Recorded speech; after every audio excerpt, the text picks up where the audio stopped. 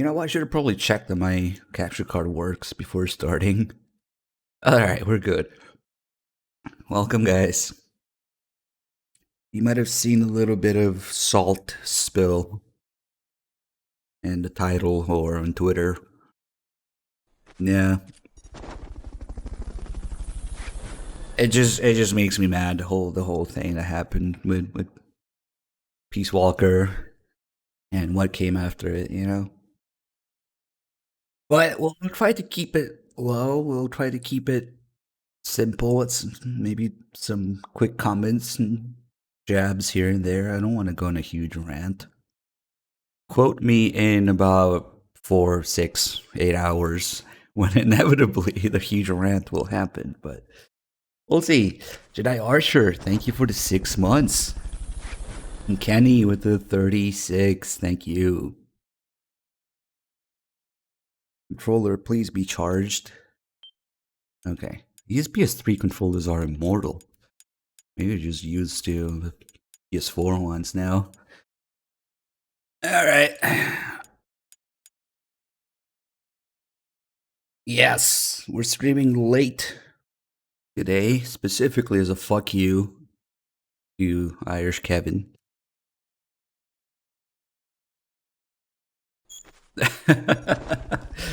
It's Shulko to 37 months, thank you.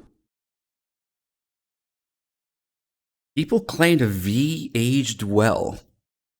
Has it aged though? And well? And oh god.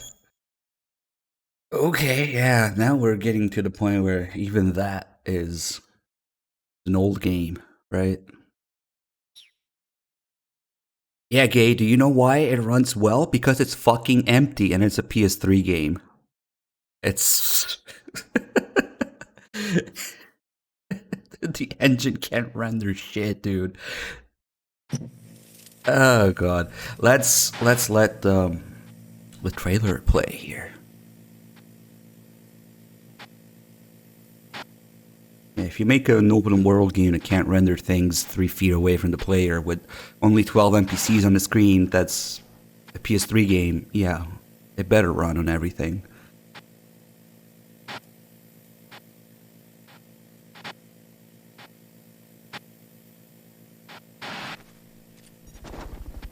Four gigabyte RAM, right? Like, oh, how much does PS3 have? Like 512, 256, I don't know.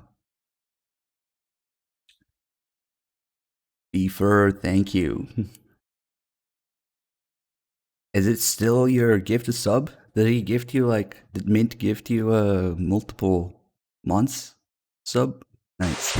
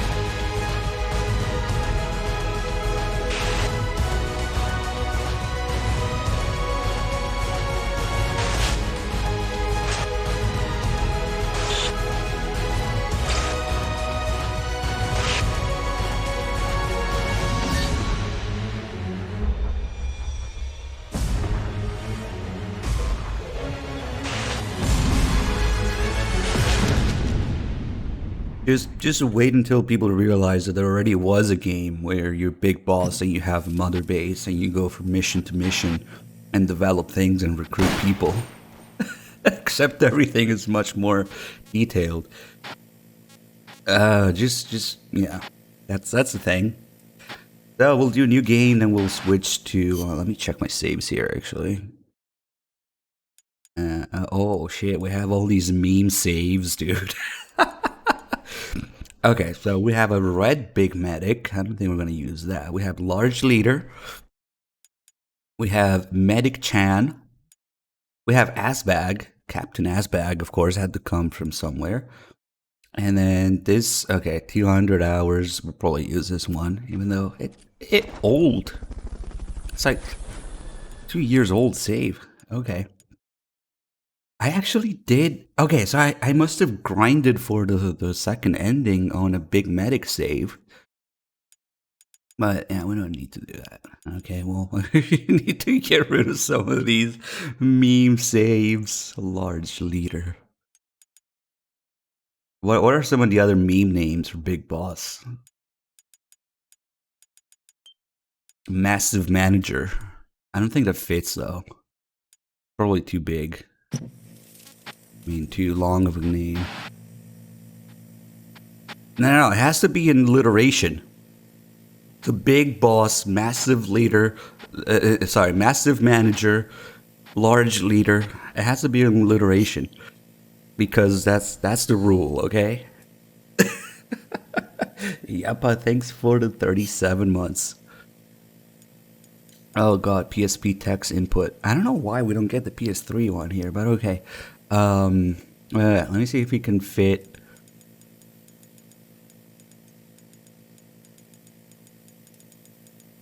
Massive Manager.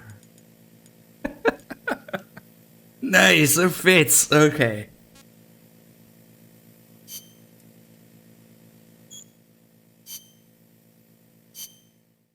It feels like I'm typing on a phone again. Alright, Massive Manager is a go. We need to make a collection. Okay, maybe I'm going to keep these saves to make a collection of all the alliterations for Big Boss. Nice.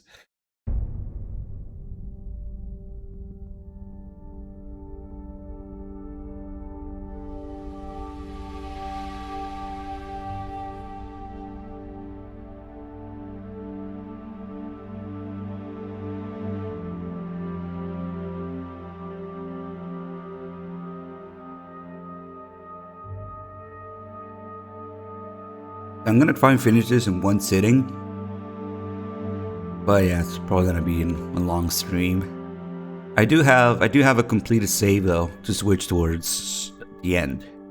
Because we're not gonna grind for the second ending. But doing a new save like this, it puts you the right pace, unlocks the right tapes. You get the chapters, you get certain calls in between missions that only happen once. So until the second ending, this is still the way to go for me.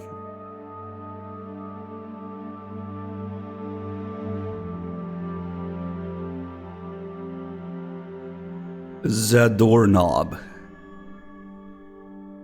Yeah, we'll do some Zador Knob missions. It's important to do Zador Knob missions because at least one or two to get, you know, the gist of what's going on. And also complete Zeke and get the call about the nuke. That call is so important. It carries over into Grimsier's and only plays once. So we'll do some minor farming of parts and whatnot. And get Zeke and the nuke. But don't worry, because thanks to MGSV, the whole fucking thing is forgotten forever at the bottom of the ocean, so it doesn't matter. Maybe we shouldn't do it. Oh, fuck.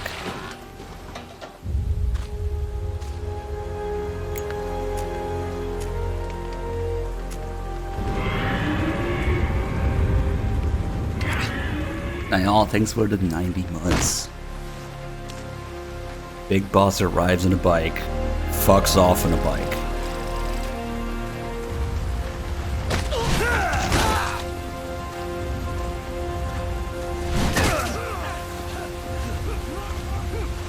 So the very first second of gameplay, this isn't even gameplay, but yeah.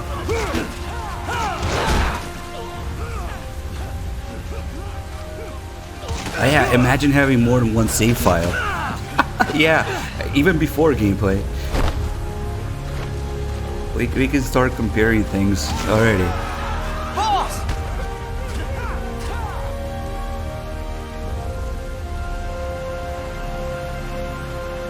Path Guard. Back with the 78 months, thank you. I think it's 17. Hey, boss, wanna go around? Okay, so the first frame of gameplay, and we already have more NPCs on screen than MGSV can render. Shall we? Okay, this guy's gonna bother me because I'm gonna waste time here, but I thought I counted 17 last time. 1, 2, 3, alive, ladies. fuck. The boss is gonna join us. Show him how it's done, boss. Come on, man.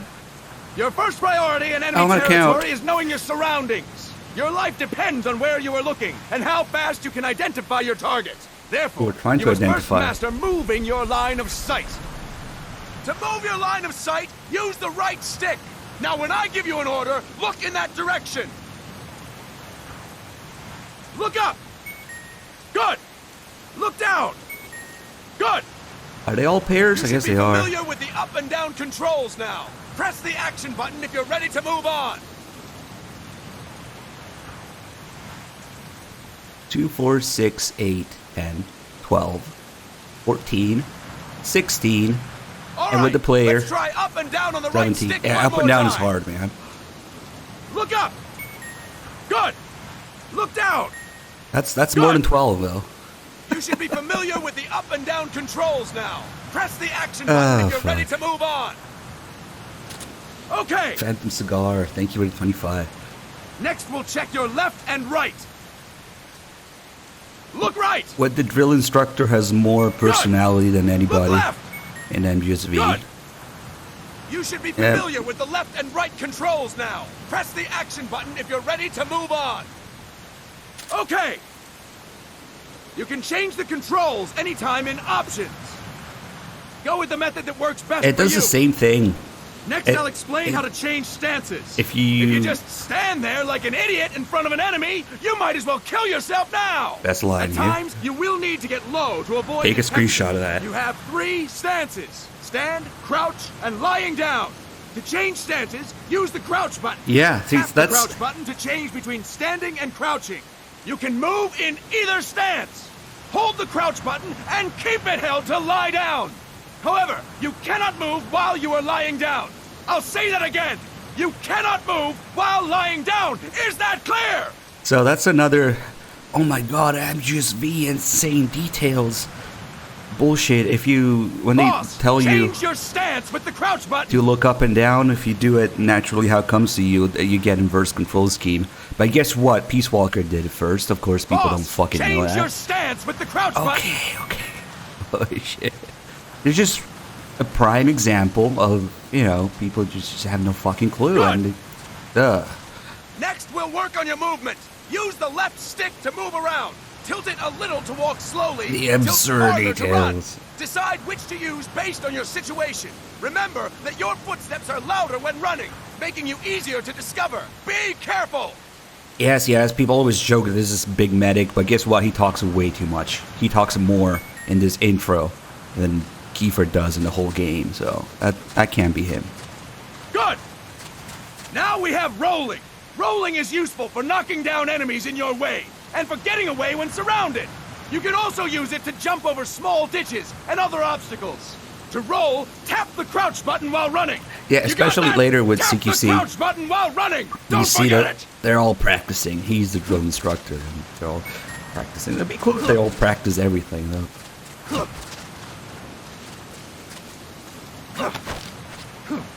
That's it! Next, I will explain how to attack without gunfire. You may run into an enemy unexpectedly. You may not have a weapon on you, or you may be out of ammo. You'll still need an effective attack strategy. One well-placed strike and the enemy won't know what hit him. To strike an enemy, press the attack button while standing still. On my command, press the attack button repeatedly and take down your opponent. Go! I'm ready, boss.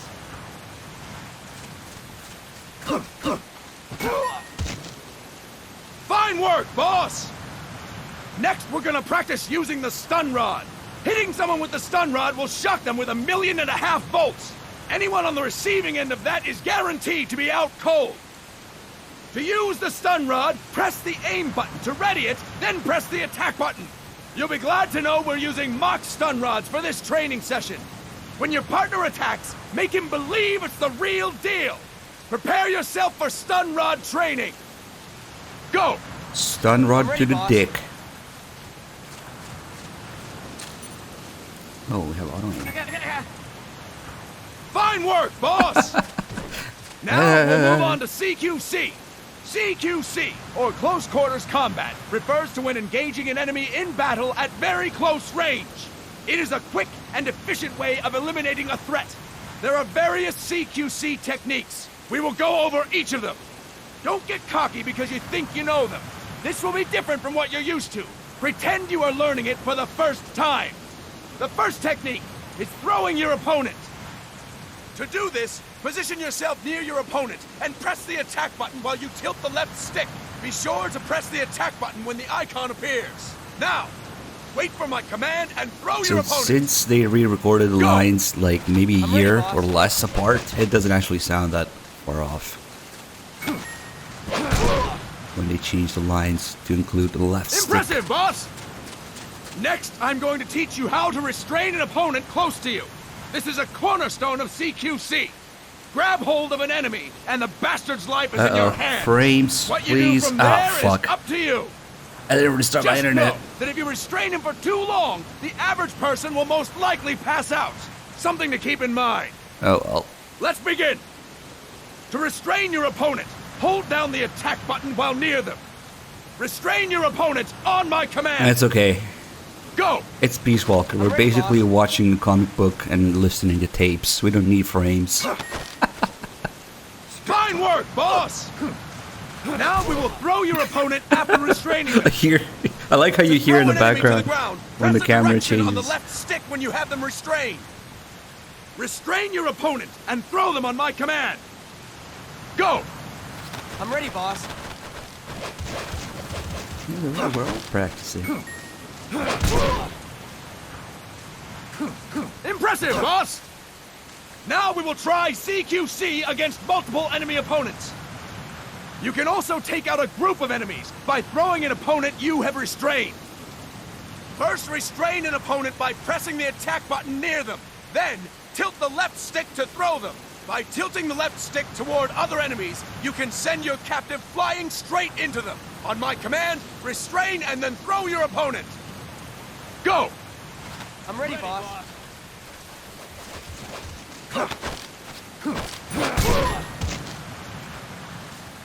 Fine work, boss! Again! Go! I always thought it was kind of strange that they make you do this before the combo. But okay. Because obviously you see the combo thing, you want to do it. Fantastic! All right! Here Why we don't we go. do something special since the boss is here? Anyone who feels like getting their ass kicked, step forward. Don't hold back, boss. When you're surrounded by multiple enemies, you'll have to take them on one after the other. To do it, simply press the attack button again while throwing the current enemy. Just be sure to wait for the icon to appear. Go! I'm ready, boss. Wait for the frames to appear.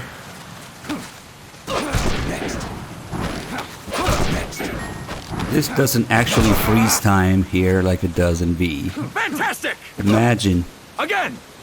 if that actually mattered. I'm ready, boss. Look at all the different stances all the guys beat to shit in the background.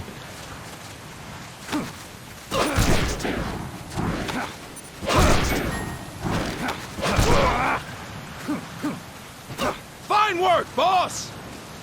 And stop! That's it for today! Massive manager. Thank you, boss! Nice. Snake!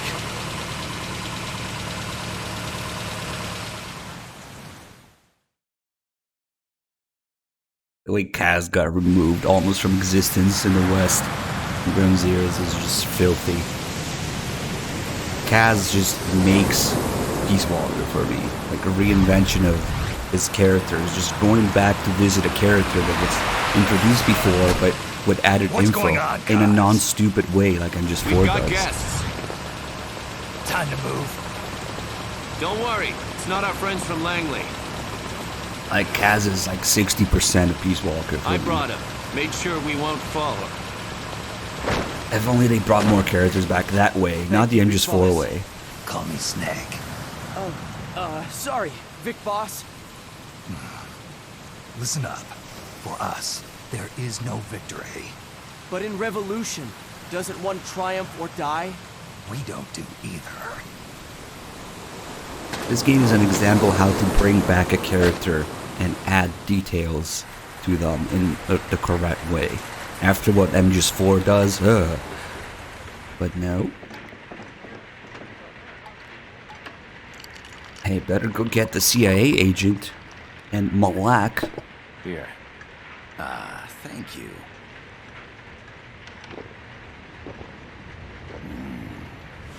I feel like a new man. There's no coffee like Costa Rican coffee. So, what brings a distinguished scholar from the Costa Rican government to Colombia? Professor Galvez comes from Costa Rica's University for Peace. You see, over the past year, there have been sightings of an armed group in Costa Rica. They're not ours, of course. Costa Rica doesn't have an army. Correct. Article 12 of our Constitution states that the Army as a permanent institution is abolished.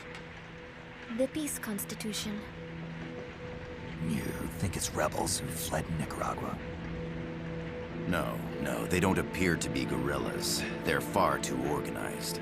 What's your government's take?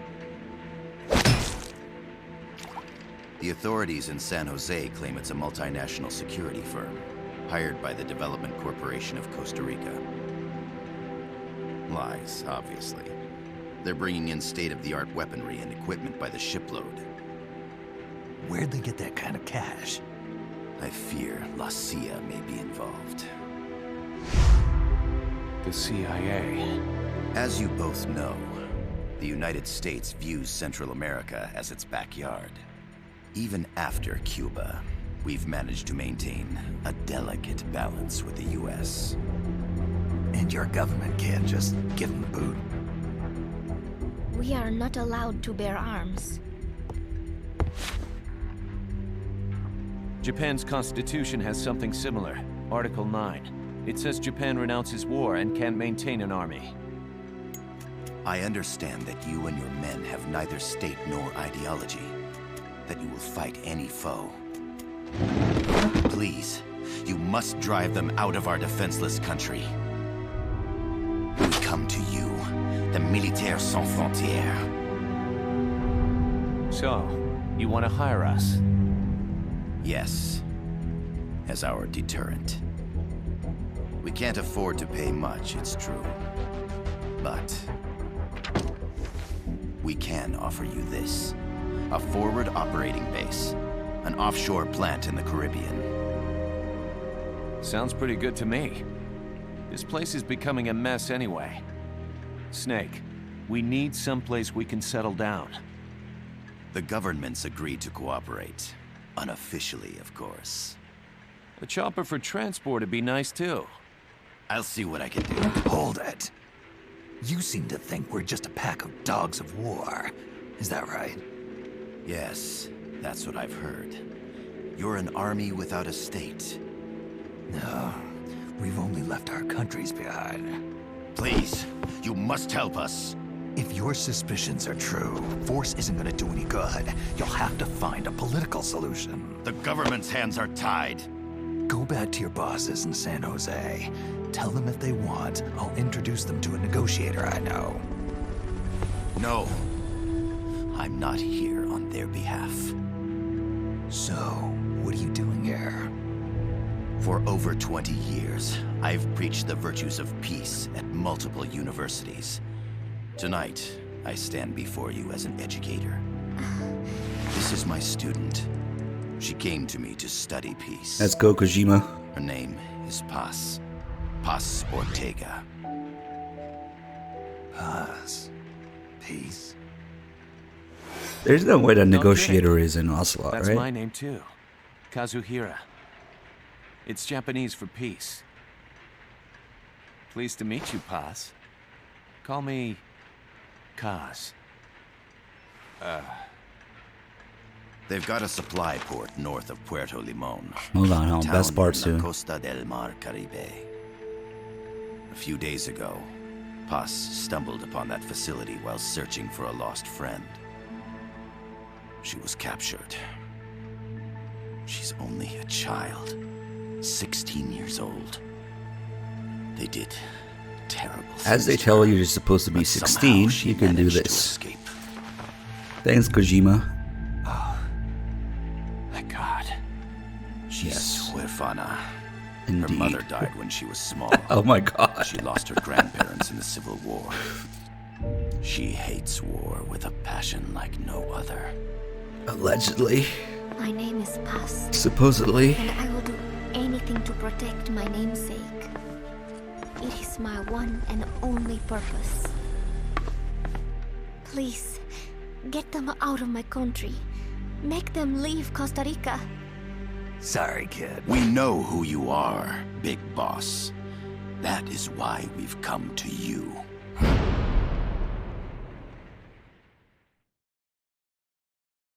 That was very anime. Ranster and Hideo Kujin Balls. And Ricky 1 with the resubs. Thank you guys.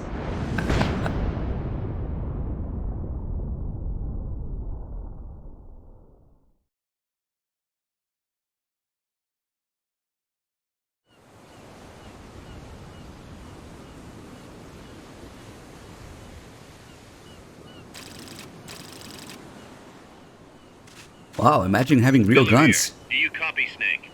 I see you've landed. That makes one giant leap for us. I'm sending this from the offshore plant, our mother base. The signal is unidirectional. I'll be giving you commands and advice through this channel. Keep your headphones on at all times and pay attention. Also, make sure no one else can listen in. Snake, are you clear on the controls? Take a minute to refresh your memory. Awesome brand. Use the left stick to move. Use With the the right stick to 84. adjust your Thank view. you. Nice to see To change your settings, some use the MGs5 on start Twitch. button to open the menu. There's no one around. Why not try some shooting practice? Select a target and squeeze off a round or two. Press the directional buttons while holding the R2 button to switch weapons. Ready your weapon with the L1 button. Then press the R1 button to fire. For some reason, I don't mind listening to Miller here. How about a little shooting practice? Try hitting a coconut. He's just so cheerful. Select equipment by pressing the square or circle button while holding the L2 button. To check I don't your think map, so. Press the start button to open the menu. I don't think they ever fixed that MG's V description on The Twitch now. M16 is a standard assault rifle, capable of rapid fire. Perfect.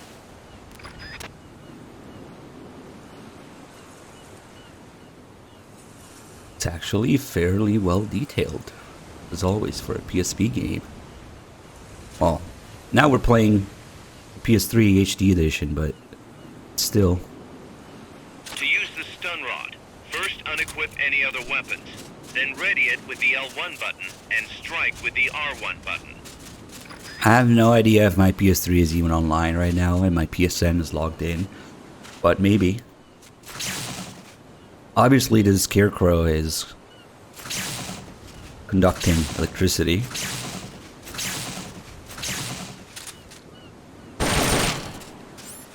The Mark 22 tranquilizer gun can put enemies to sleep. The closer to the head you hit, the more effective it is. Tranquilizer rounds are hard to come by. Don't waste them.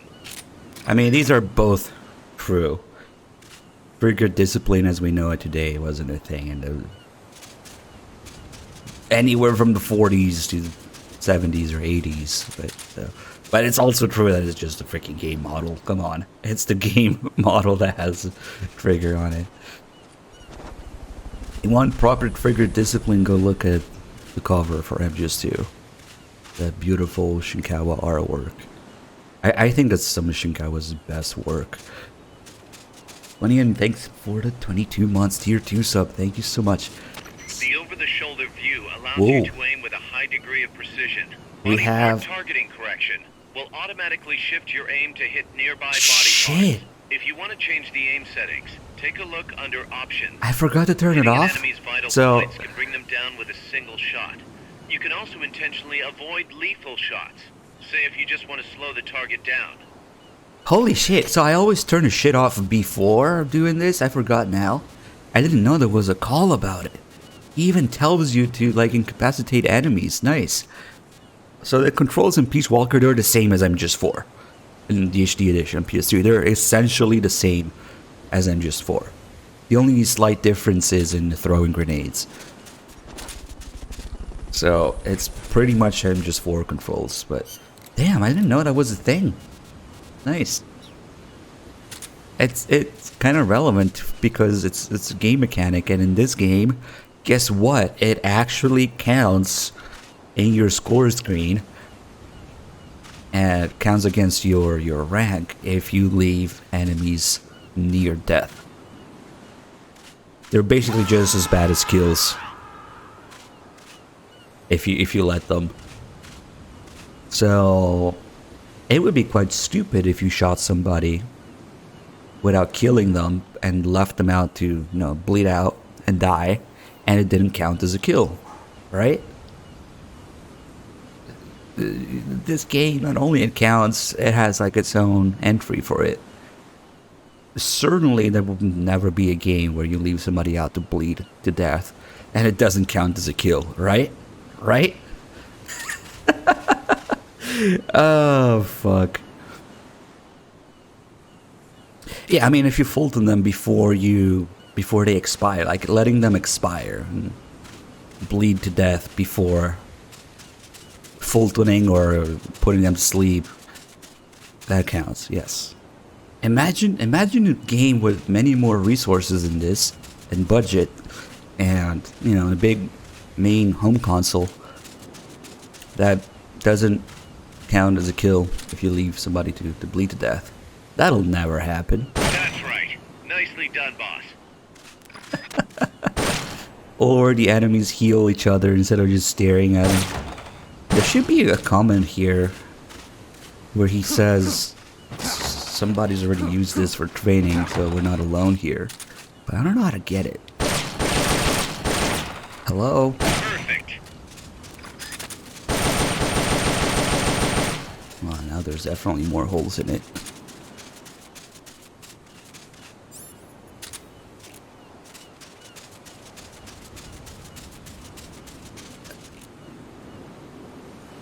That weapon won't help you put the lime in the coconut, boss. Coconut? That's it.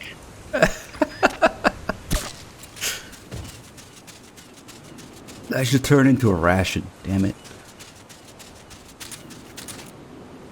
The tranquilizer gun wasn't made to break things.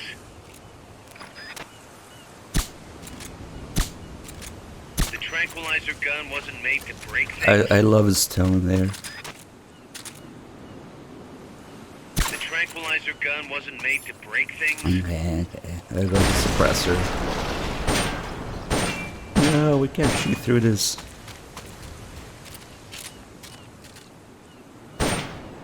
That's right. Nicely done, boss. Okay, so we spend a little bit of time here so that hopefully he won't comment that he's... The facility you're headed for is past that that it's fence. too early. A grenade should be able to take out that gate. Grenades explode. You throw them, Snake. Use the L1 button to Okay. ready throwing weapons. Once you've readied the weapon, throw with the R1 button. When using throwing weapons, hold the attack button down longer to throw farther. You won't throw the weapon until you let go of the button. This is, as far as I know, the only difference in controls with MGS4 is that in MGS4 you hold L1 harder to throw harder, and in this you hold R1, the throw button, not the aim button, to throw harder. So, well, and this game has a neat little feature that I wish Good. was in You'll 4. reach the objective when you clear the jungle. Head east. So if you want to crouch while you're running, normally if you would have to slow down and then press X. That's annoying because you can accidentally end up rolling if you do that. You had to slow down first. But Peace Walker has a great little mechanic where you can press down on the D-pad to crouch without rolling. I use it all the time. I wish it wasn't 4 too. It's also easy to reach with your thumb while you're on the analog. You press down on the D-pad. No rolling. Very useful. I didn't know about it for a long time. Maru, thanks for the 66 months. This is a spy who shagged Shagohod with the 7 months. Zamikir with 75. Thank you. Bunyan also gifted the sub to Crosshair. Nice. Make your way east. Are you satisfied yet? Okay, he's not telling me it's too early. I really don't know how to get the call here. Maybe I shouldn't have just shot it. Ah, fuck it. Oh no. It clips through, literally unplayable. S3 plan with the 26 months. Alright, so if you want to appreciate every little detail in Peace Walker, we'll be here forever. But there are things that, especially after playing V and going back to this game, they just jump at you. Because a lot of people would say that, you know, the structure and the gameplay mechanics and the ideas are so similar. But they're all done better in this. All the aspects of base management, weapons development, staff, level design, music, sound, direction. Let's not even get started making that list because we'll be here forever.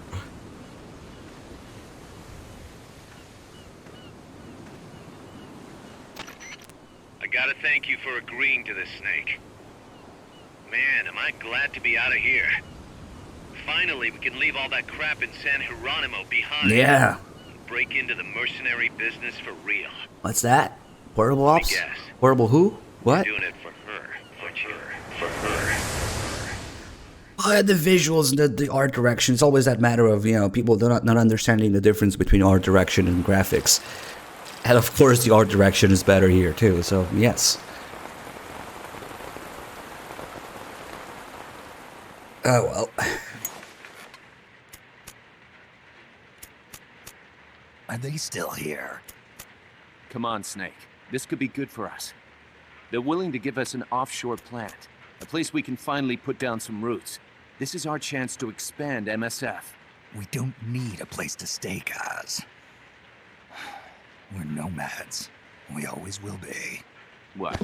You'd rather keep wandering from conflict to conflict?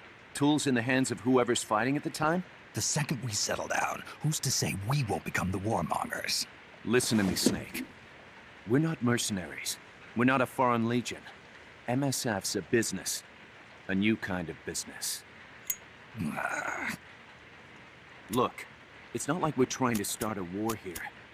All we need to do is find out who this security company really is. Come on, Kaz. It's pretty obvious that they're backed by the CIA. Wait a sec. That would mean... Our friend, the professor, is likely KGB. I see. We'd be making an enemy of our homeland. And there'd be no turning back. Ah, this damn thing won't light. Huh? Put on some coffee, Kaz. It's time for a little chat with the professor.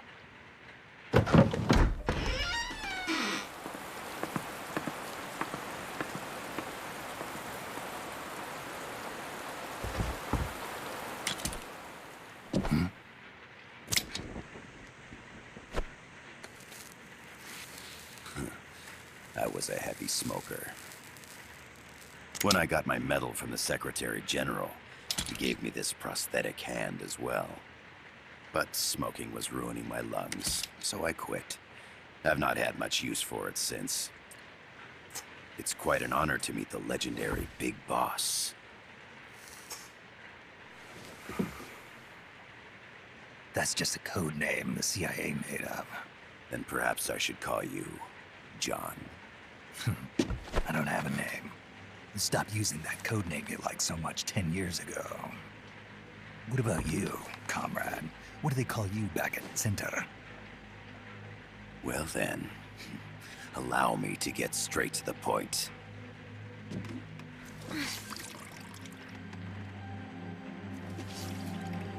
Land as slim as a whip, hot as torture. That's the Chilean poet, Neruda. Central America is the navel of the American continents, bridging north and south. We want this land. We'll build a socialist stronghold, then use it to split the Americas in two. America would lose its backyard. And with it, its economic production, shipping lanes, and strategic value. We, on the other hand, would gain a base from which all of Latin America would be well within our reach.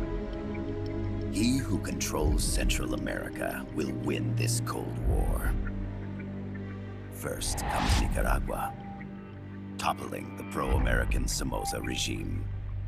In preparation, we've begun instigating anti-Somoza sentiment and providing aid to the Sandinista National Liberation Front. You're manipulating Sandinista into overthrowing Somoza for you. After the revolution, Nicaragua will become a socialist state.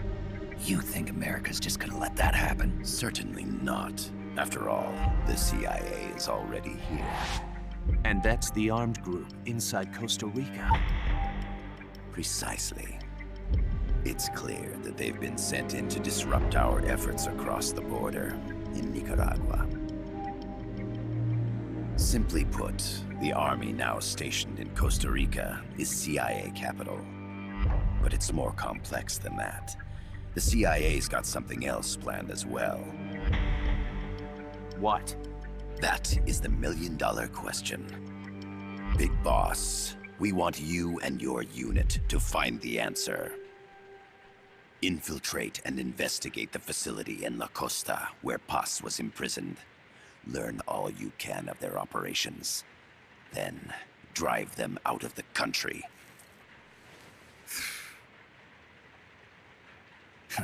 You're asking us to settle a turf war between the KGB and the CIA? What about her? That was all just an act? You mean her words about peace? She was captured, that much is true. But I've kept my KGB affiliation from her. And you thought we'd fall for a sob story? No. I had good reason to bring her along. She managed to escape with her life, but her friend was not so lucky. Why were they attacked? I believe this will help explain. Perhaps they saw something they weren't supposed to. Perhaps they heard something they shouldn't have. A cassette tape? Paz took this during her escape. She says her friend happened to record it by accident. What is that? A portable stereo cassette player. The first of its kind. Ah, I heard they were working on something like that in Japan. Didn't know you guys were too. I believe what you're about to hear will help you understand.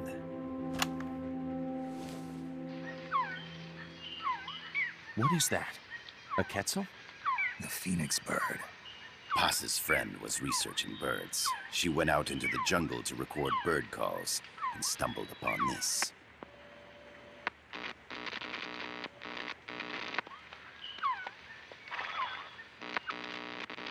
So? So what?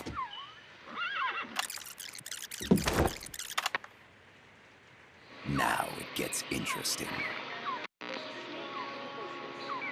Poisonous. I need to get rid of it. I chase it back to its nest. You can't. The snake's too vicious. It's all many people. I chase it away. It will bite you unless you kill it. Go home. Paz. Voice print analysis confirms that this voice is indeed that of the legendary hero and criminal, the boss. What? The other hasn't been identified. Female in her 30s with a British accent. The song playing in the background was a hit in 1973.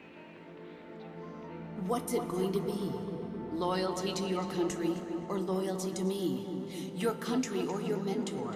Your mission or your beliefs? I Boss is alive in Costa Rica. As I understand it, she was your commander, fought by your side. And that you killed her under orders from the CIA, thus surpassing her to become the hero known as Big Boss.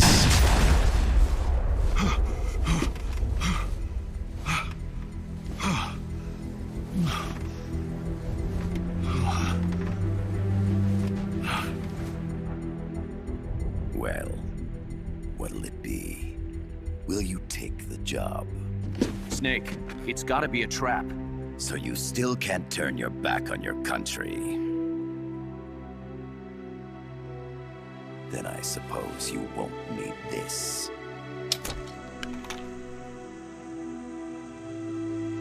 Wait! Snake? I'll do it for the girl. For Paz. Okay. For peace, then.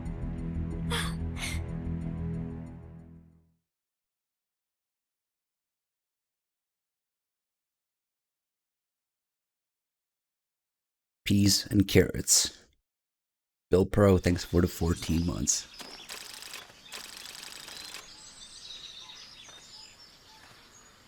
Uh-oh. There they are. CIA mercs. Snake, you've got to get past them undetected. Avoid combat whenever possible. Now comes the silly part. Now comes the bad part. So there's no difficulty setting in Peace Walker. Meanwhile, This is a sneaking mission. each Hide mission behind stuff. Take the long way around. has its own Whatever difficulty. It takes to stay out of sight. Your gun is a last resort. It could just as easily kill you as save you. So, being that we just started the game, this is the very first mission. The difficulty level is very low, but the more you progress and the more optional stuff you do, especially, the harder it gets. But for example, each enemy soldier's stats are influenced by, you know, how far you are in the game, what kind of mission you're doing. So the first few missions, yeah, these guys are dumb and slow, and they made sure to give them bright orange jackets so you could see them in the jungle. Also, unfortunately, the enemies were not adjusted for the HD edition, where we have much more control and much more awareness of what's going on. So these guys are still PSP levels of blind, unfortunately, and slow. What's up?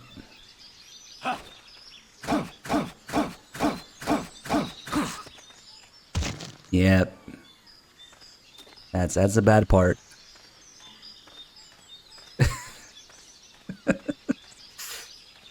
But don't make too much fun of it, because some of the later missions, you know, it all requires that you have the right soldiers and gear and Pay whatnot. attention to your surroundings. The percentage in the upper right is your camo index. The lower the number, the more easily you'll be spotted. Conspicuous movements and loud noises will compromise your camo index. Your fatigues will act as camouflage. What's up? Breathe down his neck. Keep your eye on what's left of your life gauge on the left of the screen. To the right of that, you'll see your sight gauge. Exhausting it will...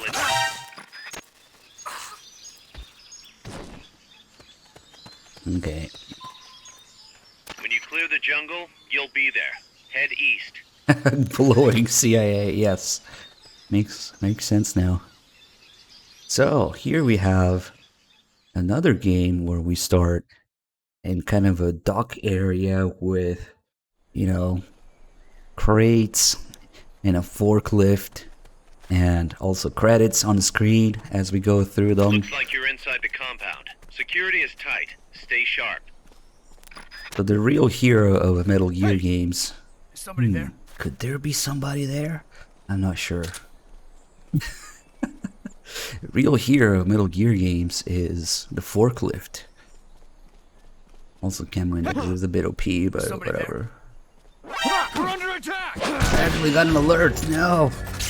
Whatever shall we do? Oh well.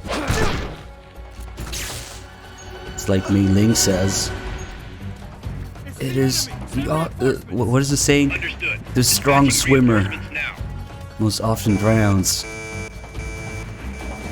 So we get credits, and where's the forklift? There's the forklift. So the real hero of Metal Gear games. It just so happens that let's do a little combo here. Hello. Oh, he ran into me. How nice of him. All the games that I like in the top 3 games, MGS1, MGS2, and Peace Walker for me, they all have one thing in common: the forklift in the starting area. So that's gonna mean something. If the game has a forklift in the starting area, then it's good. I am a fan of forklifts, I guess, now. No suppressor, but we can get this guy. That's it. Iseki with the 10 months. Thank you. Now we made a bit of a mess there, but whatever. Oh yeah, we should slam some people against the wall too. Forklift Simulator must be the best game ever. Yep, the best Metal Gear game ever.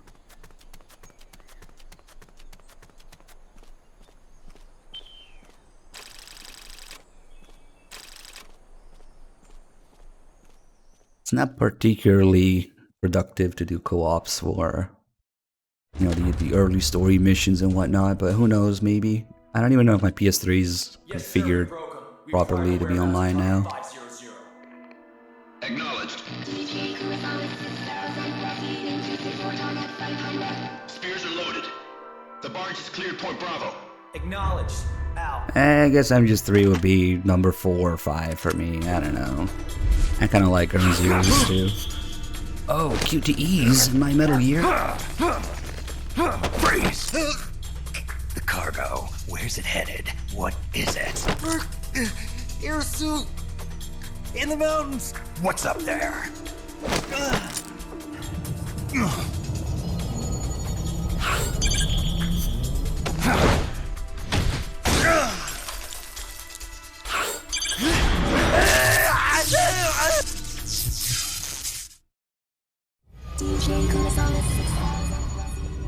Is there a Ground Zeroes forklift? I don't remember. There might be.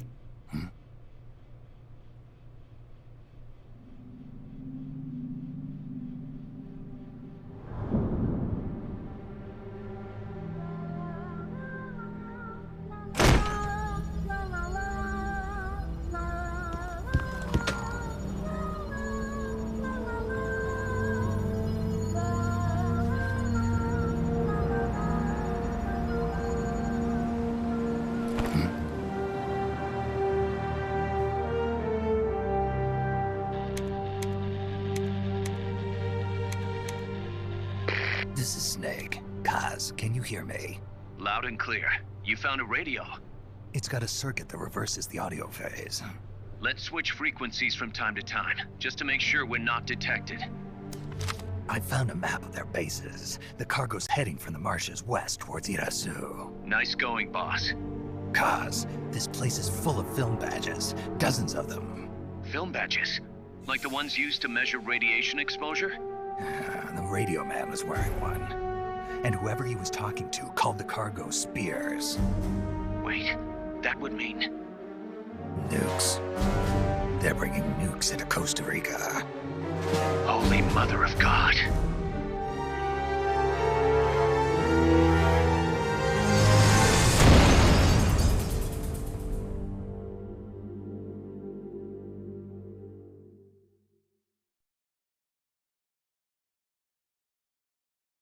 Nukes in Metal Gear?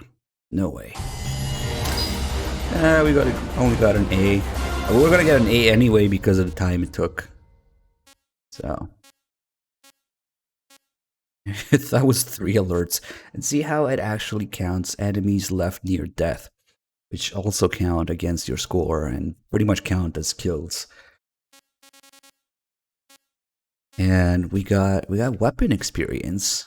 What's that? And we'll take a look at our weapon development stuff later. Massive Manager +6 heroism. The M1C. Ugly looking Garand. How's that map, Snake? Think you can use it?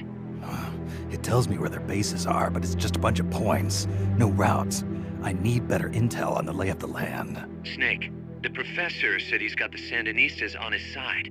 Said you should get in touch with the FSL and Commandante. Do they know they're backed by the KGB? Nah. As far as they know, they're really fighting for the revolution. The KGB is staying behind the scenes. I'm not sure the Sandinistas are aware of what's really going on.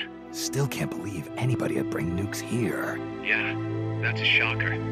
Costa Rica's party to the Tlatelolco Treaty, which declares Latin America a nuke-free zone. Based on Japan's 3 non-nuclear principles, it bans the testing, use, import, or deployment of nuclear weapons.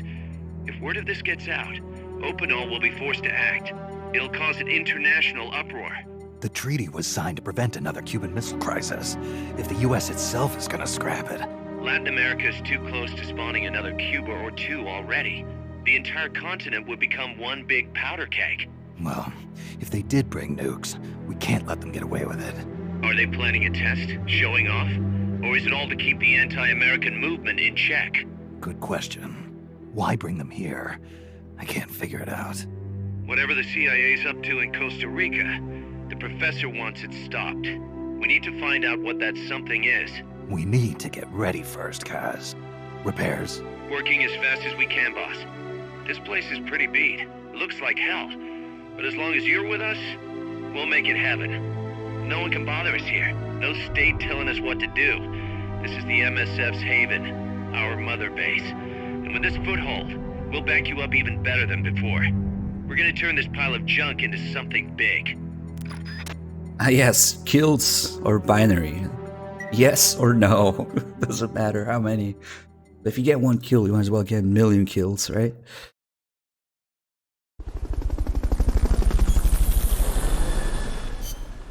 Miller and Big Boss are very much bisexual in this, yes.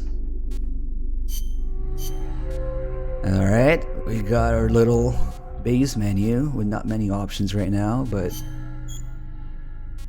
we don't need a tutorial. So these are just the starting guys. We got Miller, we can auto-assign, but okay, that gives us a Mark II. But we want to put Miller in R&D now. Smoke grenades. So for one thing, these guys' faces are not made by basically hitting the random button in the character creation like they did in V. And they each have their own portraits, and there's even some little Easter eggs in these portraits. Now, we didn't have any with the starting guys, I think. But in these portraits, you can find some familiar faces. Let's see. There's...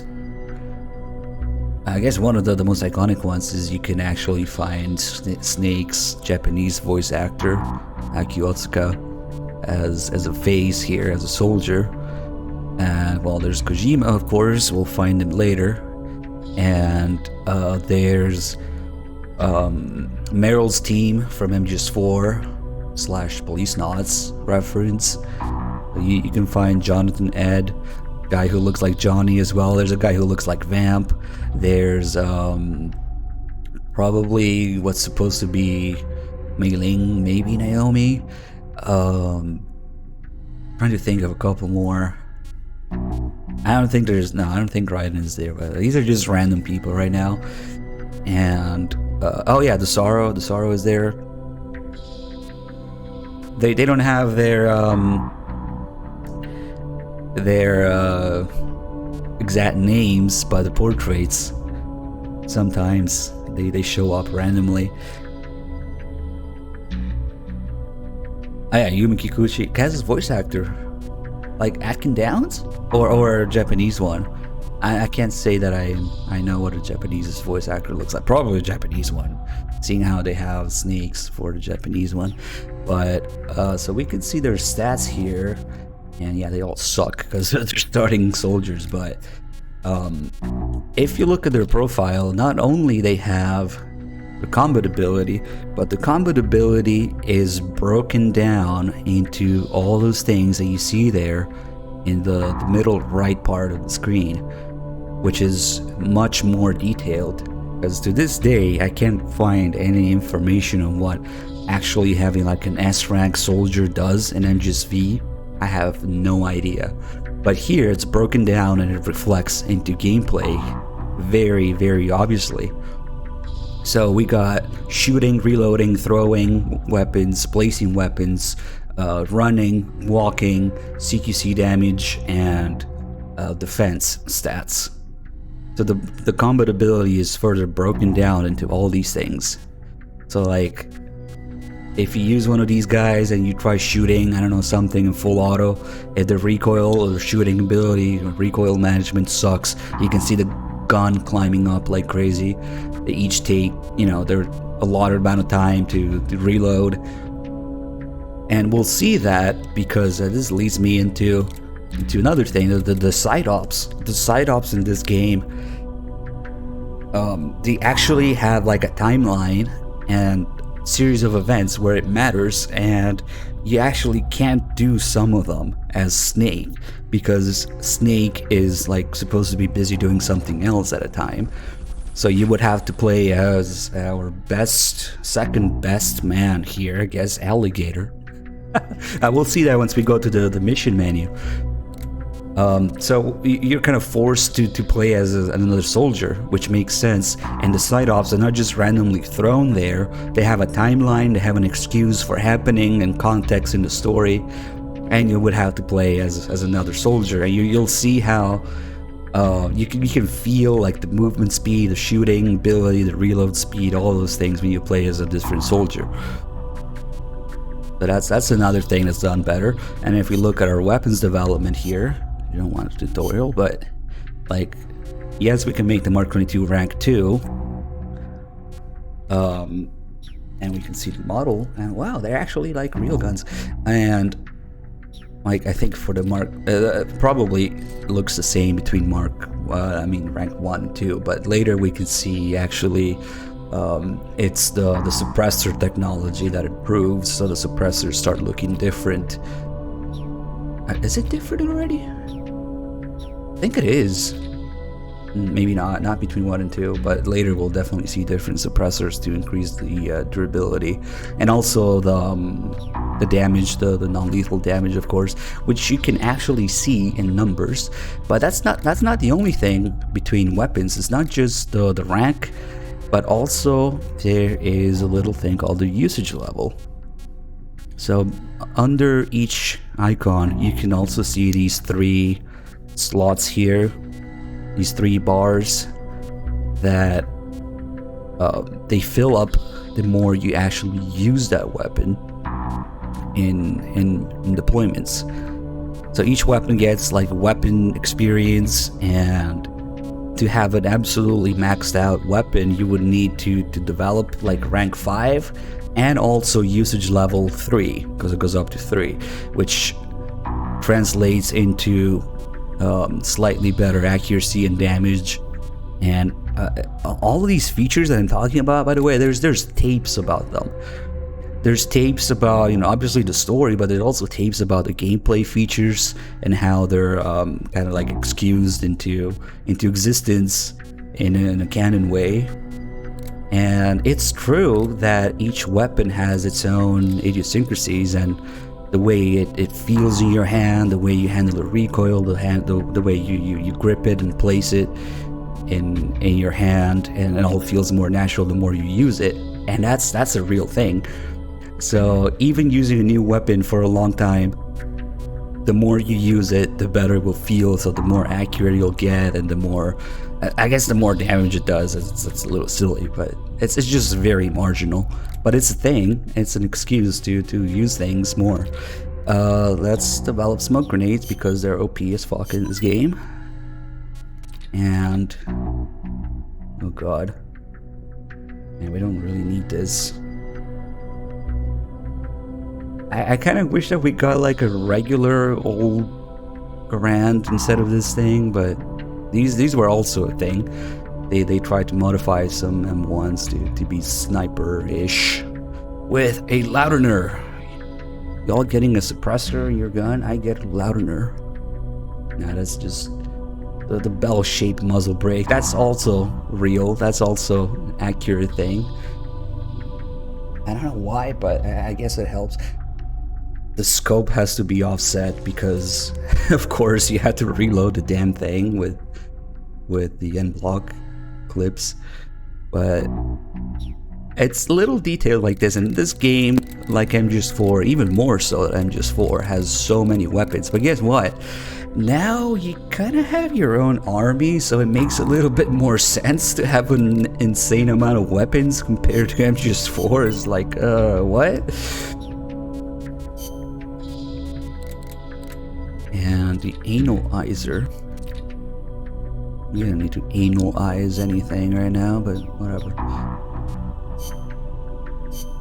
And we take a look at Mother Base. Is very basic right now. This is the starting base, but you could already tell like some of the facilities and some of the, like, I don't know, the barracks, or I guess that's like a communication tower. It's massive manager's leader is in there. Office is in there somewhere. And later, the more we develop Mother Base, the more things we'll see popping up and showing up. We also see things like, oh, there's already a little boat here going around. You can see that. So there's more traffic going on as well as we develop it. So right now we have nothing because we just started the game. We just have R&D and staff management.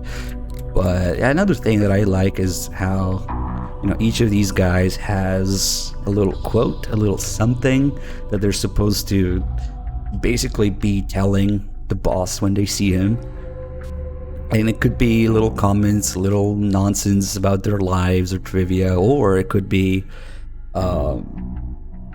you know, suggestions for gameplay mechanics and Easter eggs and things.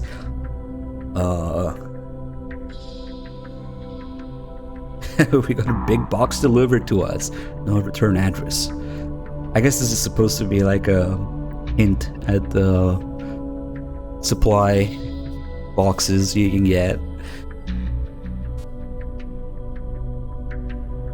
Back when I was a rookie, I used to spray my assault rifle all over the place and waste ammo. You gotta stay focused, aim, be smart with your trigger finger, fire small bursts.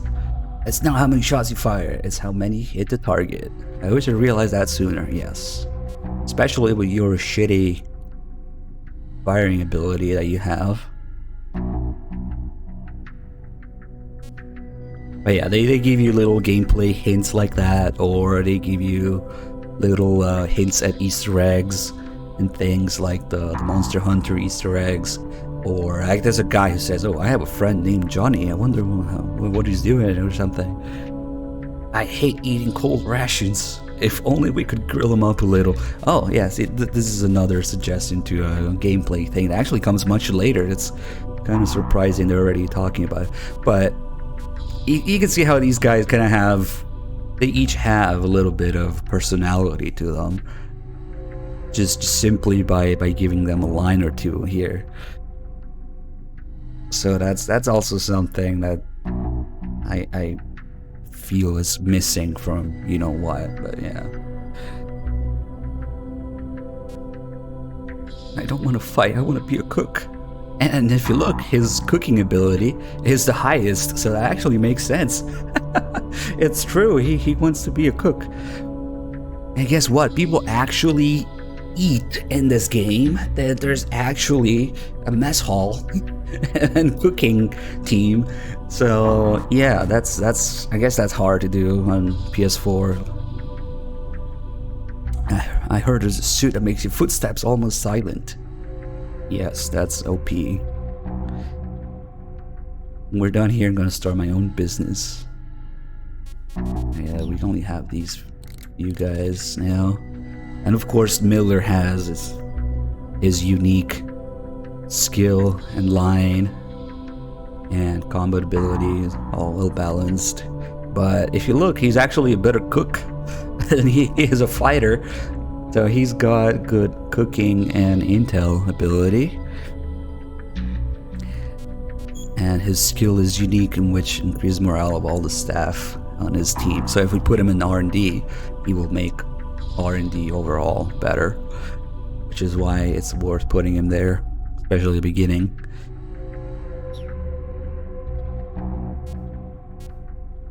Yes, we'll get to the firing range, kill house and everything. Yeah, once we get there. I wonder if this guy's supposed to look like Metal Gear 1 or 2 Grey Fox. Kind of. I don't know. Maybe.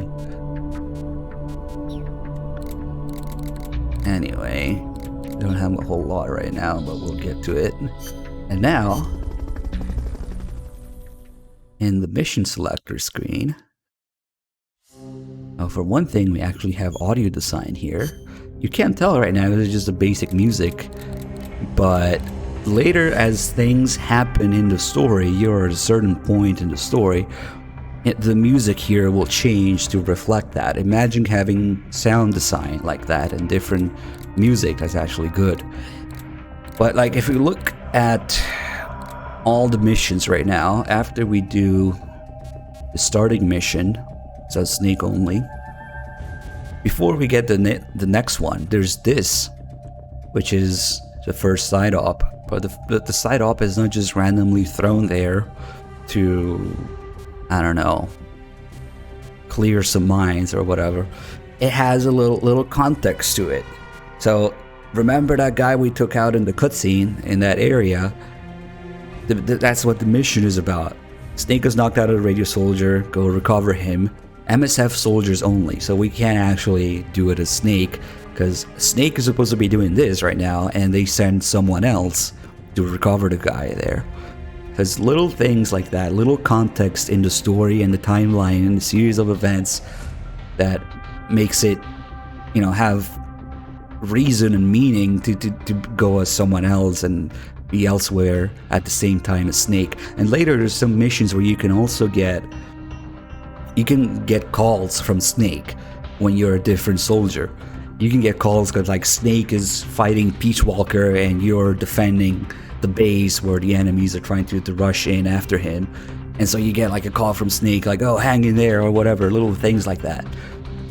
And most of the side ops, now admittedly they're not all like that, but at least there's a little bit of context to them. And the first few ones, and they introduce each different kind of side op, because that's another thing. This game has much more variety of side ops. Not only they have an excuse for existing, they have many little variations and different things to do in the side ops that is not fucking go Fulton the guy in the desert a million times.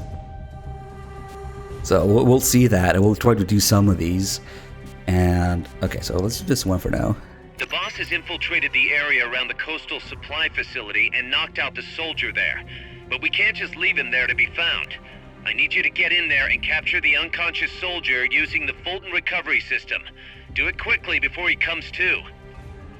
They all have little calls, little context to them like this. Even the side ops have like unique calls or tapes or whatever, briefings, however you want to look at it. And if we look here, we can't go as Snake. It won't let me. So, nope. Don't get a little warning. Yep, Snake is not available in this mission. Wow, imagine having like a timeline, a series of events and context for things to matter. So we'll go as our next best man, Alligator, who sucks compared to Snake. So we'll see that in gameplay when we try to shoot and run and CQC and reload.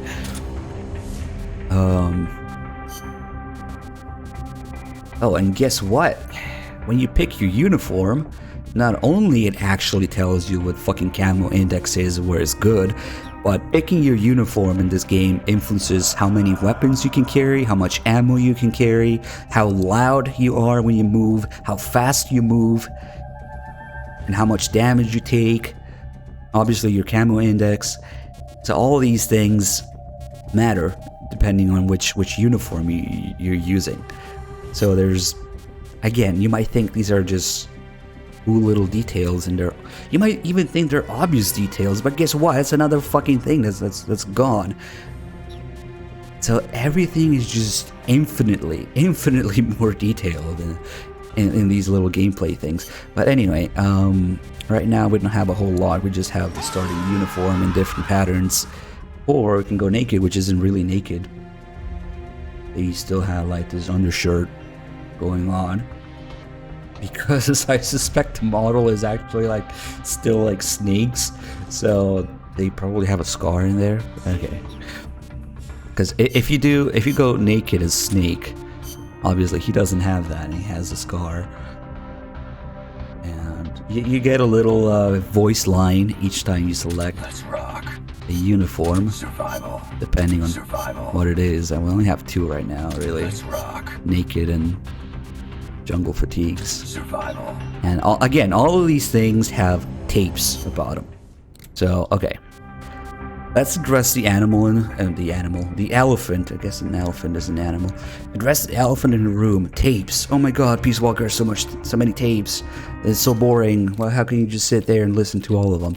Well, remember this was supposed to be a portable game. And again, it didn't do so well in the West, but without getting it too deep into it, Kojima basically doesn't give a fuck about the Western release of his games or translations. You have to understand that portable gaming is huge in Japan. This game did very well in Japan with the commuter lifestyle and the more whatever portable friendly gaming. Like it's hard for us dirty Westerners to wrap our heads around it, but like portable gaming is like bigger, just as big if not bigger than just desktop or home console gaming. So this is indeed a criminally underrated game, and being a portable game in the first place, it was made with the idea that you would, I don't know, sit on the train and listen to a few tapes on your way to whatever you're going, commuting or whatnot. So yeah, I know, Dim. Yeah, the females are all supposed to be they were all supposed to be naked, of course. It's a Kojima game. So admittedly, it is a little hard for some people to sit here and listen to all the tapes, but this game was not designed to be, played in one sitting or sitting down and just staring at your PS3 screen while you're listening to tapes all the time. So it gets a pass. You know what would be really stupid though? If they did the same thing with a non-portable game that was always meant to be played, at home on a major console or PC. Certainly nobody would be that stupid, right? To make a game with a million tapes that is not designed to be listened to on the go. That'll never happen, right? Nobody would be that stupid. Anyway, admittedly, when you start the game, there's a lot of tapes because you just started the game. They're freaking introducing everything and everyone. And each time you find a new character, there's a whole bunch of tapes that come with them. And as things happen in the story, more tapes unlock and all that. So a lot of the experience of Peace Walker is sitting down, listening to tapes, and enjoying the acting and the little background noises and the little jokes and the little references and the little interactions between mainly Snake and Miller. Because guess what? In this game, Snake actually talks to people. I know that's hard to understand, but most of the tapes, there's very few, if any at all, tapes where it's not Snake talking to someone and they're having a back and forth. There's very few tapes that are not like that. And it could be anything from, story stuff or like Easter eggs, game mechanics, or silly stuff like that.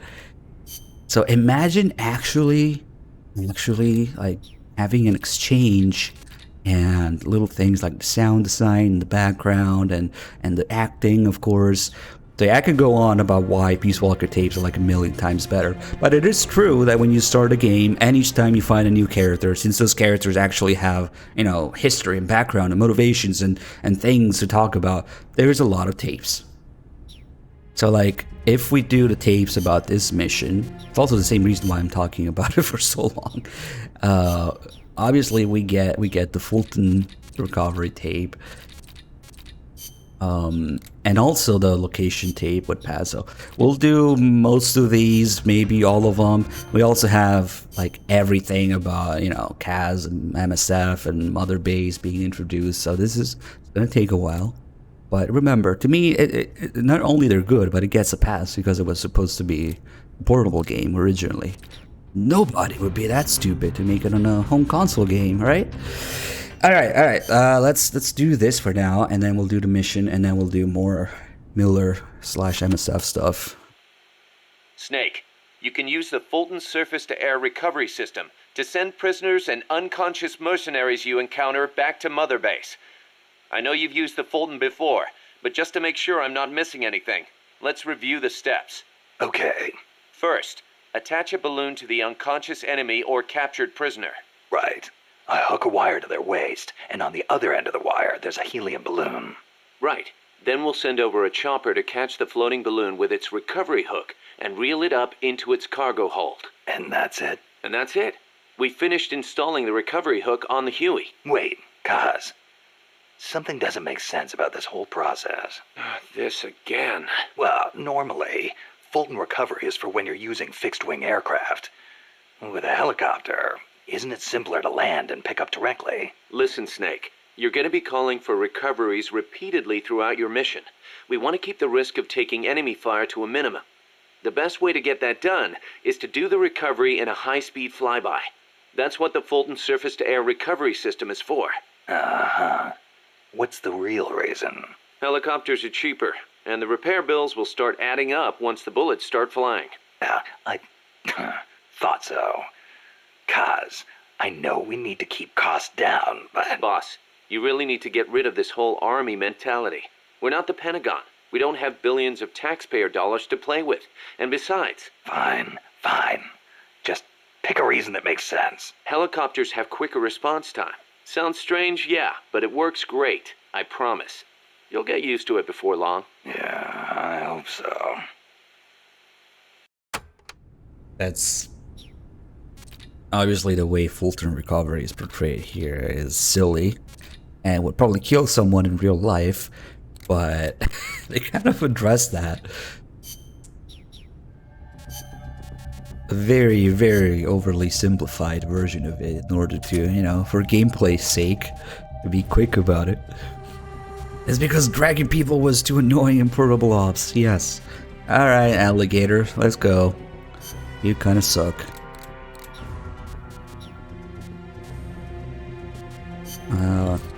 Let's get the location tape too. The mercenary supply base is situated on elevated ground by the coast. I heard them call it Puerto del Alba, Port of Dawn. They have perfect visibility of the area from up there. We did our best to sneak in undetected, but one of the guards spotted us and we... What is it? I'm sorry. You'll have to ask Professor Galvez the rest. It's okay. You've been through a lot. I am sorry. I just cannot. You did great, Paz. I won't let your efforts go wasted. I guess it kind of doesn't make sense that we're talking to her now because we haven't gotten the introductory call, but whatever. Alligator, let's go. Let's see. Resubs. Carry with the 11 months, thank you. In time for actual MGS5, thank you. Earned Grab with the 81, the Bloom with the 64. Use Fulton recovery to bring back knocked Thank out you. soldiers. Alright. To use Fulton recovery on a soldier, get up next to them so the icon appears, and push the action button. Oh, the thing was slow. So, That's too tall to climb. If only you had some equipment. that's hinting at the fact that you can climb it with the box. Oh, why don't we do that actually? Advanced gameplay mechanics. Fulton recovery subject confirmed onboard helicopter. Oh yeah. God, this guy sucks at shooting. Okay. So you can feel it when you're playing that this guy moves slower. And he reloads slower, and his recoil management sucks. We'll see that. We're gonna fire in full auto. And we'll see the aim climb up like crazy. Send those knocked out soldiers back here. And we might as well get Or they're gonna everyone. wake up. Fulton recovery helicopter is complete. So we're only supposed to get this guy, but we might as well get all of them. Because that will Looks help. like that soldier's out cold. Try using Fulton recovery on him. So if I shoot in full auto without like compensating for it, look what happens. Oh god. Like this guy's shooting skill. Yeah, you had to keep it down. If you do the same thing with stage, it's not nearly as bad. And then the Fultons, we actually have to equip the Fultons, and we have a limited amount. Head for the goal. And guess what? There's actually an animation for Fultoning yourself out, which I guess was too hard to do on PS4. Hey, that was great. Can't wait to see what else you can do. But yeah, about the Fultons, it's actually one of the most disappointing things because in this game you have to manage your Fultons. How many you have and where you use them and how many you can resupply before you get like infinite ammo. That matters a lot. That's the key gameplay feature to get like S rank in some missions, some vehicle missions. You have to manage your Fultons, and you can't do some missions until you have enough Fultons and all of that. And the game will do little things like it would put some of the higher skill soldiers later in the mission so that if you want to make a best use of your Fultons, you can only carry so many. As you upgrade it, it's like 9 to 12. So if you want to make the best use of them, you don't just Fulton everybody you see as soon as you see them, because the game tends to put like higher ranked soldiers later in the mission to kind of fuck with you, or prisoners that have better stats. You can't just Fulton everybody as soon as you see them if you want to be smart about it. You have to manage it. And again, the vehicle missions depend on how many Fultons you have and how many you can resupply at certain points in your development tree. So when we saw things from the MGS5 trailer, it said, wow, now Fultoning costs GMP. You have to be smart about the cost or whatever, handling it. We thought, that was going to be a fucking improvement over this, because Fultoning doesn't cost GMP here. You just deploy with it and use them how many you want, and that's it. So initially, they made it look in the trailers for V, I should say, that you have to be smart about your Fultoning GMP costs and whatnot. But guess what? It makes absolutely no difference. It has no bearing on anything whatsoever, because for one thing, you can restock Fultons at any time forever. The cost is so low, it's irrelevant. And even if it wasn't, you can go in the red and it does absolutely fucking nothing, with the result being the exact opposite. You can spam Fultons and Fulton anything and everybody that you see endlessly and infinitely instead of this game having to manage them. So that's another thing that they made. They wanted to trick people into thinking it was better in trailers. But no, it's actually much more complex and involved in Peace Walker. Even the hardest difficulty? What difficulty? You seem to think there's difficulty settings in V. Yeah. And the auto-assign thing, here you can auto-assign, but after you fill up your initial slots, that's not optimal. You want to actually manage it your way to prioritize whatever it is that you want to develop or do at a time. But until you fill up all the slots, you can kind of just auto-manage everything. Anyway, yeah. And auto-fires people, and then auto-manages people and whatnot. And yeah, it's just...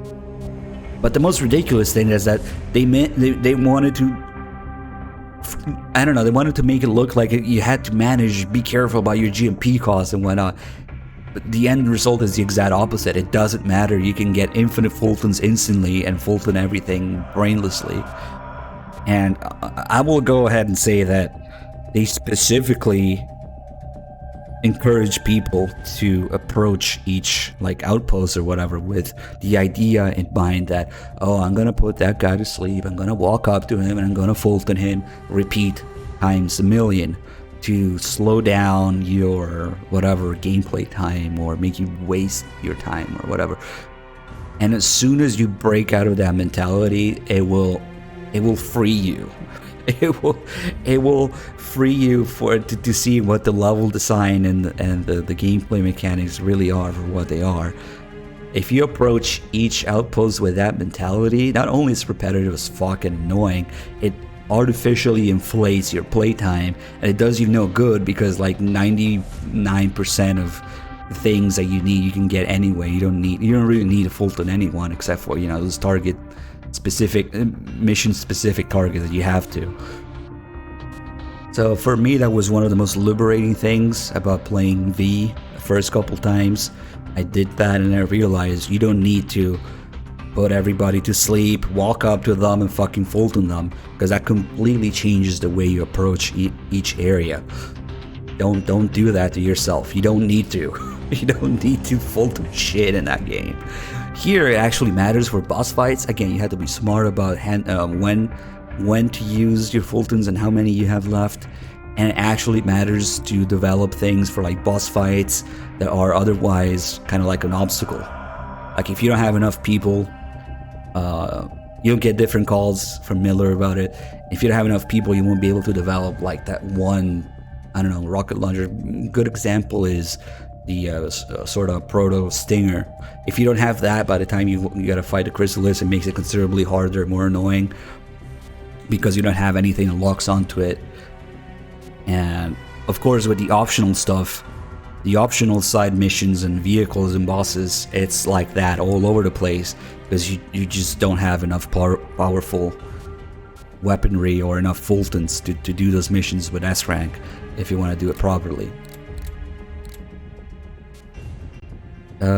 Let's see. Okay, so we'll do a whole bunch of tapes here, but Snake, it's gonna take a while. I rigged that radio so you can contact our young lady friend Paz. Is she okay? No need to worry. She's tougher than you think. Still just a kid. Which is exactly why she could be an effective source of information. Besides, that little Angel de la Paz is the one who gave us this mission, right? I guess. I'll put her on. Snake. Paz, where are you? Ciudad Colon. At school. The teacher told me to stay here until things quiet down. Teacher? Oh, him. He's... Yeah, that's probably good advice. See, he has a radio in his room, so we can talk anytime. Pretty fancy for a teacher. Promise me, Snake, that you'll bring back peace and... I know. I'll contact you if I find your friend. Thank you. Snake, if you need to know about Costa Rica, the geography, the climate, the wildlife, anything, just ask me. I know about its history and laws too. We learned it all in school. Got it. I have a question. I'll ask. What? In school, I also learned that peace is an unnatural state for human society, and that war is a constant threat to our relationships with others. That's right. So, to achieve peace, we have to create it ourselves. Crying about it won't bring it about or make it last. Each one of us must go and seek it out. You won't find it without making sacrifices. No offense, but I don't know what peace is. Never felt what it's like. Never even been interested in it. Snake? Oh, sorry. Listen, Paz, I think your ideas are admirable. And I hope they turn out to be right. Yeah, me too. Peace is in your name. Who better to help bring it back? Thanks, Snake. I will be here whenever you need me. See you later. Snake, use your radio to call people, but stay alert. You're in the middle of a mission and can't afford to let your guard down. Got it. Need to know more about Costa Rica? Haas can help you out. Good to know. We'll follow their transport route. This should take us straight to their main base. From what I've seen, it looks like nukes. Agreed. The key thing now is to confirm whether those spears really are what we think they are, and if so, why they're here. Follow the transport route. Find the nukes. That's what I'm thinking. First, we should make contact with the Sandinista Comandante. They can tell us more about what's up ahead. But it looks like their hideout's already come under attack. We better hope they're still alive. Snake, infiltrate that cabin and secure the Sandinista's Comandante. Neutralize any guards by knocking them out, putting them to sleep, or even using the Fulton recovery system. You choose how to handle it, boss. Alright, before we do all that, we have a fuckload of tapes to go through here because, again, things are just being introduced for the first time. So without any further ado, let's do all of these. And like I was saying earlier, Kaz is a prime example of what to do.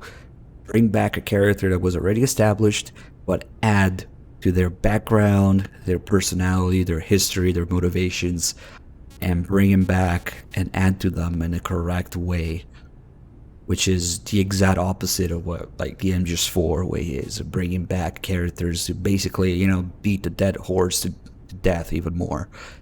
So that's one of the things I like about Peace Walker, is the way that Kaz makes Peace Walker for me. It's a real shame that he got erased from existence in the Western release of Ground Zeroes and whatnot, but this game is an example of how to bring back and add to a character properly and not the MGS4 way. So when we say things like, oh, imagine all the shit that Big Boss was doing in Africa in the 80s, we could have seen XYZ character. We got to be careful about that, because there's a good way and there's a bad way to bring back characters or to add to a character's past. And that's one of the things that Peace Walker does just in a brilliant way with Kaz. So let's, and no particular order, I guess we'll go about these. Remember why we created MSF Snake. To provide military force to whoever needs it, wherever they are, regardless of nation or ideology. Our beliefs aren't all that lofty. We just won't be the tools of any one country. Exactly. We know only how to fight, but we refuse to live our lives at the whim of the state. The MSF seal is patterned after Pangaea, the supercontinent from 250 million years ago. Back then, the whole world was one landmass, one world. No gaps, no rifts. Our strength will take us back there.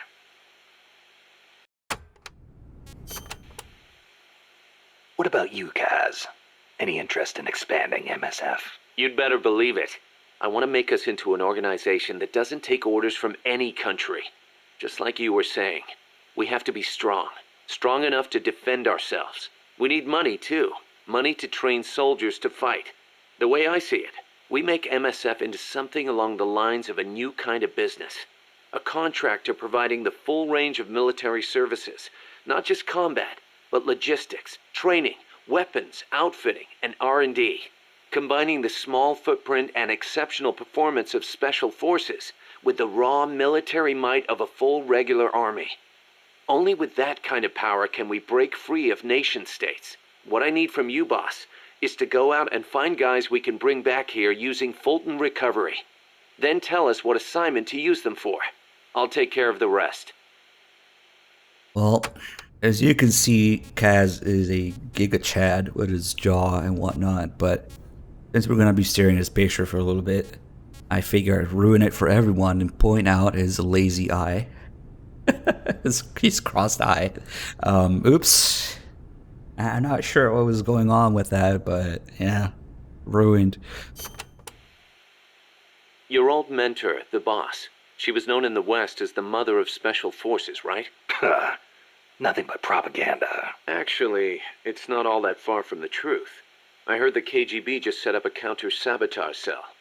Alpha Group, I think they call it. There's even a rumor that West Germany created a counter-terrorist unit within its border police after the debacle at the Munich Olympics. Back home in the States, they've got the illustrious Green Berets, the SEALs, and your personal creation, Foxhound. The seeds sown by the boss are beginning to sprout. Same goes for MSF, right? In creating it, you were carrying on the will of the boss. Yeah. She taught me how to fight the hard way. She beat it into me. And now, thanks to her, we can take on missions other than just conventional combat. After all, we've got the same mother as the Army's Special Forces. So by this point in history, Big Boss has already funded and left Foxhound and the Patriots. So it's interesting that there's a couple days where they mention that he already created Foxhound, but just the way the timing works.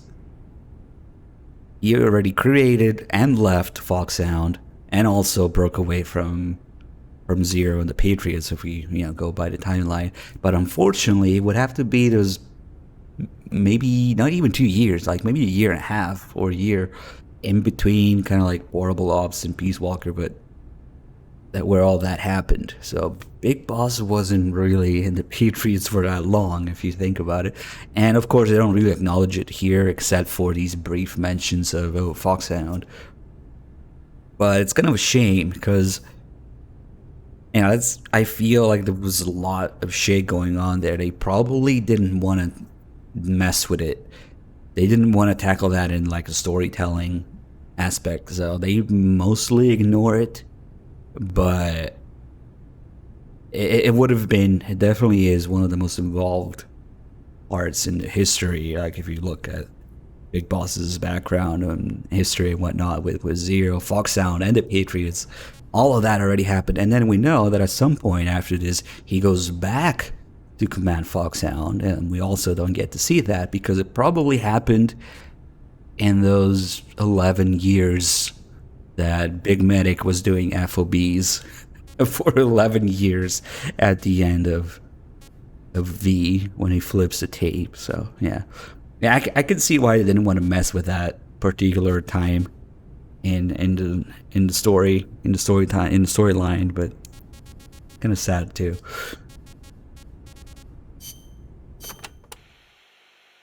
Kaz, what kind of shape is that plant the professor gave us in? First time I laid eyes on it, I thought it was some kind of joke. It was a giant birdhouse, seagulls everywhere. We eventually scraped off most of the rust and bird crap. The underlying structure's intact. Little elbow grease, and we should be in business. Who used to own it anyway?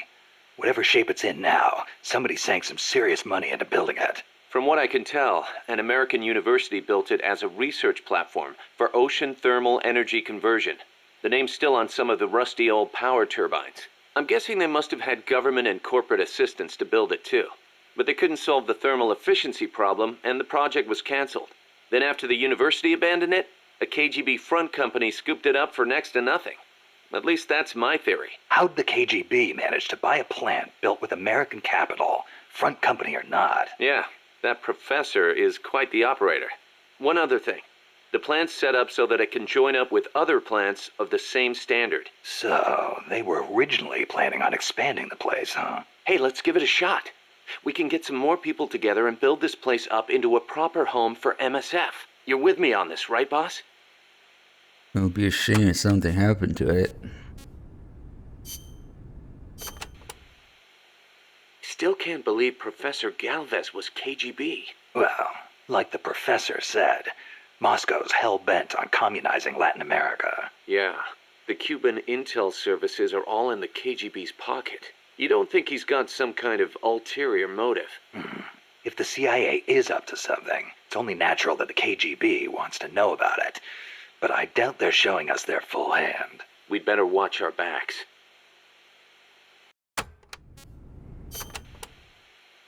What do you think, Kaz? Why did Paz come all the way to Colombia herself? It's a long trip to make just to be Exhibit A in Galvez's sales pitch. She's only 16. Still a kid. Maybe we should take her wish for peace at face value. Yeah, speaking of face value, somebody's asking if I watched Donkey's videos of Metal Gear. Yeah, I mean, you just turn your brain off That's what it is, you know, taking the story at face value and trying to explain it or make memes out of it. Yeah, sure, that's good too, but it's far from the point in the series. But yeah, those are fun. And of course, we got all the geographic, geopolitical thing. I can speak. I can use words. Maybe we'll leave these for next couple missions, but let's do some gameplay stuff here. So all of these, yes, they're just gameplay explanations, but all of them, most of them, they usually have some sort of like either a reference or, you know, a little joke, little interaction, little something silly to them. So they're still worth listening to, a few of them at least. Let's see.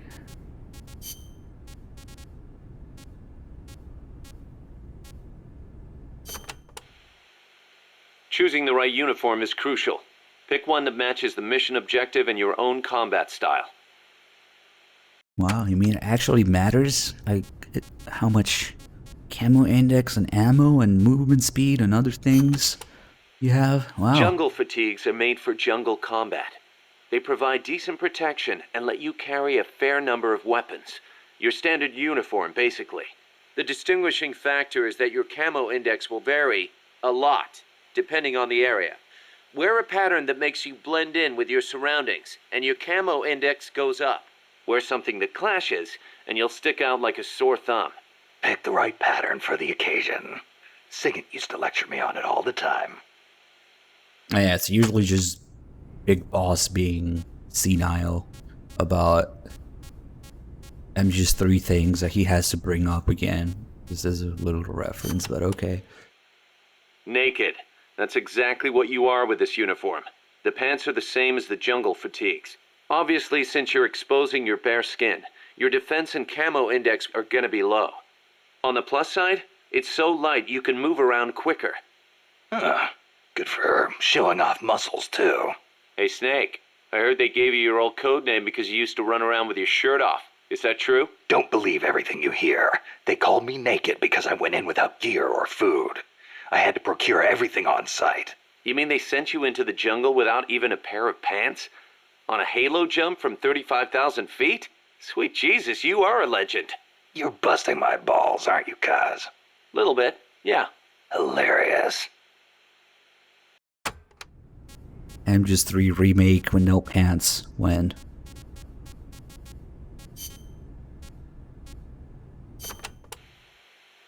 Snake, about that cassette player Galvez was carrying. What about it? That was no Russian imitation. It was the real deal. A prototype developed by a Japanese company.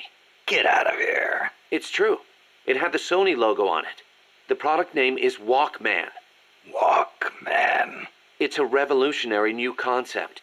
Music you can listen to on the go. You can take it with you when you leave the house. I gave it a listen, and you wouldn't believe how good the sound quality is for something so tiny. And in stereo, too. Think of the technology that must have gone into it. And that tape is equally amazing. The treble range is clearly superior to any other cassette ever made. Stylish, too. How'd Galvez get his hands on a model that's not even out yet? Beats me. It's not the kind of thing I'd expect some stodgy Soviet to be into. Me neither. Tell you what, though, it's a fine piece of work. It'll let me listen to my music when I want, where I want. I never thought I'd hear you say that, but I have to agree. Me? I'm a recording freak, and I always used to laugh at the idea of a portable player. But now that I've seen it in action, I've changed my mind. Being able to take your music with you, this could be the start of a revolution in music. Could be. I'm having the guys at Mother Base study and analyze it. Who knows? They might be able to come up with something even better. Yeah, what, you guys don't use Sony Walkman trademark? So the more you research and upgrade the Walkman, the more modern it gets. They're all real life models, and eventually you get like the sort of like contemporary real life modern times one. And there was even a Peace Walker edition of it. Of course there was. with like camo pattern and stuff. Like those must be super rare to get now. But hey, at least it's like, I don't know, shameless, shamelessly placing, you know, Sony products. Yep, why not? And the Walkman has a big role in the story. Before it was changed to the fucking generic cassette tape player thing that we get after this. So yeah, we'll take a look maybe when we switch saves.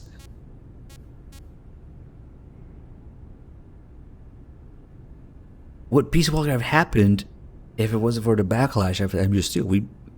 The series would have gone a completely different direction if it weren't for that, and if, you know, Kojima didn't let it get to his underwear.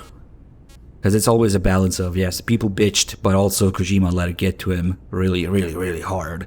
But Peace Walker is a little different in that aspect, because obviously, you know, 3 was mess, they had to come, they call him back, and then 4 was midlife crisis, depression, please let me get it over with. But something happened, again, related to how massively popular portable gaming is in Japan. Something happened between MGS4 and Peace Walker where Kojima actually wanted to come back and do something different. And a part of it is, again, the portable gaming being very successful in Japan, and also has something to do with Monster Hunter references, integration, Easter egg, controls. You can change the controls to play like Monster Hunter. And Kojima's son fucking hating Metal Gear but loving Monster Hunter also had a part in that.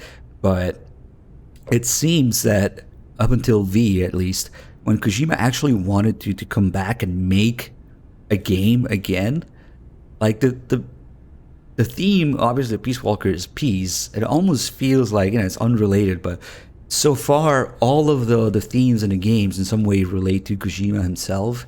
So it's you can't prove it, but it feels like, you know, Kojima's also found his peace with the series and wanted to do something different, and more importantly, wanted to do something again.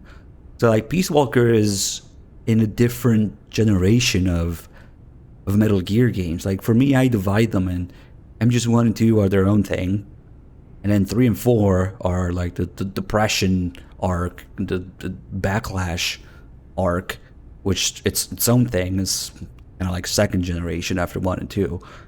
And then Peace Walker, something else again happened that Kojima wanted to do things again.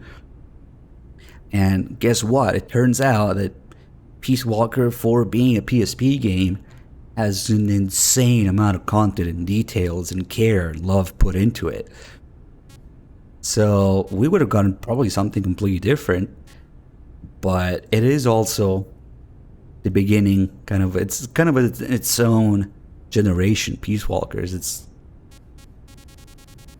It doesn't feel as much, at least, because there still are those themes and those, you know, Peace Walker is what starts the whole thing with Cypher and the splitting off of Big Boss and Zero and whatnot, but that's mostly to conform with MGS4 story, I guess. So that's kind of like the sad part of it.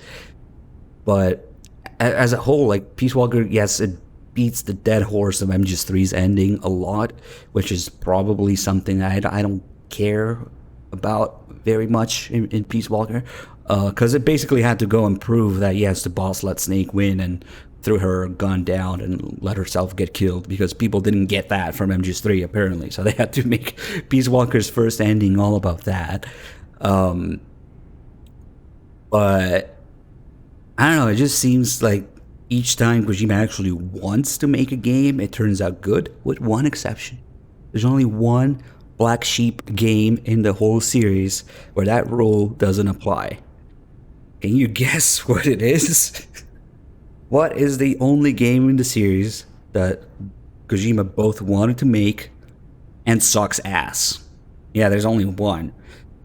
Before that, he either didn't want to make them or he wanted to and it turned out good. Go figure. Oh well. Oh well. Yeah, no, it's hard to say what would have been a Peace Walker after MGS2 if the backlash didn't happen, because the whole series, like the 3 games before it, would have been completely different. Snake, about cardboard boxes. It feels kind of weird me explaining this stuff to you, but there have been a few recent developments in cardboard box technology. So just to be safe, here goes. Go on. Yes. You can do much more with a box than just hide under it. You can put it someplace and leave it there. Huh? You can get on top of it and use it to reach high places, or hide from the enemy in its shadow. I like what I'm hearing so far. And that's not all. You can even put items in it and send them to Co-op's teammates. Really? I never thought of any of that. Damn. Is there anything a cardboard box can't do? Every soldier should have one. Yeah, well, don't get too excited. This isn't exactly what they were made for. Which reminds me, don't you think the boxes around here are a little on the big side? You're right. I bet 2 people could fit under one box, if they packed in tight enough. They call them love boxes. Love boxes? Of course, you don't need a love box to fit 2 people inside. Any box of similar size will do. You should come inside the box. There is a freaking tape called 2 Men in a Box. Yep. And yeah. That's nothing. And it gets better later. 2 Men in a Box. Yep. Obviously, this is due to the co-op mechanics in this game. Because imagine having co-op in, you know, kind of like a mission squad or army-based game. That's too hard to do on PS4. You can only do that on PSP. I know. Up to 2 people can fit inside a cardboard box. Tell me how. Move close to a box with a teammate inside, and an icon will appear. Then press the action button. You'll stay inside as long as the action button is pressed. So, same as snake formation, huh? Exactly the same. In fact, when you put on a cardboard box when snake in, both of you can climb inside. A box big enough to hold me and my buddy. These are fine times we live in, hey, Kaz? Yeah. Sure, boss. Well, we didn't do all the co-ops options things here, but they're, again, mostly just gameplay stuff, but yeah, they're interesting little mechanics that they even exist at all. CPR? What? Anyway, let's see. We'll do these, and then maybe not all of them. And then I want to leave because we also have all the past tapes. Okay, we'll do all the political tapes after.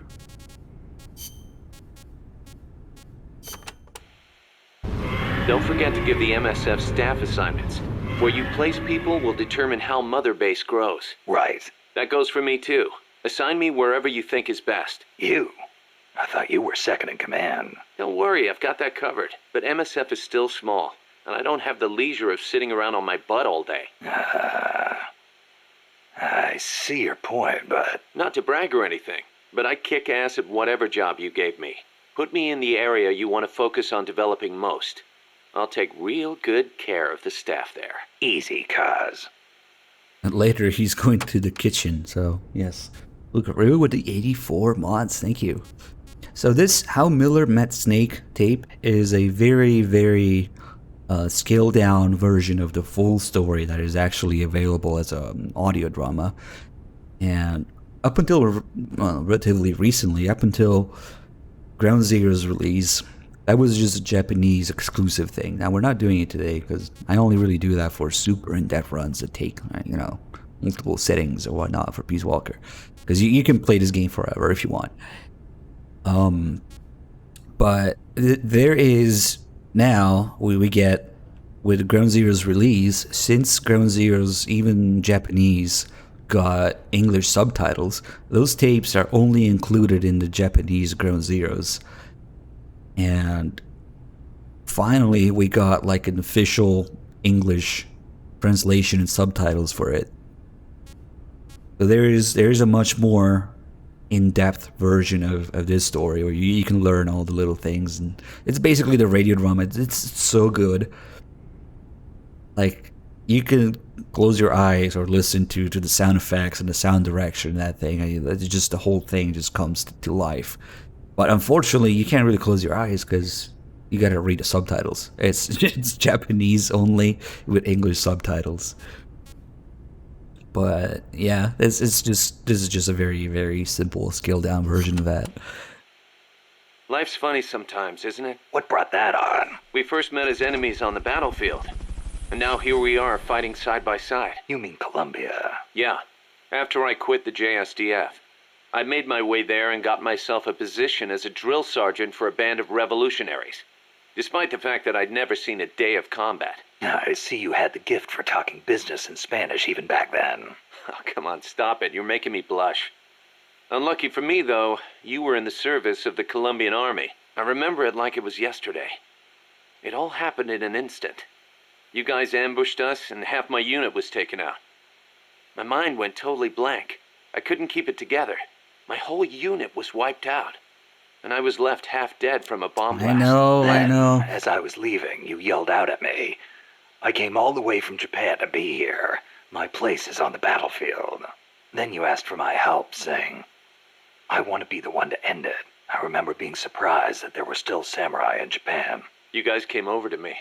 I had a grenade hidden under me, but even then you were too fast. The second I pulled the pin, you grabbed the hand I was using to hold the grenade with both palms. I didn't want it to go off. I'd heard samurai were a proud bunch. I wanted to know why one of them would stoop so low as to try to take his opponent with him. And I said, I'll never lose again. We'll never lose again. Yeah. We'll do whatever it takes, but we'll never be beaten again.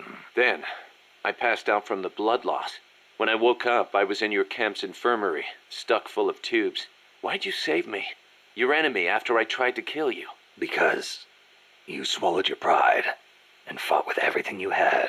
I just didn't want to lose. You found a way to fight back, even in the face of death, even when you knew you were going to die. That's the mark of a true warrior. It's not about gain and loss, or victory and defeat. I looked at the way you lived your life and saw the path I needed to take. As a warrior. Wow. I never knew that. And that's why you... I realized then that the battlefield doesn't only divide people into allies and enemies. Sometimes it tells you more than just who's an ally or who's an enemy. Sometimes it helps reveal your true comrades. Like you and me, huh? That's right. And 2 years later, here we are. It's kind of tempting. After talking about it, I kind of want to do it. But a lot of people will go like, what the fuck is this? Maybe we'll do it? I don't know. Warath with the 24 mods and his favorite MGS. Thank you for the resub and for your refined taste. You want to ban half the chat, Dim? Okay. Although, listening to that radio drama, again, we don't quite get the full extent. This is, I feel, is important to understand. We don't quite get the full extent and the proper feel of the relationship between Haz and Big Boss in the English localization and translation and the tones and everything. And again, okay, fuck it. We're talking about it so much. I guess we'll do it. Let me go save.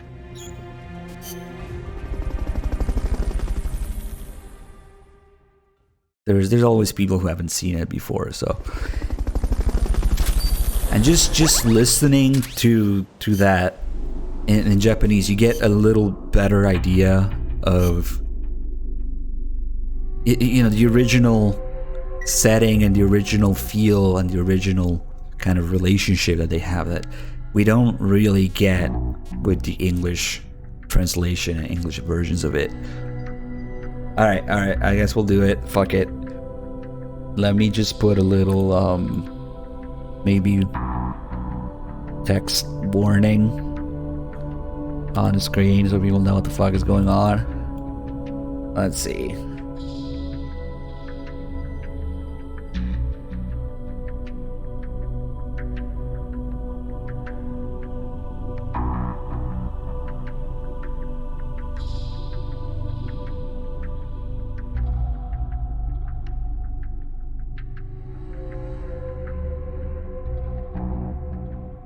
Alright, we'll put this warning on the screen so... Oh god, it's too big.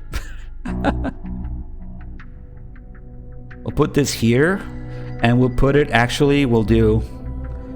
big, bright, red letters. No, that's not bright enough.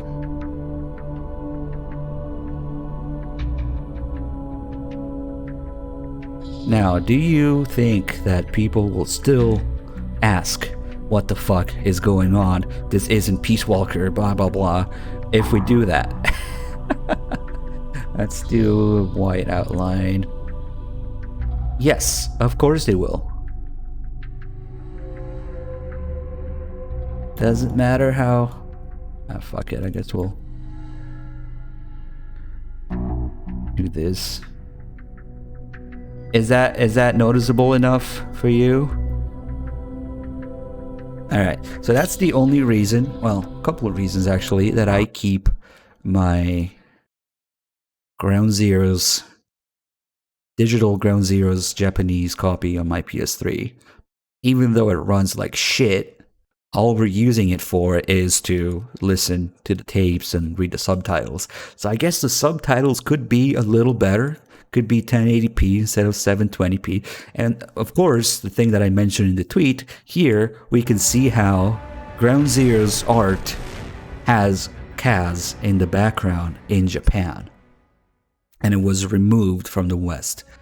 Because, simply put, because people didn't play or appreciate Peace Walker enough.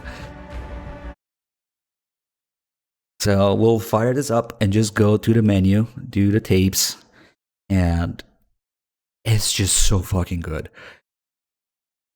Because it's not just a tape, it's an actual like radio drama with, you know, the correct tone and setting and music and sound effects and all that serious and silly stuff sometimes.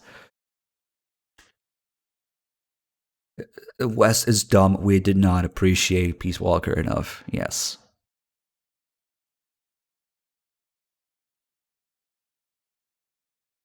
What? Who? What? Literally who? God, them loading times and them jaggies and frame rate. But all we need is the tapes and the subtitles, so that's okay. I really don't want to have to switch to PS4 for this, so it actually works nicely that we can switch from Peace Walker to Ground Zeroes for these.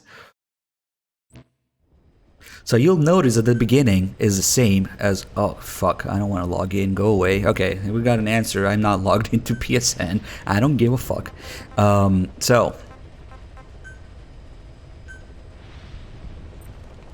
if we go to the Japanese Ground Zeroes tapes menu, we'll get this.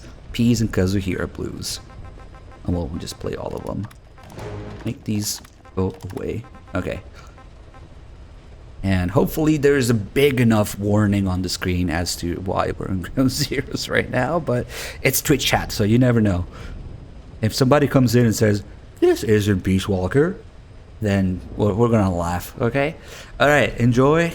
And really, I would invite everybody to just appreciate the tone of Japanese Snake, you know, Akio Otsuka, and his relationship with Kaz, because this puts in a different perspective. Alright, let's do it.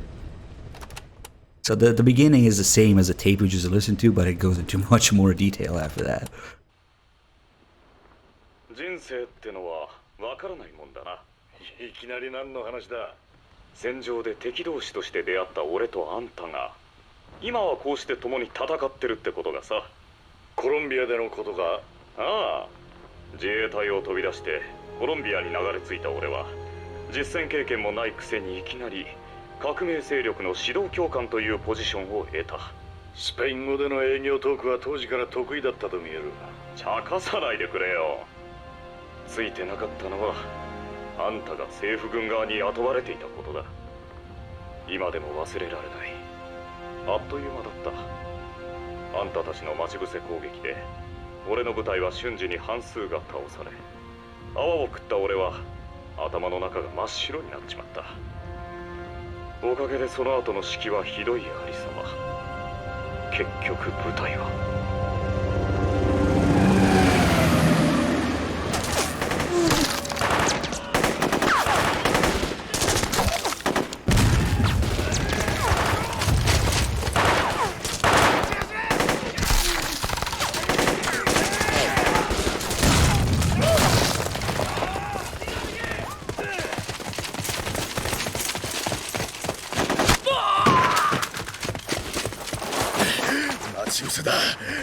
どうします、教官。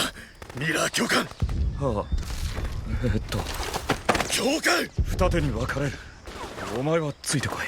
待ってくれ。俺はあっちだ。言うことを聞け。あんた俺を大鳥に。違う、急げ。走れ、こっちだ。教官、そっちは。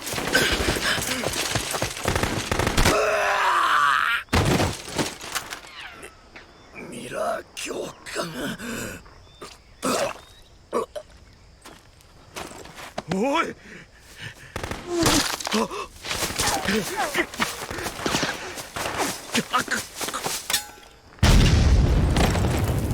仕掛け爆弾か。畜生。しまった。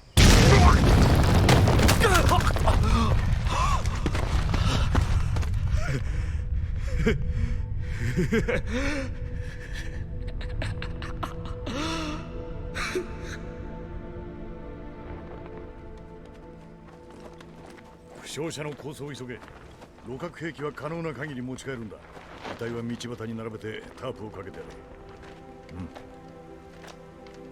れ。おい大将、武器を捨てろ。両手は頭だ。英語はわかるか。手が聞こえん。手が上がらない。大将、いらんことは考えるな。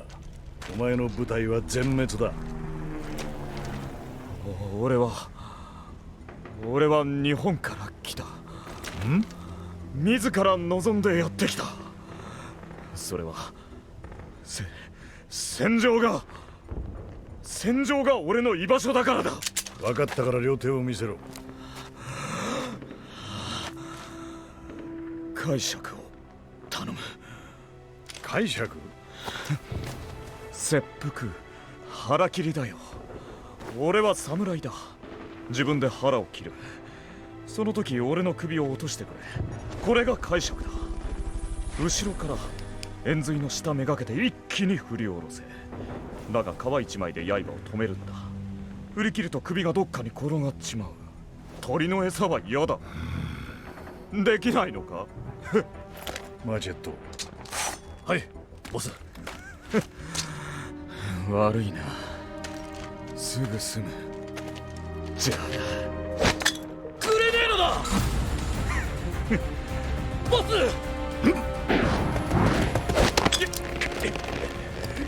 安全レバーが外れなければ手榴弾は起爆しない。手を離せ。そうはいかん。ボス、待て。お前自爆しようとしたな。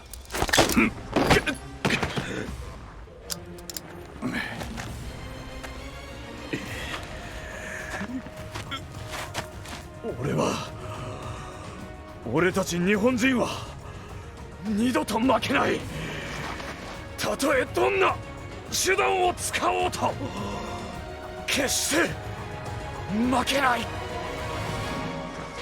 けな。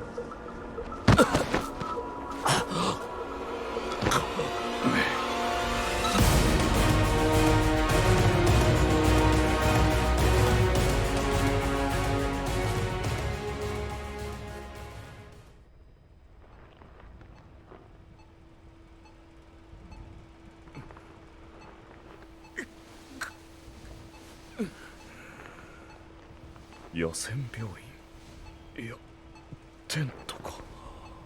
政府が建てた臨時収容施設だ。思ったより顔色がいいな。動くのは無理だ。日中は暑いだろうが我慢してくれ。帰れ。話が終わったら帰る。武器もない。お前も手榴弾はなしだ。帰れ。永久に痛みを忘れさせてやってもいいんだぞ。こっちも仲間をやられたからな。ほら、差し入れだ。開けてみろ。何しに来た？尋問か？違う。お前のことはもう知ってる。和平ミラー。日本陸上自衛隊出身。戦争をしない軍隊か。軍隊じゃない。米国を経てなんか目立った実戦経験はなしにもかかわらず、2ヶ月前から反政府勢力の教官として一個小隊を指揮。大したもんだ。見舞いならもう帰れ。それも違う。そっち座るぞ。静かに座ってくれ。スカウトに来た。お前を仲間にしに来たんだ。仲間？そうだ。どうした？本気だぞ。革命軍には俺のクライアントがいる。支払いも悪くない。まるでビジネスマンだな。この国の混乱は当分続くだろう。なのに政府軍にくら替えしろってのか？そいつも違う。どう違う？政府当局との契約は昨日で切れた。お前とやり合ったのが最後だ。そうか。あんたも俺と同じ金で雇われた。金のためじゃない。俺たちはみんな自分のために戦う。つまり金のためだろ。日本が奇跡の経済復興を遂げるわけだ。お前の説得には時間がかかりそうだな。いらないよ。もう帰ってくれ。お前回復したら監獄入りだそうだ。連中の尋問は過酷だぞ。何しろ俺の仕込みだ。それが？例えばフランス人がインドシナで好んで使った爪の間に薄い竹べらを差し込むってやつだ。爪？こいつはひどく言いたい。大の男が赤ん坊のように泣きわめく。垂れ流すぞ。脅しか？だが生き物ってやつは痛みだけで死に至ることはない。両手両足爪は20枚ある。そいつを1枚ずつ時間をかけてじっくりいたぶる。それが終わったらまだ爪がなくなっただけ。人間の痛点はまだたっぷり残ってる。歯なんてどうだ。28本あるぞ。お前親知らずは？差し入れ開けてみろ。これはおむつ？その時役立つおしめだ。笑えねえ。外見てみろ。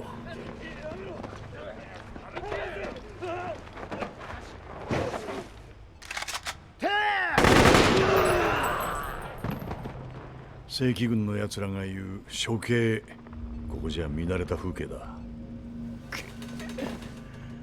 どうだ、俺のところに来るんなら全部チャラ無罪放免にしてやる。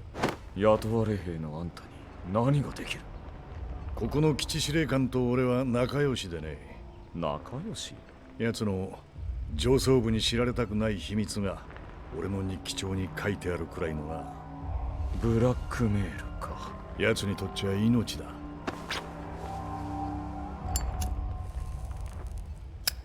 おい、病室だぞ。お前しかいない。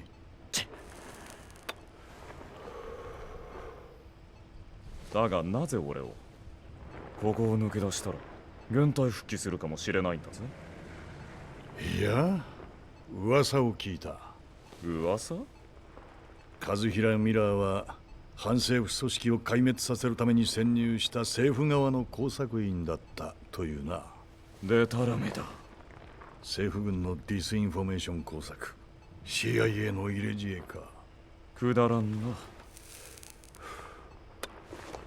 だが反政府組織はどう思う？部隊は全滅。お前の死体は残っていない。お前を疑うよな。あんたか。あんたがその噂を。いや、だがどっちにしろお前はもう戻れない。反政府軍は裏切り者和平ミラーへ報復に出るだろう。単独のフリーランサーとしてはやりづらくなるな。少なくともこの辺じゃ。かといって出国も命がけだろう。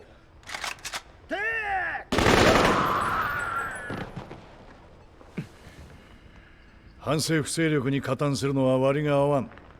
金も装備もないが責任は重いからな。だが政府軍もやめておけ。権力の復讐が体に染みつく。俺んとこに来い。装備は自前で揃ってる。イデオロギーもパワーバランスも関係ない。戦いを求める者の理想郷だ。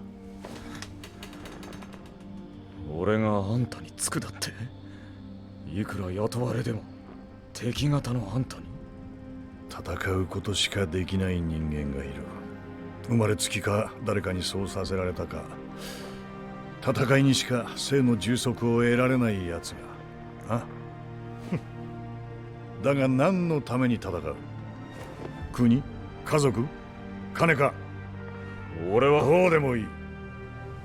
だがそういう連中が同じ境遇を持った奴ら同士が仲間になった方がいい。殺し合うくらいならな。勝利かさもなくば死か。俺はあんたへの負けを認めてない。そうか。あんたにつく理由がない。そうだ、勝負をしないか。勝負？あんたが勝ったら仲間になってやるよ。だが負けたら俺を逃がしてくれ。何をする気だ？あんたと決着をつけたいだけだよ。どうだ、傷を治して1週間後だ。勝負の内容と場所は俺が決める。いいだろう。おい、俺が勝って自由になったら噂を流す。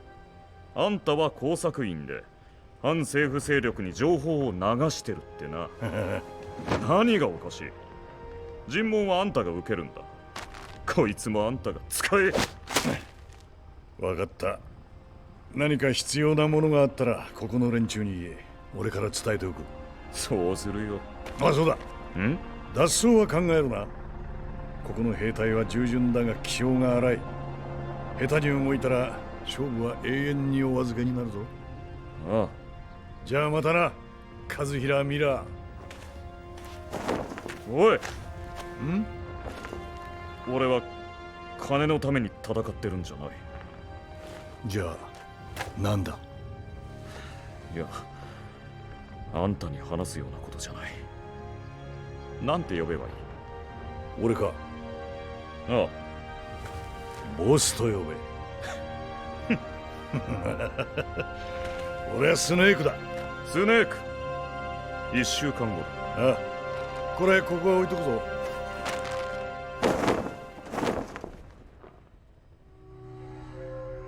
ああ、あんたが言ってくれたおかげだろう。キャンプの兵士たちは協力的だったよ。監視役の兵士はついたが、病院の敷地内なら自由に動けた。監視役はこう言った。ボスにそうしろと頼まれたからな。目がまっすぐだった。不思議だ。あんたはもう政府軍を離れている。だがこいつは未だにボスと呼び、しかもそのことに喜びを感じている。自由に歩き回ったおかげで残念なことも分かった。脱出は無理だ。見張りは厳重。24時間隙がない。ま、想像はしてた。勝負に向けてと称して必要なものを調達してもらった。ゴーグル、時計、森、マッチシューティング用のセミカスタムガバにまで OK が出た。気前が良すぎる。だが兵士は言った。ボスに銃は無駄だ。一瞬で撃てなくしちまうからな。手品でも使うのかと思った。だがそいつは笑って試してみればわかると付け足した。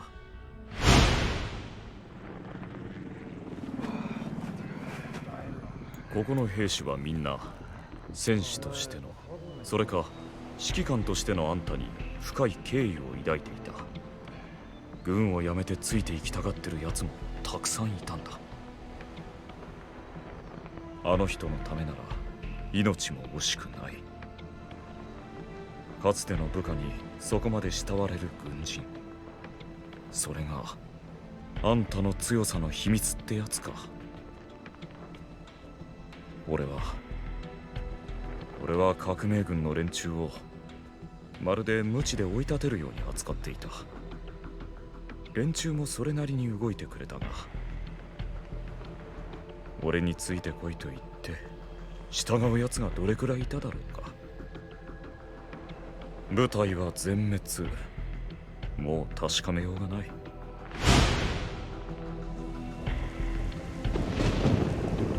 最後の準備だ。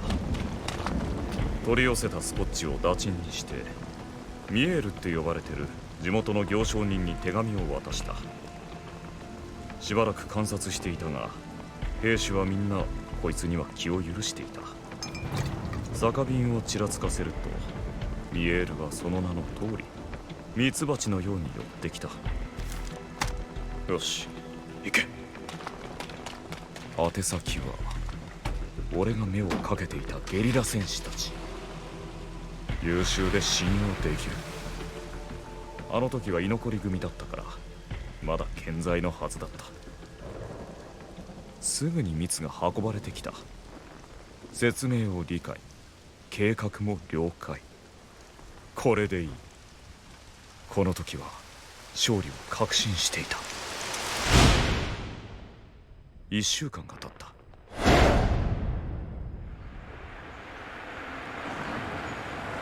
よし、この辺で止めろ。あんたも降りてくれ。ミラー、この辺りはダメだ。場所を変えよう。ビビるなよ。前人未到のジャングルだ。ここのワニは人肉なんて食べたことないさ。メガネカイマンのことじゃない。危険な動物はいない。毒蛇はあんたのお仲間だろ、スネーク。ここなら邪魔者も入らない。山賊風情のゴロツキがこの辺りを根城にしていると聞いたことがある。麻薬を栽培してカルテルに売ってるような連中だ。よそ者がうろつくのは好まないだろう。前人未到だって。よく見ろ、人間が通った跡だらけだ。折れた草、木の幹に刃物の傷。あそこ見ろ、裏返った小石がまだ湿ってる。数時間以内に誰かがここに来てるんだ。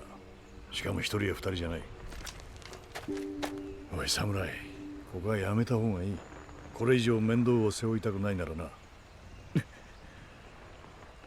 場所はここじゃなきゃまずい。なぜだ。ああ、待て。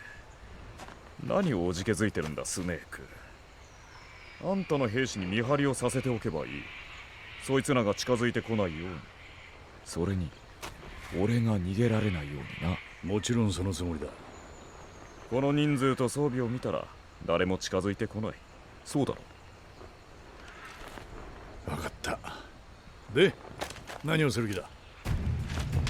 森で魚を突くスピアフィッシングだ。やったことは？ナイフでなら。ナイフで？こんな便利なものは持ってないからな。そうか、まあいい。取った魚の数と大きさで競う。平和的だろ。ほら。これで俺が勝ったら納得するんだな。もちろんだ。あんたをボスって呼んでやるよ。よし、長居は無用だ。始めよ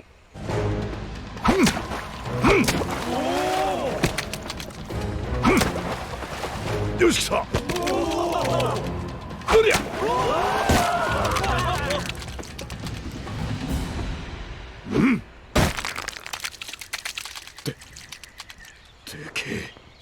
アロワナだらけだ。いい穴場を知ってたな。だからここにしたかったのか。まあな。何匹取った？ 2匹。小さいな。これじゃモズの餌だ。あんたは7匹。しかも全部1メートル近い。へえ。よし、お前にハンデをやる。ハンデ？この先たった一度でもお前が勝てばその時点でミッション完了だ。お前を逃がして俺は完全に手を引こう。で次は腕相撲、アームレスリングはどうだ？分かった。始め。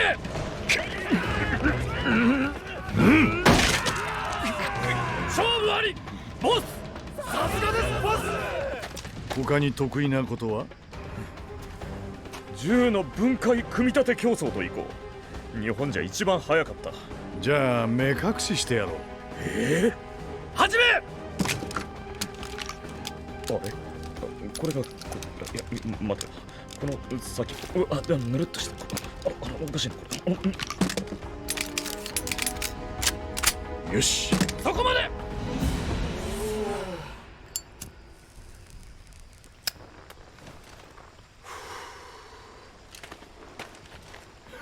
なんだそりゃ。月着陸船か。次は早食いだ。早食い？何を？あれだ。さっき取った魚、アロワナを。そう。しかも煮たり焼いたりはなしだ。生でか？そうだ。生は嫌いか？好んで食べはしないが。兵士たるもの、食える時に食えるものを食えるだけ食う。そんな胃袋を持っているべきだ。そうだな。だからそれを競う。いいだろう。8年ぶりか。懐かしいな。サバイバル病は。サバえ？うん。あ、そんな一息に。ああ、うまい。あんた生魚食えたのか？ローフィッシュを食べるのは日本人だけだとでも思ったが。いや、日本人でも魚ごとかぶりつくことはあまり。う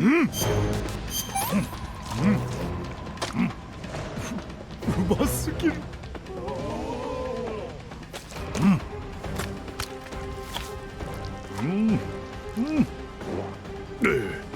何してる？お前も食え。ああ。最高だ。腹渡まで食ってる。この柔らかいとこがうまい。あ、寄生虫が。よく噛めば死ぬ。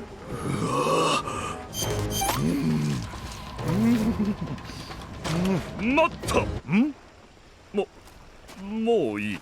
そうか。で？もう観念して俺の部隊に来い。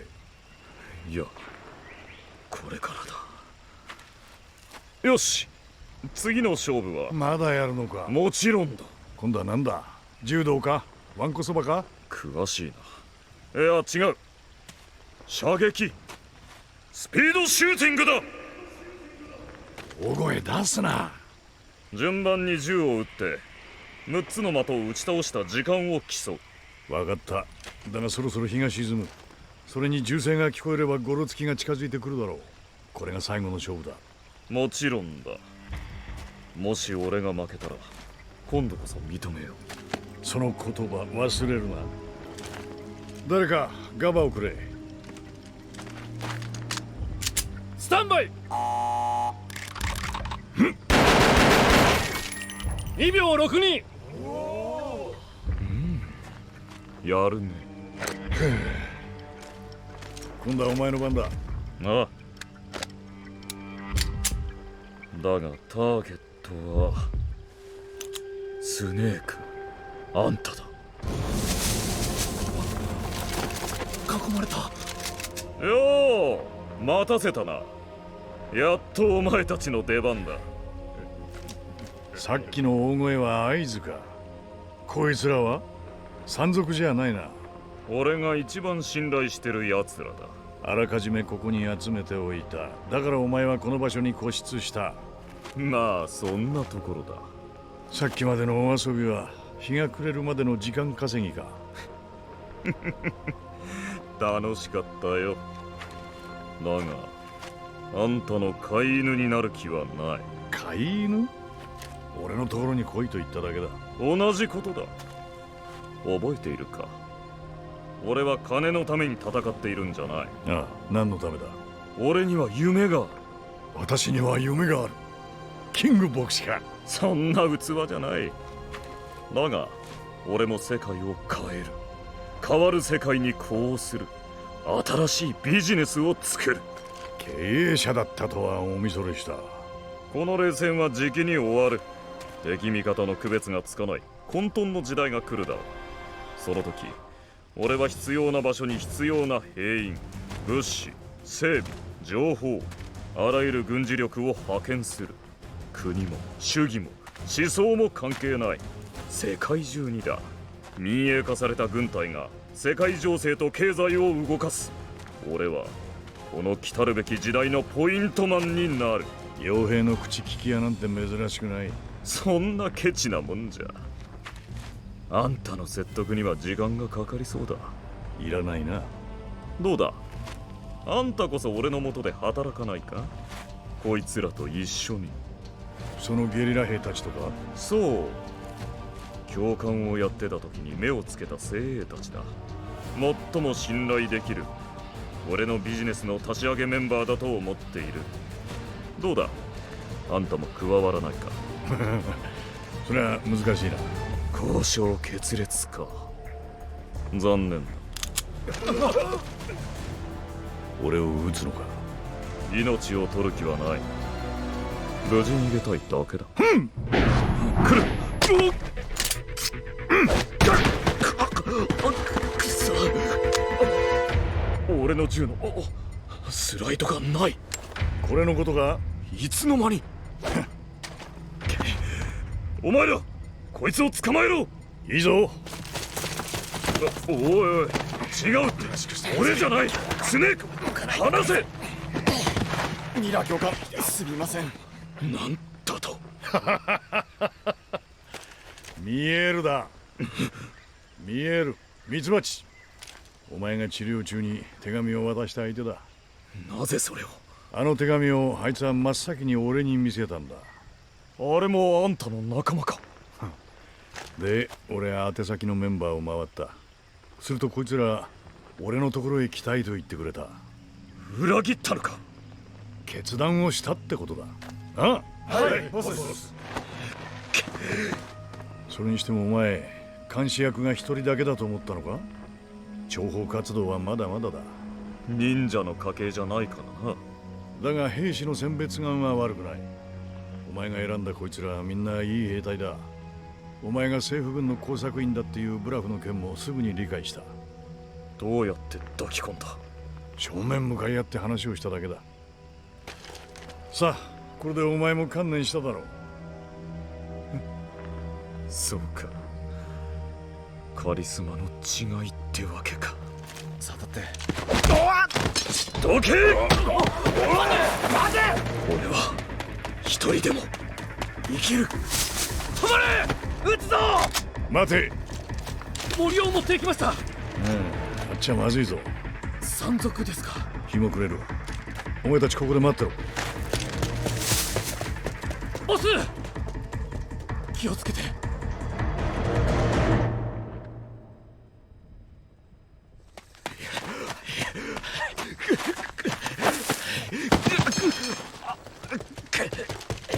さあ、諦めろ。立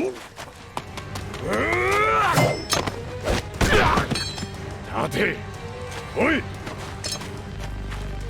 どうした？かかってこい。くそー！好きなだけだ。お前の朝知恵も好きだらけだったから。くそいいぞ、つけ。俺を刺してみろ。正面から堂々と突っ込め。ダメだ、先がブレてるぞ。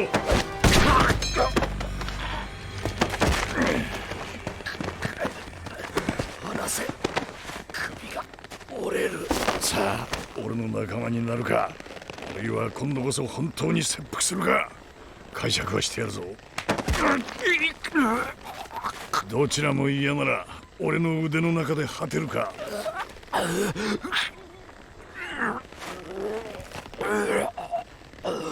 さあどうする？分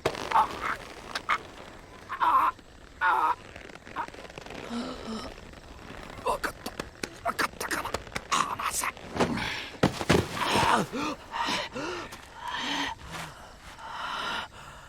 あんたからは逃げられない。まさに蛇に睨まれたカエルってわけだ。観念したが。あんた強すぎる。しかも俺の部下まであっさり手なずけちまった。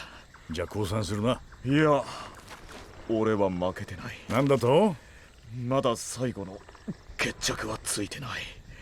俺は負けていない。お前まだ。だがあんたと一緒にやりたい。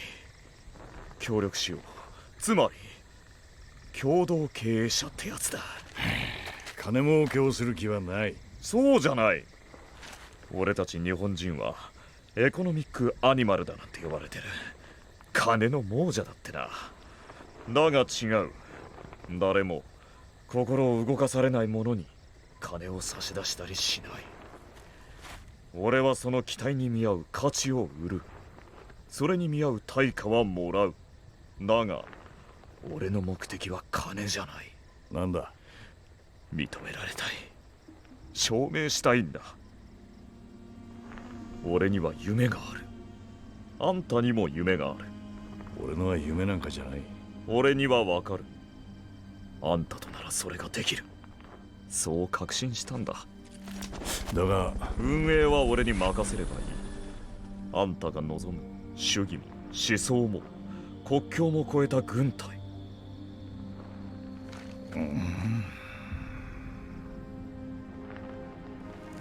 一緒に作ろう。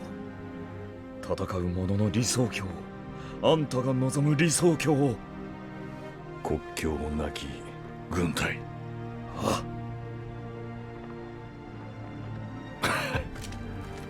お前はコネも実践経験もない外国人がなぜ教官職の契約を取れたのか理由が分かった気がする。そうか。結局失敗した理由もな。相手があんたとはついてなかったんだ。立てるか。起こしてくれ。よろしくなボス。スネークでいい。決着もいつかつける。いいだろう。そうだ。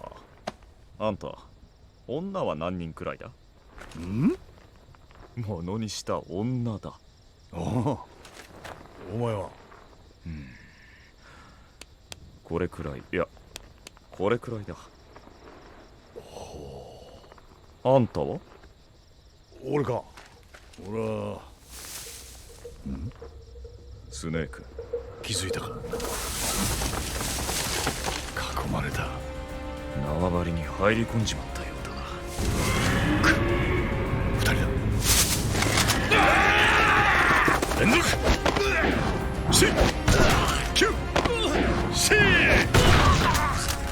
見事だスネーク。銃を持っていた。使えるか？古いな。ないよりいい。この辺りは政府軍、反政府勢力、どちらの勢力圏でもない。やはり無法地帯の山賊風情か。ほぼそうだ。あいつらが危ない。戻るぞ。まずは包囲網の突破だ。これは戦いだ。避けられないこともあるが救える命は奪うな。了解。戦友の腕前を拝見といこう。コンタクト10時ケーキ。コンタクト正面サブガン。クリアムーブ。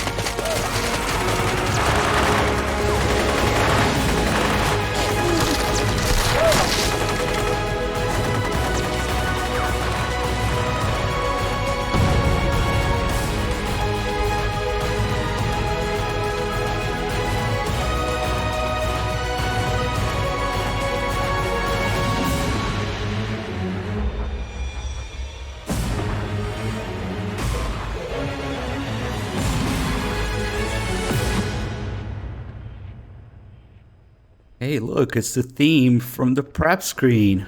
Yeah, totally. Alright. So for those who haven't seen this before, the first time always hits different. You can picture it, and you can hopefully feel the different way that the relationship between Snake and Miller developed. The way he mocks him, laughs at him at first. Like, we don't really get all that. And then of course Miller has this very Japanese thing of wanting to be recognized and whatnot. Alright, let's head back to Peace Walker. Actually, Peace Walker.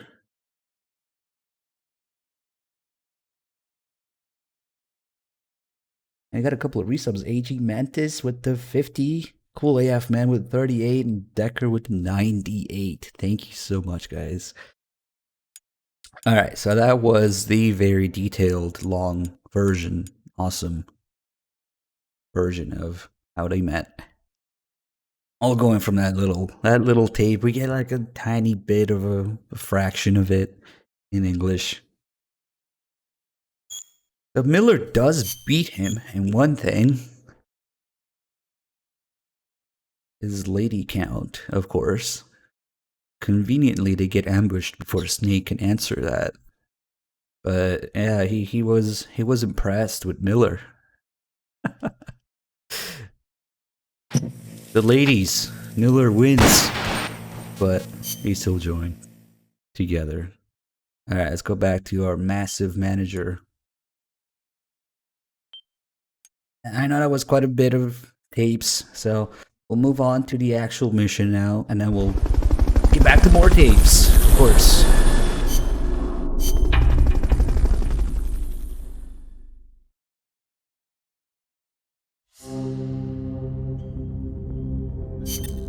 Snake, I rigged that radio so you can contact our young lady friend Paz. Is she okay? No need to worry. She's tougher than you think. Still just a kid. Which is exactly why she could be an effective source of information. Besides, that little Angel de la Paz is the one who gave us this mission, right? I guess. I'll put her on. Snake. Paz, where are you? Ciudad Colon. A school. The teacher told me to stay here until things quiet down. Teacher? Oh, him. He's... Yeah, that's probably good advice. See, he has a radio in his room, so we can talk anytime. Pretty fancy for a teacher. Promise me, Snake, that you'll bring back peace, and... I know. I'll contact you if I find your friend. Thank you. Snake, if you need to know about Costa Rica, the geography, the climate, the wildlife, anything, just ask me. I know about its history and laws too. We learned it all in school.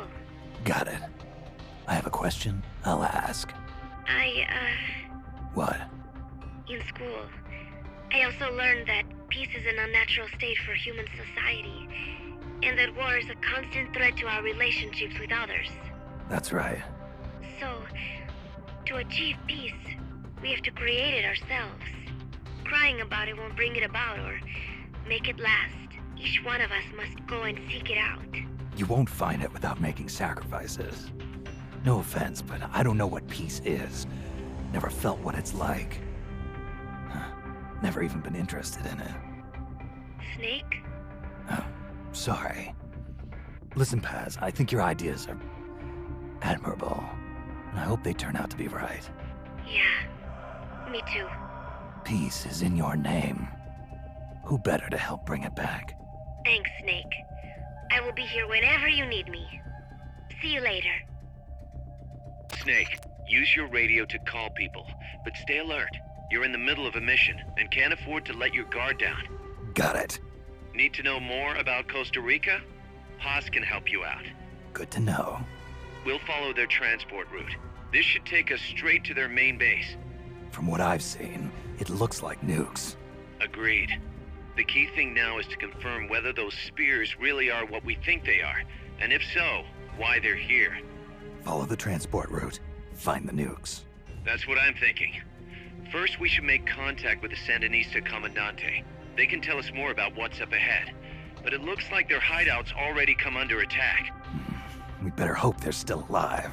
Snake, infiltrate that cabin and secure the Sandinista's Comandante. Neutralize any guards by knocking them out, putting them to sleep, or even using the Fulton recovery system. You choose how to handle it, boss. Alright. So before we actually meet what's her face, Amanda, I want to make sure we're not too backlogged in Miller tapes, because then each time you meet a new character, you know, they come with a whole bunch of tapes.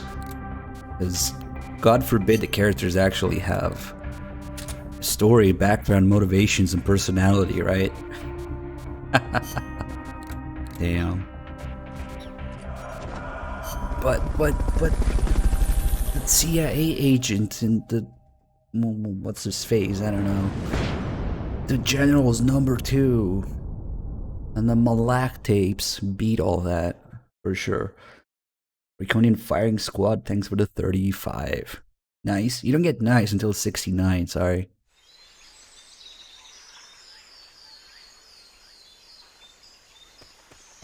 Head for the FSLN boathouse. It's northwest of there. Press the attack button near Stun the rod enemy to to dick. initiate close quarters combat. You can use the radio you just picked up by pressing the start button to open the menu window. You know you can assign the radio to the select button by choosing options from the menu window. Save some of these. These are all Twitch chat, subscribing, getting Fultoned. We'll save some of these Fultons for later, maybe. Doesn't matter too much because we're going to switch saves once we really need to have stuff unlocked. But for this and the first ending and everything, we want to make sure we have at least enough people to make a couple weapons along the way. Because if you don't recruit people, oh, look at this technology here. There's a puddle. We can zap the water. And those guys get zapped. Technology! Except that kind of sucks. You have to do it multiple times. It's not enough stun damage. Oh, come on. The technology. What's going on? Oh, let's see if we can get that guy too. There must be hostiles in. He's not down, is he? Nope. Have some more.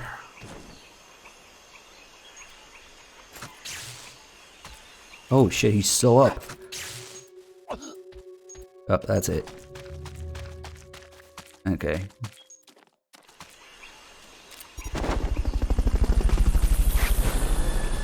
Right, time to start calling people randomly. This is Miller, hearing you loud and clear. You know you can assign the radio to the select button by choosing options from the menu window. Dinosaur footprints? Nah, it must be some sort of large bird.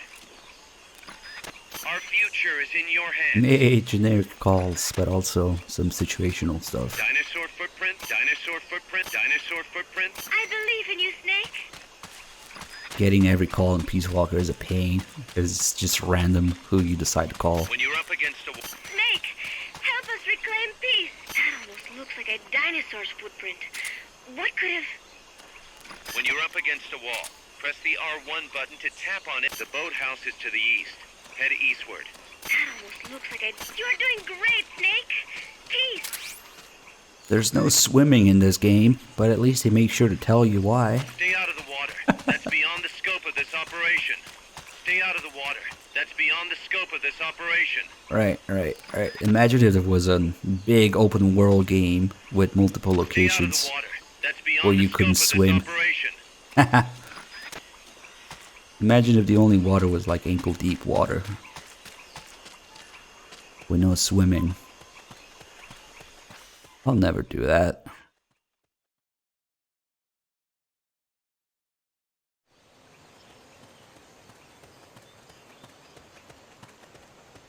The boathouse should be close by. Neutralize the security detail and make contact with the Commandante.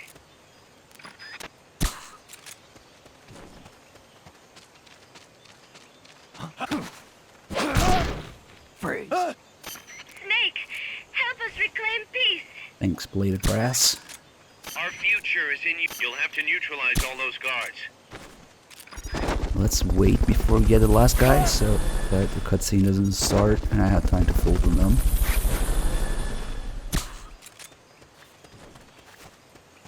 Another enemy soldier. Neutralize him. You're doing great, Snake. Peace. Yes.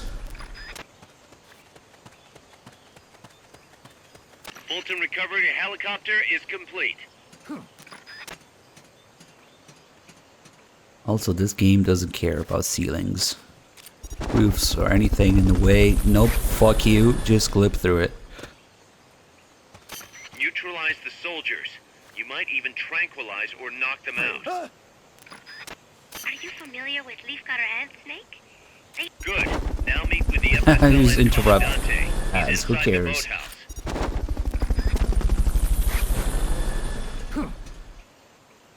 Yeah, perfect, very cinematic.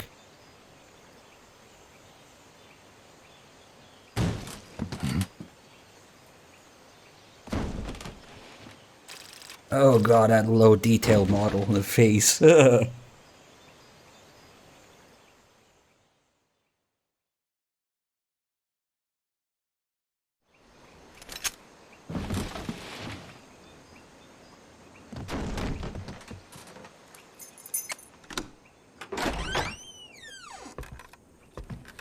Stay away! Don't touch me! Get away! ¿Quién es? Eche! No way. What do we do? Sandinista's right. I'm looking for someone. Mi viejo! Shh. He's dead. They killed nuestro viejo. You're his daughter. Then that makes you his delegado, right? Relax, I'm not your enemy. Cuban. A cigar? I'll take whatever you've got. I owe you one. But I prefer cigarettes, you know. How do I look? A little like El Che, no? You Cubano? Colombiano, a photographer. I came to Costa Rica to take pictures of birds. Birds? Yeah, quetzals. You've got no telephoto lens. How do you get your shots? Telephotos for amateurs. It's all in the timing. Oh. Let me smoke Okay, too. we can talk until I finish this. Chico! Tell me what's going on here. This place is crawling with soldiers. They don't look like private security. More like hired guns. They're loaded with the latest gear from all over the world. I heard they're a security force hired by Codesa. Yeah, and I'm Papa Noel. Those guys are UCLA's. UCLA's? La CIA. I saw them, setting up shop in town. They're planning to do here what they did in Chile. If that's the case, what are they after? Whatever it is, it's not us. You don't think they're here to push you back into Nicaragua? Impossible. Too much hardware. Too many bases. Didn't you see? They've got helicopters, tanks. It's like we're in Da Nang. There must be something else. They have a base near here. There's a factory to the north, across a suspension bridge. Factory to the north, across a bridge. Have you seen the big transport boat? Mercenary crew on the Rio del Jade. You mean the barge? It's upstream from here. Up toward Irasu. Any idea what's on it? I could introduce you to some of our compas up there, but I don't recommend going to the mountains. We've lost a lot of people there. They take us captive, torture us for information about our compas, and then they kill us like pigs. Got it. All right. This was our last hideout, the final refuge for El Frente, after being pushed out of Nicaragua and into this peaceful paradise of Costa Rica. Then, El Monstruo attacked. A monster. Y mi viejo.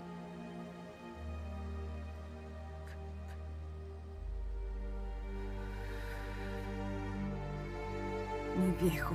Papá. He was la esperanza. Our hope. Now that Papa's gone, my sister's la comandante de la revolución. Do not listen to him. Papa was a hero who fought by Sandino's side. I am only his daughter. You need a special talent to become cacique. It takes someone great to unite all of Las Compas. Sorry to interrupt, but leaders don't choose themselves. Neither do heroes. You carry on his legacy of La Esperanza, and they'll follow you, no question. You think so? My compas trust me, but not one of them calls me Comandante. Amanda! See what I mean? El Colibri!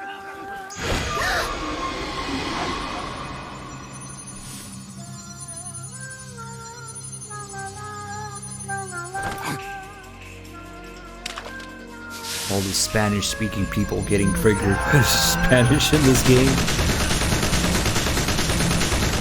Buddha.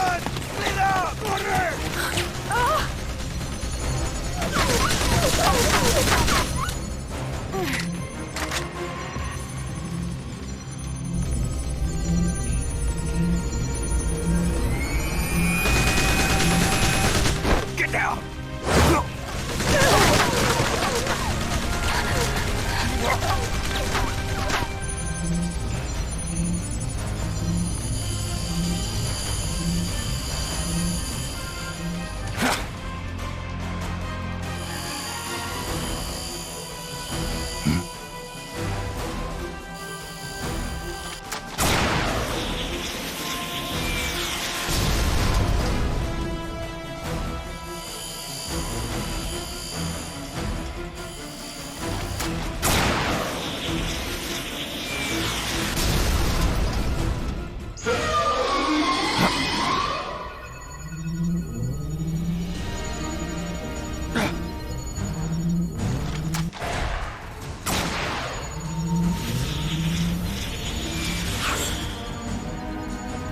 What the hell? Es un hombre nuevo, an unmanned weapon, a robot!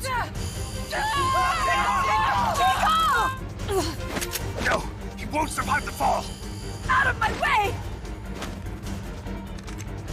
Better for him to die at the hand of a compa than suffer their torture. Her face there. Oh god. Stay here. As long as I'm still alive, I might as well be king. Over here! Fine, Chico! ¡Venceremos! Should have just shot him. Would have solved so many problems. PJ, thanks for the 56 months.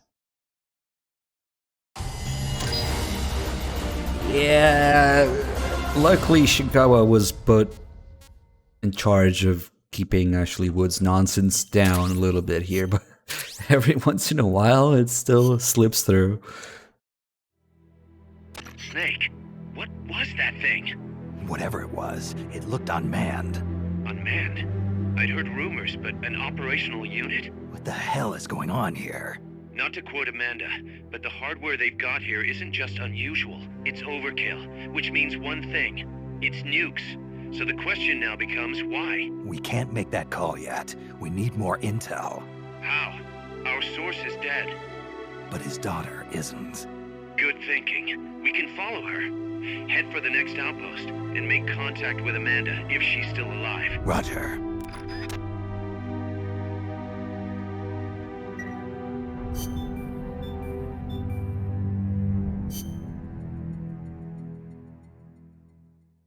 Alright, let's see what we got here.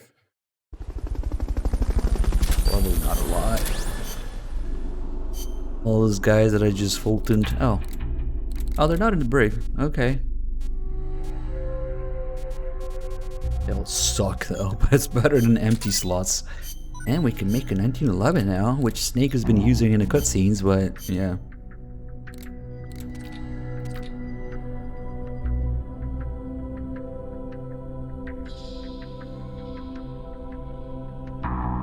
Very faint markings.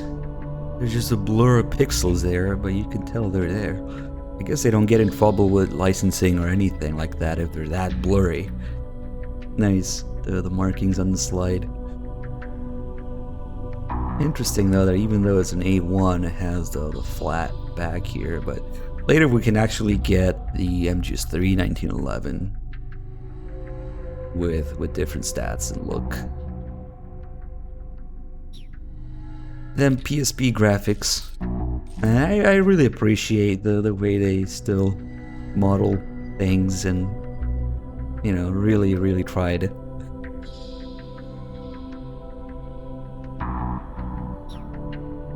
Compare this with, like, man, I hate to bring this up, but those art renders, artwork, style, whatever the fuck you want to call it, for the Legacy Collection. Ugh.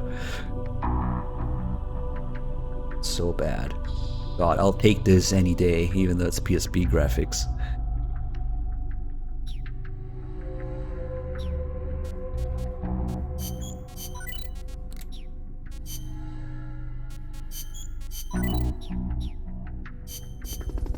Alright, so next mission or so, maybe two. Well, we'll get Amanda, we'll get all her tapes as well, and then Chico soon after that. So we'll do some other Miller and Paz tapes first. And, oh, guess what? We can actually go on Mother Base and the shooting range. Commence target practice. As a special treat, you can practice freely on any of the targets in the shooting range today. Shoot away. When you're done, head over to the exit.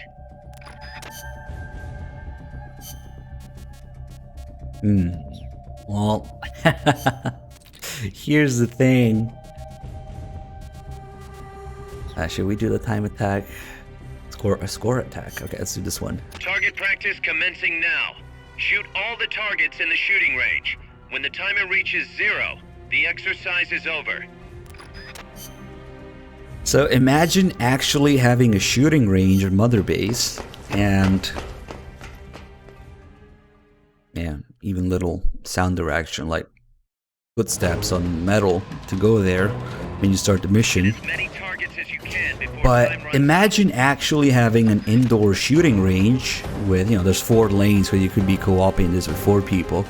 And imagine like little things that should be obvious, but we can now point out that, well, let's see, where do I start? So where you hit the target matters. So a headshot will give you more points, 500. There's a time limit, but there's also a points system. It matters where you shoot targets. Not all the targets are available right away. There's different targets, different shapes. There's moving targets, God forbid. There's hostages targets that you can't shoot or not supposed to shoot. Wow, that's all very advanced. And okay, we're sucking a little bit here, so imagine it actually mattering where and how fast you shoot to get a rank at the end of this. These are all things that, you know, back in the day, you just thought, yeah, cool, pretty simple. Imagine if you had a big main console, big budget home console game where you don't have any of this. Everything that I just listed, not a thing. And you know what? Even though it's so obvious, it's so simple, it's so, like, it shouldn't even, it should go without saying. But no, we don't have any of this shit. So in MGS-V, you don't have a shooting range. It doesn't matter where you hit the target. You can fucking throw people at the target for it to matter. There's no points, there's no ranking, there's no shooting range, there's no kill house.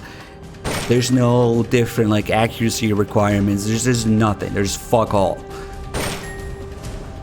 So I never thought that all these things that should be obvious, you know, they're gone.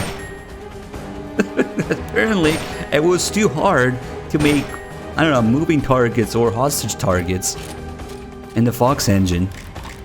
This is just one small example of things that should be obvious, but are missing. It's absolutely ridiculous that I even had to talk about it. But okay. Okay, Fox engine. Okay, MGS-V budgeting and priorities. Okay. You need something powerful like a PSP to do this. Let's be honest. And we didn't even get to the good part of the kill house. maybe get an S rank still, but the later target missions, you kind of do need more accurate weapons and to be somewhat decent at it to get S rank. Yeah. Ah, fuck it. Oh, I shot a hostage. Rip.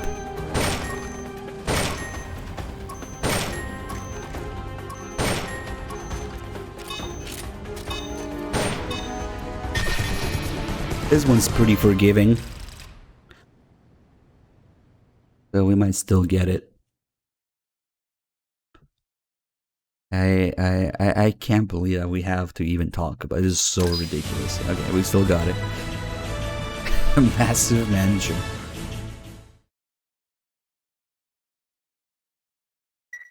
Oh yeah, and now we have the added insult to injury that Death Stranding has a shooting range. but MGSV doesn't. Okay. Okay, you got your priorities right. Death Stranding has more shooting range mechanics than the Phantom Pain. Just let that sink in for a second. UPS delivery guy gets more range time than Big Medic and his men. Yeah, that's the new update to this. Added insult to injury, really, but okay. Okay, so before we do this, let's go into some more tapes, because we haven't done any pads tapes at all. Let's see. Okay. There's no good way to pace these. They're not supposed to be done back to back like this, but, you know. That's what we gotta do to stream it all. My mother was the one who named me Paz. She said it was an expression of her wish that the country stay at peace. It is a pretty common name in Central America. My mother always used to tell me, never make war. Always help keep the peace. I remember. Your grandparents. Yes. They died in the Civil War. I think that is why my mother hated war so much. That's another thing you've got in common with Kaz. His mother named him Peace, too. See, because Japan also suffered through war. I think I know how Mr. Miller's mother felt.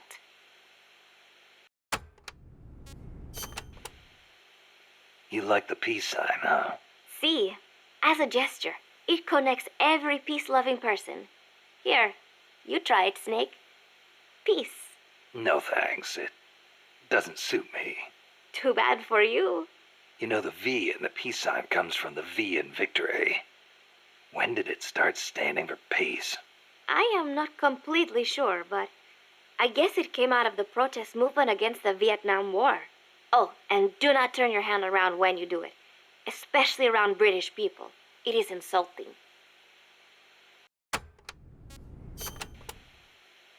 So, you live alone now? No, not alone. I've been living in school dormitories since I started junior high. After my mother died, my relatives took me in, but they were not my real family. You didn't fit in there. In a way. My aunts were kind to me and all.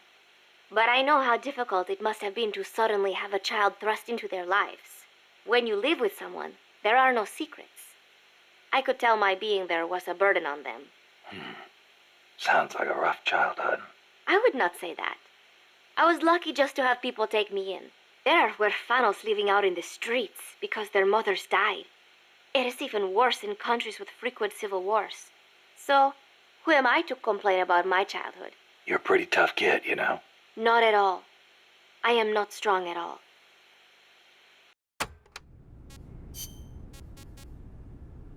Where's the one about coffee? Wait, I saw it. So, that coffee you guys brought us is pretty damn good. Isn't it? Costa Rican coffee is the best. The Central Basin has all the right conditions for growing coffee. It is high in elevation, with steady temperatures and well-drained volcanic soils. The professor certainly seems attached to it. The coffee we drank on the boat coming over was awful. It put him in such a terrible mood. Well, how come I never hear about Costa Rican coffee then? Because it gets bought up by wholesalers and mixed with beans from other countries. It is really a shame. Such wonderful beings, and nobody knows they are from Costa Rica. Huh. They should launch an ad campaign or something. Right. I hope one day people will recognize Costa Rican coffee for what it is. I'm with you there.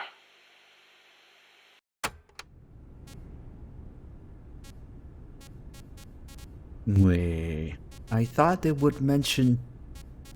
Maybe it wasn't in that tape. There should be a tape where they talk about Zero not liking coffee.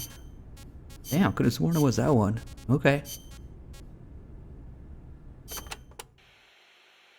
Costa Rica means rich coast in Spanish. Is it true that Columbus was the one who came up with the name? Your guess is as good as mine. But it is true that Columbus landed his ships near Limon back in the age of exploration. He wrote in his diary that when he landed, the indigenous showered him with gifts of gold, hence the name. It sounds a little strange to me. There is no way they could find that much gold in Costa Rica. Columbus originally set sail in search of the legendary land of gold. Maybe he was just nuts about this stuff. Costa Rica is rich enough without it. Look at the forests and the animals and the peace-loving people. That is what I want to protect. I know how you feel. Oh, it must be the call about the village. The village of the awake. Yeah, it's probably that one. We'll get it later. Zafi, thanks for gifting sub to Sniper Wolf. 22 months, resub. Nice. Democracy took root in Costa Rica before anywhere else in Central America. Sure, we had coup and dictators and all, but never a total meltdown. That is, until 26 years ago. The Civil War. Yeah. I understand you lost your grandparents. It started with a dispute over alleged fraud in the presidential election. What I do not understand is why friend turned against friend, when they could have talked it out instead. Yeah, that would have been nice. Even today, some buildings still have bullet holes from the Civil War. A quarter century later, and it is a tragedy we Ticos cannot forget, must not forget. It was the year after the Civil War that the army was constitutionally abolished. A new president was elected this year, President Oteber. He seems to be distancing himself from the United States. He has limited the privileges granted to American banks, lifted the sanctions on Cuba. Our last president was so pro-US, people suspected he was in bed with the CIA. You think the CIA is doing this because it feels threatened by the president's shift in policy? It is possible, but would they really bring in such a huge army just because of that? Part of our job is finding out. Exactly. Thanks, Snake. Peace. Piss.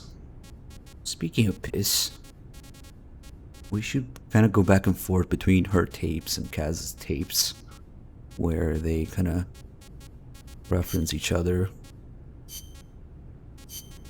But yeah, like I said, unfortunately there's no real good way to pace this.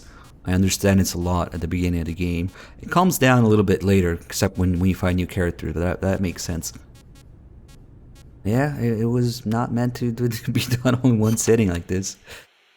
So, are you a student at the University for Peace, Paz? No, I am still in high Kids school. Day. But Professor Galvez lets me visit his office and study with him every now and then. International law, security, conflict resolution, human rights. We study all these subjects and then use them to build the foundations of peace. Yeah, I get it. I just never heard the UN had a University for Peace before. Oh, that. Well, to be precise, it is still being set up. They have started conducting research, but the UN has not passed the necessary resolution yet. Professor Galvez couldn't wait that long. Oh, right. Costa Rica abolished its army and has also hosted the Central American Court of Justice. It is the perfect place to build a university like ours. Don't you think?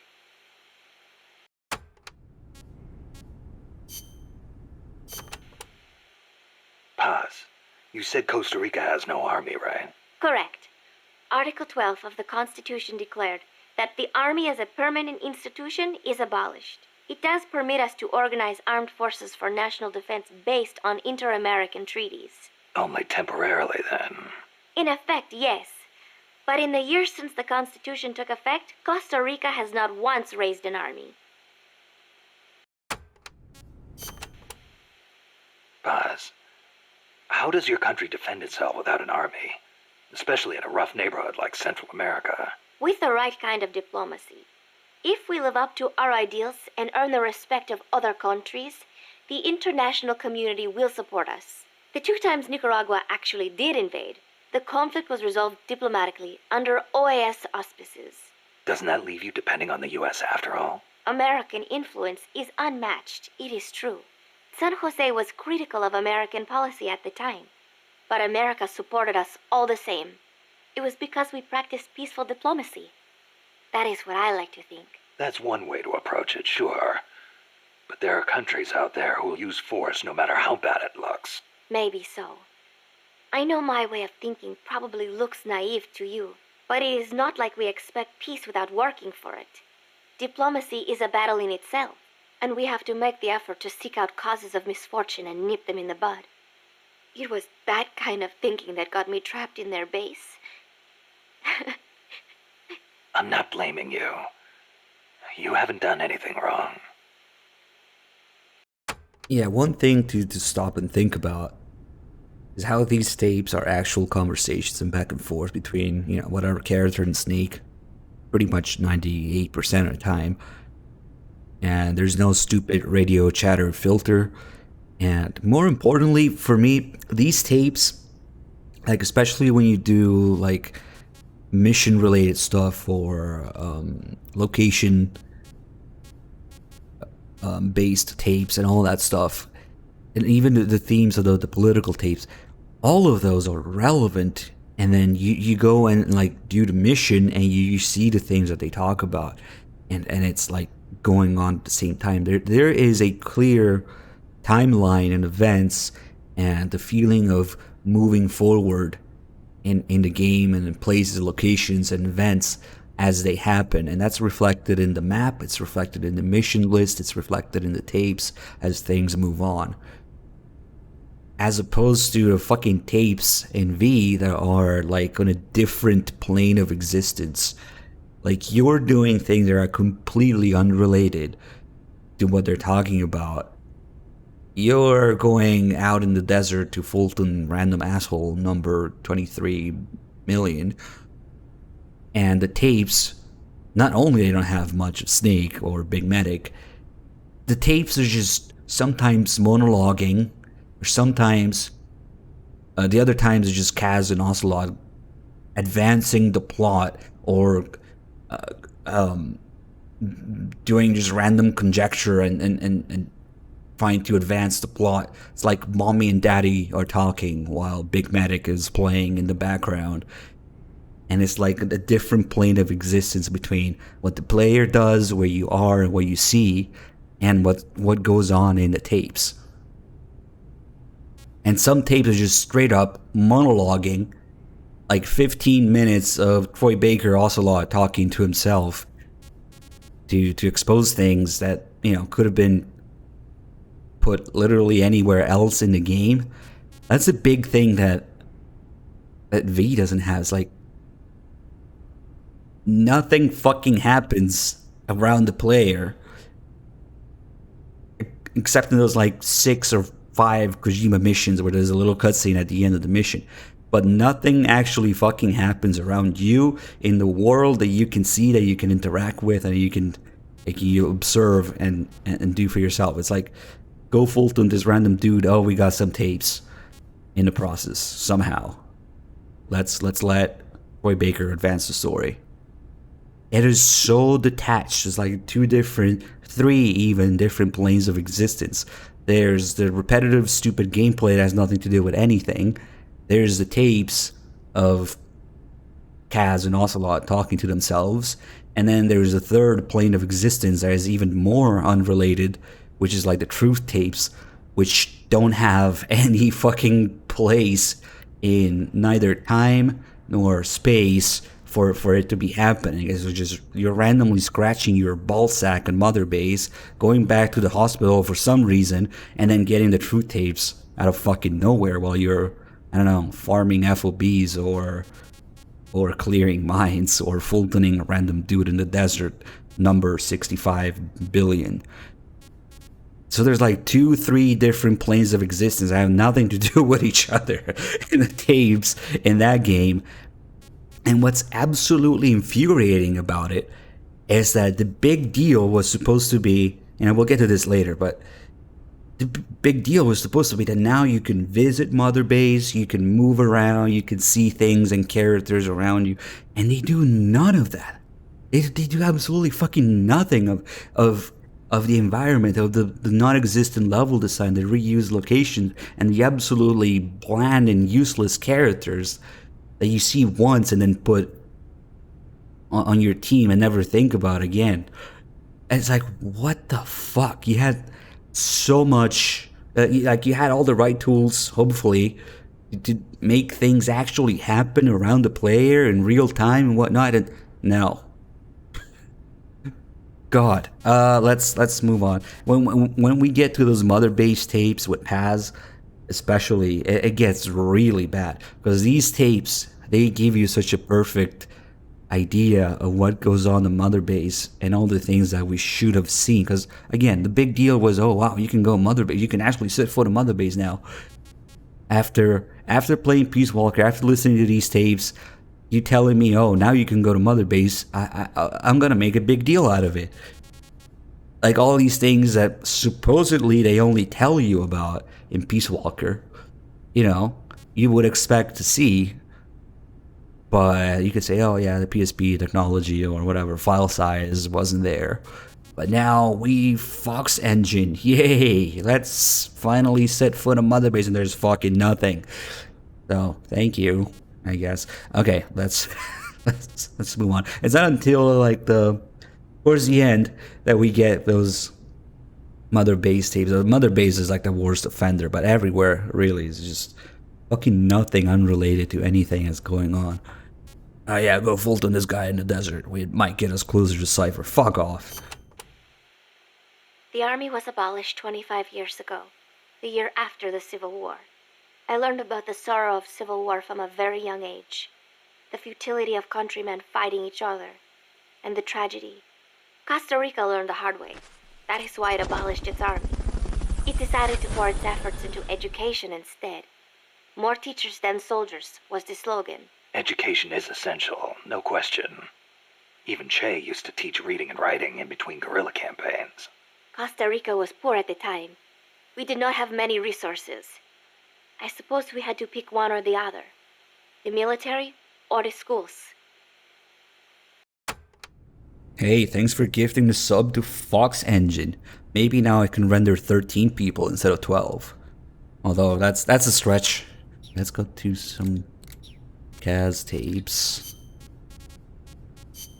I don't think they can. Oh man, there's a lot that we left behind here. We just gotta do it. You were saying Japan has a peace constitution too. Yep. Japan renounced war in Article 9 of its constitution, aspiring sincerely to an international peace based on justice and order. The Japanese people forever renounce war as a sovereign right of the nation, and the threat or use of force as a means of settling international disputes. In order to accomplish the aim of the preceding paragraph, land, sea, and air forces, as well as other war potential, will never be maintained. The right of belligerency of the state will not be recognized. You know it by heart. Some things you never forget. Impressive. There were some parts I didn't quite get, though. Like the whole means of settling conflicts thing. Yeah, that's been the subject of debate.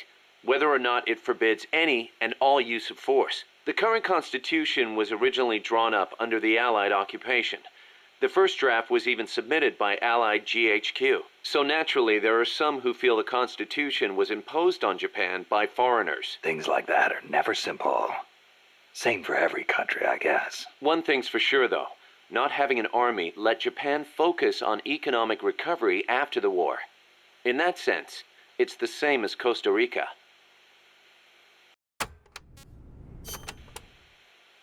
Kaz, you were in the Japanese Self-Defense Force, right? I thought that Article 9 you were talking about earlier prevented Japan from having an army. Yeah, and that's another subject of controversy. The Self-Defense Force is an organization for the purpose of defense.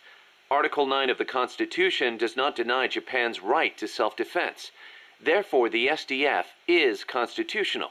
That's Tokyo's official stance. Sounds complicated. Call it what you will.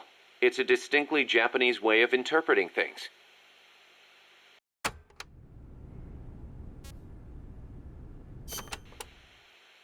The U.S. has military forces stationed in Japan, right? Right.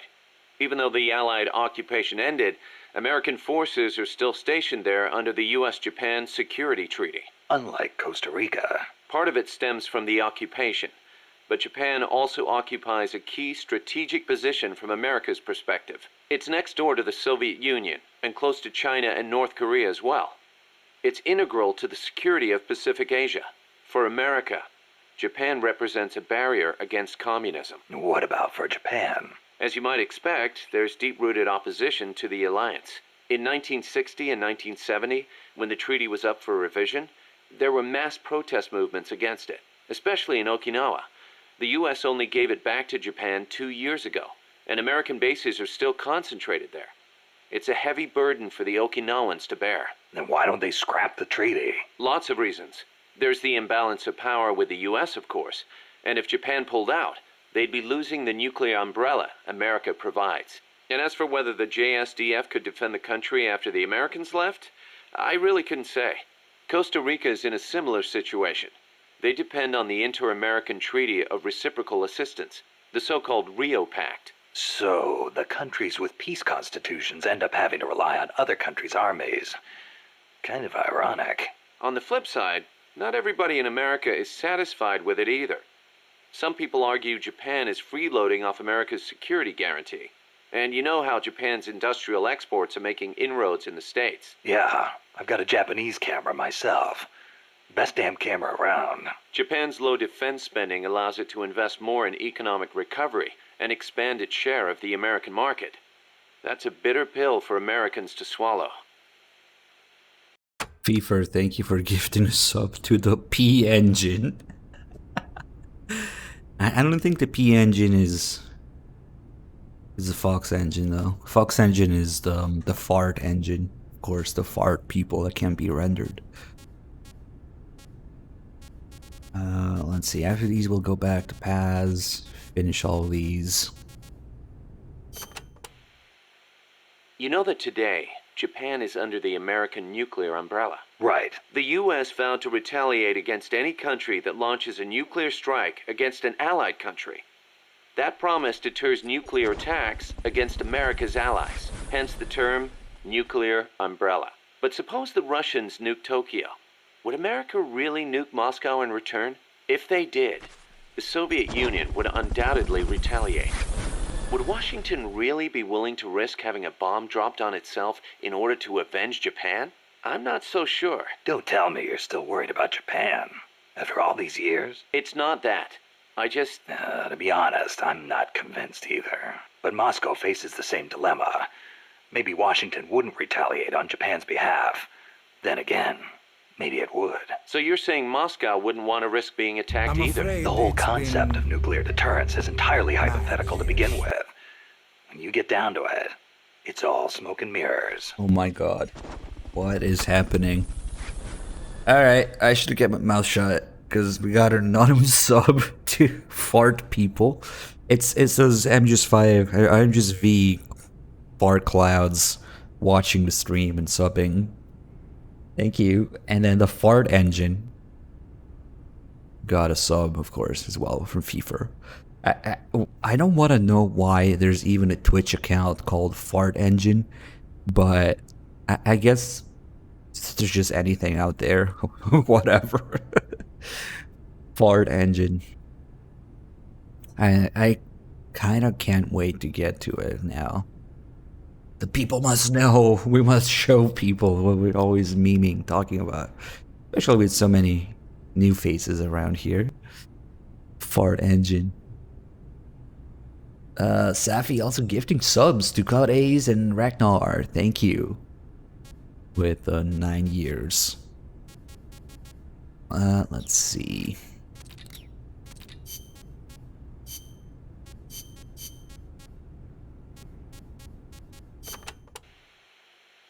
Kaz was telling me Japan has a peace constitution, too. That is right. Apparently, when Costa Rica was drafting its constitution, they looked to the Japanese as a model. Only, Japan's constitution renounces war itself. Unlike Costa Rica. But Japan has a self-defense force, right? That I do not get. I think I will ask Mr. Miller about it next time I see him. He said he used to be in the JSDF. Huh. You're a curious one, are you? Don't study too hard.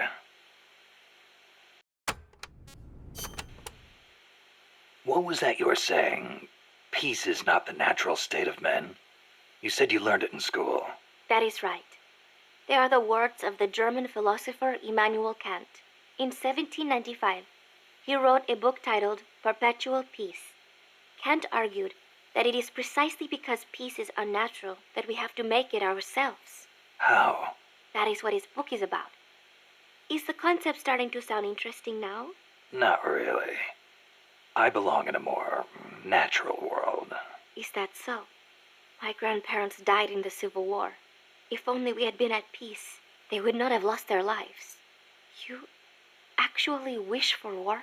It's not like I want to hurt innocent civilians, but if someone attacks you, what are you supposed to do? A country needs the strength to defend itself. Otherwise it faces invasion, oppression, political subjugation. If they would simply stop using force to tangle with each other, countries would not need force to defend themselves. And how would you guarantee that? I... Sorry, but you have to understand how the world works in order to protect the ones you love. That's not to say ideals aren't important too. They are. You are right, Snake. Thanks. Peace. Wow. Snake just settled a gun debate. Gun control debate. On a large scale.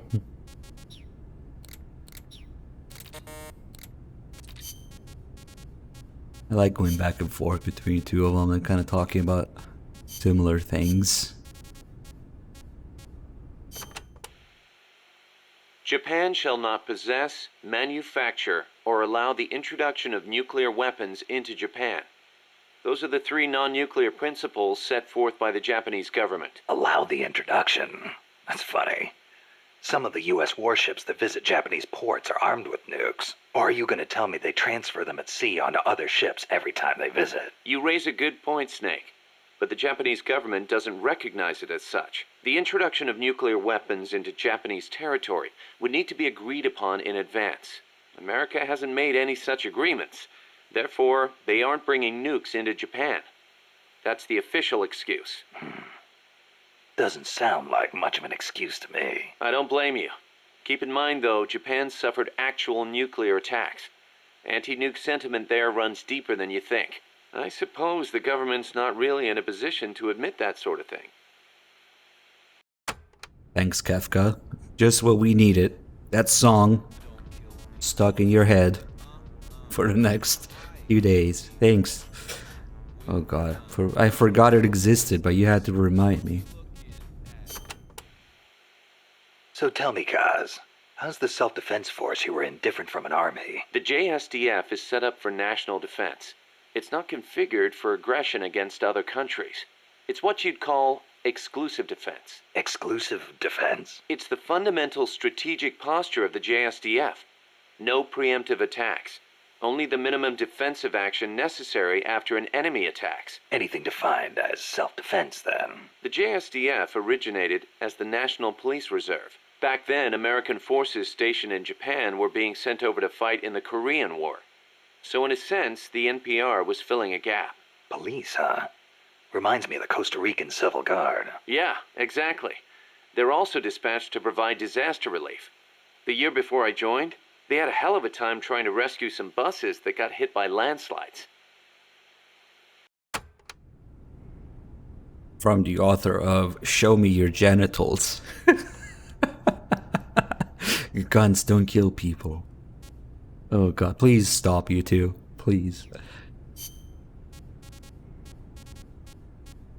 Which came first? Show me your genitals or guns don't kill people? I don't know. I don't want to know. So why'd you quit the JSDF? Because I didn't have a reason to be in Japan anymore. A reason? My mom had died 3 years earlier, so I didn't have to care for her anymore.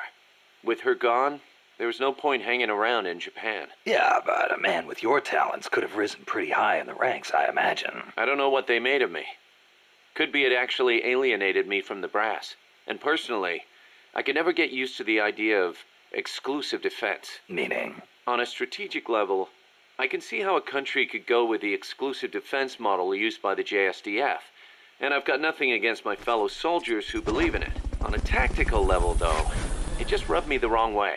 To put it simply, I was itching for a real fight. I figured. And I felt as long as I was in the JSDF, I'd never be able to stand shoulder to shoulder with my father, who was in the U.S. Army. Seeing Yukio Mishima's suicide didn't help either. Yukio Mishima, the guy who wrote The Temple of the Golden Pavilion. The way he questioned the status quo hit home with me. Not that I admired his vision or anything, but it did get me thinking, that's for sure. Oh god, the meme subs. Keep going. Whip it out. Of course, it's a Twitch account name, Whip It Out. Thank you, anonymous supporter. We'll make sure to vote you at the end of MJS2.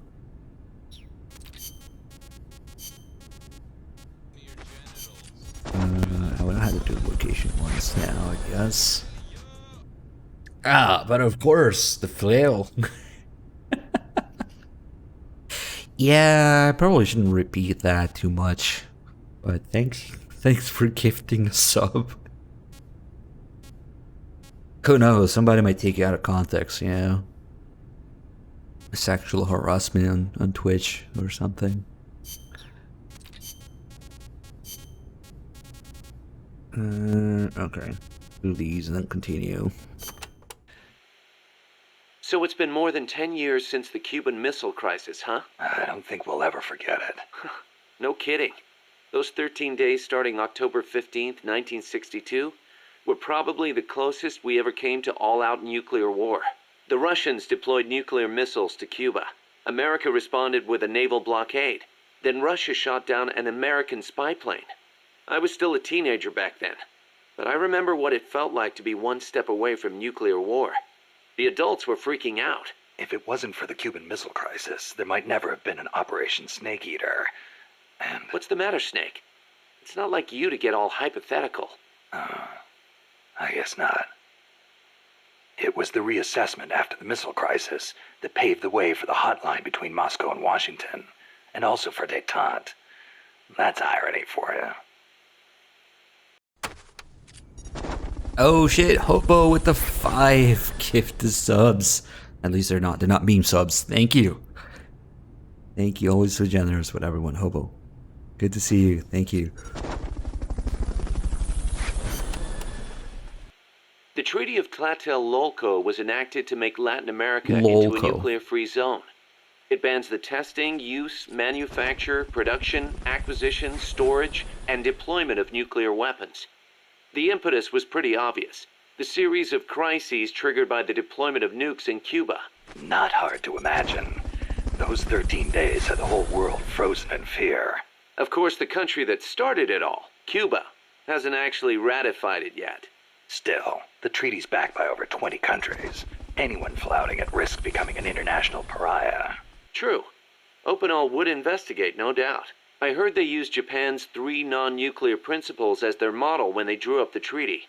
I think the Treaty of Tlatelolco might have been their way of asking nuclear powers not to use nukes against them.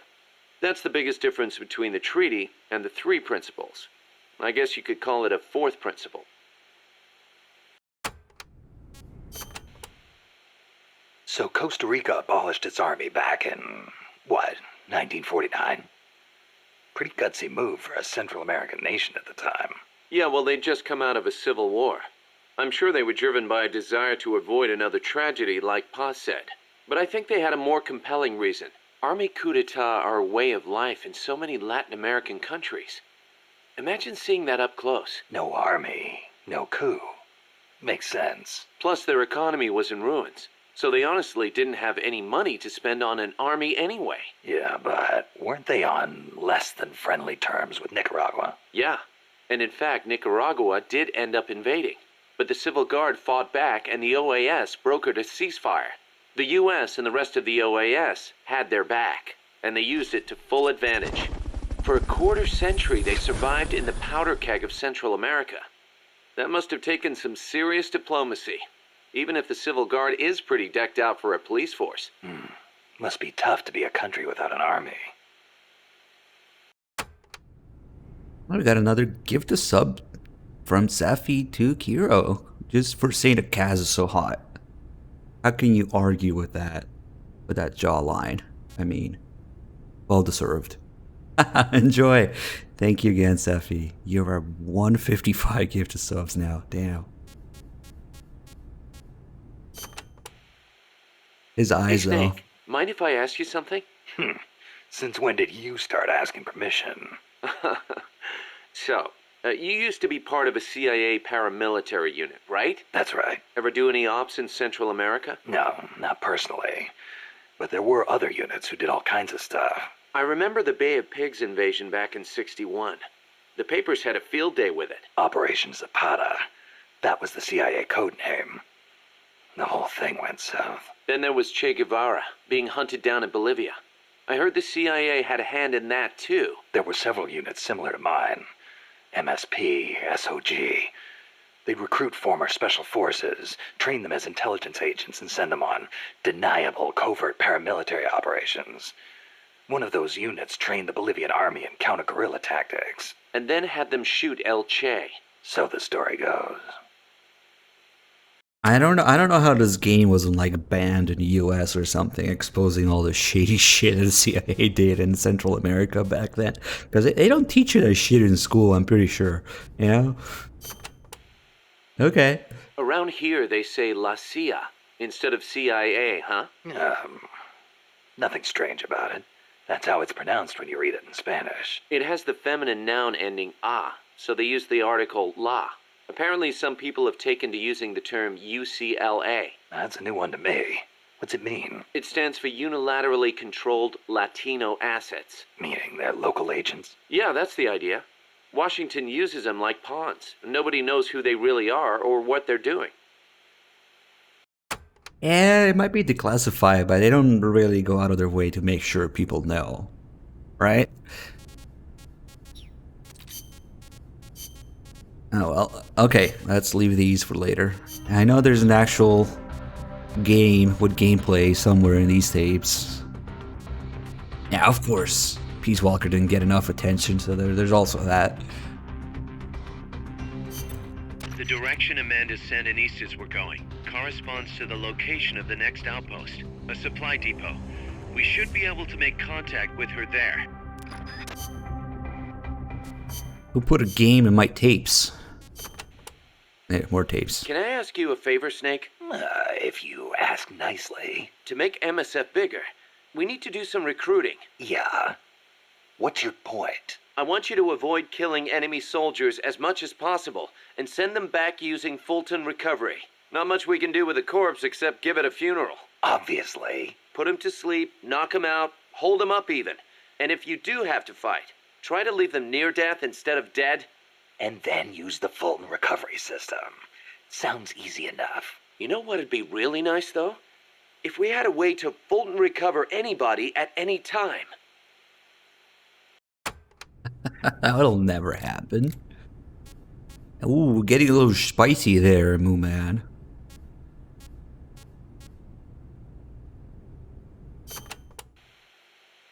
To get to your next objective, you'll need to backtrack along the way you came for a bit. Don't get too comfortable just because you know the terrain. The enemy knows you're out there now. They'll be out in greater force than before. Proceed with caution. Refrain from using firearms unless absolutely necessary. Looks like I'll have to cross the river. Yeah. There's a suspension bridge you can use. It's the only way across. You'll have to be a little creative to keep from being spotted. So, I cross the bridge, go through the swamp, and come to a banana plantation. Complete with its own factory by the looks of it. It's going to feel a lot different moving through that area compared to the forest. Stay on your toes. Got it. Also, you may encounter Sandinista prisoners along the way. Try and save as many as you can with Fulton recovery. I'll keep an eye out. Wait until, just wait until the inevitable Che Guevara debate. Damn. Let's see what we have left here. It looks he actually talks about the things that we see and do. This is a tropical rainforest, just like Bosque del Alba. The temperature and humidity can be brutal. El Senegal means place of mud. No, mud. Great. I'll watch my step. This area often gets flooded by the river. There are canals here and there carved out by water. Good places to hide. But they will also make it harder for you to see. Be careful, Snake. There should be a suspension bridge around there. In lowlands like this? The ground nearby is harder and higher than usual. The river cut through it, eventually creating a valley.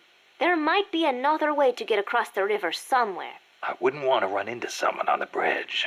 The valley tends to be misty, so you might not be able to see the water from up there. Fall and it will leave more than a bump. I'll be careful. The rendering distance tends to be misty. When a river floods an area, the banks can collapse, creating a marsh. You see a lot of them around here. I'll need to watch the noise my feet make in El Senegal. There is a marsh on the other side of the river too. The suspension bridge will take you there. There's something that I'm really thinking of right now that I've been meaning to check out for a while. And that's gonna be something in the cutscene when we rescue Chico. There's something that bothers me that I might need to point out. But I gotta double check myself. I'm not sure yet. The river running through here is Rio del Jade, or the Jade River. Jade? Are there minerals around here? No, it refers to the color of the water. You will have to go to Guatemala for jade. Doesn't look all that pretty from where I'm standing. We are still in the rainy season, so the river is a little muddy. It will return to normal once the dry season starts. Rivers are an important means of transport around here. They are relatively calm, and there are plenty of canals along the coast too. A boat would be more than enough to transport some good-sized cargo. Like a nuclear weapon. We don't know enough yet. I'll keep looking. Thank you, Snake.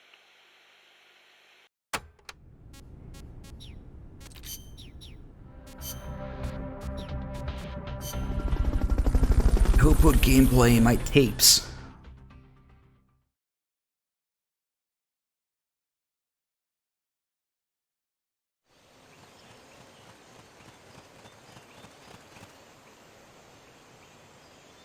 Yeah, let's casually kidnap people. Careful. They've got reinforcements coming. Avoid these guys, though. Don't mind me.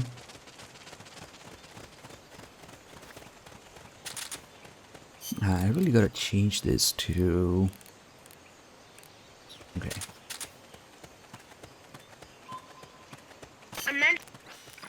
This isn't tapes, so we'll call on the radio to make up for it.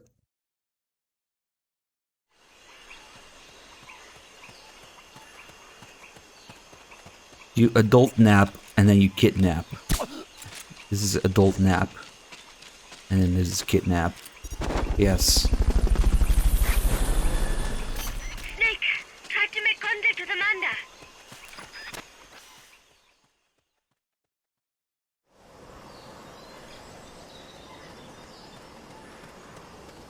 Amanda went across that rope bridge. Hurry.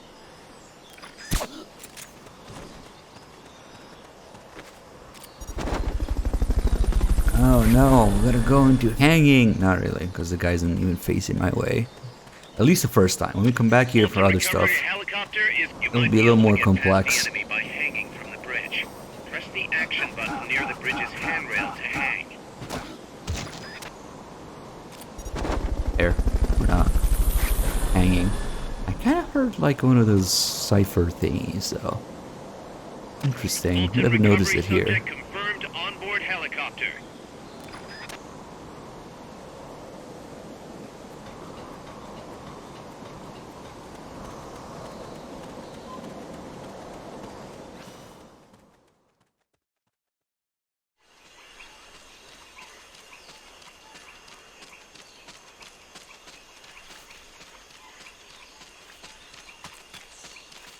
Wait. Wait. Remind me, you're blind. I have 30% camo. I might as well be invisible in Peace Walker. Camo index is just ridiculous.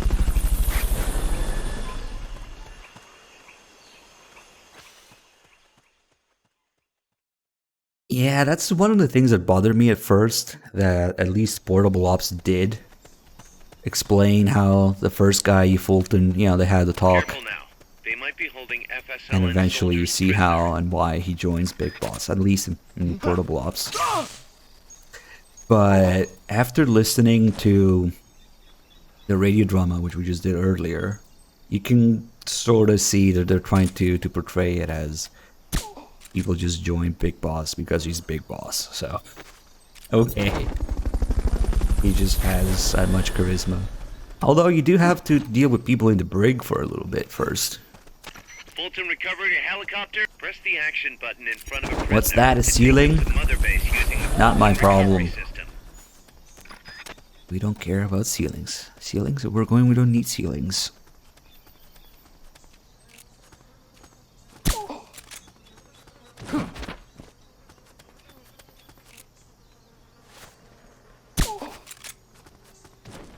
There's another prisoner somewhere. Maybe save one.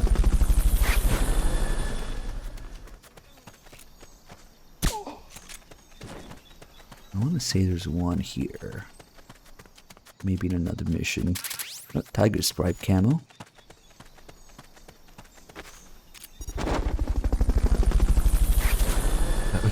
Portable showers. Of course. Forever temporary for 25 years of temporary shower unit.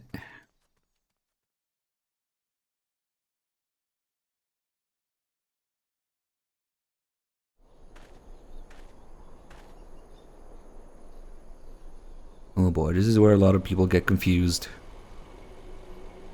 There's so many little mechanics to the vehicles, vehicle fights, encounters that they're not so obvious. If you don't look it up, you can easily get confused and make your life much harder than it needs to be for these. I remember doing the same thing when I first played.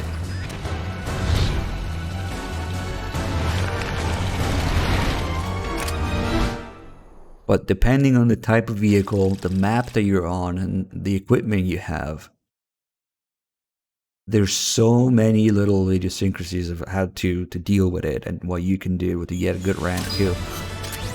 And it's actually quite satisfying to get it smoothly once you have enough stuff. Now for the story missions, it doesn't matter. They're all very simple. There's like maybe one of each. Listen, boss. But later it gets more involved. MSF's grown so much, but it's time we started putting more thought into provisions. Good point. A place this big needs a good stockpile on hand. The Japanese say you can't fight on an empty stomach. Something we learned in World War II. Obviously. Maintaining a steady supply of provisions is one of the basic principles of logistics. So I went ahead and set up a mess hall team. The team members' numbers and abilities will affect the amount of grub to go around. Without enough food, morale will drop. They get hungry enough, and we could start losing people. Anyway, I need you to assign guys to the mess hall team. Copy that. Alright, because people actually eat and need food in this. I know that's I know they got parasites later in V, but right now there's actual food. And the morale is affected by it. Go figure. Let's auto-sign some people, and that should put us... Okay. Hey, look, it's Mosquito. Lobster. Guy named Lobster in the kitchen. Oh, my stomach. Johnny reference. Let's take a look at some of these new guys we got. Amigo.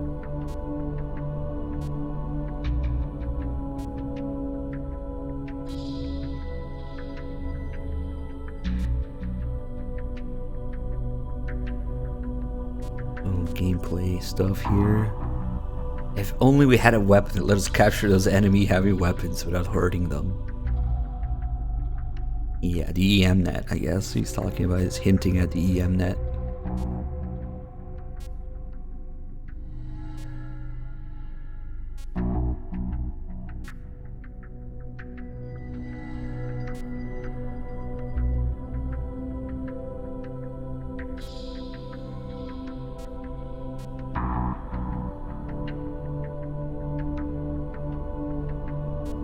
Okay. I'm saving up my pay to buy a house and get married. I hope nothing happens with this guy. Oh, rip.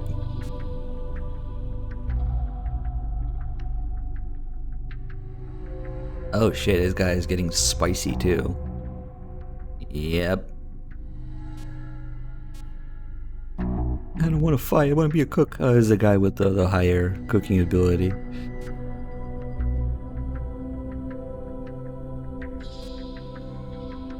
Yeah, there should have been like a Rambo portrait.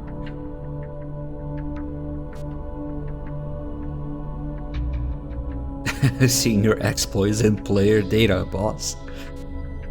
Now look at his face too. He doesn't know how to reload though. He can't reload. Okay.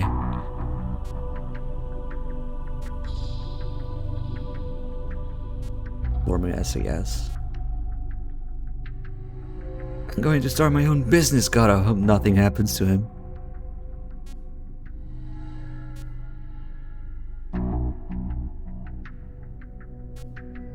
Oh yeah, I forgot to mention that the bigger the weapon, the less camo index you get as well. Is this supposed to be Johnny? This kind of looks like I'm just for Johnny with the shades. Nothing feeds a developer like the sound of a satisfied user. Oh! You did not just go there. This is like a direct message to the player.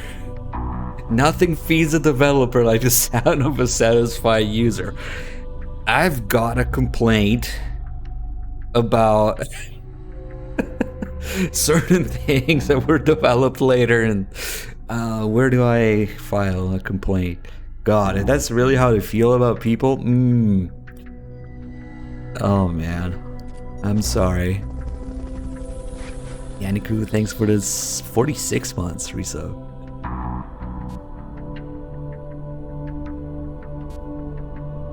We're back at Kaz here, okay. Oh boy, that one hits hard. I think I could legitimately make Kojima cry if I start listing all the things. Hey, that's how he feels. If you haven't talked about MGS-V, I bet I could make him cry out of frustration or disappointment in himself.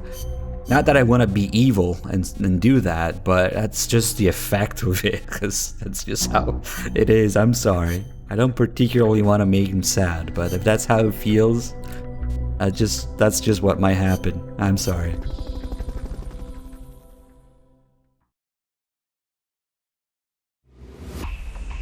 And look, now that there is a clear sense of progression in the map, in the locations, in the tapes, in the events that actually have a clear timeline and sense of, advancement, now we're facing a vehicle which is, kind of like a boss fight going on. So guess what?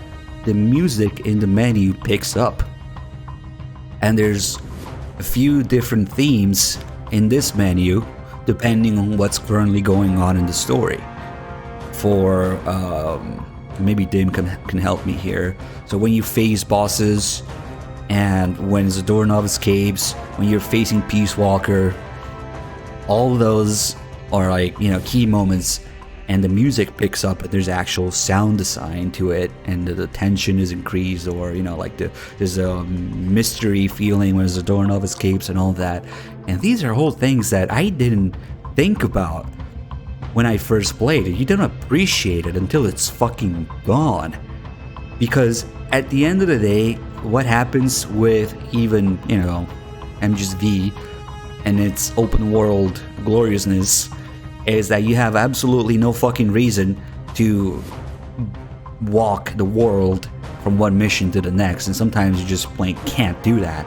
So what it turns into is, again, going back to the menu and selecting the next mission, just like fucking Peace Walker. That's why the mission structure fits so well, and it's basically the same. You have no reason whatsoever to be out in the world, so you go back to your ACC mission menu and select the next mission, just like Peace Walker.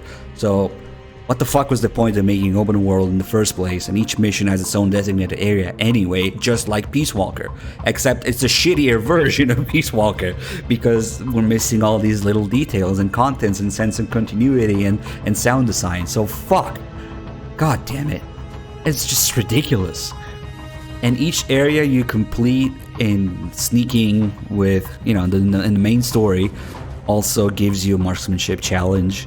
So again, with more complex targets, score, system, time, location, moving targets, different targets, hostages, all that shit, in nearly every location. So again, something that's more detailed. Fuck me, it's just the more I notice is going back to this game after playing V is just so sad and painful. It's like it effectively poisoned my view of this game with all these little things that, yes, I appreciate it more, but it just makes me so fucking mad that a little PSP game has more care and thought and detail put into it. It's just, there is no fucking excuse. But anyway, let's do this. That's an armored vehicle unit, Snake. Either destroy the vehicle or neutralize the soldiers. Take it out. RJ972 with the 59 months, thank you. And like I was saying earlier, there's so many little mechanics and ways to deal with these vehicles that doesn't matter too much for the story ones, but later when you do the more complex optional stuff, it's, again, depending on the mission, the type of vehicle, the area you're in, the gear you have, you can approach it in different ways to make it work for you. And it sounds simple, but it isn't. It can be tackled in many different ways depending on all those factors. So and later when you develop more interesting stuff, of course there's co-op, that's another variable. There's a lot going on, but most people, I feel, don't really give this game enough of a try. I understand it's not for everyone, but you don't appreciate what this game really has to offer until you put enough time into it and get to the more involved parts of it. And unfortunately, not everybody can bear that at first. It's not as simple as it looks from like the main story alone, with all the mechanics.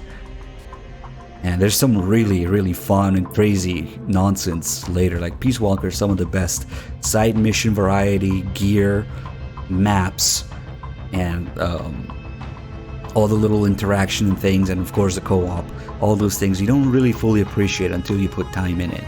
You don't even know what the extent of what the game has in it until you put time in it. It's a little bit of a barrier, I feel, for some people. It's fair. It's not for everyone. I get it, but that's why I want to mention it.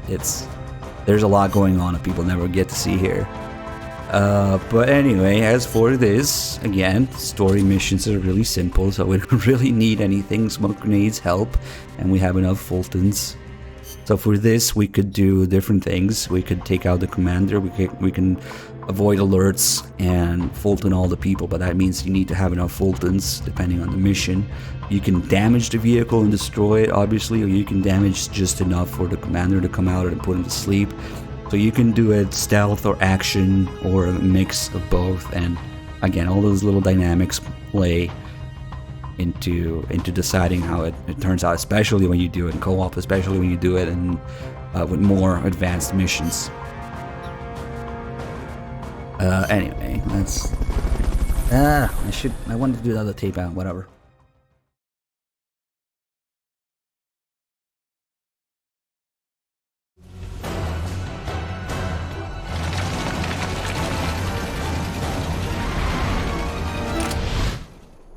I'm willing to bet they didn't stop for a second to think, oh, this game is on PSP, so it won't be as popular. Because again, Kojima doesn't give a fuck about the Western release and English versions of his games. So I don't think we stop for a second to think, oh, this is gonna hurt the game's popularity or whatever. Those are just not the terms they think about.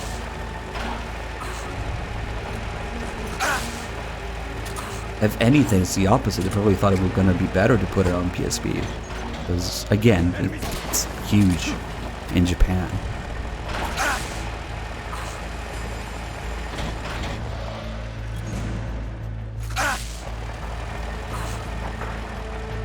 And I gotta put these guys down. The story mission is simple. It only has 8 people in it, so we have enough Fultons for this. But if I didn't, I would have to resort to other ways, such as indirect kills, or just giving up on a good rank, or doing it lethally, or, you know, actually destroying it. But once you know what you're doing, like, it's really simple for the story missions.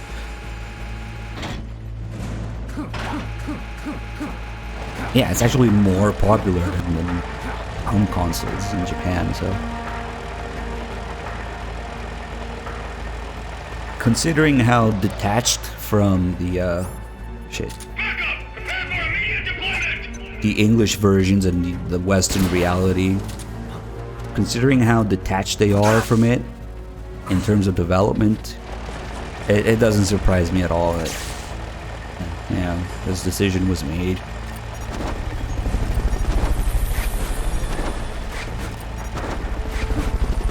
Oh, almost. And Aiden, you're close, but not quite. You're 2 games too far. And that's MGS 3, not 5.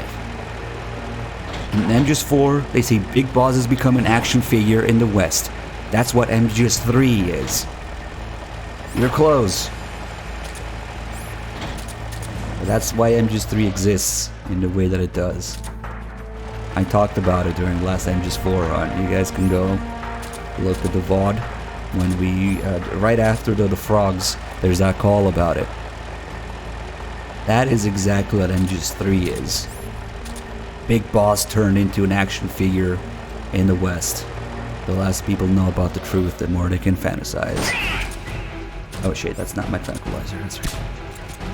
I guess I do keep it as 2 slot and just switch it every time. Okay. This guy is riding with his feet.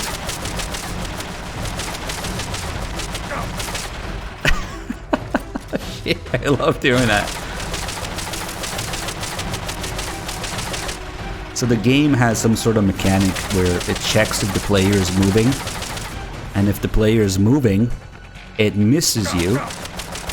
Even if you're in the same place most of the time. So you don't really need to move sideways, you can just do that. It's not 100% safe, but it's pretty close and it's hilarious. We're just kind of abusing this game because it's so easy on PS3 controls, but trust me, this will make you hate life on PSP the way it was originally. Oh no, I'm getting hit. Okay, we can't really... Also, his accuracy isn't that great because it's like the first easiest vehicle.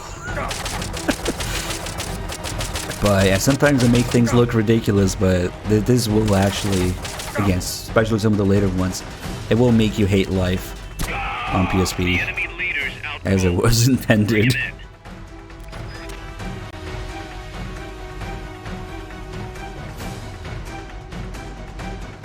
And it's not a great idea to try and dodge the main gun that way, I feel. We're just memeing there. As you saw, it wasn't 100% safe. It just looks ridiculous. You don't want to do that with some of the stronger vehicles. They will shred you in seconds. They all have like different damage stats and health, amount of enemies, damage that they do, so...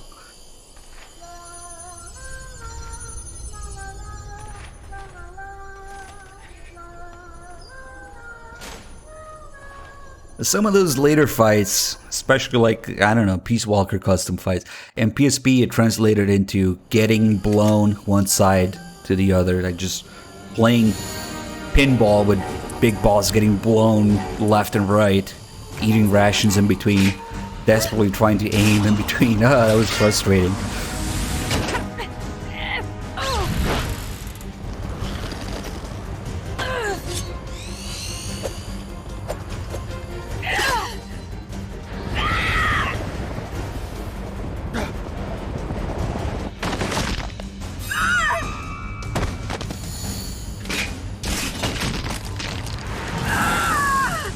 Amanda! Shoot it! You'll fall! Shoot el Chico Libri!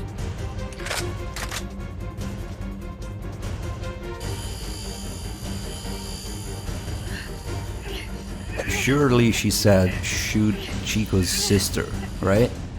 I don't know Spanish, that's what it sounds like. Okay, well, okay. If that's what you want.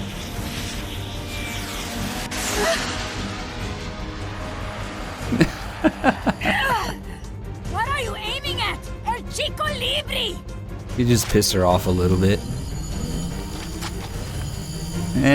Nah. This one's bigger. But there's actually an ultimate scene here. If you mess up, she will do it herself. I will take my own life before I sell out my copas under torture.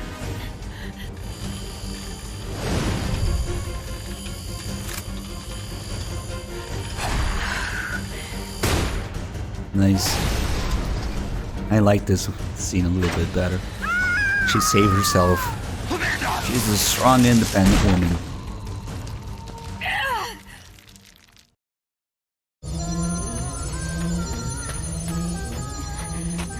Amanda. Chico. What? What is it? Can you roll me one? Tobacco. Oh, yeah.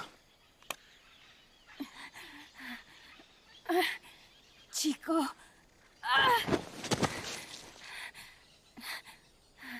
Hold still. I treated him like a kid again. We fought. I didn't want Chico to know. Kept it a secret. Somoza's Guardia chased us out of Nicaragua, across the Rio San Juan, and we ended up here. The only reason we've been able to keep on fighting.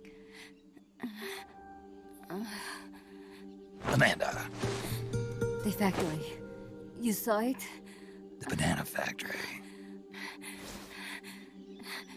A front. It's a drug refining plant. The KGB set it up for us to run. We used the income to buy food and weapons. Mi viejo never said a word, but we all knew. Everyone except Chico. Everything we have, our weapons, our compass. He brought it all together. We were going to rebuild our country. Shut up, show me your panties. Rebuild Nika with our own hands. Even if we had to dirty our hands to do it. But it's all over. We lost our cacique. Papa. I could never replace him. Now they've taken the plant from us too. There's no place left to regroup. No way to fight la revolución.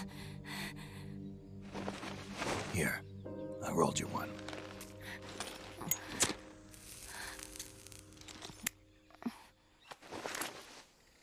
What about you? You're going after that cargo? Yeah. Must be important, Looks that way. It looks like it could be nukes. What? Nukes?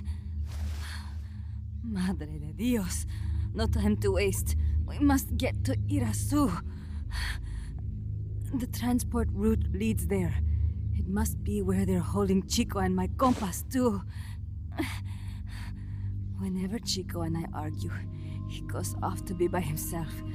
That's why he knows more than anybody about their bases. Chico. You're pretty worried about your baby brother. This is why I'm not fit to be a leader.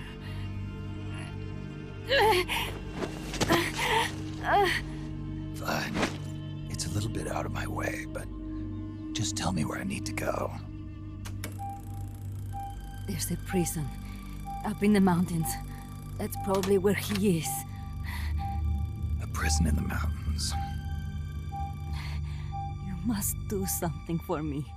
If you can't save Chico, I want you to ease his pain, end his humiliation.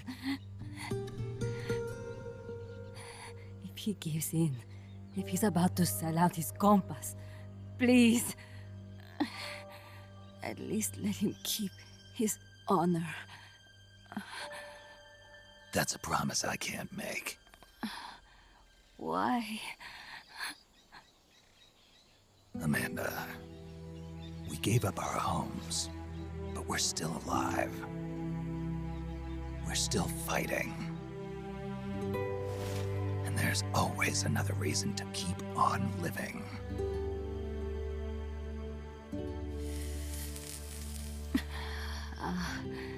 I feel alive again.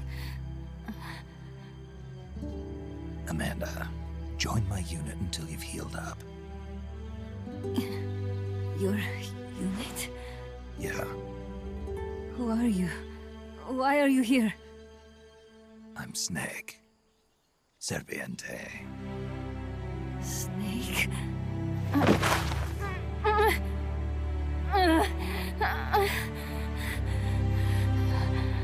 Could it be the great cacique has come to lead us?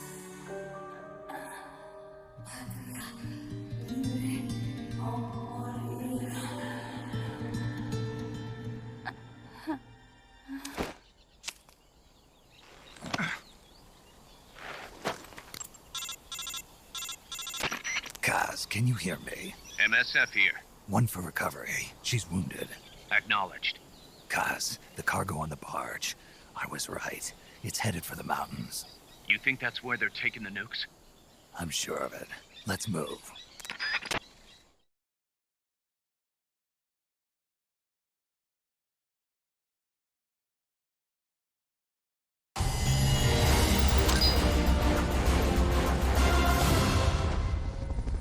So we got a really bad cutscene interaction bonus because we kept messing it up on purpose.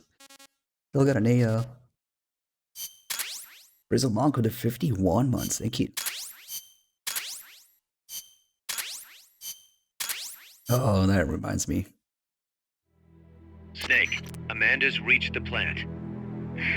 Snake, Amanda, how do you feel? some first helicopter ride. I'll be perfectly happy if it's my last. As you can see, she's doing fine. I set Amanda up with her own frequency, so call her anytime you need to. If you have any questions about American bases or mercenary units, or about El Frente, just ask. And please, do not forget my compas and Chico. Don't worry. It's good to be working with you, boss. Snake, we can monitor her condition in sickbay. Remember to assign roles to any POWs you bring back to Mother Base. How this outfit gets built depends on who we assign to what jobs. That'll determine how Mother Base grows. It's one of your most important roles, boss. Yeah, I know.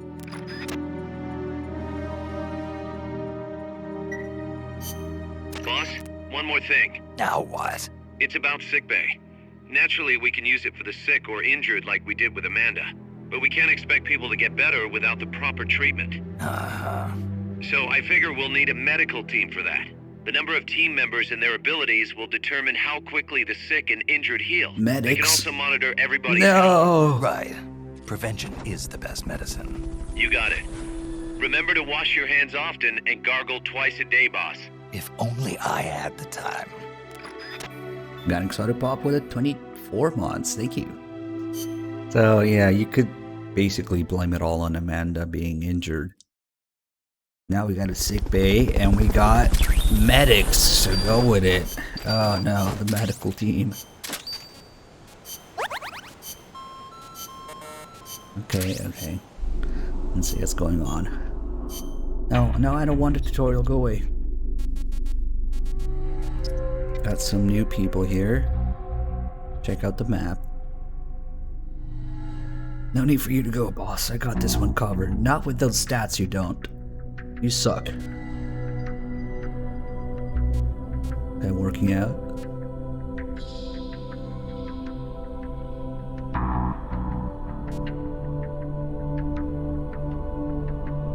Fresh sashimi with Japanese sake. Wonder what kind of fish to get there. So for now, there's nobody in the medical team. Maybe we should keep it that way. So normally, when somebody's injured, all their stats are down, and if you don't keep them in sickbay, they die after a while. But guess what? Amanda's a unique character, so she never dies, which means we can put her in the kitchen anyway. Yeah, and we can now make tortilla chips. Perfect. Thanks to Amanda, we can make what is actually Doritos in the Japanese version. So yeah, we can keep her working with a broken leg. You don't need legs to cook. Yes. So these are just generic, organic taco chips, borderless taste. But in the Japanese version, these are actually Doritos. And the should have somewhere soda. Wow, ×4 lime flavor. This is, you guessed it, Mountain Dew in Japanese. And the 0 calorie soda I think is like Coke. No, it's Pepsi Zero or something. Meanwhile, here's the NARC drink. Police Knots reference, but also the drink of choice for Drebin in MGS4, of course. Pepsi next. Oh yeah, that's what it is. Right.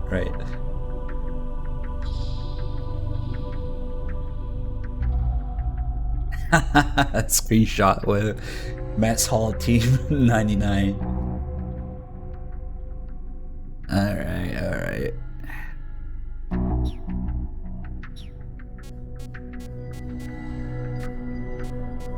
Guess let's develop the Doritos.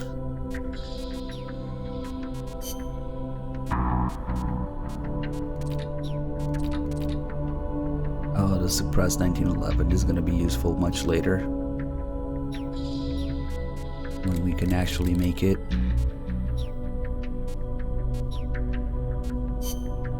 Did I sign these guys? Okay. So now that we got Amanda, we get all of her tapes. Each time you get an important character, you know, we get tapes.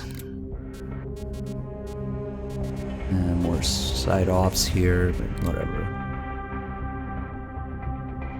No, I get confused with the 3-slot cycle, man. I can't do it. It just sucks when you actually want to switch something out. You gotta like rearrange everything. I can't do that. I'll just stick with 2. Although sometimes when you really don't have to switch, I do use 3, like for the more advanced tank missions. And it's like 1911 tranquilized. No, the 1911 smoke grenades and Fulton mines. Yeah, those 3. I don't know, maybe I haven't looked too much into it. Alright, tape time. Because imagine actually having characters that have something to say and being relevant to the story and having their own background when you get them. Nah, better get some Malak or I keep mentioning Malak because he's the only one who actually has a name. But I think if you listen carefully, they also mention that Malak is kind of like a code name, or what people call him is not his actual name. So yeah, nobody gets a name. The general's number 2, Malak, the CIA agent, the Spetsnaz commander. Yeah, all very memorable characters. Thank you. Since it was founded, my country has not once been able to choose its own path. First Spain, then America.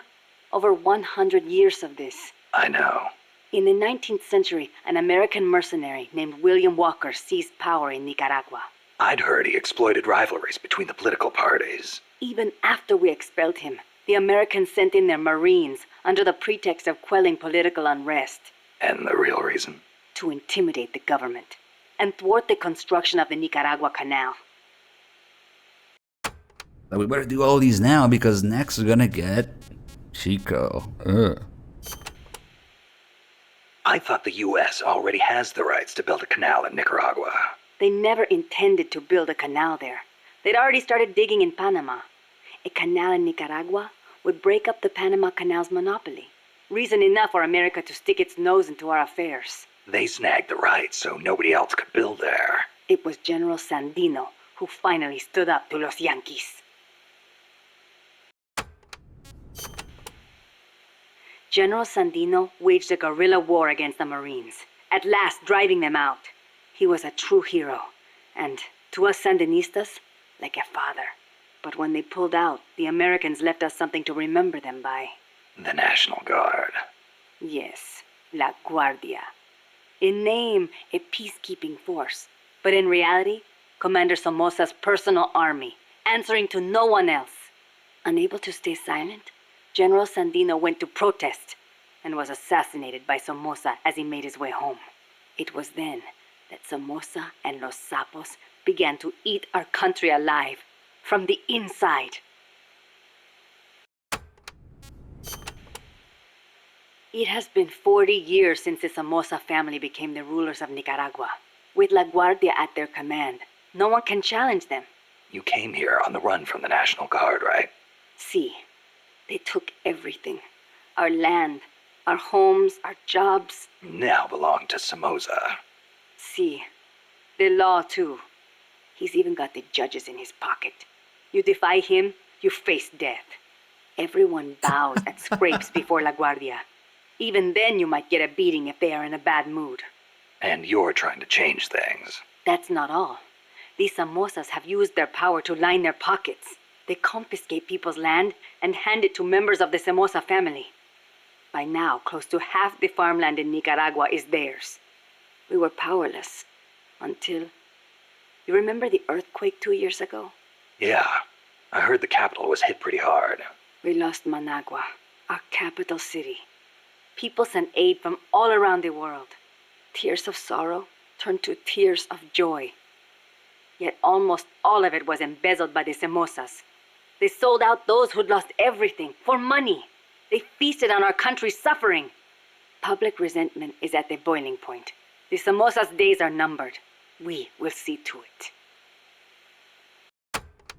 Yeah, I didn't know what a samosa is until people started memeing about it. Like, oh, that sounds strangely close. Unfortunately, oh, I see. Fatska will be on all over that. I still don't think Malak was his actual name to him. If you listen carefully, it's just apparently what they called him, like a code name or something. Oh. But yeah. Sorry, you actually had to look into the deepest lore of MGSV. The first Somoza was originally no more than the commander of La Guardia. Ordinarily, a man of his station could never hope to become president.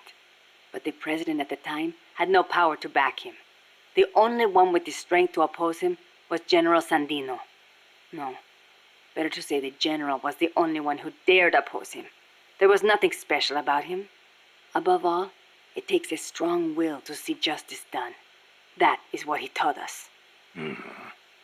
It's also what motivated Somoza to have him killed. Yes, the rest was easy. He got rid of the president, taking office in a sham election. And once he had the power, he never gave it up. Talk about heavy-handed. He had the Americans backing him, that's why. They didn't want to hand over power to a rebellious general. Even so, it's hard to believe Washington would give its blessing to a guy like that. The American president at the time put it this way. Somoza may be a son of a bitch, but he's our son of a bitch. In other words, better a dog or los sapos than an anti-US regime.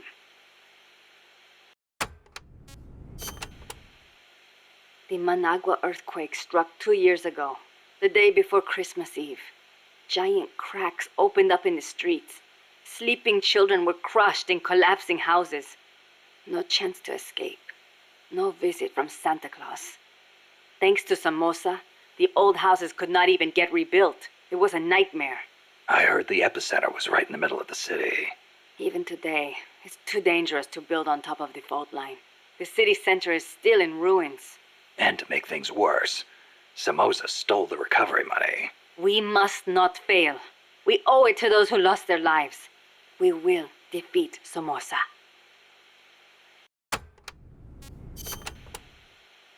We are Sandinistas, the heirs of General Sandino's will. Sandino, the father of modern guerrilla warfare. To you, maybe. To us, he's more like a real father. That why you named yourselves after him? Of course. La Frente Sandinista de Liberación Nacional. The Sandinista National Liberation Front is named in his honor. We share the general's goal, to take back our country's freedom. In his day, from America. In ours, from the despot Somoza. Times have changed, but the song remains the same. Patria libre o morir. That is our slogan. El Che used to say the same thing, you know. Patria o muerte, the slogan of the Cuban Revolution. So, you're fighting for a socialist revolution too, then? No, it's not about ideology.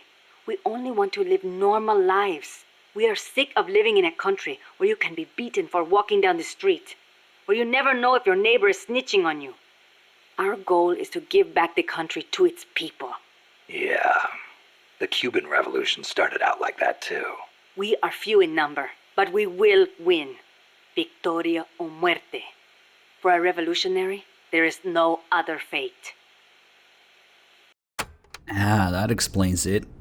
Santa uses parasites to control and fly reindeers. That would explain a lot, actually. Maybe Code Talker is Santa, after all. Kind of looks like him. Well, maybe the end was... Definitely looks like him. Also, those theories where it's like Amanda's father was the end or some shit just because they both have a beard. Oh boy, that's a thing. Yep. Chico's quiet. Augusto Cesar Sandino, general and hero of Nicaragua. 50 years ago, conflict broke out between the political parties of Nicaragua. The U.S. Marines intervened in the name of restoring order. The only one who refused to listen to their call for reconciliation was General Sandino. Huh. One man against the Marines. That takes guts. The general wasn't a professional soldier. Neither were his compadres. And they certainly could not match the Marines' equipment. But he used the land to his advantage, lurking in the fields and hills of Nicaragua, and using surprise attacks to harass the Marines. I know. I've read plenty of textbooks on guerrilla warfare. In the end, he drove them out. He was truly a role model for us. Yeah, but that was the 30s. Didn't the Depression have something to do with it? It takes cash to wage war. Perhaps. But there is no denying what the general accomplished. The people hailed him as the General de Hombres Libres, the General of Free Men. They loved him. And then he was assassinated by Anastasio Somoza Garcia, commander of La Guardia. The father of the current Somoza. Somoza had the Americans' backing. That is the way things were. The general may be dead, and the times may have changed, but his will lives on inside each of us. We are the sons and daughters of General Sandino.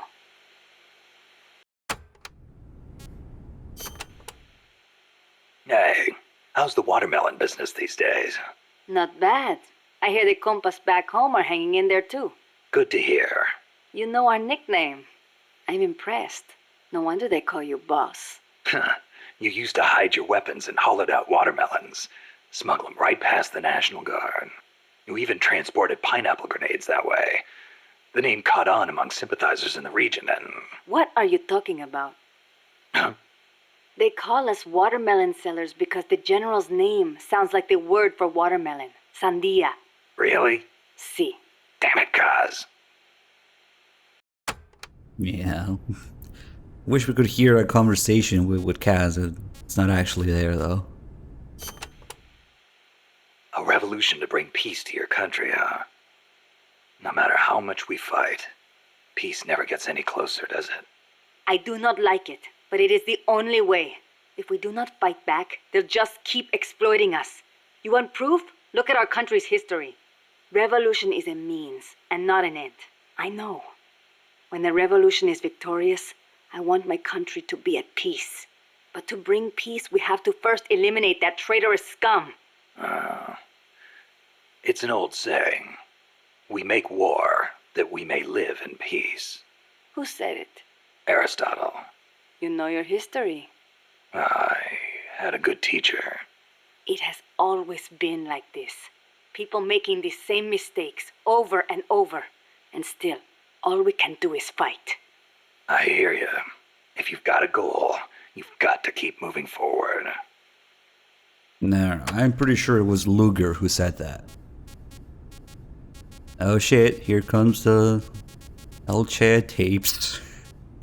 Don't be triggered. There's a few with Miller as well.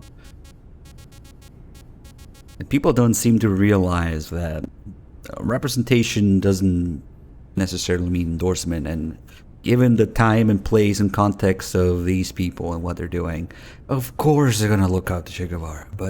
And it's a Japanese game too, so it's like, ugh, come on. Actually, I noticed you called Che Guevara El Che. Not just us. Everyone in these parts does. Che was always his nickname. It does not feel right to call him by his last name. I was shocked the first time I saw you. You look so much like him. I look like El Che, huh? Sort of. Not in the face. It's more the way you carry yourself. I guess Che's a hero to the Sandinistas, too. Of course. The FSLN was formed in the spirit of the ideologies championed by El Che and Fidel. Fidel Castro. So, you're trying to bring the Cuban Revolution to Nicaragua. Well, we were. But Cuba isn't what it once was. Not since El Che left. El Che was a true revolutionary. He fought and died for the people. He worked harder than anybody, and he was a righteous man. Even as a minister of Cuba, he gave up his weekends to work on the farms and public works. As a volunteer, no less. Yeah, I've heard the stories. But when you think about it, wasn't it that obsession that did him in? How do you mean? We can't all be supermen. He thought the ideals he applied in Cuba would work in Bolivia, but he failed to win converts and the support of the peasants, and it cost him his life. Maybe you are right. But at least he did not steal from those peasants, no matter how hard things got. Yeah, I can sympathize with that. There's plenty of guerrillas out there who'd rob their own people to feed their revolutions. If we had a comandante like him, the Sandinistas would find the will to fight. wow, it's almost as if the world is shades of gray and everybody did fucked up things at some point, and depending on who you are and what you're doing, you might look up to them or not look up to them. Wow. Next you're gonna tell me that there is no single perfect person in history. I have no dog in this fight, but goddamn, come on. Let's see. Bristle Monk. So I played V in Japanese, and one of the things that struck me is not really Big Medic, but there's actually a couple extra lines from Kaz. There's one in particular I remember about And a cutscene where he takes off his glasses and you can see his eyes. There's an extra line in Japanese where he says, my sight has left me, and there's like at least there's English subtitles for the Japanese version if you set the language to Japanese. In English, when he says, from now on you will be my eyes, or something like that, in Japanese there's an extra line. He says, my sight has left me. But I don't think it's to be taken literally. Like, he's talking to his men to basically be suspicious about among each other there. So yeah, there's definitely a couple of different lines, kind of weird. But overall, I mean, it's not like they're gonna rewrite or change the character because it's Japanese. So there isn't that much extra big medic nonsense. Let's not forget that even though obviously they kept the Japanese voice actor, there's no way Kojima would have done that to Otsuka, but having Kiefer being kind of like the face of MGSV to the world, that was Kojima's own, interest to do that. And also a little bit of a service to more of the Japanese audience than the English, because of course, there was that largely unaccepted largely decision to change the voice actor in English. But Kojima doesn't give a fuck about the English versions of his games. He just wanted the cool Hollywood actor for himself, and because 24 and Kiefer are fucking huge in Japan too, all while keeping the Japanese voice actor, of course, because he would never do that, because they're actually friends and it actually matters in Japan, and voice acting is a much more respected profession, basically on par with actual acting in Japan. So I think that deserves to be mentioned, that having Kiefer is a service to Japanese audience and Kojima himself, while not giving a fuck about the English backlash or choices or whatever, or the English versions as a whole. If you listen to Kojima talk about it in like countless articles, interviews, and whatever, he is just so disconnected from the reality of the English versions of his games, like localization, translation, and the voice acting, directing, the whole thing with the accents and whatnot. It's just, he doesn't give a fuck. He's just completely detached from it, and which would explain why we got, basically, we did not get, rather, the proper experience with a lot of things in English. Well. You called that giant chopper an hombre nuevo. Si. It means new man. New man? There was nobody piloting that thing. It must be controlled by machine. Yeah, it seems that way. No human being could pull off those crazy maneuvers. But it's not crazy. It's smart. It sings, too. When we first saw it, one of your men said, pilot must be an hombre nuevo. Me? I do not like the name. Why? Hombre nuevo was what El Che was striving to become. What all of us who joined the Sandinistas strive to become. That's why. An hombre nuevo is one who finds joy in virtue and voluntary labor. It makes me furious to see that name given to such a monster. I'll bet.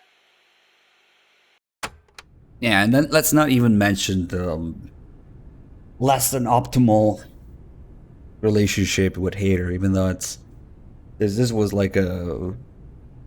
God, I wish I had links where all this material I keep mentioning so you guys don't think I'm crazy, but it was some fucking Skype interview with David Hayter somebody did, where he was, if you listen to it, it's just all in his head, really, because he doesn't give a fuck, I'm sure, but he felt wronged, He mentioned that he only spoke to Kojima like twice in his whole life, and they're not exactly on friendly terms, according to him. Yeah, obviously that would add to the whole thing. Like, Kojima's been trying to get rid of Hater since MGS3, so he had to re-audition because Kojima already wanted someone else, already wanted a big Hollywood actor. He wanted fucking Kurt Russell to voice Snake in MGS3, but that would have been ridiculous at the time. And he didn't have his foot in the door at Hollywood yet, I guess, for that. But yeah, and I just completely disconnected from the English experience as a whole. And for the actors and for the audience. Chico called that helicopter El Colibri. Our name for the hummingbird. You saw how that chopper moved, how it hovered in midair like a hummingbird? A hell of a lot bigger than a bird, though. True, but better than Hombre Nuevo, don't you think?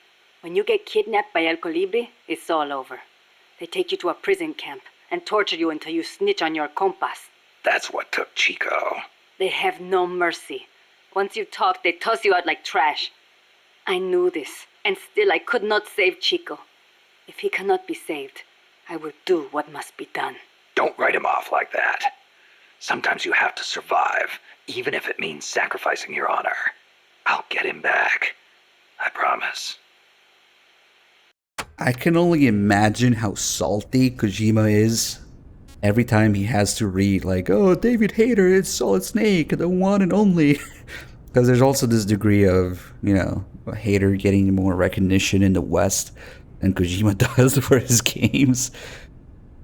Yeah, well, it's a clusterfuck. Let's just leave it at that. The land in our country belongs to us, and yet it does not belong to us. How so? Along the coast, it is all banana groves, and in the mountains, it is coffee. I guess in that way, it is not so different from here. Plantations. Almost all the bananas and coffee are sold as exports. The landlords keep the money for themselves, leaving precious little to the farmers. Worse, the biggest landowners in the country are Somoza and his family. But it does bring in foreign currency. I doubt even that, at least for bananas. The plantations are owned by American corporations. The bananas are processed in factories on the plantations and exported to America from private ports. It's like having little American enclaves along the coast of Nicaragua. But the farmers have no choice but to go work there. Es ridículo. The people have to take their land back. It is one of the things we are fighting for.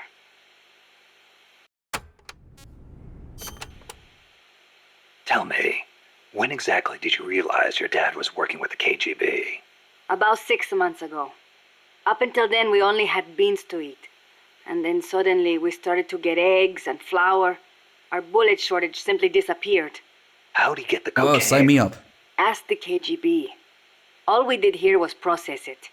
Coca plants grow here too. But to my knowledge, almost all of the stuff we used came from Colombia and Bolivia. It's processed in a factory and then shipped to ports on the Caribbean Sea. Where does it go after that? I never thought about it. I mean, I did not want to think about it. The biggest cocaine consumer in the world is the United States. I'm guessing they smuggle it in on vessels disguised as fishing boats. Wait. La CIA uses that route too. Are you telling me they're selling cocaine to their own country? Looks that way. Those bastards are turning their own children into junkies? Are they insane? No. Just afraid. Afraid of a communist Central America. Yeah, we're kind of facing an ammo crisis right now. We could use some revolution too. Yeah, also less than optimal relations with translators, localizers for both MGS1 and 2. It's just, it is a sad story. I'm not surprised he's so detached from all of it now. Well, even more so now than Metal Gear as a whole, of course. Amanda, when did you join up with the Sandinistas? About a year ago, when I went into the mountains with mi viejo and his group. I thought your dad was with the FSLN from the start. No, he fought alongside General Sandino, but after that, he retired for a while. He found a job, got a wife and a house, and raised us kids. Then one day, some Sandinista students came by. And he felt the old fire in his belly. Something like that. All he did was help them escape from La Guardia, though. But then La Guardia showed up. They broke into our house and began pushing him around, shouting questions. I'm guessing he kept his mouth shut. No matter how hard they hit him. Our house was trashed. After that, he was on their list. They harassed him day and night. It was only then that he gave himself over to the Sandinistas. He kept it hidden from us at first, so we would not get hurt. He sounds like a good father. He was. But my mother got fed up with it. She left us. I don't blame her. Why didn't you go with her? It was a hard decision for sure. But like my father, I could not let Somoza get away with his crimes. But most of all, Chico. He is too much like his papa. One way or the other, he was going to stay, and I could not leave him behind. Soon enough, La Guardia drove us out, and we found ourselves in the mountains. It just kind of happened. Well, for an accidental revolutionary, you sure put up a hell of a fight.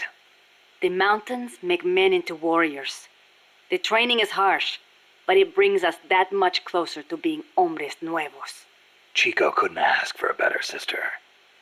I can see why they picked you to be Comandante.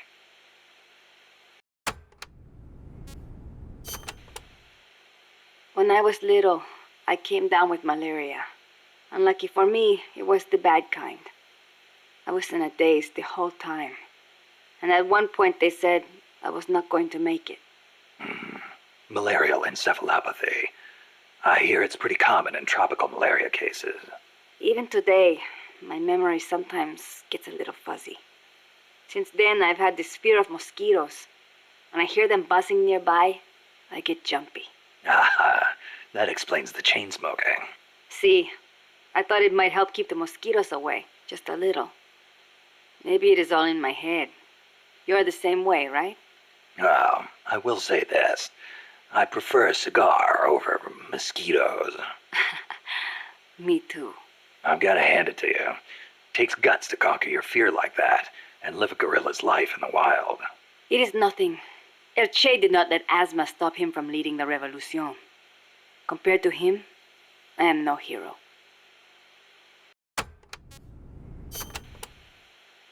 I'm sorry to hear about your dad. Thank you for saying that. Mi viejo was the leader of the Frente. He was the last of the generation that knew General Sandino. He saw the general's exploits firsthand as a boy. He would tell us stories about it all the time and about how the general was assassinated. Did you know he was getting money from the KGB? I had some idea, but I did not have the courage to confront him about it. I know it was a painful decision for him to make. I can imagine. Yes, my father was a good man. I loved him as a daughter, and his soldiers believed in him. Thanks to him, La Frente held together even in the worst of times. I don't know if I can ever fill his shoes.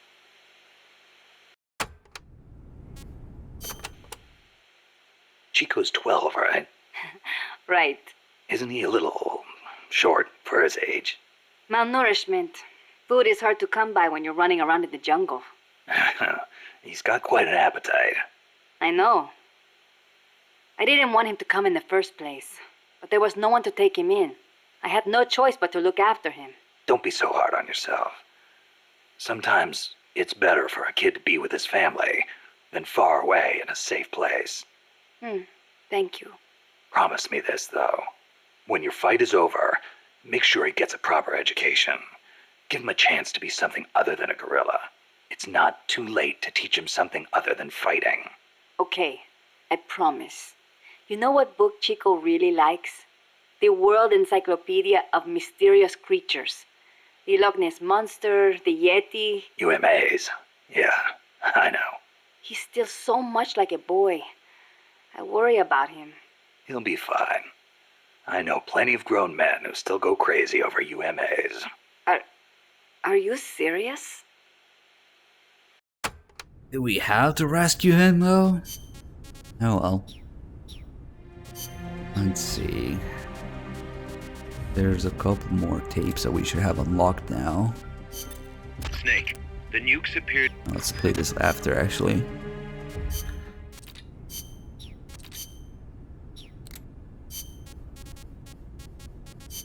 There you go. So I hear Amanda mistook you for Che Guevara, Snake. That's not too bad, huh? Yeah, right. I'm not even worthy of polishing his boots. Don't be so modest. From where I'm standing, your men see you as a great man. As great as the century's most complete human being. That's Sartre, right? Well, there's hardly been a more iconic figure of his times than Che. Oh, he was more than that. He was a true revolutionary and a great warrior. I'm with you there. Can you believe that when he first went to Cuba with Fidel, they had only 12 guys with them? But they rallied. They brought in new recruits, won the support of the peasants, expanded their organization. And in the end, they overthrew the Batista regime. People flocked to them because they were honest. They won because they were strong. Those are the qualities that make men great. You know, we're kind of in the same boat they were back then. Here we are, a handful of mercenaries taking on an army backed by the United States. Yeah, we've got a long way to go. But we've got to keep on going. It's not just about winning in battle. You need to think about recruiting people and growing this operation. Got it.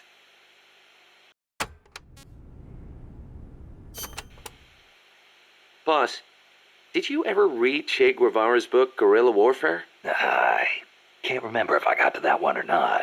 You should have. That's why I lent it to you.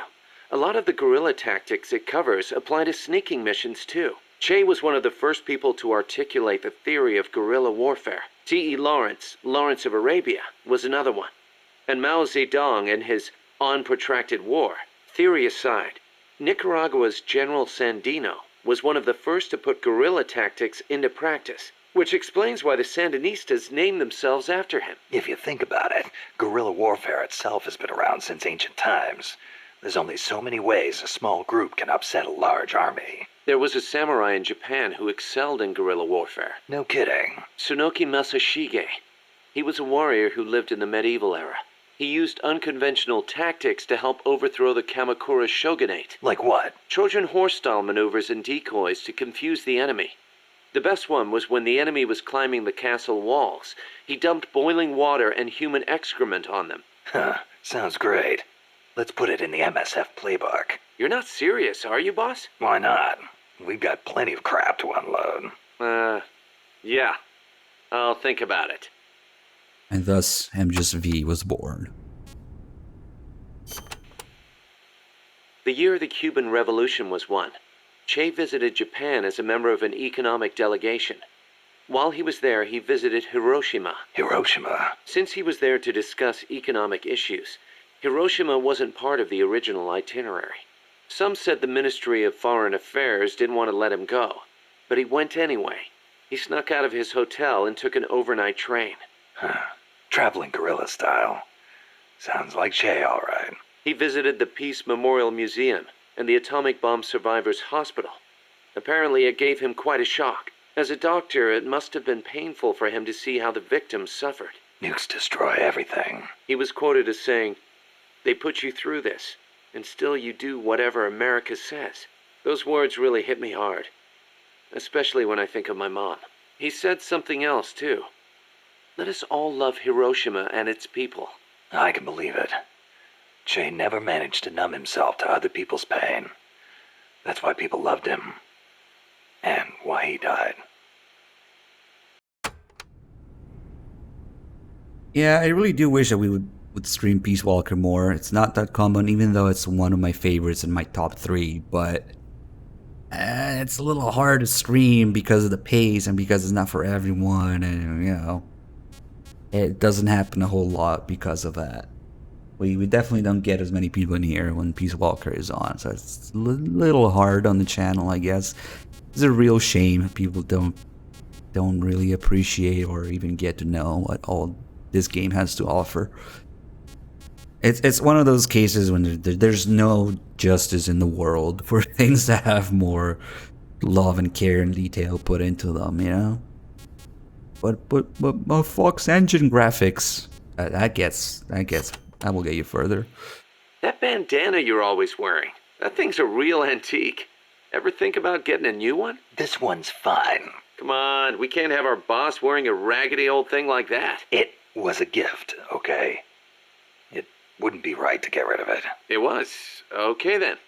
Speaking of which, Che supposedly had a black scarf he used to take everywhere with him. A scarf? One of his comrades gave it to him when he broke his arm in battle. Che used that silk scarf as a sling, and the comrade who gave it to him became his second wife. Alida, right? Even after his arm healed up, he never went anywhere without that scarf. What about you? You get that bandana from someone special? No, nothing like that. It's important to me. That's all. He doesn't want him to know how he got it. Yeah, the boss fucked up my arm and I had to take it off her. Oops. But he does the same thing. He uses it as a sling in MGS3. The Che Guevara references back in MGS3 already.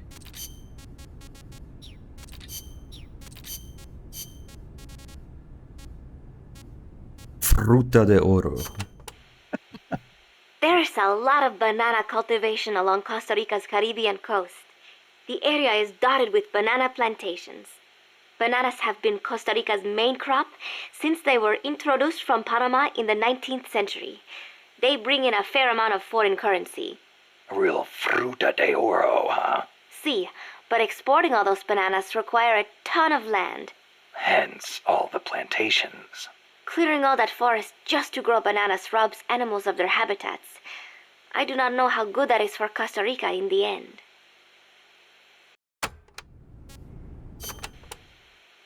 Panama disease was rampant here about 20 years ago, putting a lot of banana plantations out of business. Panama disease? It is caused by a type of fungus. Apparently it killed off almost all the banana species that used to grow here. How could that happen? Cultivated bananas do not produce seeds. You have to remove and transplant part of the stem yourself. You plant them in the fields. So you've got acres of identical plants? See, when one plant is infected, the disease spreads quickly. Species lacking genetic diversity become weak. They grow different bananas today, one said to be resistant to Panama disease. Yeah, basically all bananas are clones of each other, and that's what Liquid was talking about in MGS1.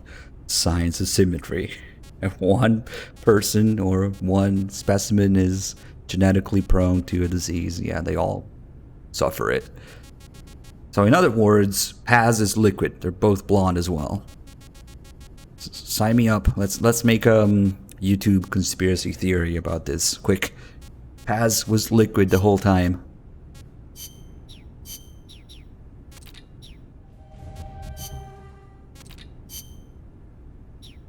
Oh, there's the tape I was talking about where they talk about Zero. Aldea de los Despiertos means Village of the Awake. Weird name. The area is littered with coffee fields, and there is a factory nearby. The villagers are fans of coffee, so... Ah, they don't get much sleep, huh? They've got a sense of humor, all right. I cannot believe they would take over a place like this and use it as a prison. It is unforgivable for both the CIA and the thugs they employ. All the villagers wanted was to live in peace. What gives the CIA the right to crush them like that? They don't care about anyone's rights but their own. It's just the way some people are. Maybe? You really think so? Don't worry. It just gives me the right to teach them a lesson. Shit, it might not be this one. Which tape is it where they talk about Zero and coffee and tea? It's not the Costa Rican coffee tape, and it's not this one. Oh, I'm forgetting. Maybe one of these? No, it's not in her diary. I mean, she talks about Zero in her diary too, but no, this is a conversation between her and Snake. I should be able to get it pretty early. I usually get it early. Probably one of these that I haven't done. No, it's pretty early, I think. Maybe just remember wrong.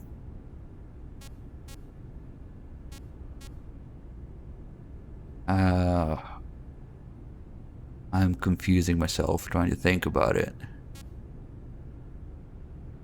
Maybe it is later. Yeah. Maybe. But it has something to do with the coffee tapes here. I don't think it's one of the environmental ones. Anyway. Snake, the nukes appear to have left the coastal marshes and reached the mountains around Irazu. But without a guide, it's gonna be tough tracking those things in the mountains. So we need you to infiltrate one of their bases, a prison facility. I hope nothing's happened to Amanda's brother. I hear you. There may be other Sandinistas held there too. To bring them back safely to MSF, use the Fulton recovery system. As I'm sure you know from experience, it's completely harmless. After all, you won't have time to sit there and convince every single one of them to join. One other thing, Snake. Amanda. Those CIA bastards confiscated some of the houses in the village. Chico's got to be inside one of them. Houses, huh? How do I tell which ones? When they took over the houses, they installed new front doors for security purposes. The new doors are blue, with peepholes, so you can see what's inside. Blue doors. Got it. You're getting close to the end of the transport route. Good luck, Snake. You enjoyed the bananas. That's why. Are you denying it? Haven't you already peeled most of my comrades? Oh, what the fuck. Give me the 1911.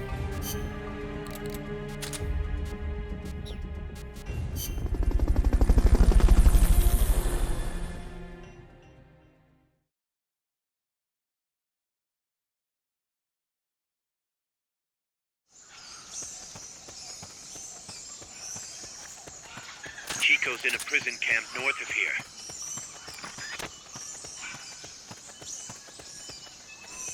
So, I'm gonna take maybe a screenshot during this cutscene with Chico because there's something that's been bothering me about it and I want to look at it more closely and maybe point it out. It turns out that I'm right. Something is off with it. The basin ahead leaves you completely exposed. There's a peeler inside you. We were created to be that way. Created? The bananas to rape.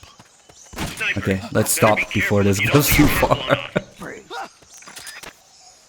Look at this guy practicing his SVD reloads. Not you. Fulton recovery helicopter is complete. I wish I had something to zoom in with, but okay. So he's got a bunch of 1-round magazines.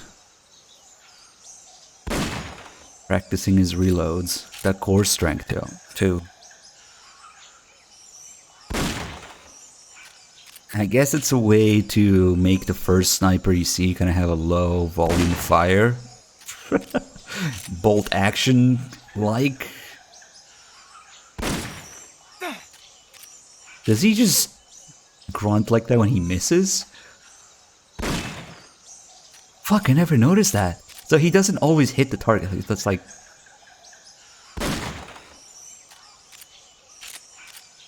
and 15 yards with an SVD. Yeah, that's hard. So wait, when he misses, he grunts like that? Yeah, he does! Holy shit!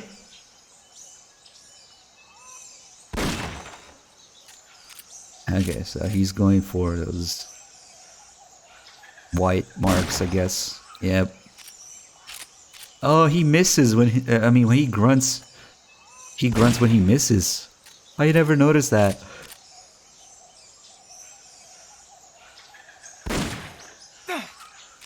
Trigger control.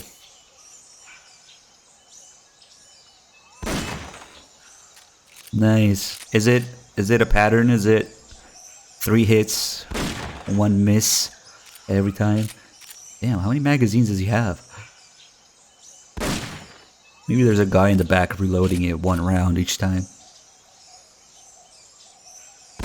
Yep. Alright. This guy's actually a high-level intel guy, but we can't get him until we have the Fulton Mines or launcher. That's how they troll you with it. They put the higher level guys in the noob missions. Yeah, you would have to farm them. Fulton recovery subject confirmed onboard helicopter. Alright, time for Kaz to be a rail nerd. They're using the Scarecrow for sniper training. Those tracks used to transport coffee. They're using that village as a prison. Railroads in Costa Rica use 1067mm gauge tracks, the same as Japan. Shut up, nerd. For some reason, Kaz is a recording fan and a brain fan. Okay, he likes locomotives. Boss, please. You have to help Chico. He likes to record locomotives. Those tracks used to Head north if you... Those tracks That's it? We gotta save Chico, Snake. Chico's No. in a prison. Please, Snake. Those tracks used to transport Okay. coffee. They're using that village as a prison now.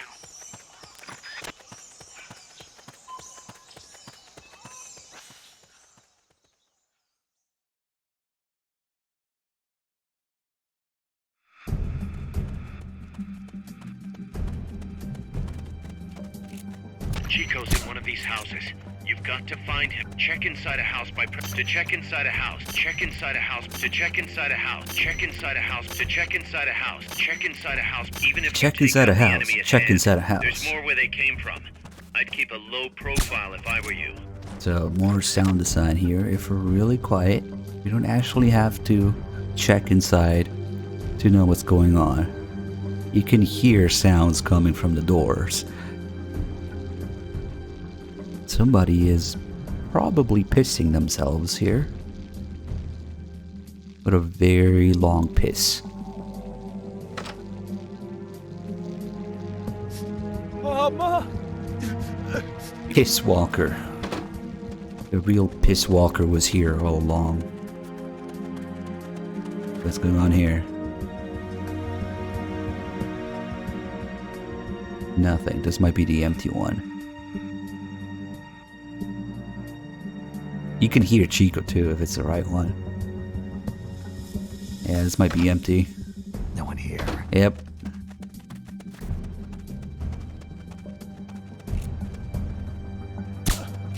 Supposedly the houses being used to hold prisoners have been fitted with blue doors.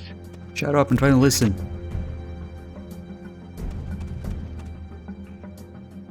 I should just run up to his face. We're under attack! Nope. Free.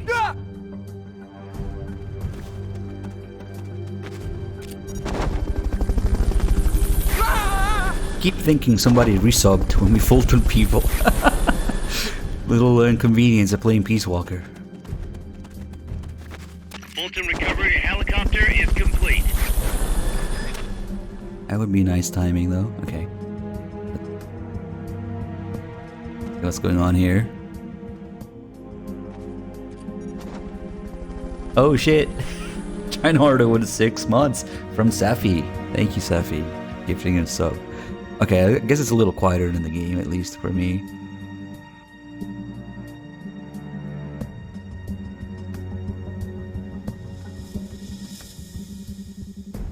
Another empty one?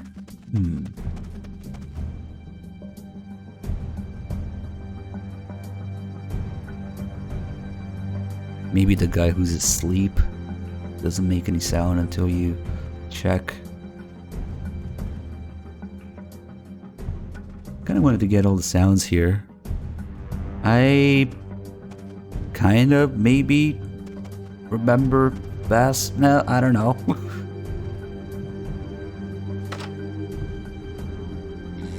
Yep. Okay, sleeping guy also doesn't make any sound. Fulton just got Fultoned. Not this one. Taffy again. Good job.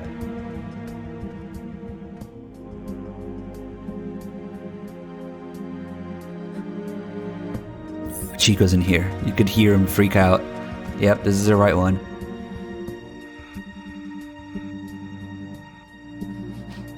Yep, you can hear him. Nice. Very easy to miss. You can just check. Why would you stop and listen? Alright. I'm gonna take a screenshot, and fair warning, this is gonna be a possible gun nerd moment when Snake reholsters his 1911. There's something that bothers me about it, so I want to take a closer look at it when it happens before we take a screenshot. Okay, Dim. So it should be soon.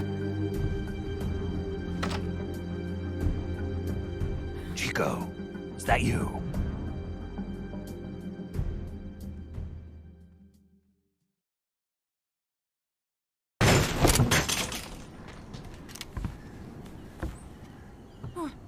Who's there? Chico, it's me. You're that photographer. That's right, a war photographer. Huh? I thought you were here for the birds. Yeah, the birds of the battlefield. Whoa, is that chess? Can I see it? Wow, the same kind of chair used. You can't keep it, kid. Here, have these instead. Those photos. Huh. Oh no, Amanda! She's safe, don't worry. You sure? We're patching her up back at my place. She's hurt? I said, don't worry. It's just a broken leg. You got any cigarettes? A cigar, huh? Hey! It's not for kids. Chico, do you know where they took the cargo? Cargo? What cargo? Let me rephrase that. How do they get stuff from the coast up here? Oh, that I can tell you. When the cargo gets to the harbor, they first send it up the marshes on a barge. Then, they load it onto a jungle train past the banana plantation and transport it by rail. The train stops here. When it gets to the train terminal past the coffee plantation, they reload it again. This time onto a truck, which disappears into a tunnel heading toward the mountains. Disappears? Chico, what's on the other side of that tunnel? Nobody knows. None of our compas ever got close enough. He's protected by a spirit. A spirit? Yeah, a giant monster. El Basilisco. The king of snakes. No, really, I saw it. I was camping up there one day, and just as I was waking up around dawn, I heard this loud noise. I opened my eyes and saw an enormous shadow. Must have been 30 bara at least. He was walking, on legs as big as trees. Where did you see it? At the terminal near the tunnel, but I only saw it that one time. What exactly were you doing there? Well, me and my sister got into a fight. And you just happened to go camping. You know, their train should be arriving at the place I saw El Basilisco right about now. Is it far? No, really. Go past the coffee plantation, and it'll be to the north. What are you chasing? Something that could keep the world in balance. Or destroy it. Huh? I heard that place was a narcotics plant before those guys took it over. But you already knew that, didn't you? Look, I get it. Even revolutionaries need to pay the bills. Still, must be tough for a kid like you to swallow. You're damn right it is. The route they use to transport stuff is the same one mi viejo used to smuggle drugs. He sold the drugs to the Norte Americanos and used the profits to fund the army. They tried to keep it hidden from me. Is that why you went camping? Yes. I managed to sneak into the plant a few times and I tried to set it on fire. Everyone treats me like a child. I couldn't stand it anymore. I'm not a kid, I'm 12. Couldn't do it though, could you? Chico, growing up means choosing how you're gonna live your life. To do the right thing, you sometimes have to leave the things you care about behind. Parents, family, your homeland. But mi viejo.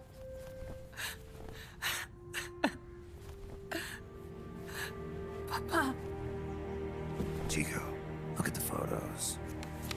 Mi viejo.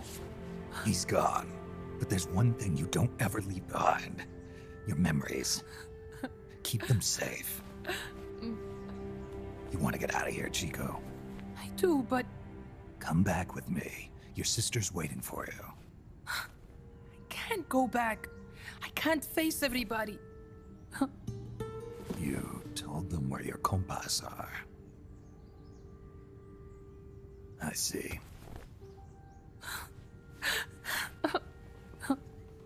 Nothing to be ashamed of. Pain gets the better of us all.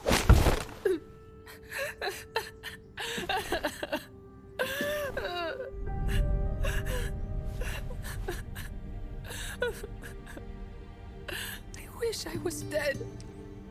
Okay, here it comes. Okay then. I'll put you out of your misery. What? Any last words? Shoot. You are only going to kill a man.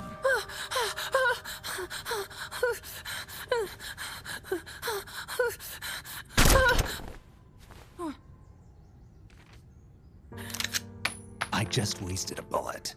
Don't waste your life. Listen to me, Chico. You died here today. You understand? You're hombre nuevo. A new man. Now, give that new life to me. Huh? Fight with me, little soldier. Show me how strong you really are. Dry your tears, then promise me one thing. No smoking until you get older. Remember, real heroes are never as polished as the legends that surround them. You got it, boss. Snake is fine. What's that? Ah!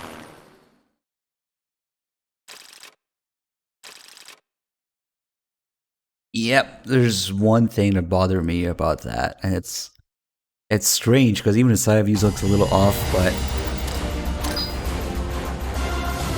especially when he reholsters it. Okay, so I took a screenshot. It's a little fuzzy because, of course, we got the art style going on.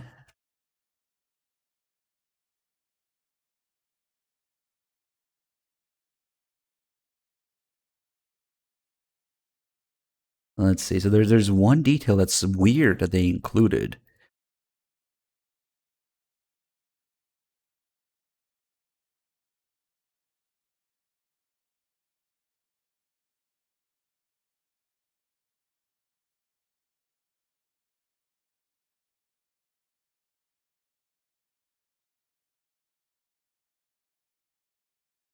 All right, little gun nerd moment here. Why is it see-through? See that little block in front of the rear sight? That is a firing pin block safety on the Beretta 92. Why the fuck is it there? What is supposed to be a 1911? Unless there's some other guns that have that, that's a very, very distinctive thing. I'm always open to learning more, so if I'm wrong, do mention it.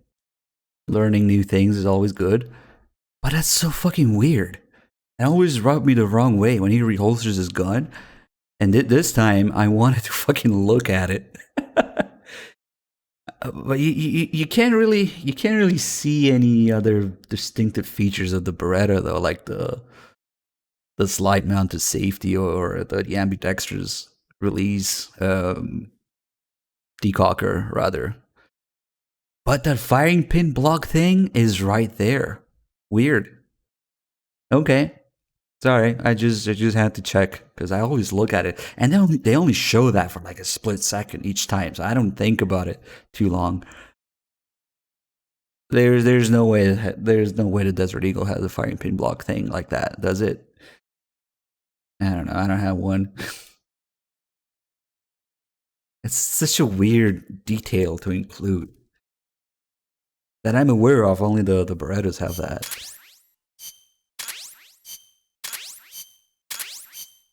It's there. Snake, Chico made it over. Snake! Chico, you made it. Made it.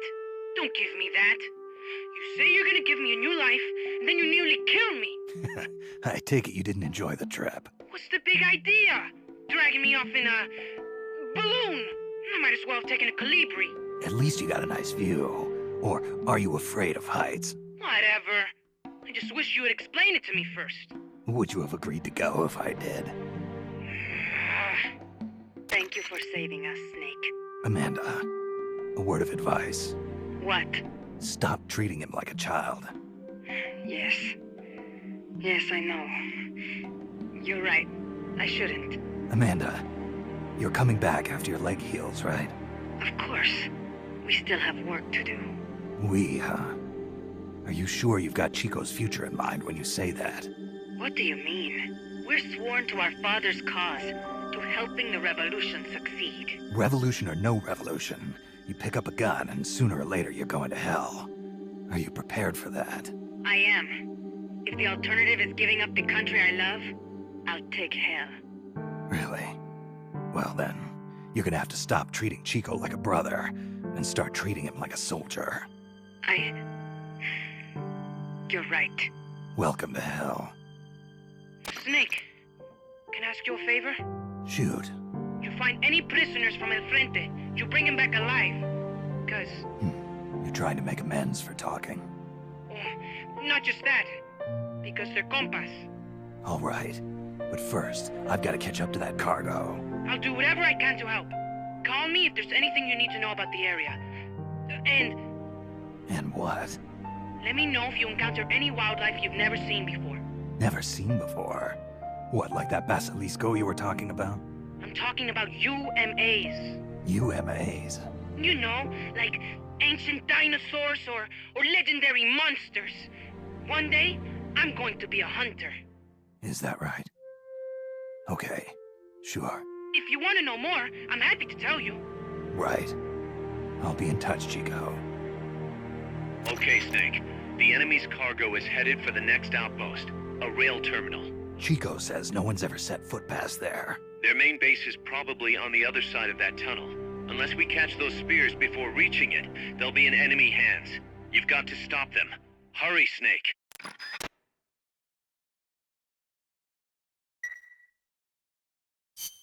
Boss, I had an idea. Listen to this. Let me guess. You want to start running ads in the local gossip rags. Please, what do you take me for? I thought that with all the new guys we've got, we should get an intel team going. We'd send agents around the country to scout out different locations. That way we're better prepared, no matter where we end up. That's actually not a bad idea. They could probably develop recon equipment for us too. We could also have them transport goods and direct the mother base support strikes. You can send an item to a co-op teammate from the delivery menu. Tim, I know you want me to host the next mission, but the truth is it's gonna take me longer than 10 minutes to figure out my stupid PSN and Ethernet and DNS settings and log in and whatnot, so that's not really doable right now. Because I already know it's gonna be stupid. Lately my PS3 likes to do this thing where the password is right and I can log in like from, I don't know, the PSN website, but then I do on the PS3 it's like unable to log in or wrong password. Like what? 3 hours? I don't know if I want to deal with that. It's kinda easy to, you know, get lost into things to talk about in Peace Walker. I kinda wanna move on as well. Let's see what we got here. C4. There, pay you.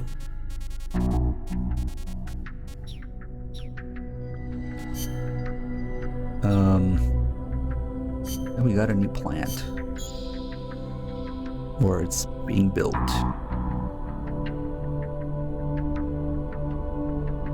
Yeah, the platforms aren't miles away from each other because of the loading times, at least.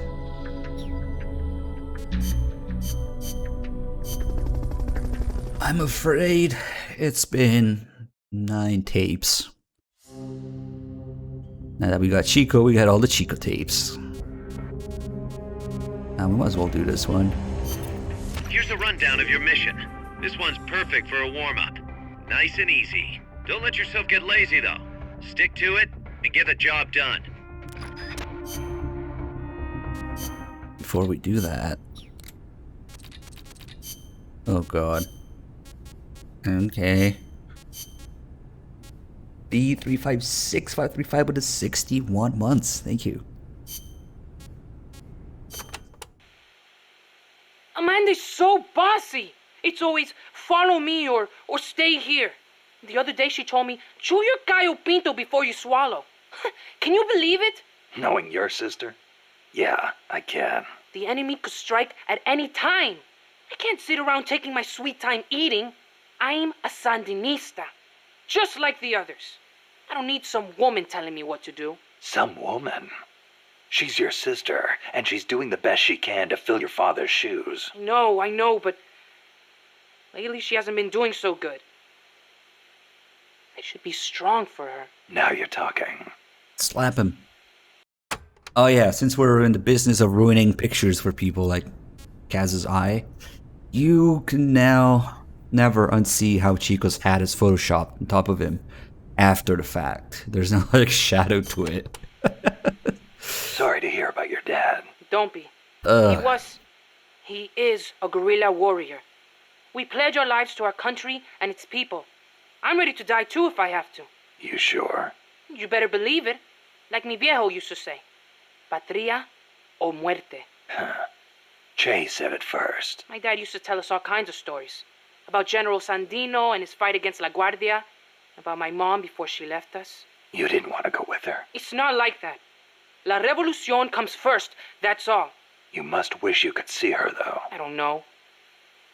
But I know I'll see her again when this is all over. Somehow, I just know it. When I do, me and my mom and papa are all going to live together again. At least that's what I thought. Now, Hang in there, Chico. Your sister needs you. Okay. Now the renders are the same in Japanese, I'm pretty sure. Also, if you look at the tape, at the bottom left of the tape, there's what looks like an Armstech logo. AT tapes? Okay.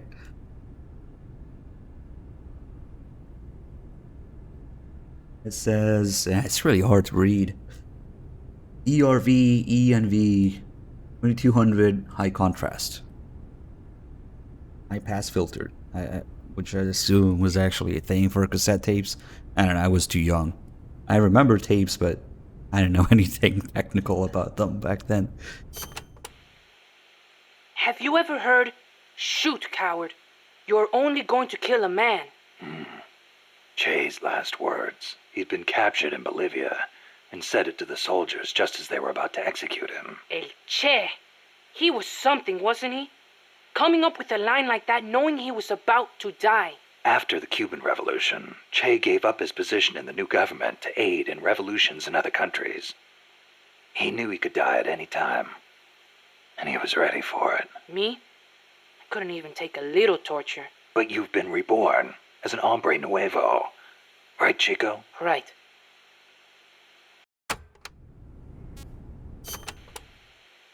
Don't you ever get lonely, living away from your mom? Not really. My compas are my family now. A lot of them are from the same village as me. So you had plenty of people to take care of you. Take care of me? I'm a warrior, like any other Sandinista. We look out for each other. That is how it works. Sorry. Guess I misspoke. Now we're scattered because of that colibri. Wonder where everybody went. Hey, Snake. If you see any Frente prisoners, please, you gotta get them out, okay? Those guys are solid, every one. You could use them in MSF. I don't know if Big Boss wants any solid guys, but okay.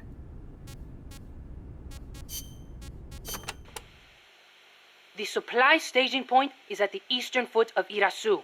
There's a rail terminal there. They'll probably transfer the nuke from the train onto a truck. Gotcha. I'll have to catch them while they're moving the cargo. But you might run into El Basilisco. Keep your eyes peeled, Snake. An 80-foot-tall walking behemoth. The CIA's new weapon? Could be. Too bad it's not actually a dinosaur. I think they're testing it up at the base on top of the mountain. I met a guy in Russia who described it as a metal gear linking infantry and artillery. Metal Gear. I've got a bad feeling about this. Like maybe it's connected to everything that's happening here somehow. The nukes? You don't think... What else could it be? If it is up there, I'll just have to improvise. Either way, I won't know until I get there. Watch your back, Snake. Do we really want to hear to all of his listen to all of his nonsense here? God, okay. People need to know how painful Chico is in this. Snake, legend has it. A place called Isla del Monstruo is near Costa Rica. Isla del Monstruo? It was discovered in the 18th century by Caribbean pirates sailing over to the Pacific. And the island in Treasure Island is based on one near Costa Rica, too. Treasure Island. I remember reading that. You've read it, too? Ah, that makes things easier. In Nicaragua, we too have a story about a group of pirates that encountered a flying monster out at sea. Some even say they landed on this monster island, though we still don't know exactly where it is. That's the reason I've always wanted to come to Costa Rica. Ha! I see. Ooh, I heard another story about a talking cat that lives somewhere in Costa Rica. They say it'll take you to this place. Interesting stuff. Want to know more about the island? Maybe later. If I'm headed that way, you can fill me in. Okay, just let me know. Shut up, Big Boss. You believe in Santa Claus. You're not much better. Okay, we don't get all the other tapes about it now. Okay, good. Hey, Snake, are there any jobs for me here at Mother Base? I can do anything.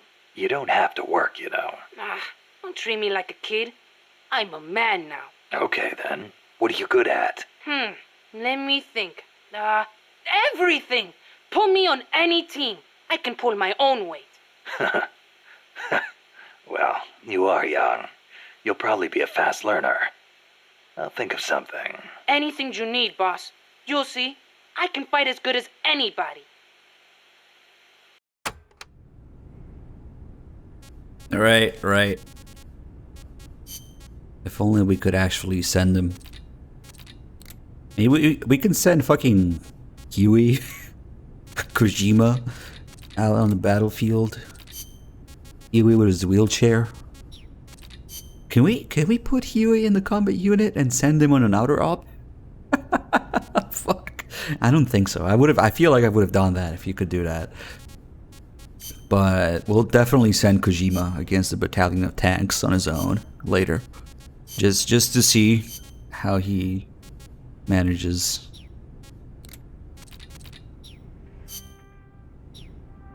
Let's see. Do we have any? Should be another Amanda tape. Maybe not yet.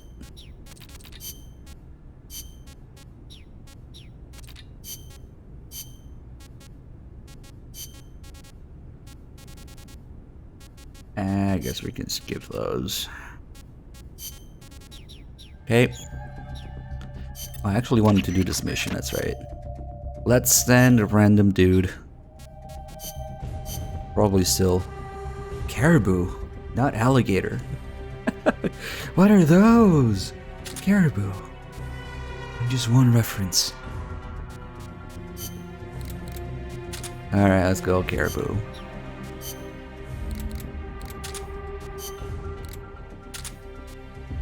Metal caribou.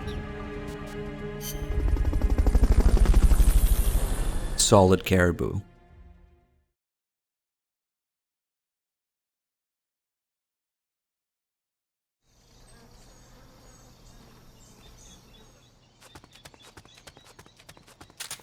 You're gonna suck at running, caribou. But okay. We should interrogate these guys.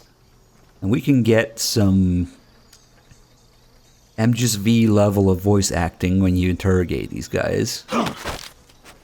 Start talking.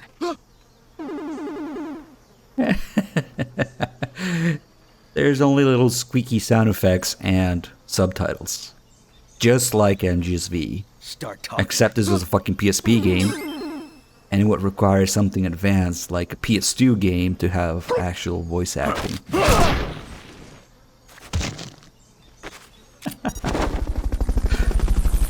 They couldn't fit all that audio in the PSP UMD, right? So kind of excusable. Okay, I want to interrogate too. These guys, they all tell you where the documents are, so. And it shows up on the map. Start talking. Start talking. Oh, is it a sound effect from Snatcher? Damn. We'll keep it here at the base. Start talking. Best voice acting, just like MGS-V. MGS-V is more like. Start talking. Start talking. Hey. Let's see. This will give us the RPG too. Yep, there you go. Fulton recovery subject confirmed onboard helicopter. I don't know where the exit is, but probably past the gate here. We'll go this way. Why? The enemy's close. Nope. Start talking. 45 to the leg. Start talking. Why do I call it V? I don't know. Ask Kojima. That's his doing.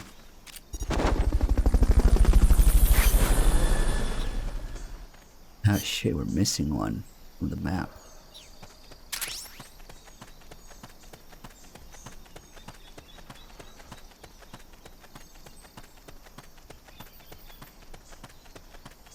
There's no more people to interrogate, so they make you look for at least one, I guess.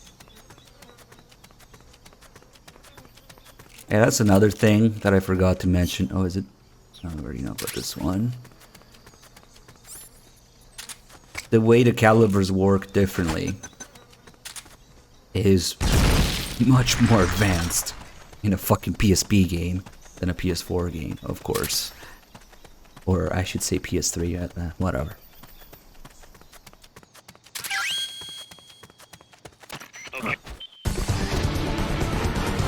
Mission complete. The folks back at Mother Base will be thrilled.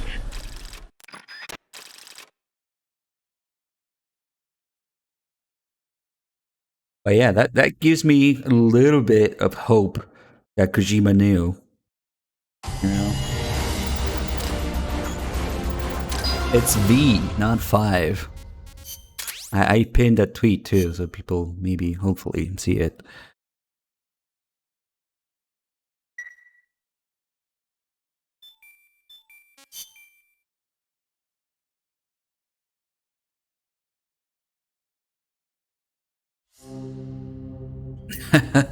Kojima's V isn't as big as GTA's V. God damn it. Because, you know, you gotta compare V sizes just like you compare D sizes, after all. This is starting to make a little bit too much sense. Kojima's V. He got the V. Snake, according to Chico, the nuclear materials will be loaded from a train and onto a truck at a rail terminal near the eastern foot of Irazu. If we can't cut him off at that terminal, we'll be in a world of hurt. Hurry, Snake.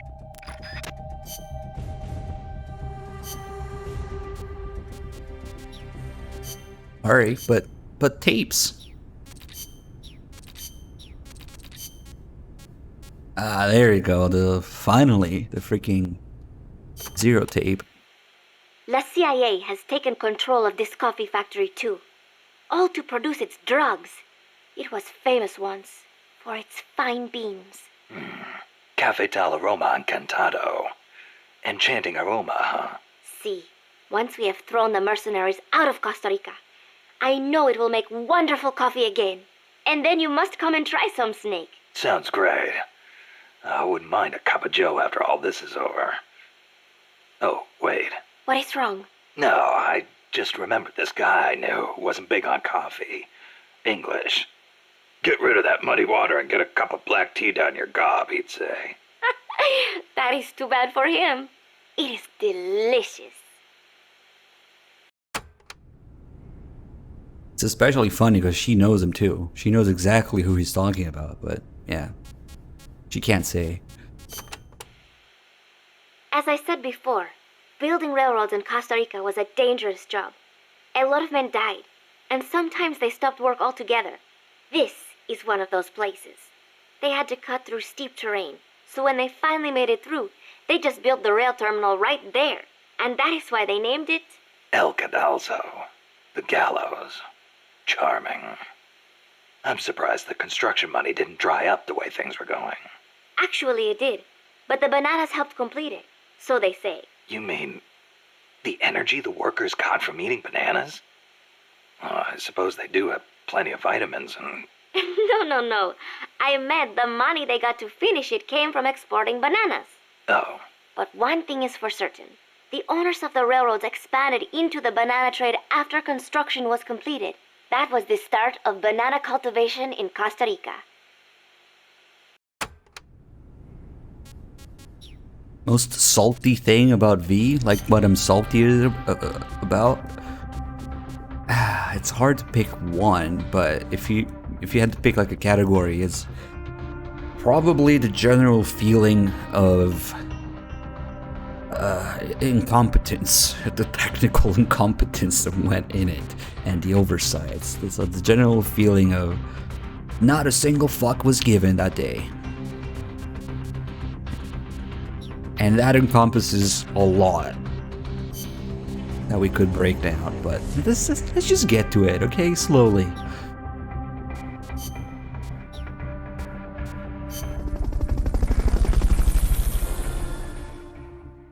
Well, we'll get to it. Maybe if every single mission wasn't fucked in some way, and the menus and the tapes and... The train terminal is on the other side of the coffee factory. Head for the factory first. Yeah, that would be a start. To get to the coffee factory, you first need to backtrack to the fork in the road. Fulton Guy's recovery about to turn. subject confirmed onboard helicopter.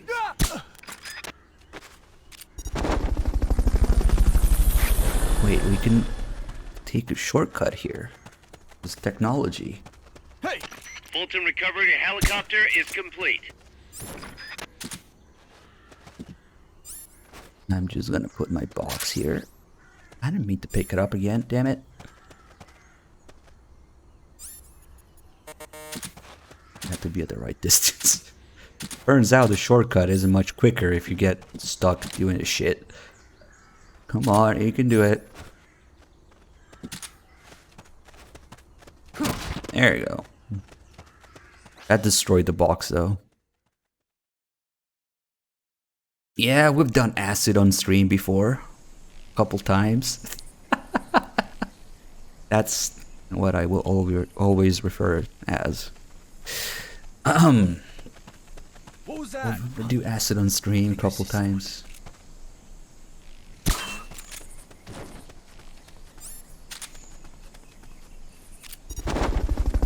I'm gonna save these Fultons. More people ahead.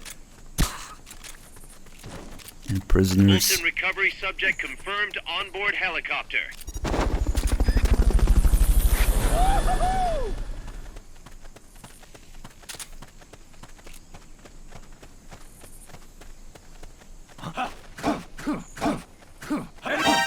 God damn it. I did the analog thing where 180's on you. I think I see someone. Nope.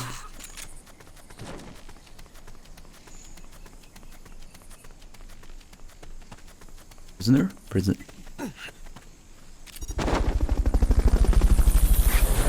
I just realized that massive manager name is way longer than the health bar on the side.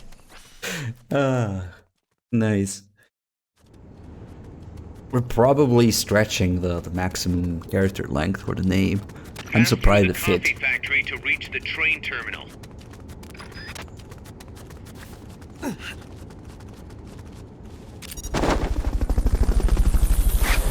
Instant helicopter. Alright, time for some more technology here. Helicopter is complete. First, we lure the guy here. You could probably climb that if you had someone to lend you a hand. What was that noise? Then we're either gonna grab him by the dick or the asshole. One of those. Oh no, he's too far. Oh, I remember now. I gotta move him.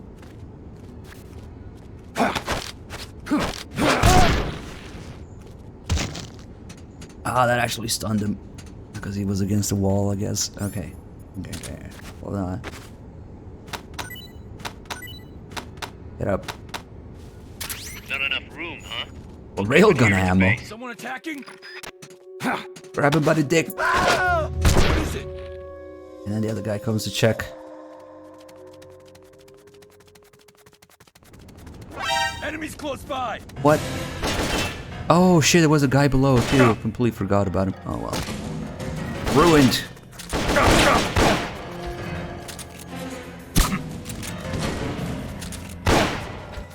See how 45 instantly disables them? That's actually the way the different calibers work in this game. Had some thought put into it. Especially once we get to suppress 45, it's gonna be like knee and leg shots everywhere. It's actually better than the tranquilizer to disable people. Nah, we only got one guy.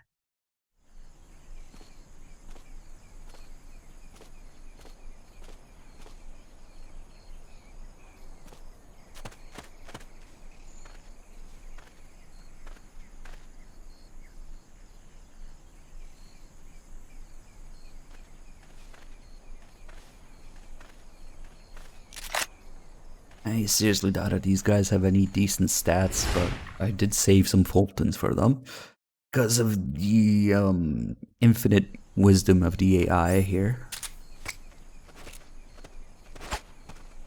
Looks like we're just in time. Neutralize all enemies and secure the train.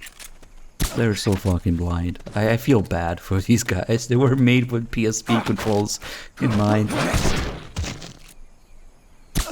I'm sorry. I'm sorry, guys. They meant well when they programmed you. I promise.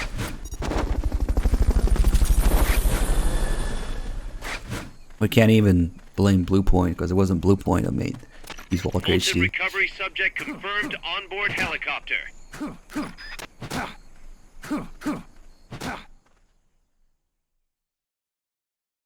Imagine that you're just abusing the enemy on the ground and you're minding your own business and a fucking tank comes out of nowhere.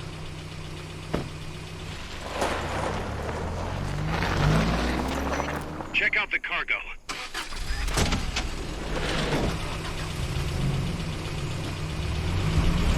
Notes.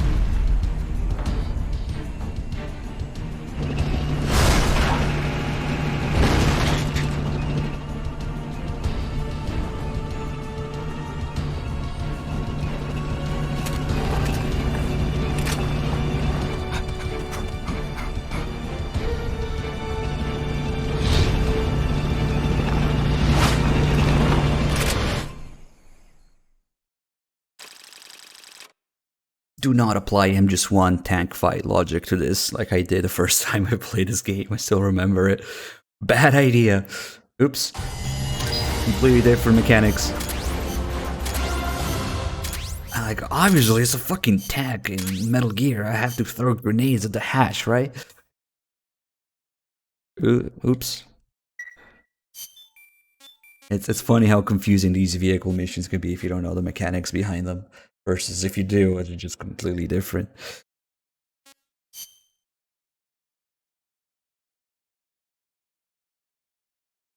It depends. It heavily depends on how you approach it. You can do lethally, non-lethally.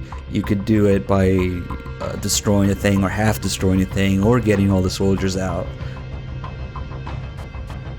And it's also worth mentioning that the enemies, the amount of enemies and the vehicle's health scale with how many players you have. At least I think the health scales do. The enemies do for sure. So it depends. And if you go with more than one person and you try to do it stealthily, you can rest assured that whatever randoms you find to play with you online will get you spotted.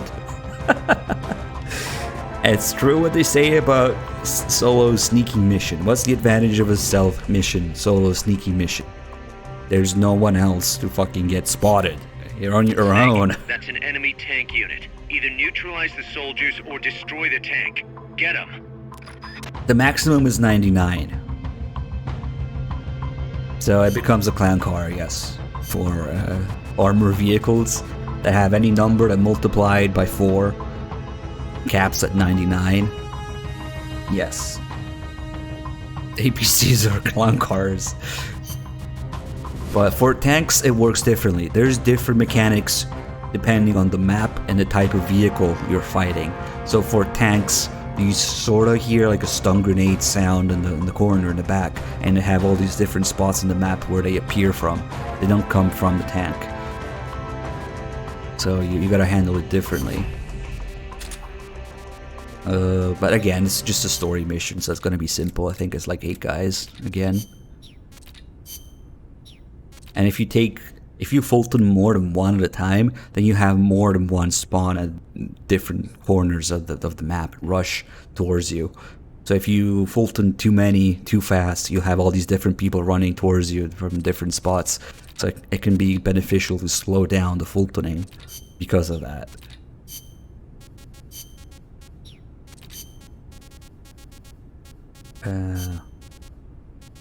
Let's see. Wait, there should be... Oh, about this mission.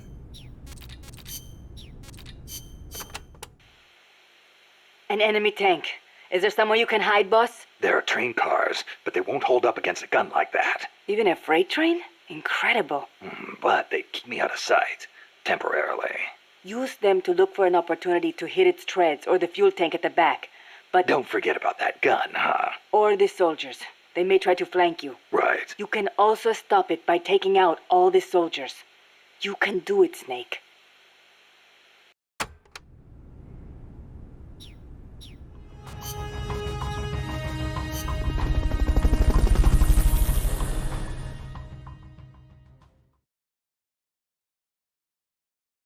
I really, really hate the Fulton launcher. No matter what you do, it gets you an alert. And I don't like that. Even when I hide in like clouds, smoke, or whatever other bullshit, like in my experience, a Fulton launcher always gets you an alert. I would much rather use Fulton mines. If I need extra You don't have any Fultons. supply markers. Are you gonna have enough ammo? I just hit him with the grenade Back itself. and reorganize things first.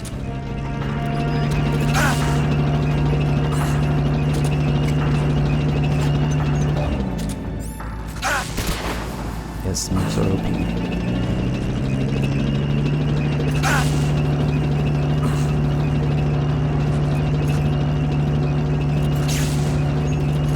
You can sort of bullshit your way through alerts though with the launcher. I don't know, it just sucks. So the first 4 guys, they're not suspicious yet. So, oh shit. You know, they're gonna appear randomly. But they're not suspicious, I haven't caused enough motion yet. So they're not running to me or here. They're running to the vehicle still. What is it? Except, of course, if they see someone. The enemy must still be close by. Oh shit. They're fucking blind. So right now they're still going to the tank. The one thing that isn't blind though is the tank itself. If you're in front of the tank at any point, no matter the camo index, you'll get spotted. And I have to watch for that because it's gonna take a while. It's actually gonna go all the way around and face me if I take too long. Kind of like the helicopters in MGS3 during the caution. Oh shit, I lured them nearby. So the game is this mechanic where if you miss, it punishes you by instantly letting people know where you shot them from, and they come running your way. Except that can actually be used to your advantage if you want to just lure up closer and Fulton them more easily. So I totally missed on purpose there. See how the tank was just about to move, but that the tank knows when the soldiers are awake or not. And as soon as I put the last one down, it started moving, and now that another one spawned, it stopped again. Okay, now that I caused that much commotion, they're not going to the tank, they're going to where the commotion happened. So, say I want to make this easy. Cloud of smoke, then miss on purpose. And he comes to check here. Somebody's here. Yep, thank you. It's probably your last guy. As soon as he's disabled, the tank will move again. And now the commander will come out. It's a bunch of little mechanics like that.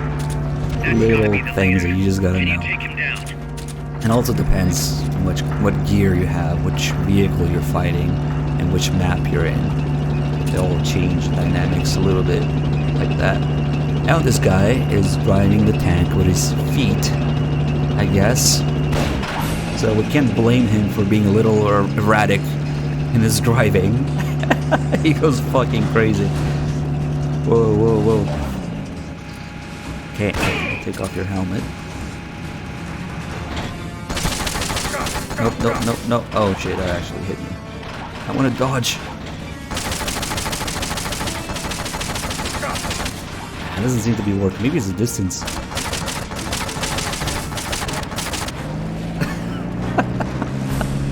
Oh fuck, now he's gonna go all over the place.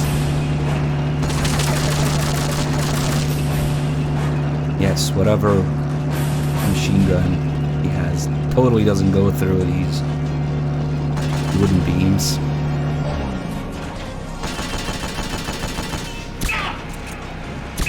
Just keep moving. Whatever, we can just face tank it. I got rations and he does like no damage. Because it's the first one, the first tank.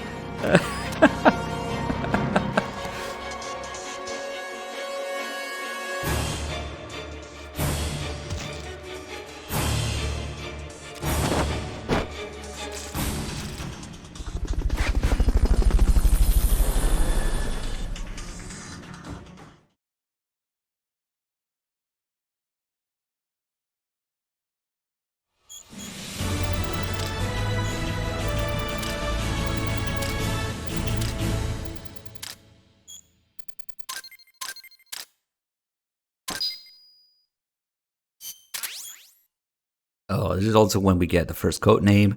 We don't talk about code names in Peace Walker. We just don't. Because it's a fucking disaster of a mess. Let's just leave it alone. Nick, the truck is headed up the mountain road past the tunnel. So it was nukes after all. What now? Their main base is up ahead. I better hurry after them then. But Kaz, if I don't get moving, it'll be too late. all right, I guess you never did let dangerous assignments or risk aversion get in your way. How do I get inside the mountain? I can forget about the tunnel. Yeah, the tank took care of that. Any other routes? Why don't I let a local expert take over? Snake, you need a way into the mountain? Yeah, got one. Let's see.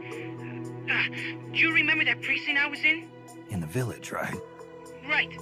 Go back to the village and head north. There is a bridge that connects to the mountain road. It crosses over a gorge. That's probably the best way. But there is a little problem. The path heading north from the village is barricaded. You might have to break through. Got it. The heart of Irasu. That's where the enemy's base has got to be, Snake. And maybe... Let me guess. The Basilisco. You don't believe me, do you? No, I mean, we'll have to see. Snake, Irazu features a number of crater lakes. The Odeberg government had planned to use those lakes to construct hydroelectric plants as one of its big state development projects.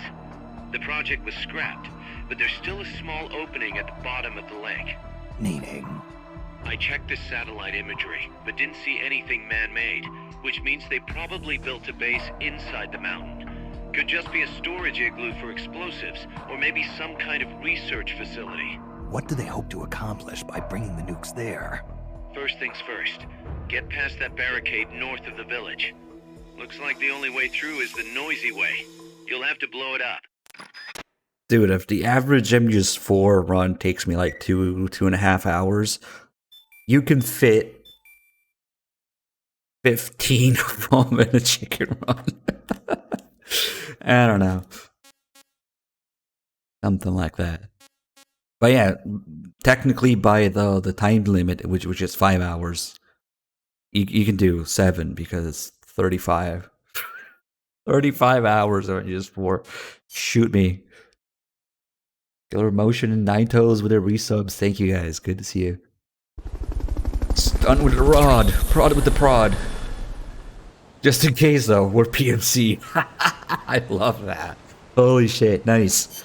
Peace Walker and Deus Ex crossover episode.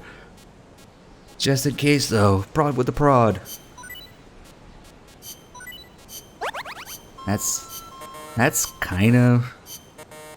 You know, Paul Denton would fucking love the stun rod, that's for sure. Okay, we got a bunch of like things on fire, mother base, and people starving to death.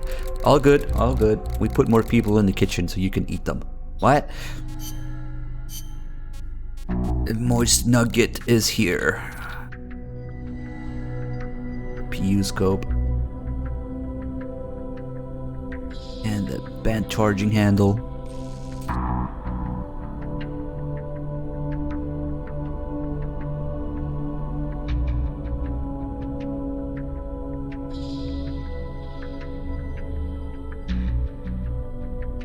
You know what we call these in the gun community? Garbage sticks or garbage rods. But it's the Ends rifle, so it's gotta be here.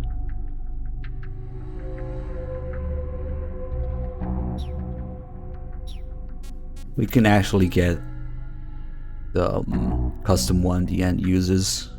I think it's a rank 4, and then rank 5 is an integrally suppressed one. It kind of sucks because it's better to snipe people with a pistol in HD edition at least. But what the hell, we'll develop it.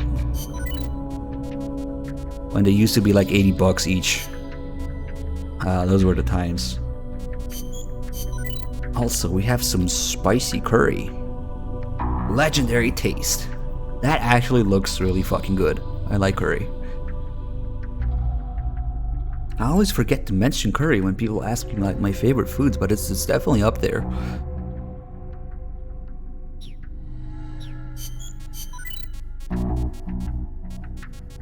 Does turning the gun towards the screen feel wrong? Freeze! Give me all your sub money.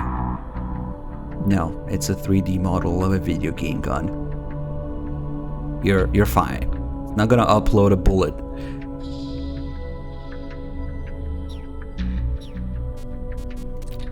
M60 though, with that, actually the volume of fire sucks in the M60 in this game for some reason. It's so fucking slow, I guess to balance it. Yeah, let's develop it too. And finally, a solid magazine. A popular pulp magazine. Once set, anyone who notices it will stop to read it. Solid Magazine, issue 1. Official solidmagazine.com. Kept you waiting. Speaking in... I can't read it. The resolution is way too low. Speaking in the dark because people refuse to see. What the fuck is the dark? You mean the dark? I'm pretty sure that's J there. UMA sighted. The infamous Bigfoot abducted by UFO. What the fuck? And at the bottom, Area 51, extraterrestrial playground. Why is there a space there? Extraterrestrial playground, but it's extraterrestrial playground. Breeding to become a galaxy without borders. Misspelled galaxy. So yeah, I think that's a type of dark and a type of galaxy. And an extra space in extraterrestrials.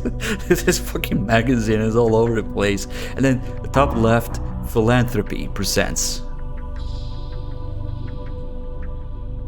Solid Magazine. Kept you waiting.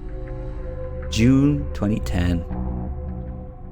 Probably released Peace Walker. It was 2010, so 8.5 rupees. Whatever that is. Whatever. Okay. It's too bad. Oh, we can actually make the freaking text go away to look at it.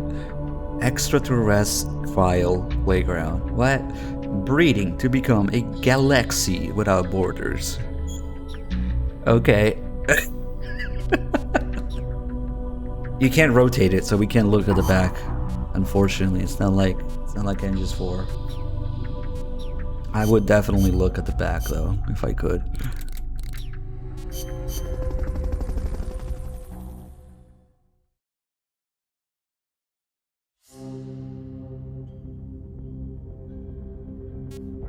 Yeah, of course, we know UMAs. Chico fucking loves UMAs. Everyone fucking shut up about him. Anyway, hopefully the C4 is ready by now. Should be. Snake, I've got just the explosive to bust through that barricade. C4. We finished developing C4 charges. Take some with you. This call would be different if we didn't have a C4 yet. A galaxy without borders. Wait, that's not C4, that's the Walkman. Well, I'll take that. Nice. It's kind of an old school looking detonator though. Which makes sense. In every game they make sure to tell you that C4 is too stable, won't go off if you shoot it or burn it or whatever, and then you proceed to shoot it in gameplay and it goes off. Damn it. Except M1 didn't have like hit collision with it. To destroy the barricade north of the village, you'll need Composition 4 explosive. You've handled C4 before, right, Snake? Yeah. I've been a regular user since the days of C3. C3. Oh yeah, I remember. That stuff got brittle and useless in cold temperatures, so they upgraded. C4's a moldable plastic explosive.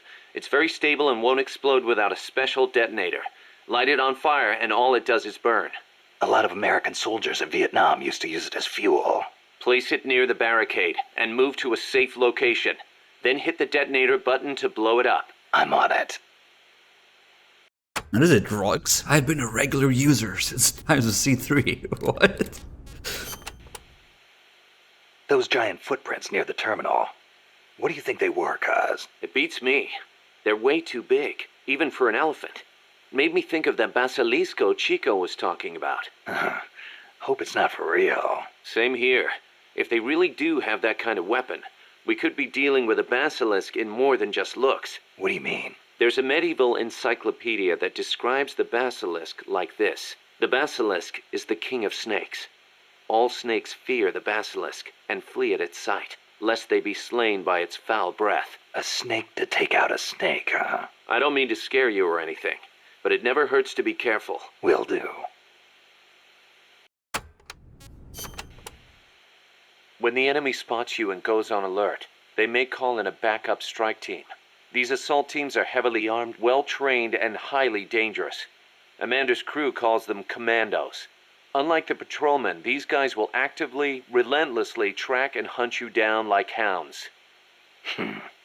Hounds to hunt a former foxhound. Bring it on.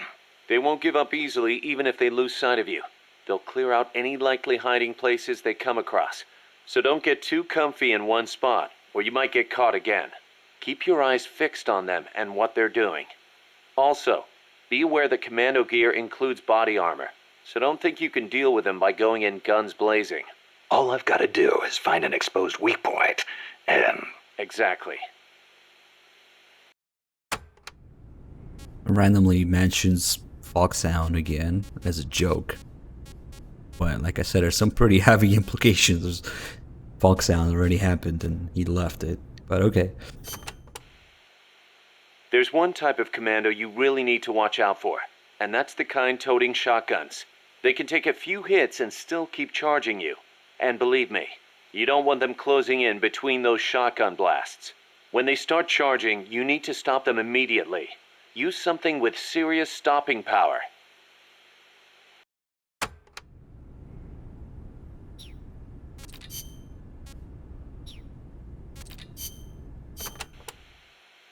Amanda, do I have to take the fork in the road back to the village? People say there is a shortcut.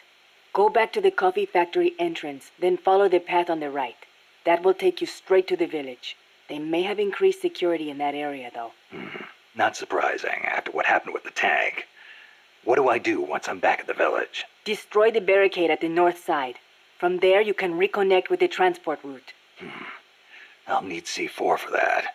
The explosion will bring everyone running, too. There's probably going to be a fight, one way or the other. They might not see you if you stick to the narrower pathways. Then just climb over any obstacles. Don't let your guard down after taking out the barricade either.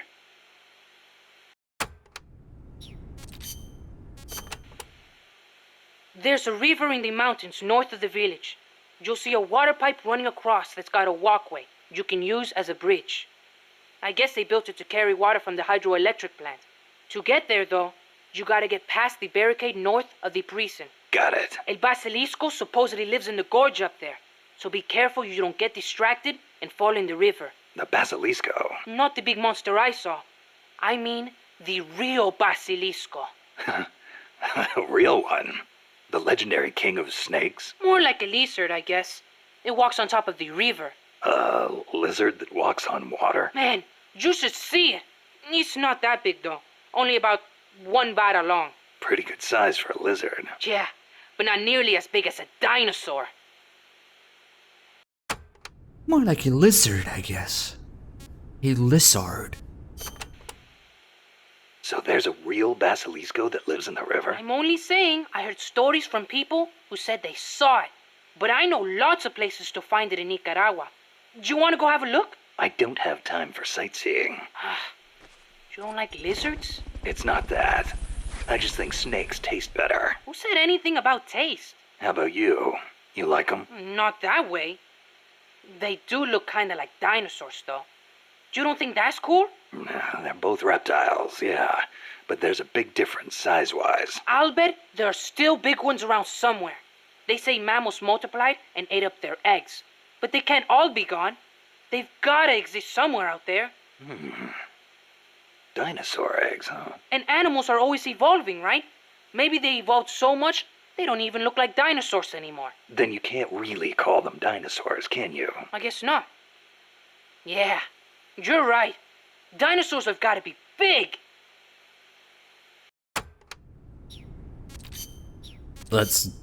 Okay. Big Boss just wants to eat those dinosaur eggs. Let's be honest here. Furious Thrust with the 35 months. Thank you. You should see this anniversary message.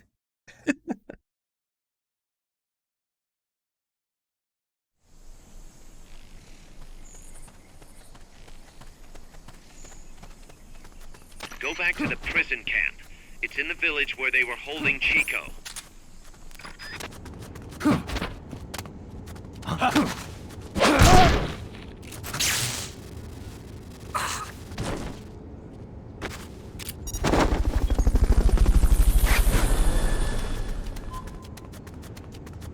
You should come inside the box. Now you know what I mean. There's a guy with the gaping asshole here. Let's see if we can get him. Nope. Damn it. Usually it's easy to get this guy in the ass. I wasn't gaping enough today. It's a very specific hitbox to get people in the ass in this game. But for some reason that guy's usually easier.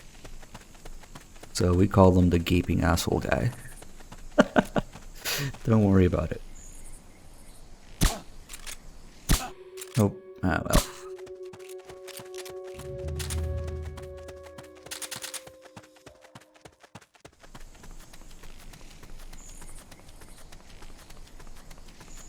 Yeah, 3Dog calls him the gaping asshole guy too. Ask him. He knows. He told me once. Like, there's this one soldier that's easy to get a asshole shot, and I knew exactly what he was talking about. He said that. He's like, oh yeah.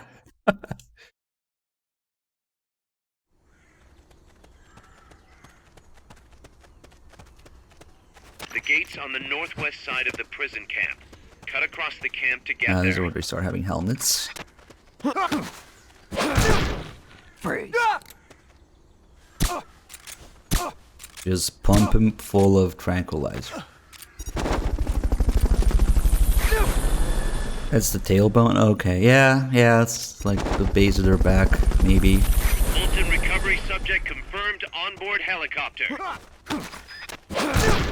Fulton recovery helicopter. It does is feel like it's a complete. little off. Or maybe it has to do with the way their jackets are. I don't know. I think we got this guy's asshole though. Surprise anal inspection. And he jumps for it too. So it's perfect. Okay.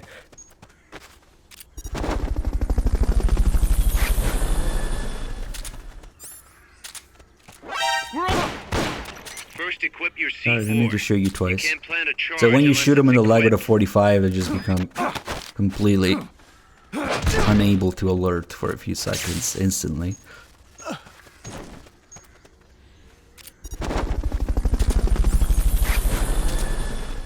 To plant a C4 charge, hold down the aim button and press the Yes, attack. yes. Good work, Snake. When I was locked up there, I didn't feel life at all. Chica's words with zoom. Now, Philo make your Van, way thanks. Nice. 69 months. I believe in you, Snake. Look at them. Just taking the village as if it were theirs. Unforgivable. The giant swallowtail butterflies in that area are a fairly common species of butterfly. Did you know their chrysalis stage occurs What? during winter? Look at them. Head north. Look at them. And when you shot me, I really thought I was done for. Apparently, that aqueduct north of the village. Look at them. We're counting on you, Bob. Apparently, that That's it. Okay. When I was locked up there, I didn't feel...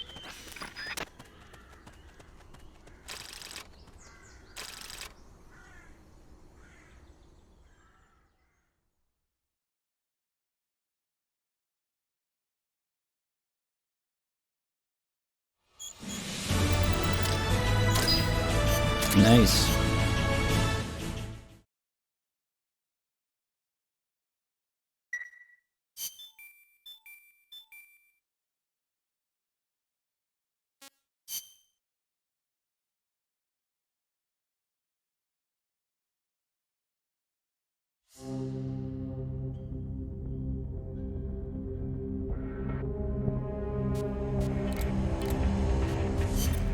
Snake, you're north of the village.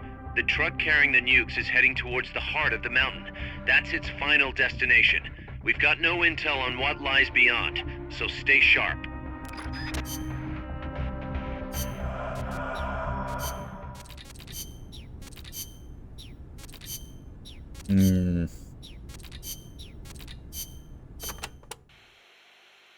Snake, to the north of the village is a bridge that crosses a hydraulic pipe. Though normally the bridge is not used by people, if you slip, you will fall straight to the bottom of the valley. Be careful. What's a channel doing here? It is not for irrigation. They are hydroelectric pipes. I wonder if they run into Irasu's crater lake. Normally they would build a reservoir at the bottom of the valley, but it was probably too dangerous. Los Cantos means sword peak. Does it though? You should be able to see across the Irasu mountain range from there.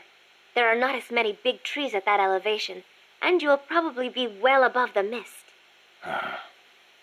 It'll be tough to hide up there. You're not thinking about the scenery right now, are you? Not while I'm surrounded by bad guys. You should have seen it when the country was at peace. I know you would have been impressed. Well, that'll be our reward for a successful mission. Sound good? Wonderful. Thank you, Snake.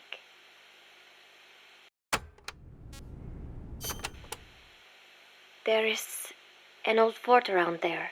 What is it, boss? You sound upset. Well, you see, it was built during the Civil War. Let me guess. Disputes between Costa Rica's political parties escalated into all-out conflict. See, conflict that cost my grandparents their lives. The most senseless sort of war. Countrymen mindlessly slaughtering their own. That fort is a reminder of that senselessness. Sadly ironic, given who's occupying it now. That war was the reason Costa Rica abolished the army. Please, Snake, get them out of our country. I intend to.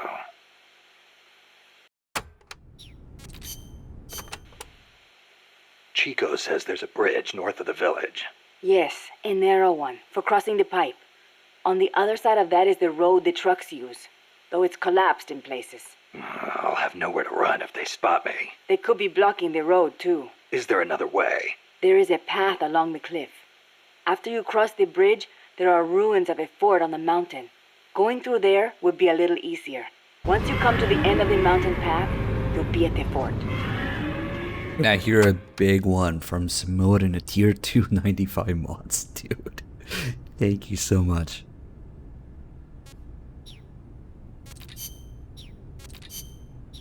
Maybe I should talk to Chica first. Whatever. Irasu has more than one Photoshop crater hat. because he's erupted so many times. I heard most of them filled up with rainwater and became lakes. Calderas, huh? Calderas? Yeah, something like that. Hey, I got an idea. When you get to the lake, can you keep an eye out for weird animals for me?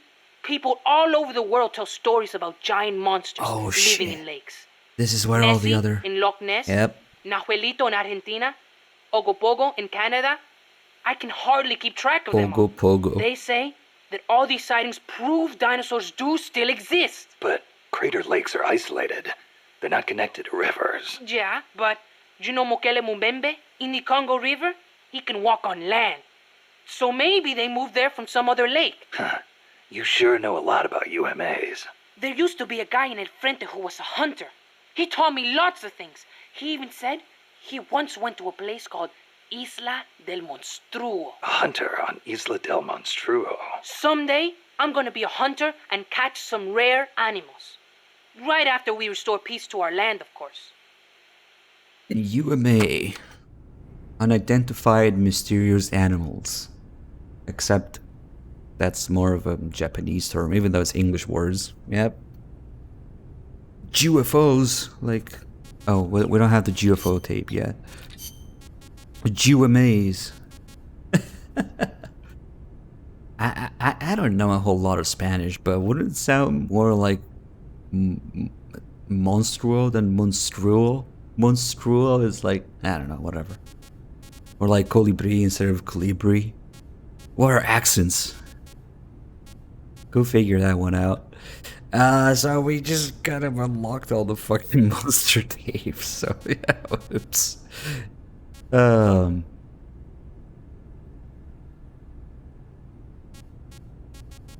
It depends, I guess, on the language. Did you ever hear of the Loch Ness Monster? Now that one I know. Pretty much everyone's heard of old Nessie. Great, so I don't have to explain. I think She's a long-lost dinosaur, don't you? Sure. Why not? One of the compas gave me a book about it, with photos. It looks exactly like the plesiosaur. Then why does it only live in Loch Ness? Well, it probably got cut off from the ocean. Back when Loch Ness was part of the ocean, some plesiosaurs became trapped there when the climate changed. There weren't any mammals there, so no natural predators. Today's Nessie is descended from those plesiosaurs. Then wouldn't it make sense for there to be monsters in other lakes with similar climates? Exactly. That's why there's been giant monster sightings in a bunch of other places. Like Nahuelito and Ogopogo. I don't know if there's one in Irasu too, but I know there's definitely something living in Lago Cosipolca. Yeah, an AI. Soon. I just assume that it's pretty much expected for the characters to not sound accurate in whatever other language, because that's just a trope of any piece of media, really. I think it's probably done on purpose at this point, just because people expect it so much. So yeah, it's so bad it's good at one point, pretty much. You mentioned the Nahuelito. What is it? It's a plesiosaur that lives in Lago Nahuel Huapi in Argentina. It's described a little differently, but I'm sure it's basically the same creature as Nessie. Except for one thing. What? Well, according to one theory, it's the result of a nuclear test back in the 50s. What? There's no record of a nuclear test in Argentina in the 50s. At the time, the president, General Juan Perón, was pushing hard to industrialize the country. I wouldn't be surprised if he conducted a top-secret nuclear test before he was overthrown in a coup. Sounds a little far-fetched to me. You think? Then maybe Nahuelito really is a dinosaur. No, I didn't say that. I mean, it's really pretty obvious. Wait a minute. Thanks for clearing that up, boss.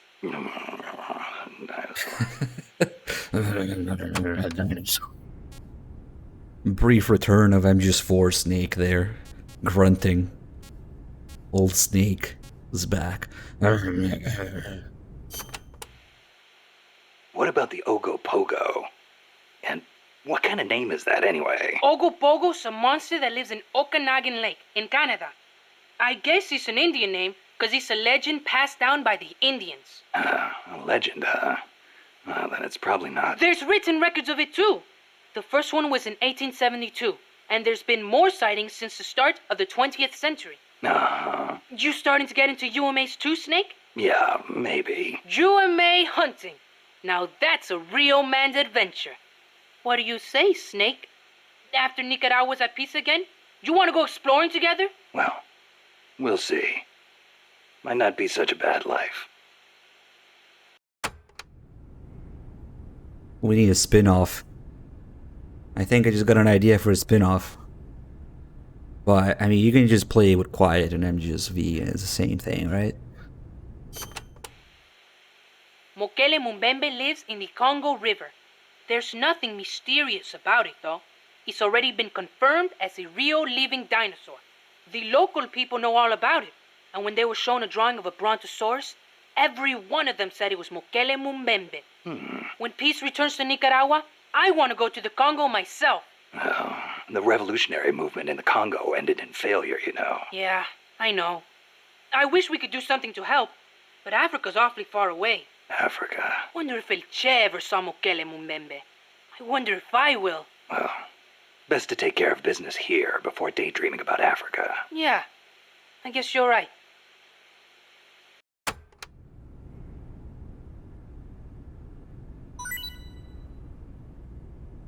Right, because, you know, Africa, Big Boss doesn't do anything. Better not think about Africa, yes. Hey, we got an anonymous 350 donation. Cool, thank you, mysterious 350 person. Africa? Hunting together?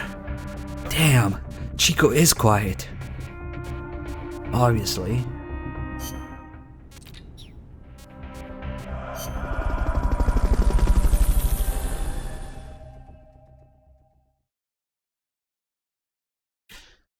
I don't know how much longer we'll be going, Safi. Maybe.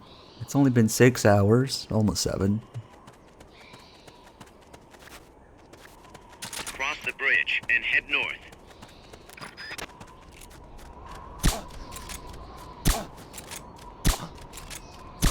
Just go to sleep. About 350. I forget it's 350, not 350. You could play this game anywhere from, I don't know, maybe 8 hours for a bare bones story run to 200 hours if you want to do things in it. So time If for you had something to stand on, you could probably reach that. Kaz is gonna get excited now.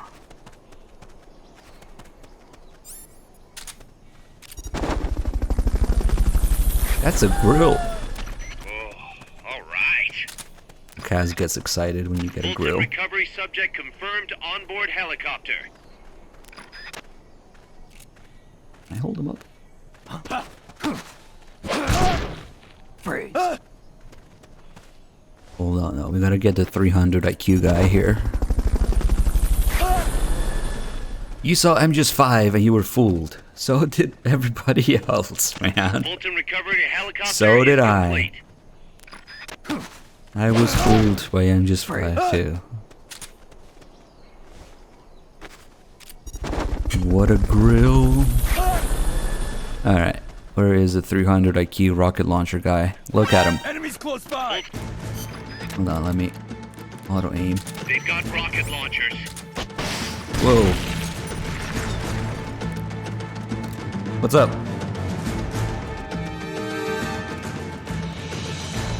Sir, your end cap is closed. He doesn't give a fuck. Sir, your cap is... Oh.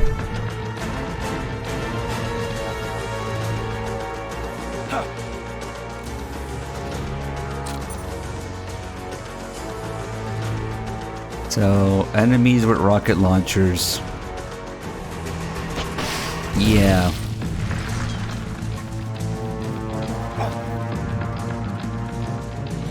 You give him just enough distance so he thinks he's okay to shoot, but then we get close again.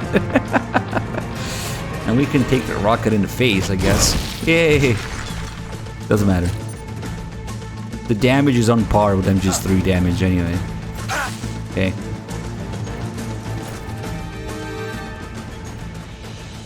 It's his first day. Better recruit him.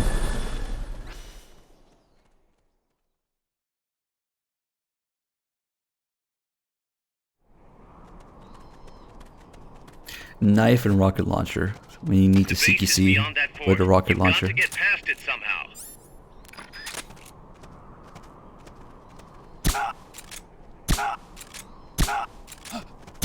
Can't wait to get the 1911 suppressor because it makes it so much easier to deal with these guys with helmets. Is there a dude walking down there? No, no, there isn't.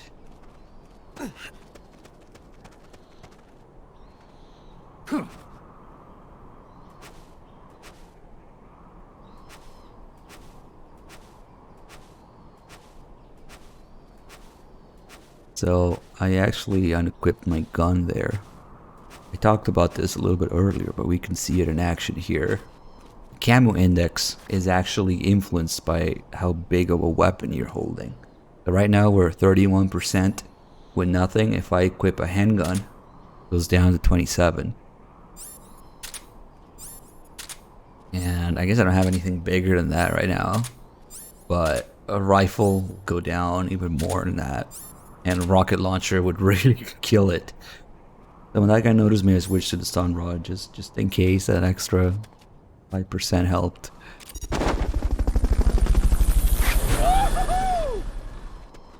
Another little detail that is nowhere else to be seen in the series. Helicopter is complete.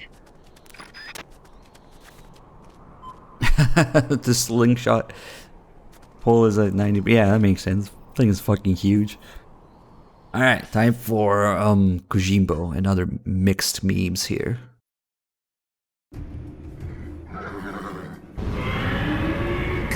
I'm inside the facility. There's rows and rows of trucks here. If that's where they brought the nukes, then the truck we're after should be there.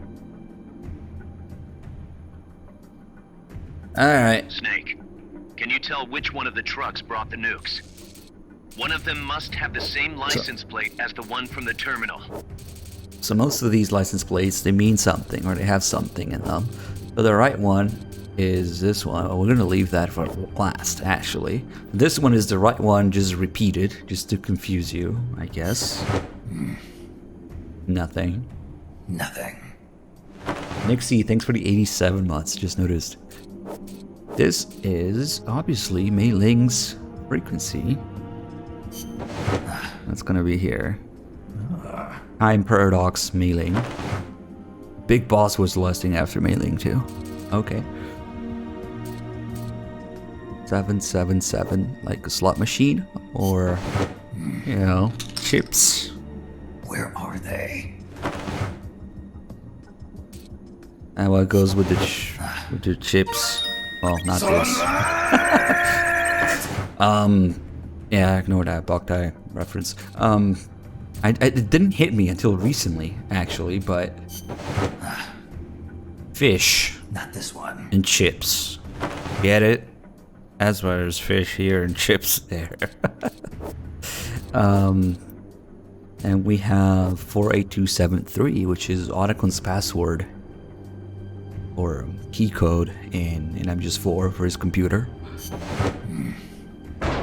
Metal Gear.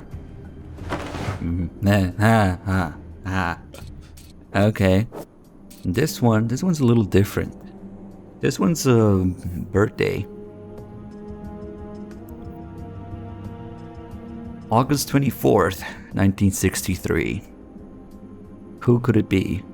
Whose birthday could that be? Mr. Kojima? You're fired. Imagine if it just said that, you're fired, and the whole game switches to Kiefer after that. In Japanese, he says, Mr. Director. Yep, we just recruited Kojima. We'll be sending him against a battalion of tanks later, or something. And okay, finally, we got this right one. This is the one. The exhaust's still warm. The cargo's already been offloaded. So yeah, you can play Konami Simulator in this and fire Kojima. Or cripple him first and then fire him. Just a minute, this isn't what we agreed on. It's too late. The changes have already been finalized. You told me it was going to be a deterrent, that we wouldn't have to launch. I am not arguing with you, Doctor. Our goal is to create the perfect deterrent. That's why I agreed to help develop it. However, in order to achieve that perfect deterrent, we must show the world our strength. 3 key principles ensure effective nuclear deterrence. First, you must have nuclear weapons. Second, you must never use them first. And third, and most important, if someone attacks you, you must strike back. Unless we prove beyond a doubt that these 3 principles work in practice, the world will not accept our new deterrent. And the only way to do that is to show them we're capable of actually launching a nuke. But isn't deterrence supposed to stop nukes from being used? Exactly. And so the one we launch will be the last one ever. I won't let you use my creation like that.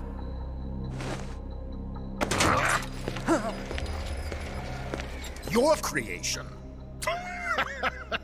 That thing wasn't even your idea to begin with. You stole it, didn't you?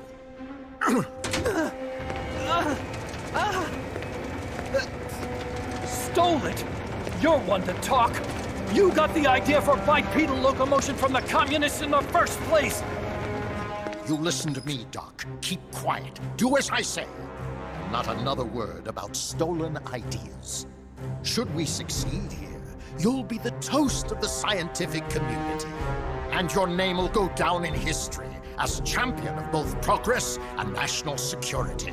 The hell with that! Doctor! Unless we prove we're capable of launching, Peace Walker is useless as a deterrent.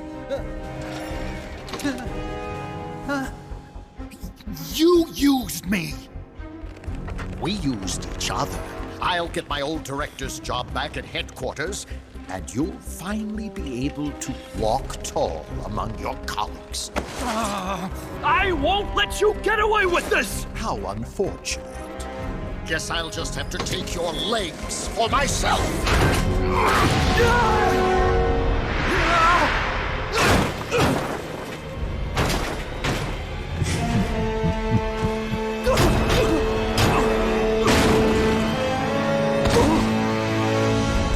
Peace won't just come to us stuck. We are going to have to meet it halfway. It's him. V for victory. What's this guy's name again?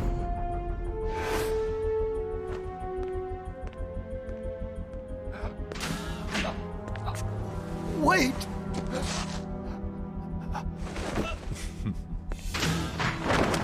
Hey, you okay? Don't do it! Snap out of it. Where are the nukes? He's gonna do it! He's gonna launch a nuke!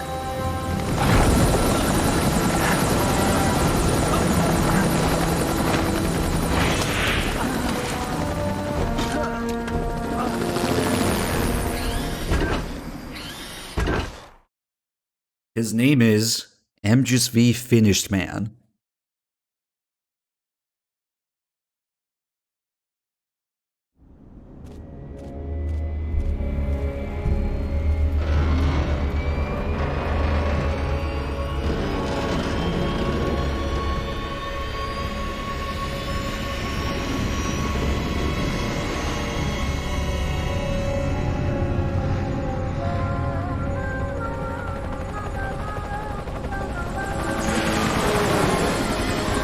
$80 million well spent, man. Okay, we gotta stop before this gets too far. Oops, 80 months. Nice timing.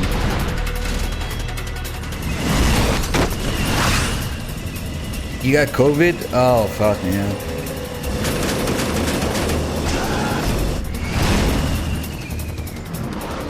Hope you got your nanomachines right.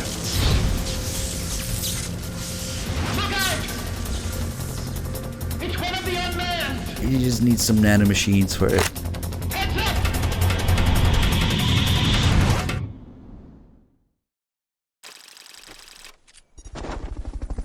Muff Revengeance. Gifted a sub. MGSV is not Metal Gear. God damn, what is there? I gotta check when that account was created. 2016.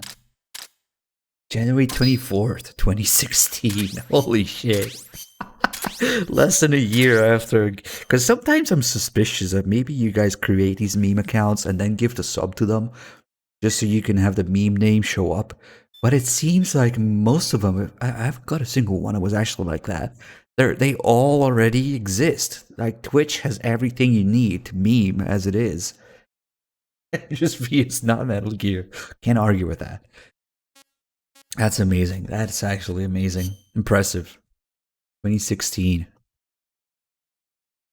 So, like, yeah, well, less than 6 months after the game came out, somebody was salty.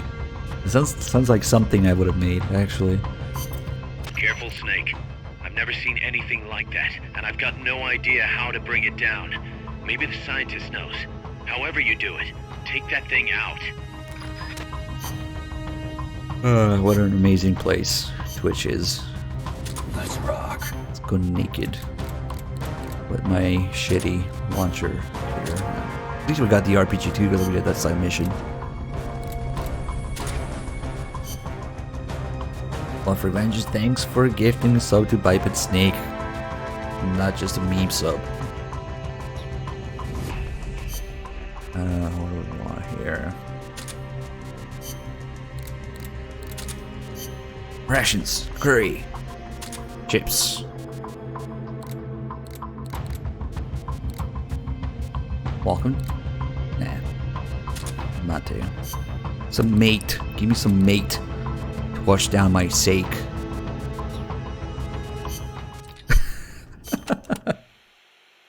Paz, what was the government thinking, building a power plant at the top of a mountain? With no river to replenish the water, the lake would dry up pretty quick. If it were an ordinary power plant, but the plan called for a pumped storage power plant. Pumped storage power plant? Kaz mentioned that too. What is that? It is a facility that generates electricity by pumping water up to the lake, then letting it run back down. Huh. Seems Sisyphean to me. If they turned the water into electricity as soon as they had pumped it up, sure. But a pumped storage plant acts as a kind of battery. A battery? For instance, they could pump at night when there is surplus electricity and store it for later use. If they need extra power during the day, they can generate it using water pumped up during the night. I get it. It's a little more difficult to adjust output with thermal or nuclear plants. The thing is, Costa Rica won't have enough electricity to meet its needs. Right now, there is no surplus. Maybe that's what put the brakes on the project. Must have played right into the CIA's hands.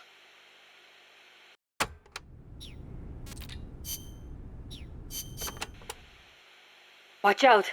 It's El Galapago. It reduces its body weight by blasting air underneath it. That makes it a lot faster than any tank. It also has a tight turning radius. Any weak points? Taking out its boosters could reduce its acceleration. You could also try destroying its machine guns. I'll give it a shot. We've lost many compas to that thing. Send it to the scrapyard.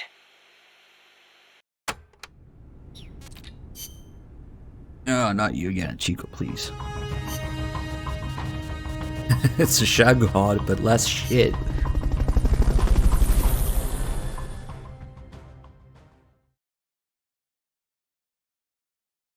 Also, the pupa seems to be the only one that they have multiple examples of. Like, there's a warehouse full of them. It's kind of weird.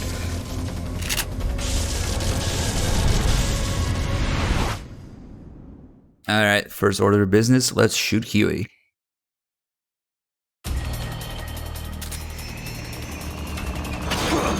Fuck. Are you sure he's not remote controlling that from there? That's an A. Ah! Shoot them, not me! Alright. At least we interrupted him.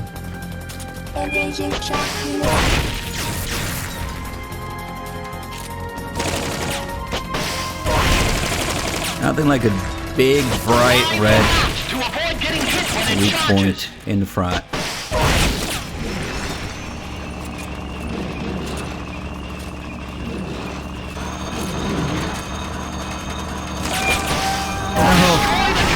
Left and right to stop it from doing its punch attack!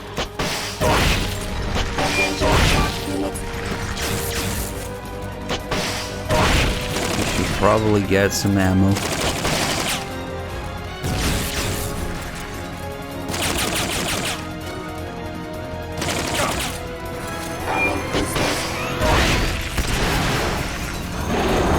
That should have hit me anyway, but okay. Oh fuck, it came back. Ah, I got trolled. They've okayed your request for a cardboard box. It'll be sent out shortly.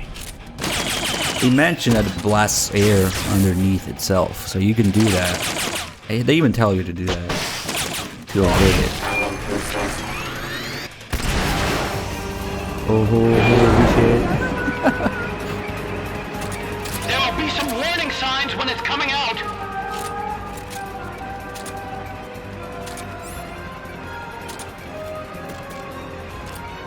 Oh, you They've need this okayed one. the request for support. They're sending out a cardboard box as we speak. Imagine if the Shaggy Hawk did all this shit.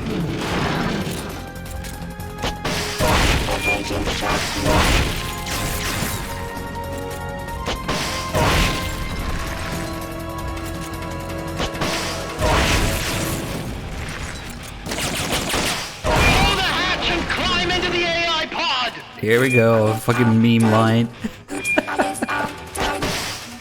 How did I miss that? Look. Static parties are hard, okay? Get in the AI pod! tiny oversight here is that Huey is already talking to us as if we're together and we have a base and we need to develop our own AI weapon. The first time, we haven't even met him yet. The first time we get in here, he talks about making our own AI weapon. Like, excuse you, who the fuck are you? What? I feel like this line shouldn't play the first time, but all the AI's memory okay. boards before the pod's ejected. The black memory boards are locked. Go after the boards with icons over them.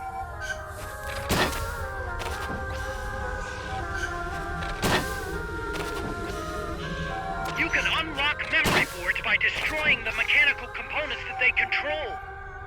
Any boards you remove can be used to build our own AI weapon. Who? Memory boards What? have different Our own what? Who are you? the icons displayed over them. Go ahead and take whichever ones you want. I guess we should point out the obvious, 2001 imagery here. Inspired. The retinas of the pod inside the environment. Our own AI weapon. Dude, I don't know who you are yet.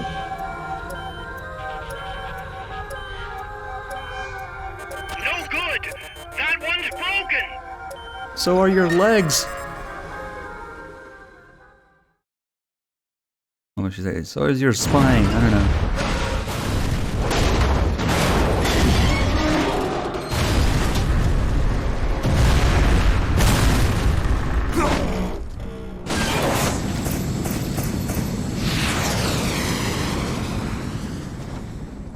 Sandman with the 57.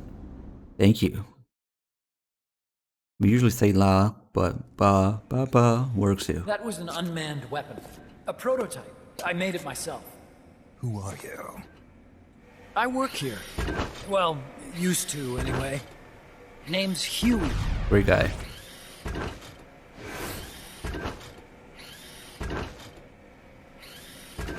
And who might you be? You don't look like one of those mercenaries. Me. I'm an entomologist. Big Boss's shitty cover stories Fighting are great. entomologist? Yeah, I specialize in butterflies. I'm here to catch Ulysses. Ulysses? Huh. I didn't think they lived in Costa Rica. Morphos, maybe? That's it. Need to get some before the Washington Treaty goes into effect. Says here Morphos aren't covered under the treaty. He has like Google in his wheelchair. Slipped my mind. You sure you're feeling all right? Anyway, long story short, the butterfly got away. So how about it, Doc? Did you make that big butterfly too? Yes. And no. What was that thing? What are they doing here? Huh. Something tells me you're no ordinary entomologist.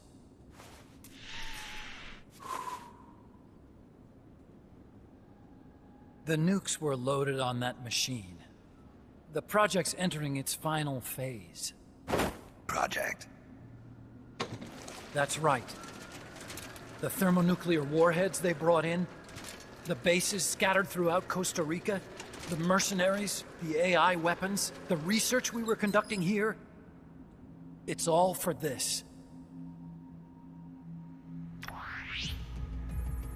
We used this facility to develop unmanned weapons.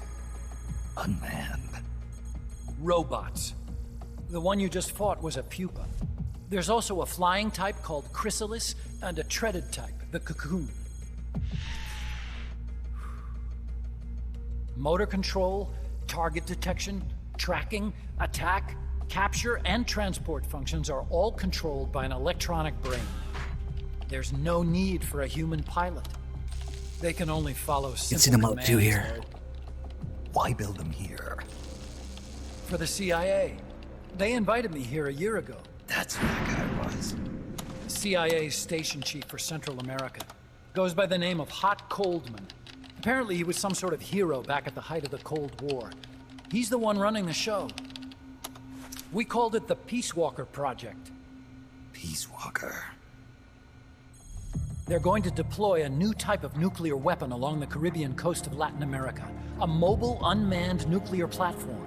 Unmanned nuclear platform? A fail-deadly system that can automatically move into position and launch a retaliatory nuclear strike. It can move on its own, and stealth shields it from radar and satellite detection, drastically reducing the risk of it being destroyed in a preemptive strike. And this is the new deterrent? Supposed to be. The problem is the locomotion system. There's no dry season in the Caribbean. It rains all year round. The terrain is full of tropical rainforest. A lot of the time you can't even build a proper road. So I went back to where it all started. What's that? Legs. Walking power. A mobile launcher carrying a thermonuclear warhead even more powerful than the Soviet RDS-220s. That's Peace Walker. Chico's Basilisco. We did the assembly and field testing here. A walking nuke. I sort of borrowed the original idea from behind the Iron Curtain. The missing link between infantry and artillery. Metal Gear. Metal Gear. But they'd actually need to deploy dozens of them. Coldman needs funding for that. And to get it, he's planning a test, which will also serve as a demonstration for the folks back at Langley. Wait, he's launching a nuke to prove that his perfect deterrent works? In his words, to prove that if someone attacks us, we will strike back. Put simply, nuclear deterrence is the idea of using nukes to keep nukes in check. If one side launches nuclear weapons, the other is sure to launch theirs in retaliation, which makes launching an act of suicide. In the end, neither side can use its nukes. It's thanks to this doctrine that the world's two superpowers have avoided all-out confrontation. Nuclear deterrence has brought us peace. At the very least, it's prevented another world war from breaking out. But the theory of nuclear deterrence exists only on paper. In reality, there's no guarantee that either side would follow through with retaliation. There's the chance that a preemptive strike could destroy all the missile bases, render them unable to retaliate. But the biggest flaw in the theory is that the decision to retaliate has to be made by human beings. Let me give you a real-world example. Let's say Country X launches first against Country Y. If the people in charge of Country Y are like you and me, they're not going to be able to retaliate, knowing that they're effectively ending all human life. So then the weak link in nuclear deterrence theory is the uncertainty of retaliation. Bingo. And that creates a loophole Country X can exploit to launch the first strike. Which is why we designed the system to be unmanned. With Peace Walker, retaliation is certain. It chooses the appropriate target and launches a retaliatory nuclear strike every time, without needing human input to make the call. Launching a nuclear strike against Peace Walker is tantamount to pushing the launch button against yourself. It closes the loophole in nuclear deterrence theory, rendering our friends in Country X completely unable to launch. What Coldman is saying is that to achieve this goal, we need to demonstrate that retaliation will be carried out by a machine. He will launch his nuke. And then his version of deterrence will be complete. And you believe him? I believe in peace through nuclear deterrence. Why? My father worked on the Manhattan Project. He put his whole life into that research. And all it created was this illusion of peace called deterrence. And then I was born, unable to walk. I had no choice but to face up to the nukes. But if they do end up launching, it'll all have been for nothing. They've got to be stopped. Where'd they take the warheads? To a base near the border. The final test is 5 days from now. Where's the base? You're gonna stop them? It's kind of a hike. And besides, there's a surefire way to halt the project. You see, Peace Walker isn't quite finished yet. What do you mean? It's missing one last critical structural component. The AI. Its brain. The reptile pod The electronic brain I was working on can only follow commands like, go there, attack that. I guess you could compare it to the human cerebellum. But for nuclear deterrence to work, it must function in place of a human decision maker. It needs something to analyze the huge volumes of data coming in and select an appropriate target for retaliation. Hence, it needs the high-level decision-making ability of a cerebrum. A mechanical cerebrum. The hardware configuration is modeled on the human brain, similar to the pod I worked on, but its role is completely different. Where's it being made? A research lab to the north. An AI expert named Dr. Strangelove is developing it. Very hush-hush. Dr. Strangelove? Strangelove was recruited from the States, too. In the field of AI, there's no one better, that's for sure. But man, what a basket case. She hates everybody. Go to the lab and destroy Peace Walker's cerebrum. I'm pretty sure they haven't finished the final calibrations yet. I'll lend you my ID card. It'll get you through security at the lab. Oh, and one more thing. What's this? A letter of recommendation? Yeah, it's from me to Dr. Strangelove. Don't read it, okay?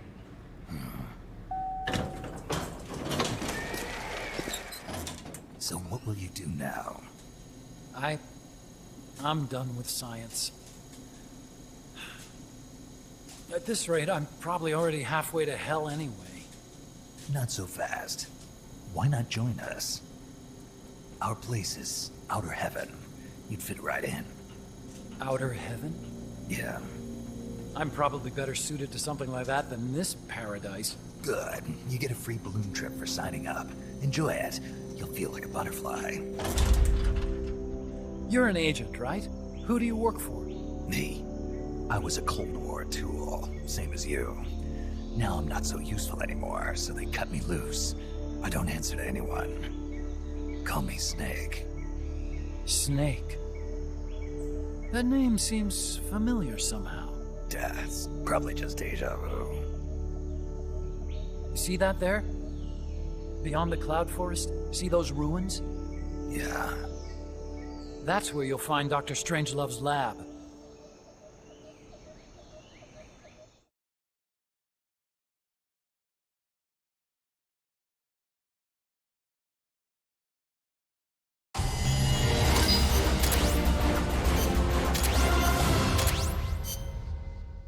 We only got a B rank because I shot Huey. The doctor's safe here with us. Huey, how are you feeling? Never better. This is quite the pad you've got here, boss. I'm impressed. Call me Snake. Whatever you say. Like it or not, everyone here calls you boss. By the way, if you're at all interested in improving your tech, by all means assign me to the R&D section. I'm pretty sure I'll be of some use. Once we have the necessary materials and blueprints, we can start work on that bipedal mech. I appreciate that, but are you sure you're okay with having your work used for war? I'll be using it to keep past mistakes in check. If I can help thwart the Peace Walker project, I'm happy to do it. Deterrence theory, Huey style, huh? Anyway, if you need any intel on the enemy's weapons or electronic brains, contact me. I've been given my own frequency. Sounds good to me, Doc. I'll do that. Good. Whatever the means, you must put a stop to their plans. And Mackenzie with the 13 months. Thank you. Hey, boss. You mind if we powwow for a sec? We got a lot of tapes to go through. MSF brand rations. Actually, that sounds... No. With all the men we have now, it may be time we started sending some of them to other countries. You mean dispatching marks? How else are we gonna keep feeding the crew we have? I know. You're right. Okay. To deploy troops, select Outer Ops from the Mother Base menu. If it goes really well, we might even get new recruits, weapon design specs, or leads on new missions. We can deploy any vehicles or large-scale weapons in our arsenal as well. And if things don't go really well? Yeah, we could lose men. I won't try and force you. You're the one calling the shots here, boss. We could lose men. Better not send Kojima, you know? He's too important. Yeah, all that Konami. There he is. Ooh, Thompson. Okay. Lots of shit going on.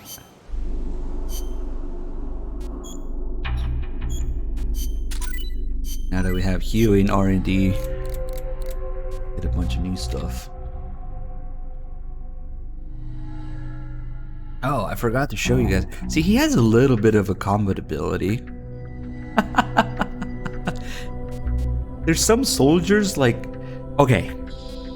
Why does this guy have like 0 running ability or walking ability, but Huey has a little bit? How does Huey have any running and walking ability?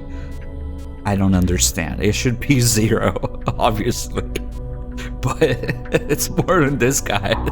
Which icon is it? Is it running or walking? Walk speed. Okay.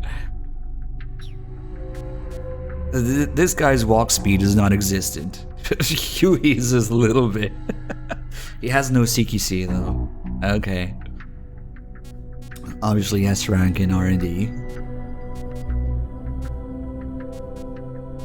Oh yeah, one thing that I forgot to show you guys is that unique male characters, they just have their description and picture, but unique female characters, well, we only have Amanda right now, I guess, who should be in the kitchen. There she is.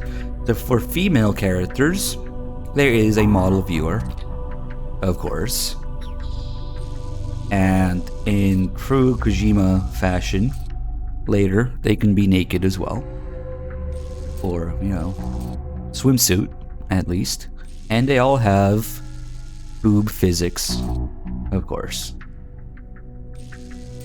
So only the females get a 3D model. Well, except Paz, she's too flat to have any boob physics to her. Every female was gonna have a dating mission? Oh. Well, we got the best one at least. Best 2. But yeah, later we can do something to make him be naked in that model viewer, because Kojima. Speaking of which, there he is. This famous quote: 70% of my existence made a movie. It's up to you to decide what to do with the remaining 30%. I think I'm gonna go with disappointment. 30%. That's pretty generous, actually. 30% disappointment, 70% movies. Why doesn't Kojima get a 3D model viewer with bulge physics? Kojima gave himself intel and medical abilities. Okay. What did Kojima mean by this? Is he big medic? Okay. He actually is right now. He's our best medic right now. Let's put him in combat unit. I got a job for you, Kojima, even though you have no combat ability.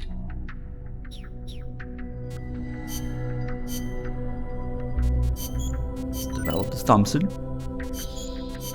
That's actually useful, because again, 45 ACP is more useful in this game, because the calibers behave differently.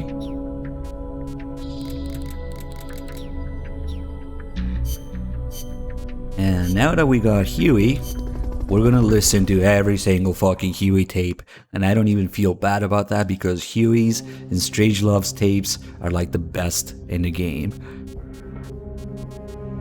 So we're gonna do that first. Wait, no. I said I had a job for Kojima. Unfortunately, there's no enemy tanks yet. But actually, okay. Let's do one of them properly. And oh shit. People are... Damn. We need people in the mess hall. We don't need all these medics. They can go cook. There you go. So, yet another thing that is more detailed than MGSV, of course. Outer Ops. So we can make our own team.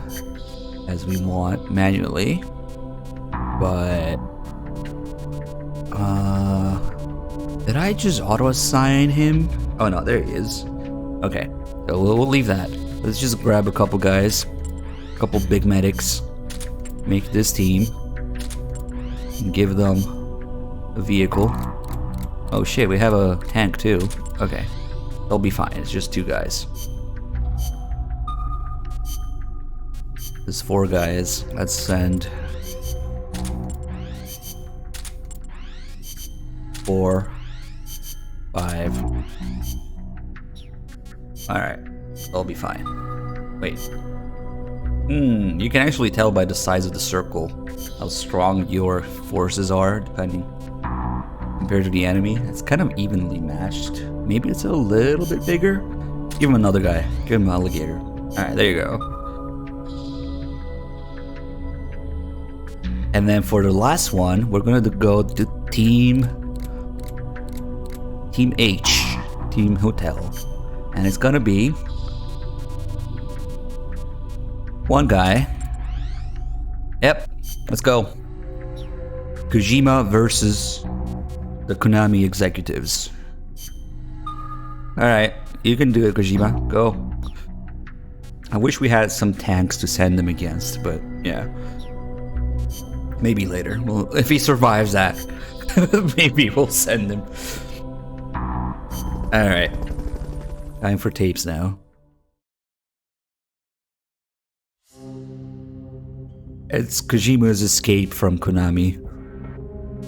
But anyway, you'll see that the outer ops are much more detailed, and again, have little sound effects, sound design, and you can follow the battle unfold and all that shit.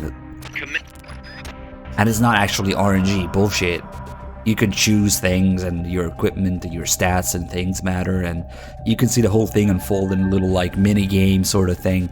And it's actually really cute and detailed, and kind of fun to follow, for those battles are kind of close, and you'll see all the little sound and sound effect and music design that goes into it too. It's insane that it's so much more fucking detailed in this game.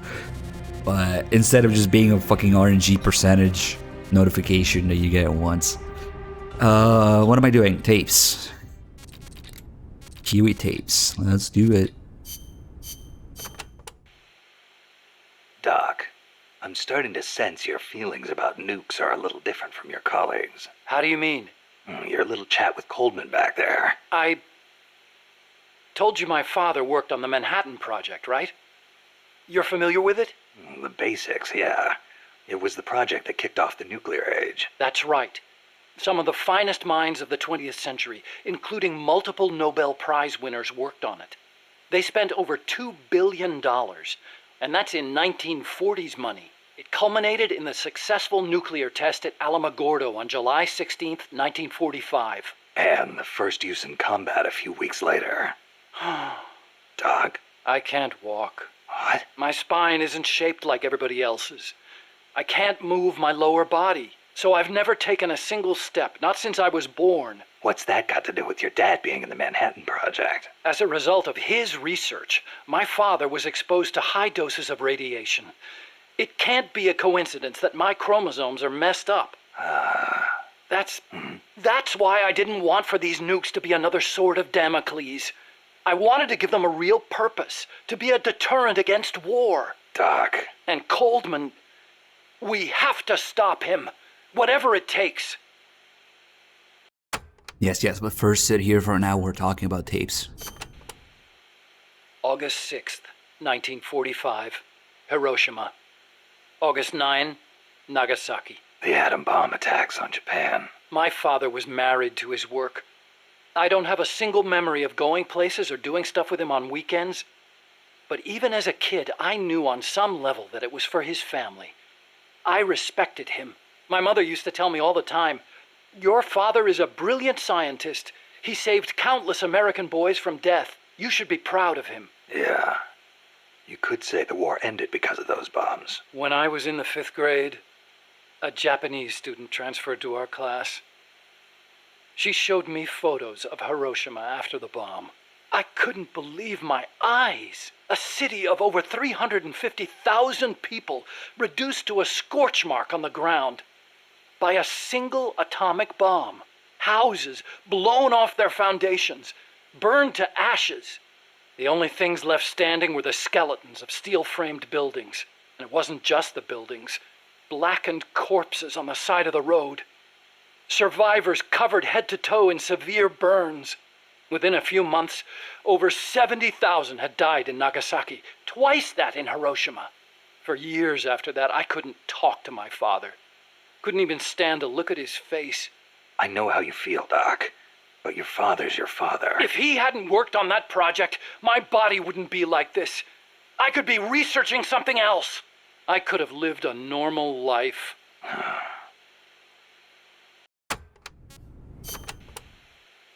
It wasn't so long ago the world stood on the brink of nuclear war. Just over on the other side of the Caribbean. I was 17 at the time. I'd skipped a few grades and was a sophomore at MIT. I remember feeling kind of apathetic about the news that came in every day. It seemed clear to me that as long as they had a grasp of the concept of nuclear deterrence, there was nothing to fear. Either that, or they were fanning that fear on purpose. As a way to secure a bigger defense budget? Huh, I can see that. But if that was their plan, it kind of backfired. Because it ushered in the era of détente between East and West. Coldman's really gonna do it this time. Once the nuclear genie is out of the bottle, the yoke of deterrence is going to be meaningless. People will die. Cities will burn. We have to stop him now before it's too late to turn back. So you've been doing nuclear research your whole life? No, not really. At first I wanted to be an aerospace engineer. For me, the Sputnik launch was a good shock, not a bad one. I thought the age when science was used for war was over, and that a glorious age of space exploration was dawning. The year I skipped ahead and got into MIT, Gagarin went into orbit, which made me more excited than ever. Of course, even back then, I knew the space race was just another facet of the Cold War. Moscow had a leg up on us, and we were desperate to catch up. I know. But for me, it was a happy time. I joined NASA, got to do the kind of research I loved. Our nation's prestige hinged on our work. They gave us whatever resources we asked for. I knew you could turn a rocket into an ICBM by fitting it with a nuclear warhead, but that didn't bother me so much. It didn't last long, though. The space and nuclear arms races took up enormous sums of money. America beat Russia to the moon, but that's where it ended. Then came détente. Exactly. NASA's budget was slashed as a result. My father being a nuclear expert and all, they put me to work on a more obvious deterrent. Missiles. At NASA, I'd been researching a locomotion system for lunar exploration. Tires aren't suited to driving around on the moon, you know. And that's how I caught Coldman's eye.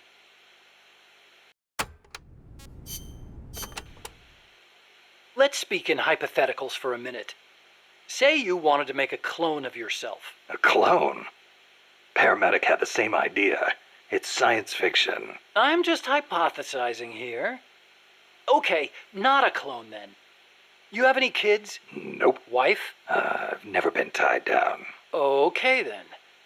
So, we're still talking hypotheticals.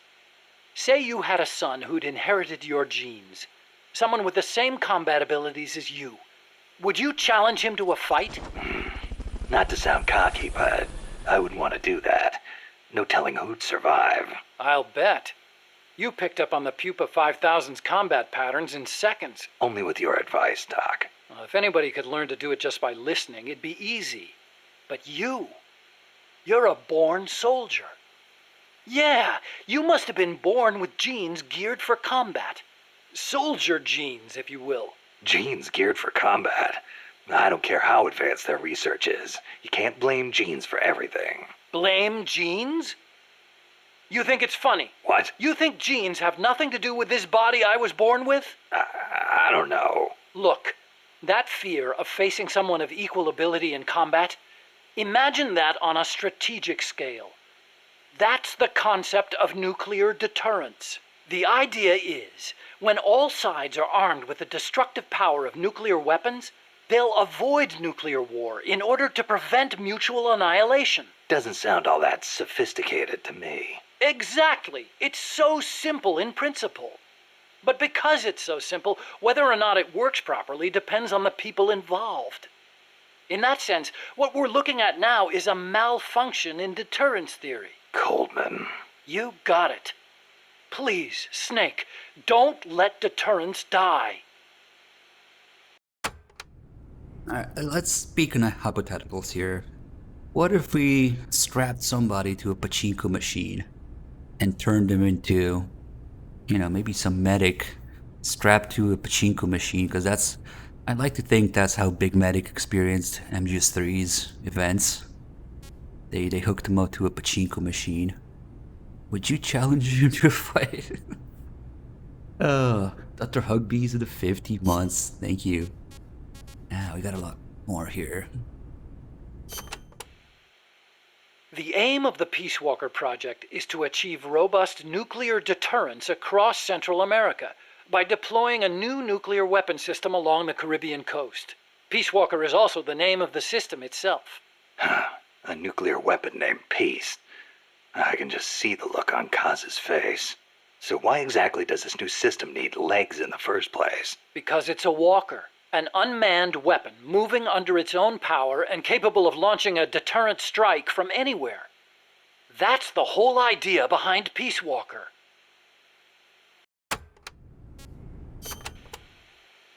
The reason Peace Walker is a mobile nuclear weapon system is to maximize its potential as a nuclear deterrent. How so? If need be, Peace Walker can stay constantly on the move so that the adversary can't pinpoint its position.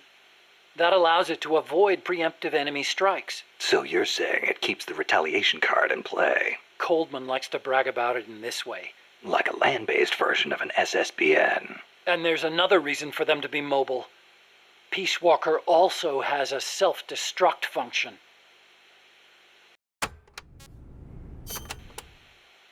Why would Peace Walker need a self-destruct function? You saw it, didn't you, Snake? That sphere on Peace Walker's head? Yeah? That's a hydrogen bomb. What? You're telling me that thing's a thermonuclear device? Do they have any idea what kind of destruction that thing would cause? I know, it's crazy. I mean, even overkill has its limits. If it's strategic value they want, they could have gone with something smaller. It's like they want a weapon on par with Russia's Tsar Bomba. This arms race is running way out of control. It's an evolutionary dead end. A saber-toothed tiger. You can't load a warhead that big on a missile, of course. And no strategic bomber could carry it. That's where Peace Walker comes in. So, it waltzes into enemy territory carrying a hydrogen bomb and blows itself up. Christ. Yeah, we're gonna shoot it.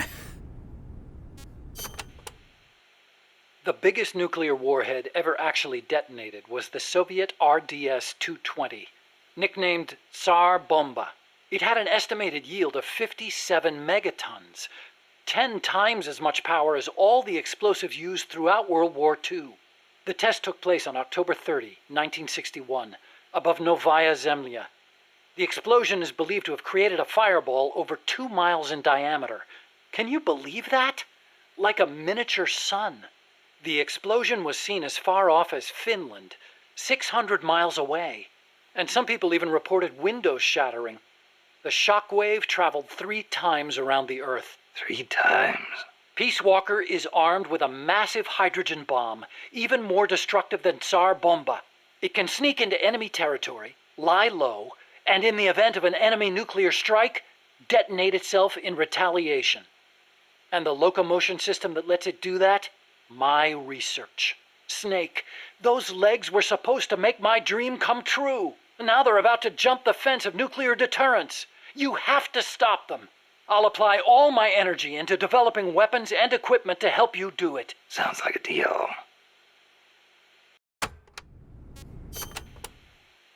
What made you put an AI into Peace Walker? Well, for one thing, because it can't be manned. Peace Walker's designed to enter enemy territory and blow itself up, if necessary. You can't put a person inside a weapon that could blow at any time, can you? So we equipped it with an AI instead. That's strangely humane of you. And besides, Peace Walker was designed as a bipedal weapon system. You can't imagine how hard it shakes when it walks. It'd turn a man into mush. Plus, when launching a nuclear missile, it has to perform ballistic calculations in real time. See? Because it's always moving. Hold on. If that's all it does, then a high-performance computer ought to do the job. It doesn't need intelligence. That's a very good point, Snake. Which brings me to the real reason. Peace Walker needs AI to make decisions regarding nuclear retaliation. It's what ensures perfectly mutual assured destruction. I've heard all this before. You want a war between machines? We'd never actually launched the first nuke, of course. It's strictly a counterattack system. Only a politician could make such an illogical decision as starting a nuclear war. Conversely, if an adversary launches a nuke at us, the AI will not fail to retaliate. Therefore, the adversary can't launch. The AI guarantees it. Even so, launching nukes without authorization? Boomer captains have the authority to launch if land communications are cut off. It's the same principle. Not even the captain of a boomer can make that decision alone. The way I heard it, that's the only situation where insubordination is allowed. Only because humans are imperfect. That's Coldman's line of thinking. You're saying that machines don't make mistakes? That's a myth. Worse than that, it's blind faith. We wouldn't put our fate, into the hands of any ordinary machine. That's what the AI is for. The decision to launch a retaliatory strike requires high-level judgment. You have to take into account not only the state of the war, but the entire world. And sometimes, you need to make a guess based on incomplete information. Huh. You think an AI can do all that? Yeah. At least Dr. Strangelove does. Yeah, he said boomer. They both said boomer. We'll keep that in mind for the recut.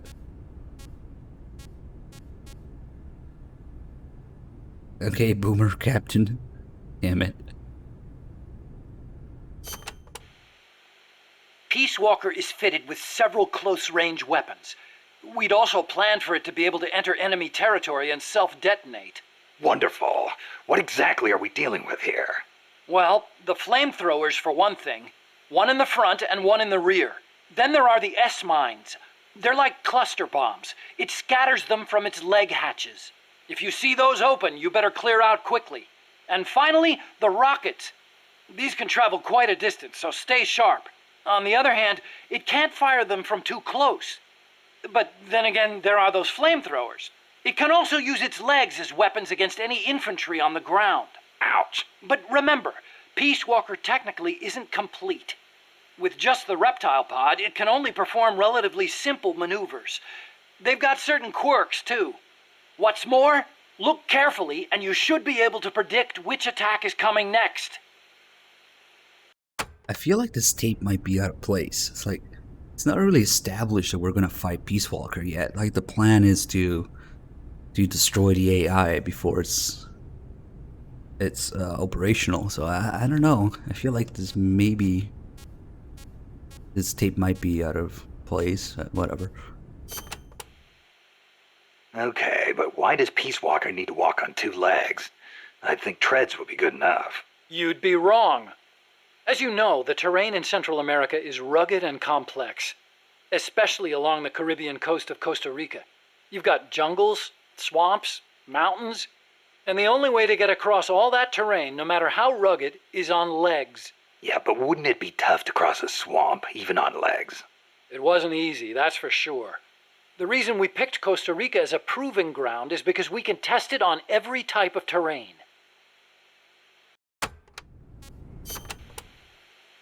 This Peace Walker project the CIA's talking about, you believed in it, huh? Yeah, I believed. Actually, maybe I just wanted to believe. What do you mean? Here's how Coldman explained it. Peace Walker's a weapon for peace. One to ensure true nuclear deterrence. It'd be the anchor to bring stability to Central America. He told me, the nuclear weapon system you've built will never be used. It will forever stand vigil as an icon of peace.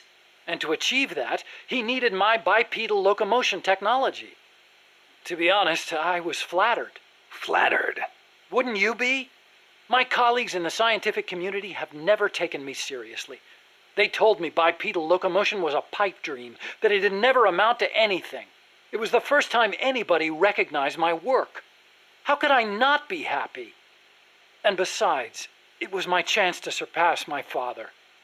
To create nukes for peace. Or so I thought anyway. But Coldman's really going through with it. Yeah. Makes perfect sense, really. No one would give the project any notice unless they could prove that an unmanned system is capable of launching a nuke. Why is Coldman going to launch a nuke? If all he wants to do is prove the AI retaliation system works, he doesn't need to put a live warhead on it. I agree. He could demonstrate the system by launching the missile alone, without a warhead. I asked him the same thing at first. He said there was no point in using a dummy missile.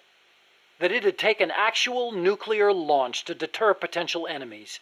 Launching the real deal gives him a leg up in negotiations with Langley. That's what he's really after.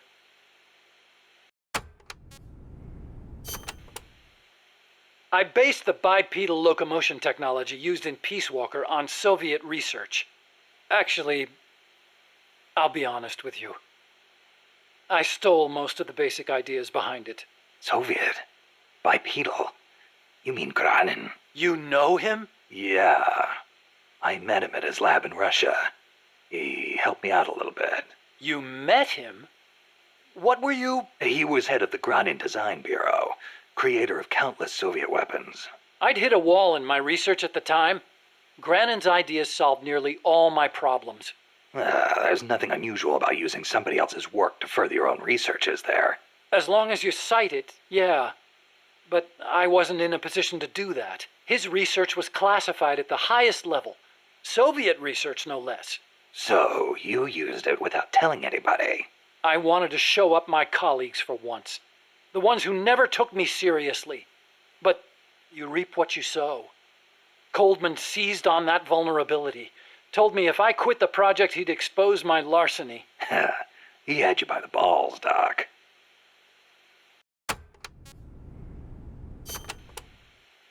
How'd you get your hands on Granin's research? That was also Coldman.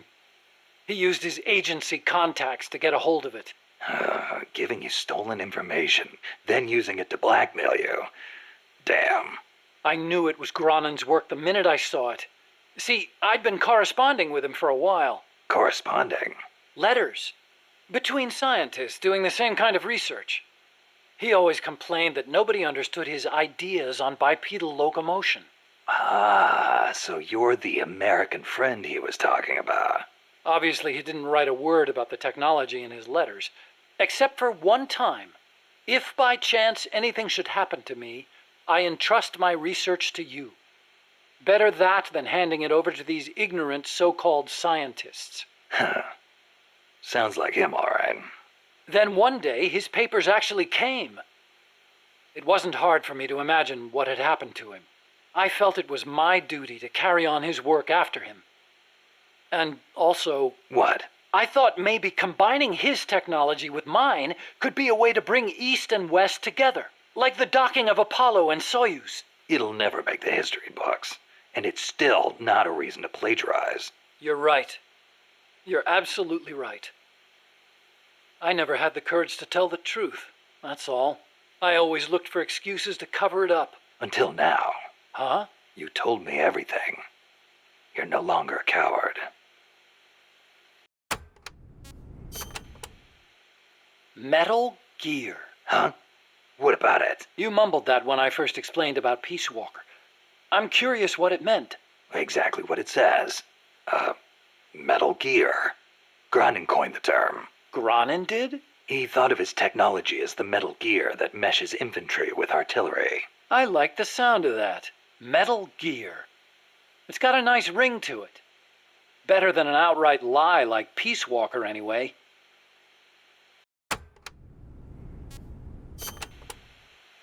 Those papers the CIA gave you, was there any data on the Shagohod in there? Shagohod? A nuclear tank that launches IRBMs. It competed against Granin's system for approval. Oh, the thing with the rockets.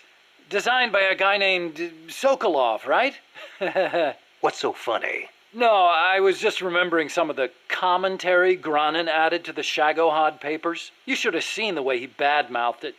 It was too conservative, too ugly.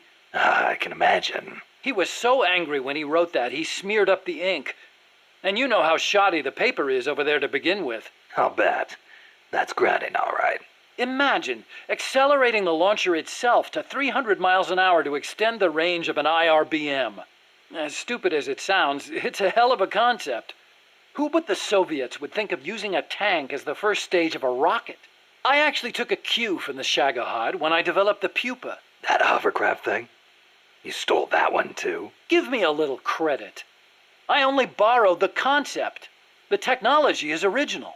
As it turned out, hover technology wasn't enough to handle all the terrain in Central America. It relied too much on brute force. But the Shagohod was a major threat. That thing could corner like you wouldn't believe. Built pretty tough, too. You sure know a lot about it. Yeah, it almost did me in. I couldn't forget it if I tried. Did you in? So you were the one who took it down. Wow! You really are amazing. I didn't do it alone. No, seriously, thank you. We might not be here today if they'd begun mass-producing that thing. Then again, they're hard at work now miniaturizing nuclear warheads. Pretty soon they won't even need an accelerated launcher like the Shagohod. Great. That means they're that much closer to being able to launch from anywhere in the world.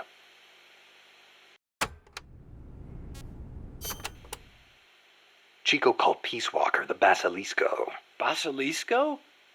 Oh, right, Spanish. That's funny. I once used the codename Basilisk for the Peace Walker platform myself. What for? The class of lizards called basilisks can walk atop any type of terrain. In a pinch, they can even stand up on two legs and run across water. Perfect name for a system that can walk anywhere in Central America, right?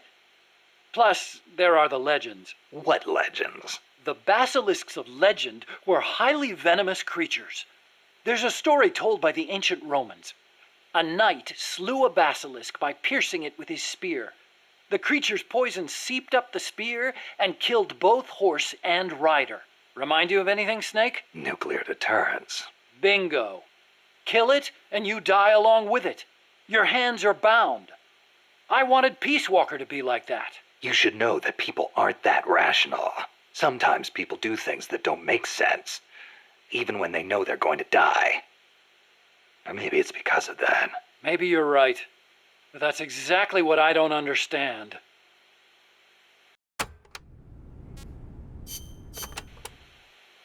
Hey, Doc, what was that you were smoking in the lab? It looked like a cigarette, but it wasn't lit. Oh, it's an electronic cigarette. I designed it myself. Pretty neat, huh? Electronic cigarette. Yep, a liquid in the filter that turns into vapor, and you inhale the microparticles. So that was vapor. I'd actually rather be smoking normal cigarettes, but not in that room. The smoke would wreck the precision equipment in there, ruin all its wiring. But the vapor is just steam. It doesn't contain tar or anything like that. So I can smoke it in the lab with no worries. Nice. Want to try one? Nah, I'll stick with cigars. Yeah, but... I don't like imitations. The real thing's always better. Okay. But you know, sooner or later, smoking's gonna become very unfashionable across the world. It hurts you and those around you. Electronic cigarettes might not seem so bad then. Yeah, when that happens, I'll think about it.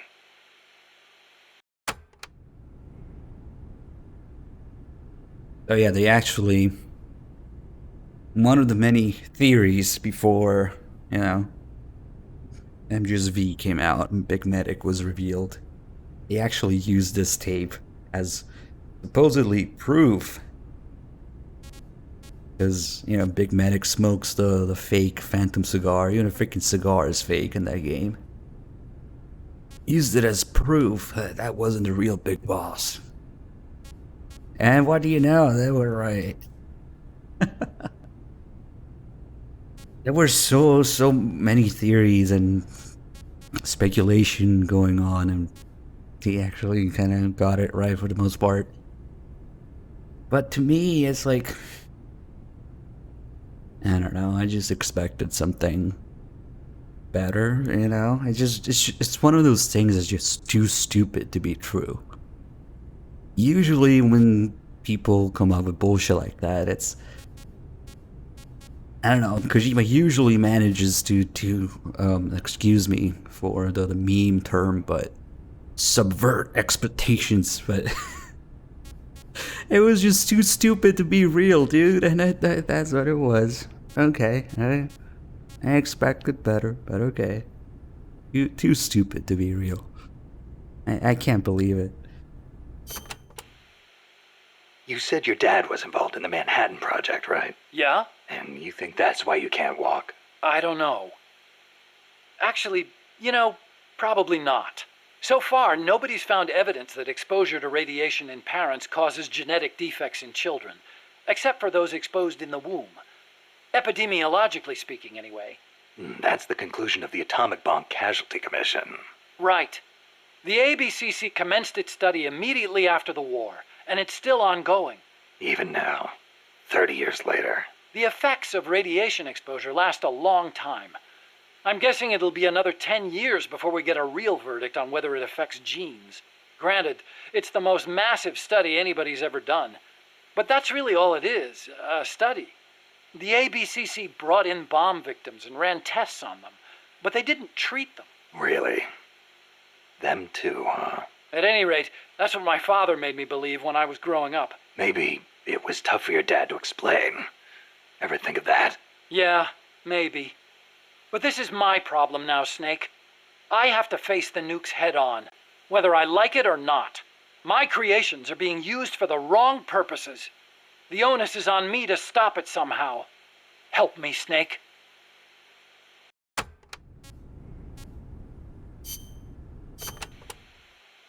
So this Dr. Strangelove was at NASA? Yeah.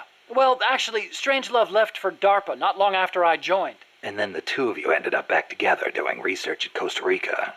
Not exactly together. We coordinated on a few things, but the research projects themselves were separate from each other. We had it worked out so that Dr. Strangelove handled the mammal pod, Peace Walker's cerebrum, while I did the rest. That letter, something to do with your research? Huh?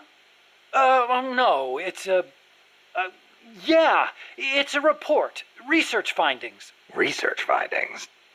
Anything in there we could use against Peace Walker? Nothing. Nothing at all. Just don't read it, okay? Promise me you won't? Yeah, now we're definitely gonna read it. Hey, as long as I'm here at Mother Base, why not assign me to the R&D team? You could use a guy like me. Glad to have you on board. I'm sure Kaz is, too. Once I've got the necessary materials and design specs together, I should be able to start building you that bipedal weapon platform. Nothing would make me happier than for my research to help put a stop to Peace Walker. So there's gonna be an extra tape after we read it, but only if we met Strangelove at that point. So even if we read it now, it's not gonna do anything until actually getting a chance to give it to Strangelove when he asks about it again. Doesn't matter too much for now. But yeah, we'll read it. Also, everybody on Mother Base wants to read it, wants to know what's in it. So now we'll get a bunch of calls about everybody asking to read it in some way, in some form. Paz, Chico, Amanda, Kaz, they're all gonna say something about it. Snake, Peace Walker is the heart of the enemy's project. To prevent its completion, you'll need to either shut down or destroy the artificial intelligence that functions as its brain. According to Huey, that AI is now undergoing final calibrations in Strangelove's lab. It's inside a tropical cloud forest. Slip in and terminate that AI before they ship it out. And then they also have something to say after you read it. Survival.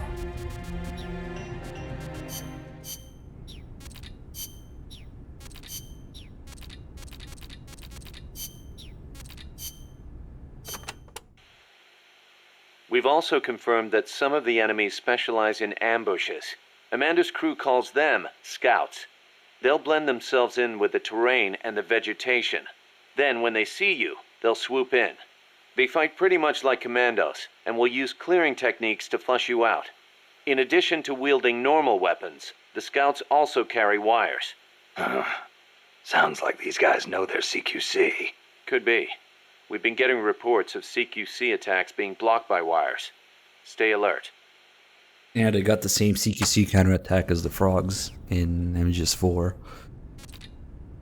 I feel like this is a little more than a quarter.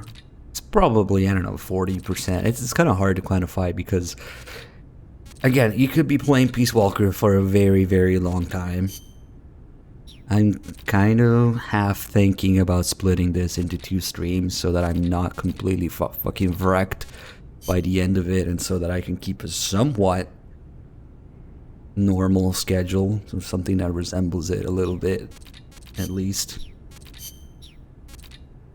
Because it's easy to get carried away with all the tapes, with all the extra missions, with all the things that I want to point out about it, and about the base management, all the MGSV salt that goes into it. So I might split this into 2 streams just so we can get a little more refreshed by the end, I guess. From here on in, you'll be in a cloud forest. The ground is covered in vegetation. You'll have plenty of hiding places, but so will the enemy. I'll keep an eye out for scouts. Trying to force your way through would be suicide. Know the enemy's location before making any moves. Too bad you don't have some sort of radar. I could try night vision. Once you know where an enemy is, decide how you want to handle him. You could get into his blind spots. Or drop him from a distance before he even has a clue someone's around. An eye for an eye, right? Yeah, we'll go on a date with Paz. Definitely not Kaz, right? No, we'll go on a date with both, actually. Once we switch saves. Chico, you know much about cloud forests? Not that much. All I know is there's a world of difference between a rainy rainforest and a foggy cloud forest. But they have some things in common. But like, for instance, you gotta watch out for poison dart frogs. Both rain and cloud forests have high humidity, so they're perfect environments for frogs and other amphibians. I mean, it's not like just touching a strawberry poison dart frog or a dying dart frog is going to kill you, but don't eat them, no matter how hungry you get. I can get all the rations I need from Mother Base. No jungle food for me this time. Seriously? You're not disappointed you don't get to eat wild animals? What do you think I am? Just kidding. In Colombia, though, there's a frog, the golden dart frog, that's lethal to the touch. How do you know all this? Come on. Don't you think poisonous animals are cool? Not if you get poisoned by one. Well, obviously. One more thing. When you get to the forest, be on the lookout for Bigfoot. I think I'll be okay there. Oh, God. Yep, that's a thing. Bigfoot is an ape man that lives in the Rocky Mountains. In the local Indian language, he's known as Sasquatch. And get this, he's over 3 vara. Can you believe that? So he's kinda like a gorilla? Completely different. Even the biggest gorillas only get to about 2 vara, and they walk on their knuckles. Bigfoot's big, and he walks on 2 feet, like people. So he's more man than ape? Probably. His ancestors must have split off from humans at some point. Like before they started using tools and stuff. Yeah, but aren't the Rockies kind of far away from here? Not that far. According to Darwin, humans came all the way over here from Africa. Plus, there have been sightings in Venezuela of an ape man called Mono Grande. Costa Rica has tons of plant and animal species. So I'd expect there to be at least one kind of ape man. At least.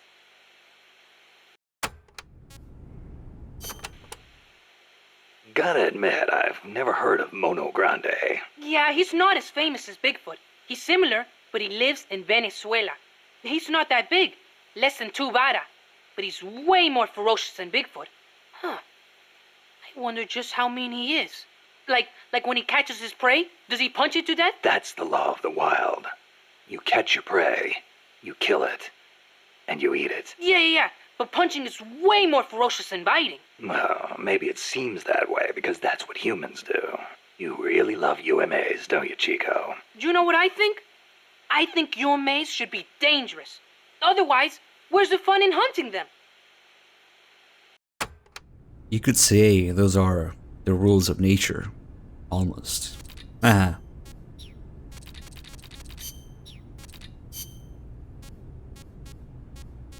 Oh, I think either here or probably a little bit we'll get the giant stone balls call here. Are there any large-scale ruins in Costa Rica, Paz? There is a place east of Cartago called Guajabu. They have ruins there, but they're not especially big. Not the place I'm thinking of. Any others?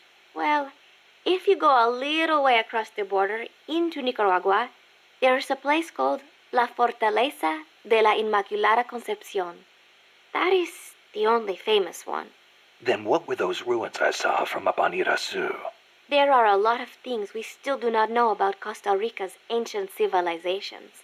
There are giant stone spheres throughout the country. What they were used for is still a mystery. Giant stone spheres that Snake proceeds to call giant stone balls. But yeah, the ruins are not actually supposed to be there apparently, but it's all up front for the development lab, the AI lab. So it still kind of makes sense. Costa Rica's forests are more diverse than you might expect. Not all of them are tropical rainforests. Costa Rica is close to the equator, it is true, but it is also very mountainous. Yeah, I see what you mean. Go up 4,000 feet in elevation and the temperature drops more than 7 degrees. There are basically 3 types of forests. The lowlands are covered in tropical rainforests, the highlands by tropical cloud forests, and areas where there is a dry season have tropical dry forests. I like how he says that no jungle food for me this time, but the next thing he does in a cutscene is just eat a random fish off the river. The cloud forests cover the central mountainous region of the country. They are perpetually shrouded in fog. You get wet just standing there. It is as if the entire forest is inside a cloud. Must make for poor visibility. It does, but beauty too. It is like being lost in some mystical green labyrinth. I'd rather not get lost, if that's okay. The forests are also home to lots of rare animals, especially bright-colored frogs. They like the humidity. You know that butterfly painted on Peace Walker? Any idea what that is? It is a morpho.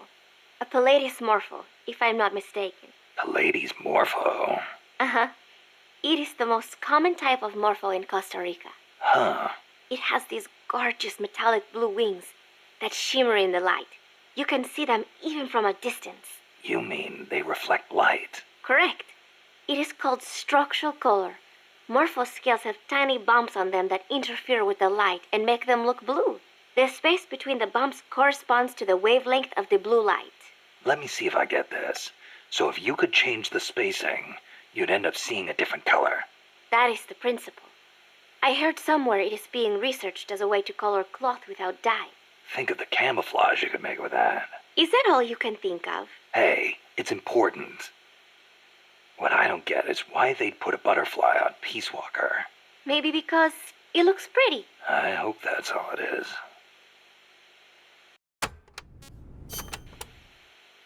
This area is a tropical cloud forest, continually covered in a thick mist. It is quite a mystical place. Selva de la Leche. Forest of milk. I can barely see in front of me. There you go again. The forest is basically sitting in a cloud, so of course it's going to be hard to see. But you know, the cloud forest is the only place many exotic creatures can live. Well, if they're not edible, I'm not interested. Now he wants to eat them. Snake, I'll have you know people travel from all around the world to witness Costa Rica's unique fauna. Now he wants to eat the stuff there. Not with Chico though. That tells you a lot. Snake, watch out for the frogs. Why? They bite? Relax. No frog's ever eaten a snake. Although, I've feasted on a few frogs' legs myself. But they are dangerous. They are poisonous. Poisonous? Poison dart frogs live up to their name, I assure you. Their poison is so strong. The Indígena use them to make poison-tipped arrows. Some secrete poison through their skin. Even touching them can be dangerous. So don't go petting them or anything. So... I can't eat one? I am warning you. Big Boss is losing it. First he doesn't want to eat anything, now he wants to eat everything. Okay. And it depends on who he's talking to, I guess. You look Creed with 73 months, thank you. Snake, Peace Walker is the heart of the enemy's project. To prevent its completion, you'll need to either shut down or destroy the artificial intelligence that functions as its brain. According to Huey, that AI is now undergoing final calibrations in Strangelove's lab. It's inside a tropical cloud forest. Slip in and terminate that AI before they ship it out. And believe it or not, this game actually has chapters. How many of them? More than 2.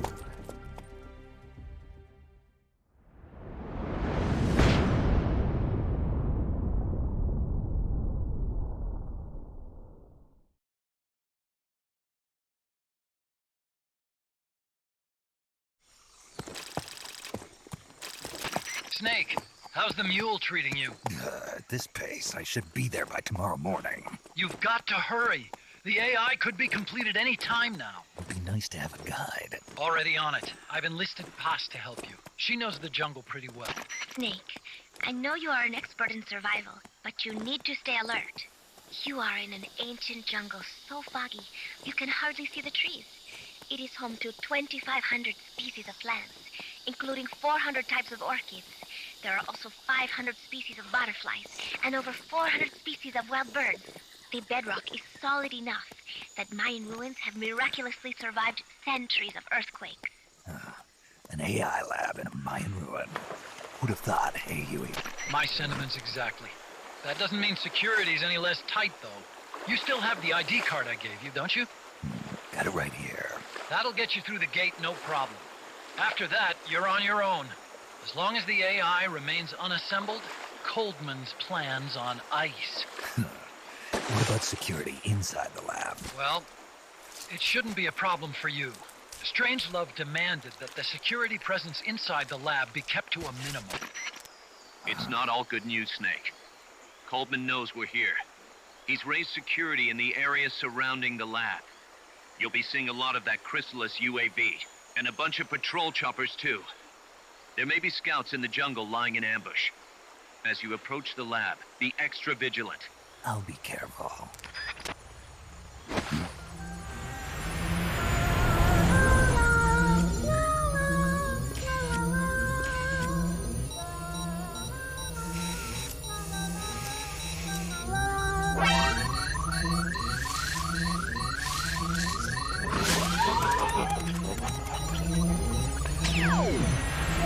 They're looking for you. Stay sharp. Snake, Strangelove's lab is a few miles to the north. It won't be long before the AI is complete. Don't let that happen.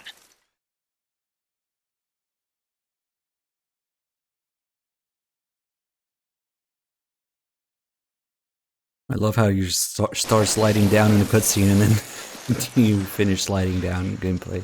It's pretty smart. If there's enemy scouts around here, they'll be nearly impossible to see.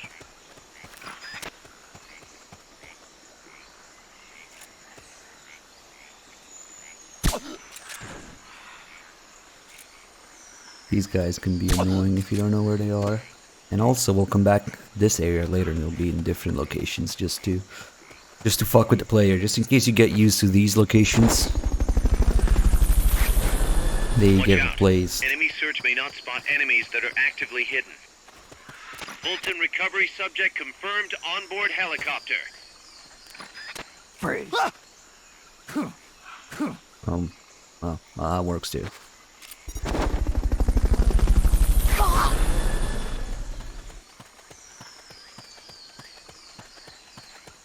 Fulton recovery helicopter is complete.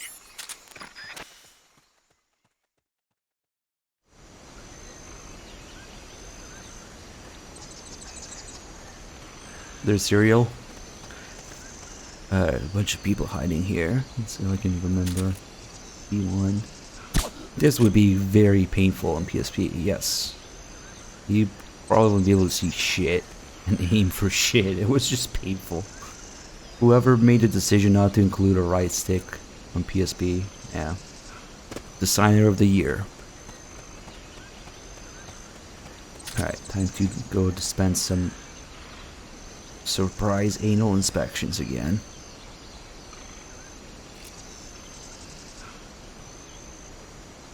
Surprise!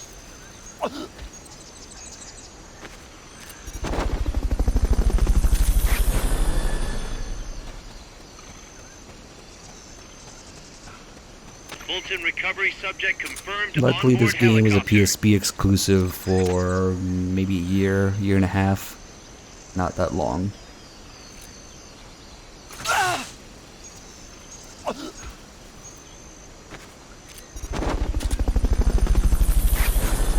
I don't know, I felt pretty crippled on PSP. I only played it like once on PSP. I had no reason to, because, you know, HD edition. For me, it's not even HD, it's like the controls, man. I can't. Is that it?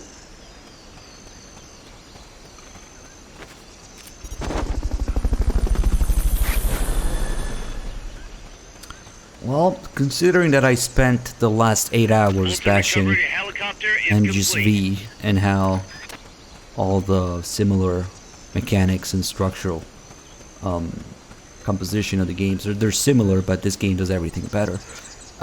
Yes, I very much prefer Peace Walker. I have to hold back a little bit, not to go into every single feature in detail. That's just...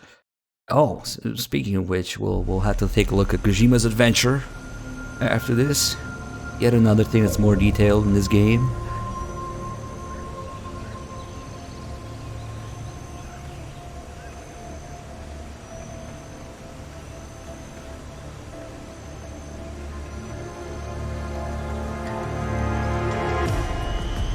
Oh, you can see the Morpho there. Nice.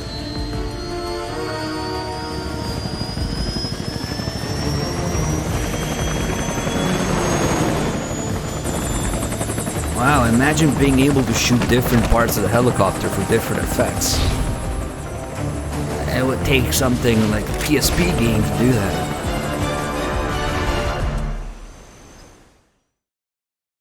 But helicopters all have a little trick to them, which you can just destroy the cockpit and save yourself a lot of trouble. You can force the commander out, unlike other vehicles, when there's still people and you get an alert. I got a report in from the R&D team. They finished plans for a new Hex-type plant, and today they're gonna start construction on the first block. Can't wait to finally say goodbye to this scrap heap. Only thing is, we don't have nearly enough GMP. We'll need to recruit more soldiers to get more GMP. You know what to do, Snake. Oh, GMP, that's another thing that Thanks matters for putting here. me on the R&D team, Snake. I'll cut to the chase. We've commenced development on our own bipedal weapon. The only thing is, we don't exactly have easy access to resources here. Yeah. Unfortunately, we don't have the budget of a defense department behind us. I understand. That's why I want to ask you something. If you fight any more AI weapons, could you try to gather as many of their parts as you can? That would really make things go a lot smoother. Again, easier said than done. If anyone could do it, you can, boss. You single-handedly took out the pupa. True. Look, if you're not interested, I can just work with what we have here. I'm not trying to force you to take unnecessary risks. You're the boss around here. All right. No promises, but I'll think about it. Great. Also, each AI weapon has a head part that serves as the core of its armament. Recovering a head part will allow you to use the weapon associated with that part. But those guys won't go down without a fight, so don't get too preoccupied with this stuff. Don't worry. I'm not about to risk my life for a bunch of scrap. I would hope not. One more thing. Our new bipedal weapon needs a name. Good point. We can't keep calling it our bipedal weapon. I had a talk with Miller, and we came up with Metal Gear Zeke. Metal Gear... Zeke? Yep. As you know, Metal Gear was coined by Granin. And Zeke? It's a name the U.S. military gave to Japanese aircraft that flew during World War II. Zeke was the Japanese Navy's best fighter plane. So are you okay with that, Snake? Sure. Fine by me. Miller was saying that an army without borders will need a deterrent against other countries. He's right. With Metal Gear, MSF can achieve true independence. Here's hoping. That's the same origin as Rex and Ray, by the way. If just in case some people miss that, it's easy to miss. But Rex and Ray are also Japanese. Are they both Japanese? I know Ray is. But yeah, they're all fighter planes, code names. Especially well, I'm mixing it up with Raiden. Sorry, not Ray, Raiden. Also, with the whole Raiden and Jack thing. I'm getting tired. I haven't played Peace Walker in a while, so I'm guilty of enjoying it a little bit too much and too long. Now we're delving into it a bit much. But yeah, that's what is the thing with Raiden as well. Penguin. Penguin guy. Okay. You don't want to over-grill a ration, but if you're just gonna lightly toast it, I say you're better off not grilling at all. Now they're giving you directions on how to grill rations, even though we're nowhere close to that in gameplay. Nice. Everybody can do something, but nobody can do everything. We'll do the things you can't. These two guys have the same quote. And we need you to do the things we can't. Wow.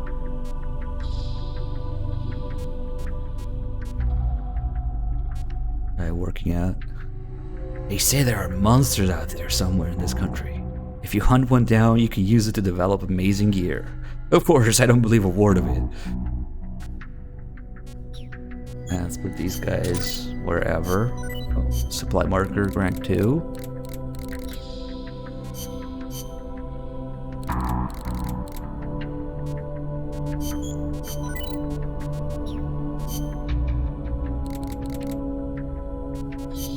More Fultons, MVG, maybe.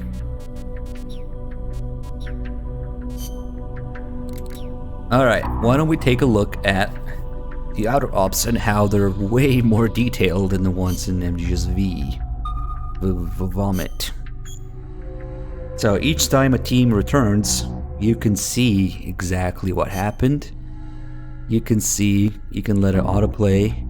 There's a little sort of mini game like thing here where you can see what happened, what guns they used, how much damage they did, you know, their accuracy, who's winning, and there's sound aside to it. There's sound effects, there's music. The music changes and picks up when you're about to win. If the enemy is about to win, you get like sadder music. it's ridiculous how much more detailed this is. This is the first one, so they're using like shitty weapons. Yeah, go to war with a handgun. See what happens. Oh, he wrecked that guy with the RPG. Nice. And it depends also on what weapons you have developed. These guys, they will use weapons that you have developed, and there's certain weapons that they're more likely to use, and if you have them, it makes them like unstoppable. So this guy decided to use the RPG on a guy, okay. And we get some cardboard box tanks as a reward. Alright, let's take a look, because we kind of overkilled it a little bit. Let's see what happens here. Music picking up when you're about to win. They only have...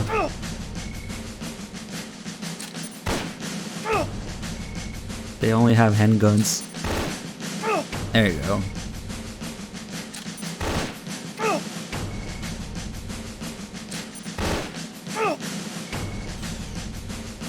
Rip.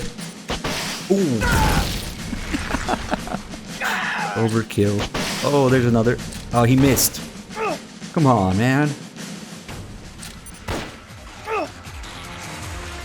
I appreciate that sound design and music.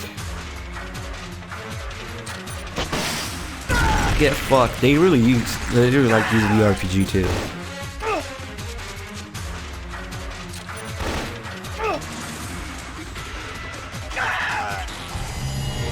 Alright, I won again. Next one. I think the next. Oh, and they also gain. Forgot to mention, they gain experience and their stats go up slowly the more they do this. Although it can be largely ignored. Except when you get somebody who's really close to like an S rank or something, then it kind of matters. And we got the RK47. Totally not an AK. And a uniform. And a volunteer. Nice. Now, Team Hotel might not be so lucky. I think we'll get to hear the sad music of when you're losing now. Because it is none other than Kojima. This is Kojima's escape from Konami HQ. Kojima versus Konami executives. Let's go.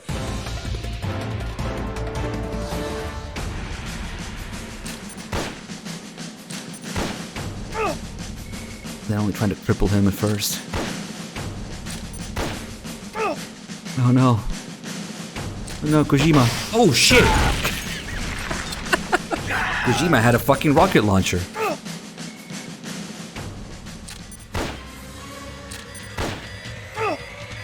But eventually...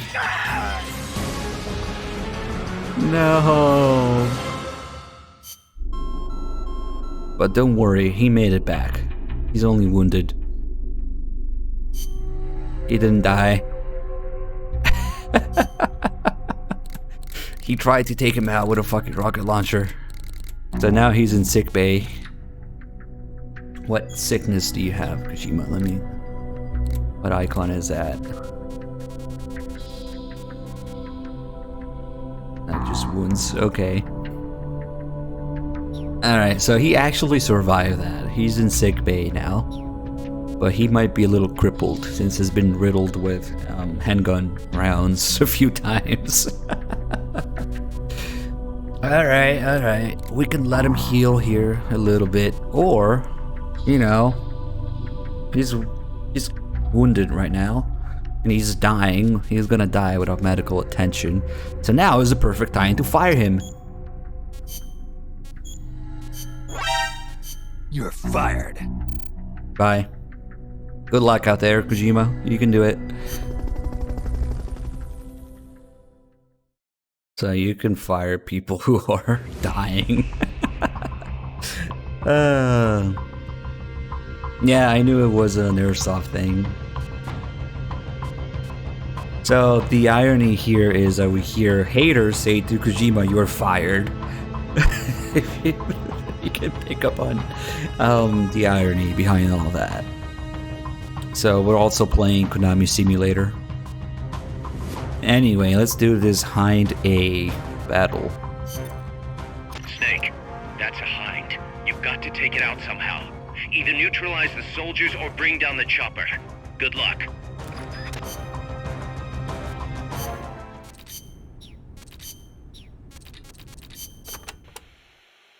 Catarata de la Muerte means waterfall of death. Huh. How cheerful. I am sure it will be no problem for you, Snake.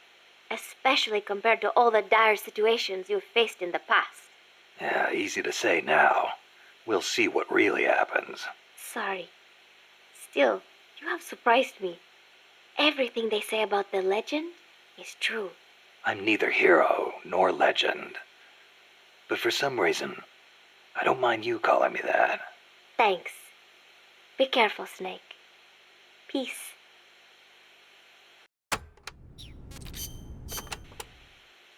Don't even think about facing a chopper head-on. Guerrilla tactics would work well in a place like that. Moving from tree to tree will make it hard to get a fix on you from the air. That's your best chance. Good thinking, Commandante. You clearly know your way around a battlefield. Enough, boss. Time to stop talking and start using your ears. When you're hiding, you won't be able to see the chopper that well. It's important to use sound to get a read on its position. You could also try taking out its tail rotor. That would greatly reduce its mobility. And watch out for ground troops. Copy that, Commandante. Wow, imagine being able to shoot different parts of the helicopter for different effects in the battlefield. Certainly that's too advanced for the Fox engine. Let's rock. Anyway, let's bring the M60 to this. With its shitty rate of fire in this game. And just some tranquilizer, whatever.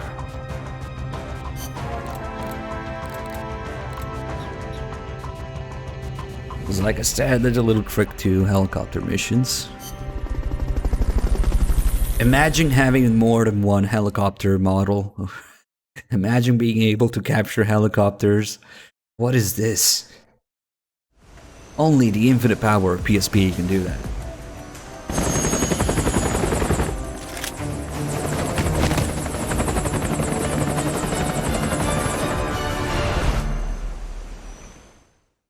Ah, ridiculous. Not only they only have one model, it's fucking reused from Ground Zeroes. So. Ah, fuck, I forgot smokes. Oh well. Okay. So we'll just pump them full of tranquilizer. Doesn't even matter if I get an alert. What is it? TQC Rush movie. Enemies close by. See how they still move during the freaking CQC combo?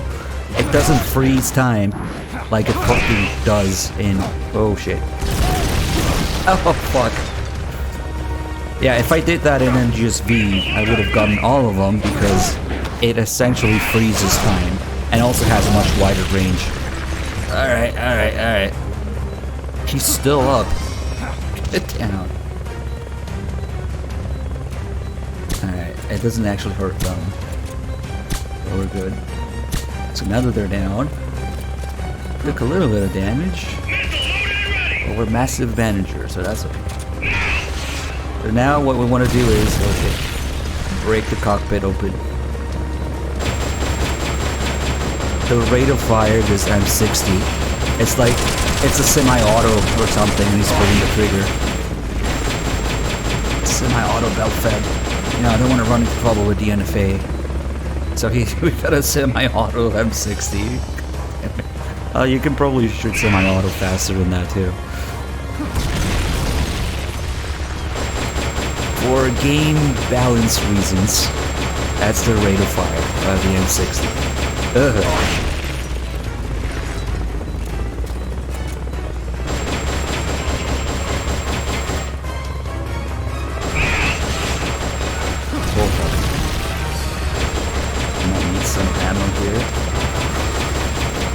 As long as we aim at the cockpit, it has like its own health.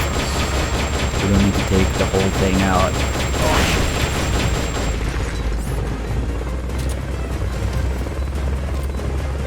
Damn it. Snake needs an SOT or something.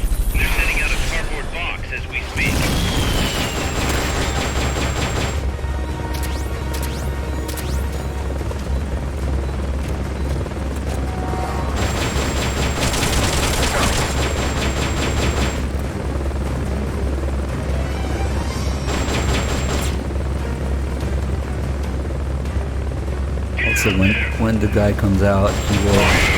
There he is. He will start chucking grenades from the cockpit. Try to put him to sleep first. Now imagine being able to put the captain to sleep. Or shoot the rotors, or shoot the fuel tanks, or shoot the weapons off. With different effects. Yep. And just to be clear, just in case the sarcasm isn't clear enough. When I say imagine whatever, it means that this game does it and MGS5 doesn't, or MGS-V doesn't. Every single feature that I've mentioned can only be achieved through the infinite power of PSP. Such as having different helicopters, capturing helicopters, shooting different parts of it. Oh shit, they woke up. We better finish this soon. Where the fuck did he go? We have a mono TV right now. Can't hear it. Once we put him to sleep. Oh, he's smart though. He's hiding. Took too long.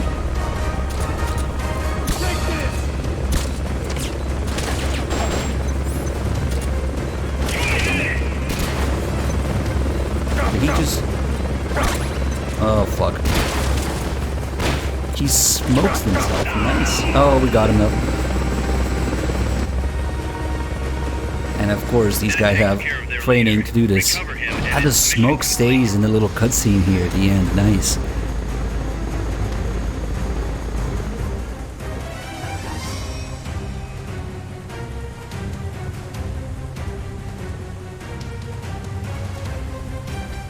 He can also pilot behind on his own. This guy's shit.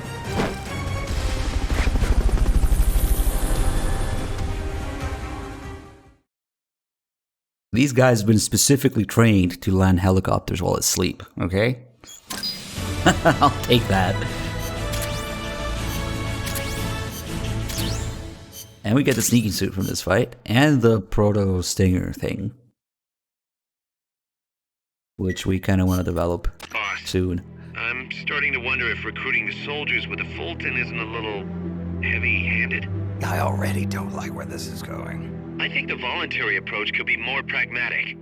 Technically, we're not a corporate entity, but at our size, that's not too far from the truth. We can't keep using guerrilla tactics to find new blood. To search for volunteers, select recruit from the menu, or select trade to exchange soldiers with other mercenary units. Yeah, provided we got the friends for that. No friends. Sag. But this is a feature that they effectively ruined and destroyed in the HD edition. Because this used to depend on which Wi-Fi networks you could see on your PSP. So you could, like, I don't know, get on a bus and drive around town. Definitely don't do it while you're driving with one hand and a PSP in the other hand. But you could go to different places and have different Wi-Fi networks, and they would translate into different soldiers that you would find here in this recruit option. But now it's pretty much fixed, I guess. I think it depends on your heroism, how far you are in the story, maybe. But there's no real variety to it. Like back in the day, you could, yeah, go to a mall and find, I don't know what else it depends on. I wonder if there was like a good spot for S-rank soldiers or something. Yeah, there's a formula to it. Okay, that makes sense. So if we do it here, I think it's fixed the first few. That's just gonna be one shitty guy, but eventually you can get multiple people, you can get female soldiers, you can get S-rank in combat. And these guys, at least the later ones, they tried to, I guess we'll let that play. They actually try to get away from you so that you can't CQC combo them. Because again, the CQC combo doesn't fucking freeze time in this game. Looks like our reputation is spreading. We've got battle-hardened veterans from all kinds of places trying to join our army. But they insist on testing your skills to see if you're the real deal before they'll join. Let's put these arrogant upstarts in their place. Take them down using hand-to-hand strikes or CQC. If you can knock them all out within the time limit, they'll join us, becoming powerful allies. Don't disappoint them, boss. Show them what you got. So it's basically a time attack to stun all of them. So the more there are, the more difficult it is, and the more you want those combos, but then again, they move away from you. And you can hear them talk, you can tell. Well, you can also see they have boobs, I guess. There's female soldiers. Right now, it's just one guy, whatever.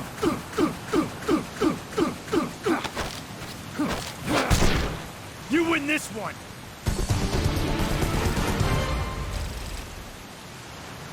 Yeah, you can get a whole bunch of... You can get a CQC combo, that's kind of crazy here, too. But, yeah, this early in the game, we're not gonna see much. But, once we do recruit these guys...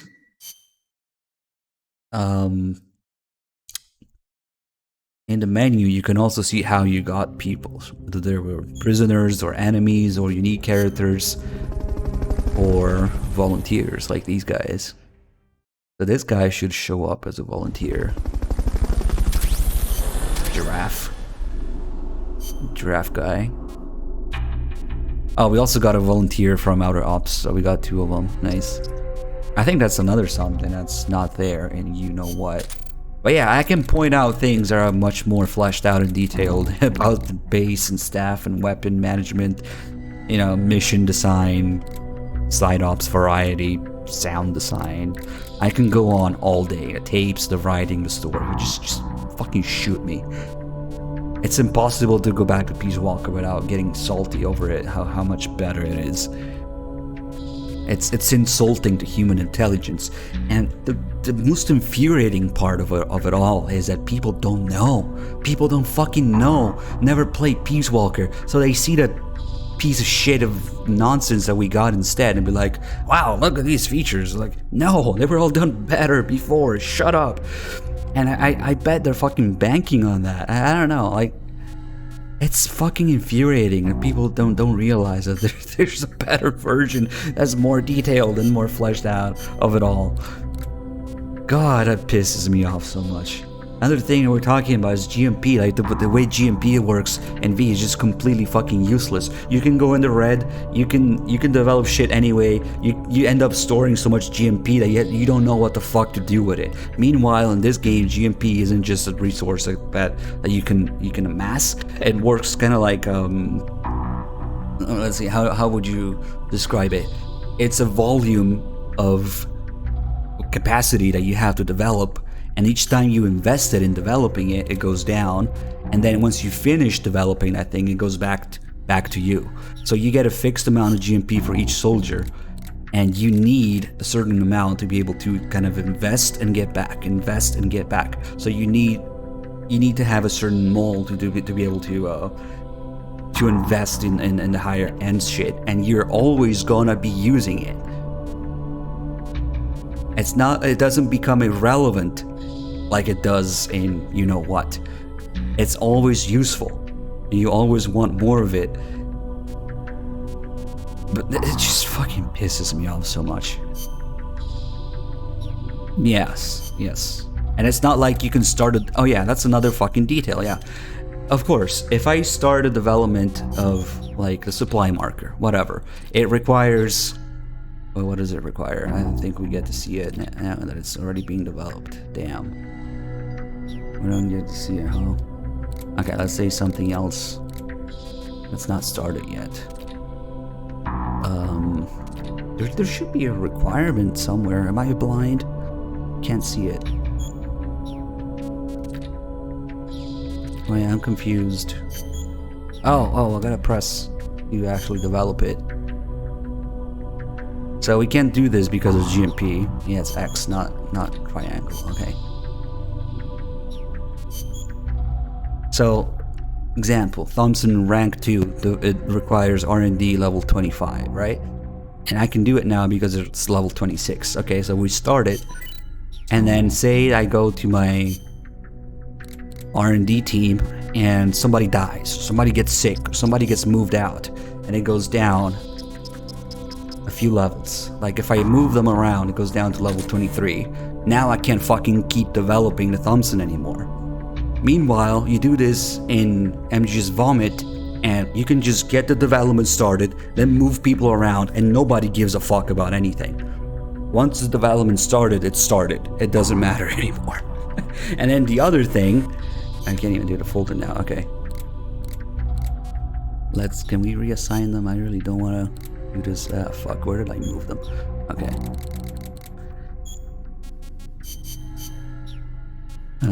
R&D people who are not in R&D. Oh. I kind of messed things up a little bit there, but okay. Some of them are deployed. Did I put them in Intel? Okay.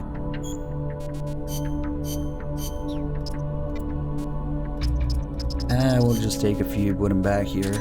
So the development resumes, and oh shit, now I fucked something up in Intel. Because it's too low. Damn it. Well, yeah, I fucked something up intentionally so that we could demonstrate that, but bad idea, maybe. Put some more people back in Intel. Now we can't do the fucking Thompson anymore. You know what? I have an idea. Take everybody.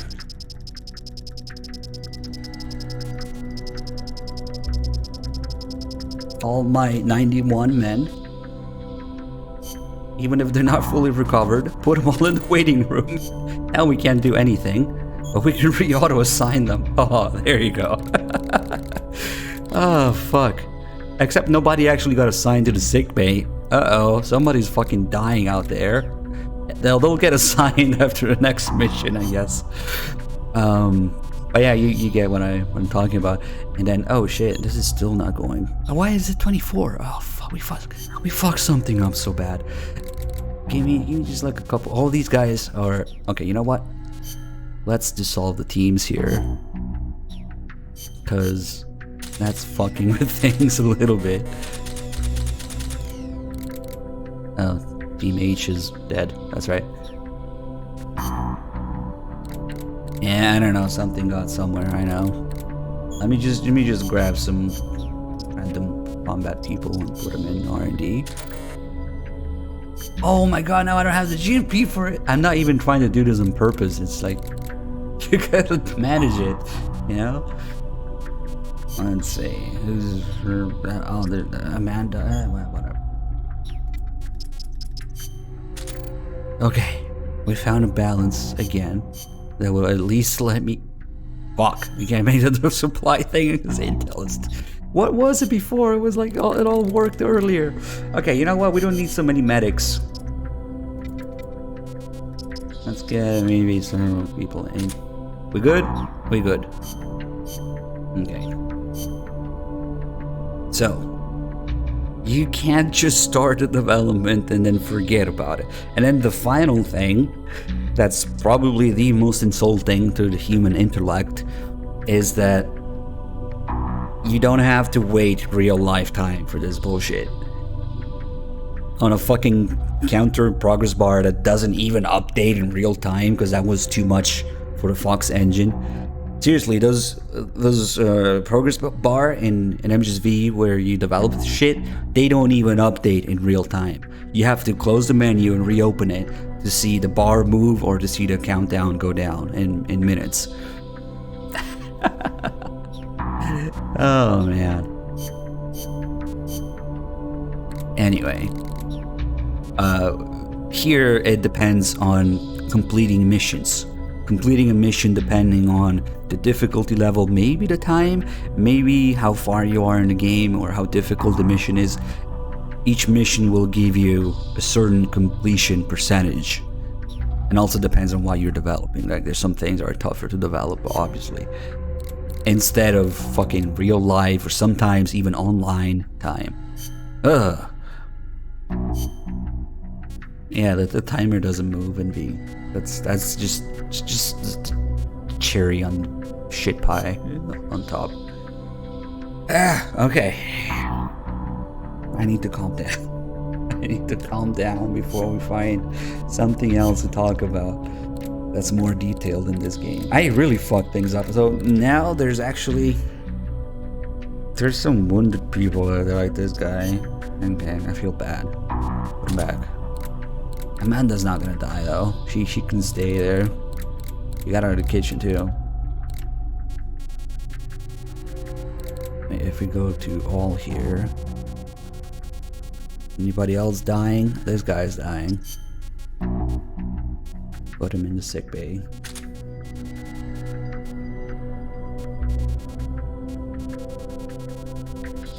This guy's dying too. And that's Amanda, she'll be fine. And this guy. Okay. Oh, some of them were already there, okay.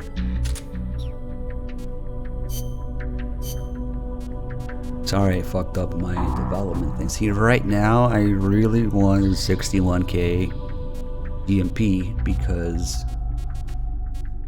And that's a word I couldn't think of earlier, like, it's the volume.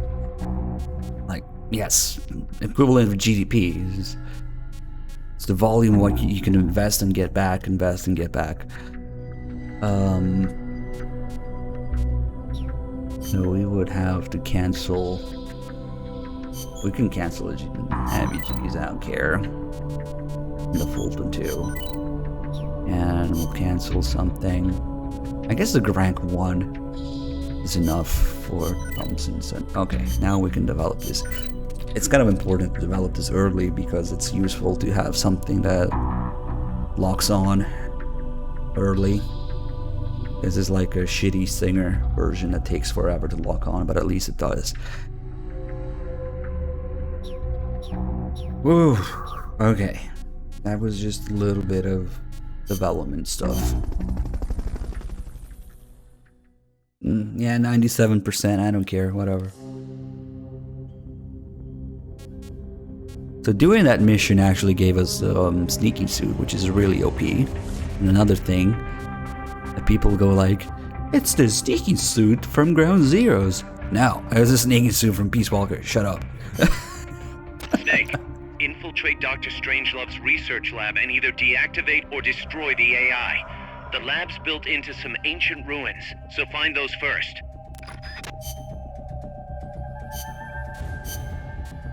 Stealth. There it is.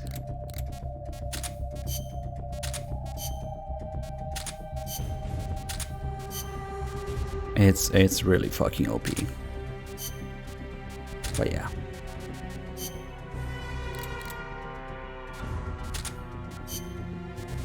Yeah, there's a sneaking suit in 3, but it's not this sneaking suit. Ground Zeroes is in some ways just another slightly more involved Peace Walker mission. Because they still got the same thing going on, and they sent Snake. So that's the sneaking suit we get there. And we gotta bring the ID card for this mission. And now we want the Fulton here in the first slot.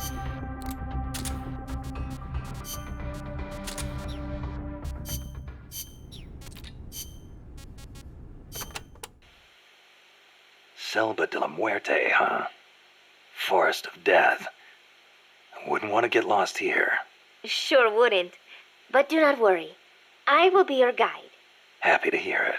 By the way, Snake, you know much about sloths? Just the name. They are Sloths. amazing. Sloths spend almost all of their lives up in the trees. Except for when they have to go to the back room. Plus, they barely eat a thing. What? How do they survive? Why do you think they are called sloths? They hardly move, so they hardly burn any energy. They are also able to maintain a low body temperature, lowering their metabolism further and allowing them to survive on very little.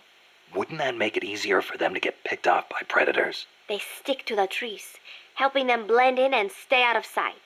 They say there are even some sloths that grow moss when they reach a certain age, like some sort of fairy tale forest hermit, huh? I knew a great old sniper once.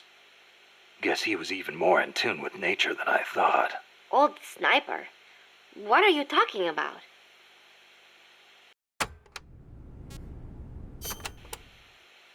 La Ruinas de Xochiquetzal will be around there. They have not been restored at all, so they may well be covered in plants. Xochiquetzal? An Aztec goddess of fertility and beauty. They say she was always accompanied by birds and butterflies. One theory states she was the mother of the god known as Quetzalcoatl.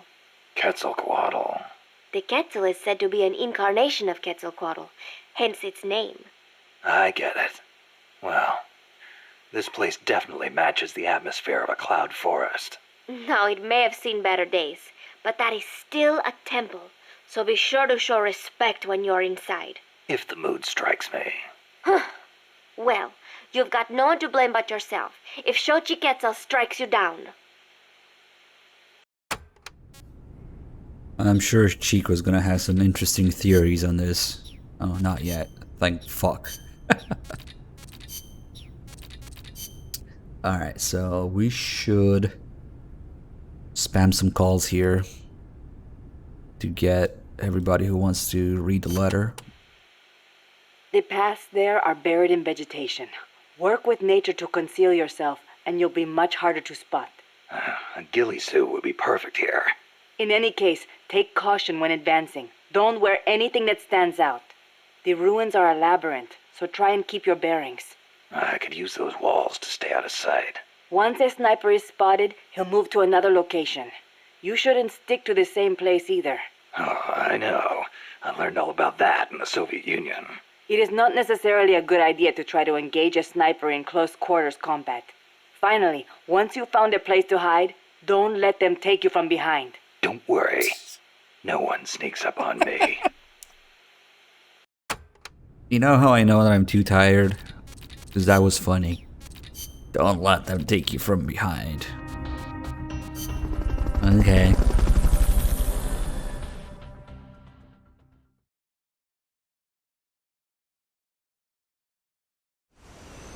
It's been 9 hours already, damn it. I forgot to show that you can throw people off this cliff here into the waterfall.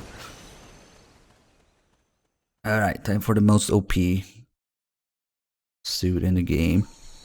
It's as if the guards weren't blind enough already. This is great camo index pretty much everywhere. And it makes your footsteps completely quiet. Some scouts are really hard to spot because they use grass or dirt to camouflage. So it's even more brainless now. Right You in with the can natural just run up to people.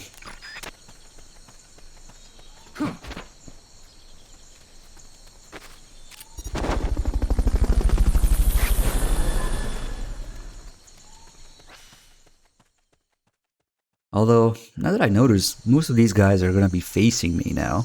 Maybe they did that on purpose, because they knew the player would be getting this now. Some of these guys are facing me as we go close, and not this guy.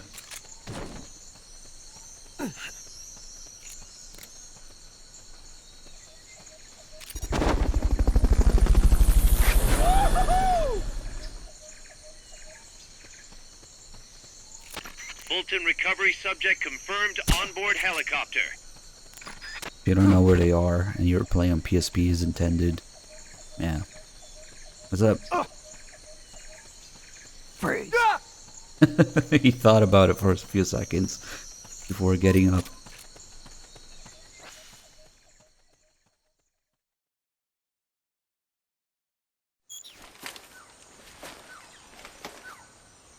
Oh, time for boobs. Sound effect, because Kojima strikes back.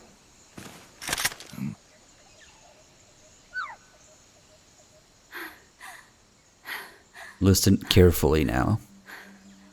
Hey. Tu m'as trouvé. C'est moi le loup. French. Fini de jouer à cache-cache. Dis-moi qui tu es. Please, do not kill me. You know, soldier. I am a tourist. What's your name? Please. What are you doing here? Cecile. Thanks, Kojima. Caminada. You're not one of the soldiers? Please, lower your gun. Who are you? I'm an ornithologist. A poacher? The gun's for self-defense. I'm looking for that one rare bird in Costa Rica. Which one? The quetzal? Right, the quetzal. They're rare, but they're not covered under the Washington Treaty. The resplendent quetzal is red-listed. Really? You know your stuff. I am an ornithologist myself. Well, we'll have to compare notes later. Here, drink some of this.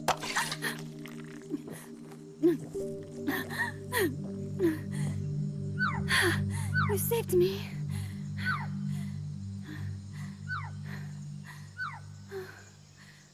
They told me this was a paradise. That there were more rare birds here than anywhere else. That there was no war here. That it was safe.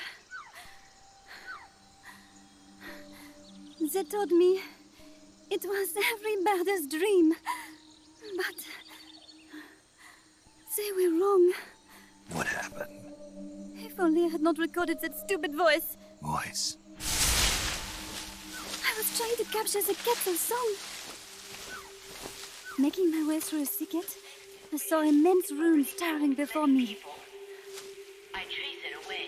It will bite you unless you kill it. Go home. You're the one who made the tape. I am loyal to myself. Who's there?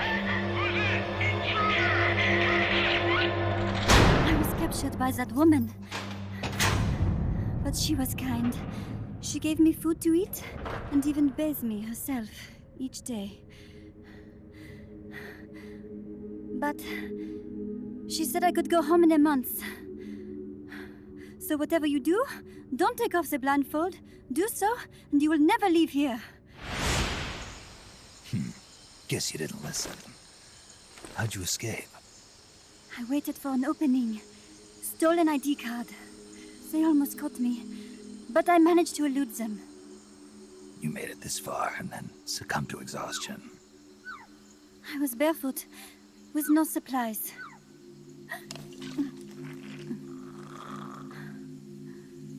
Oh, I am so sorry. I drank it all. That facility. Did you see anybody else in there?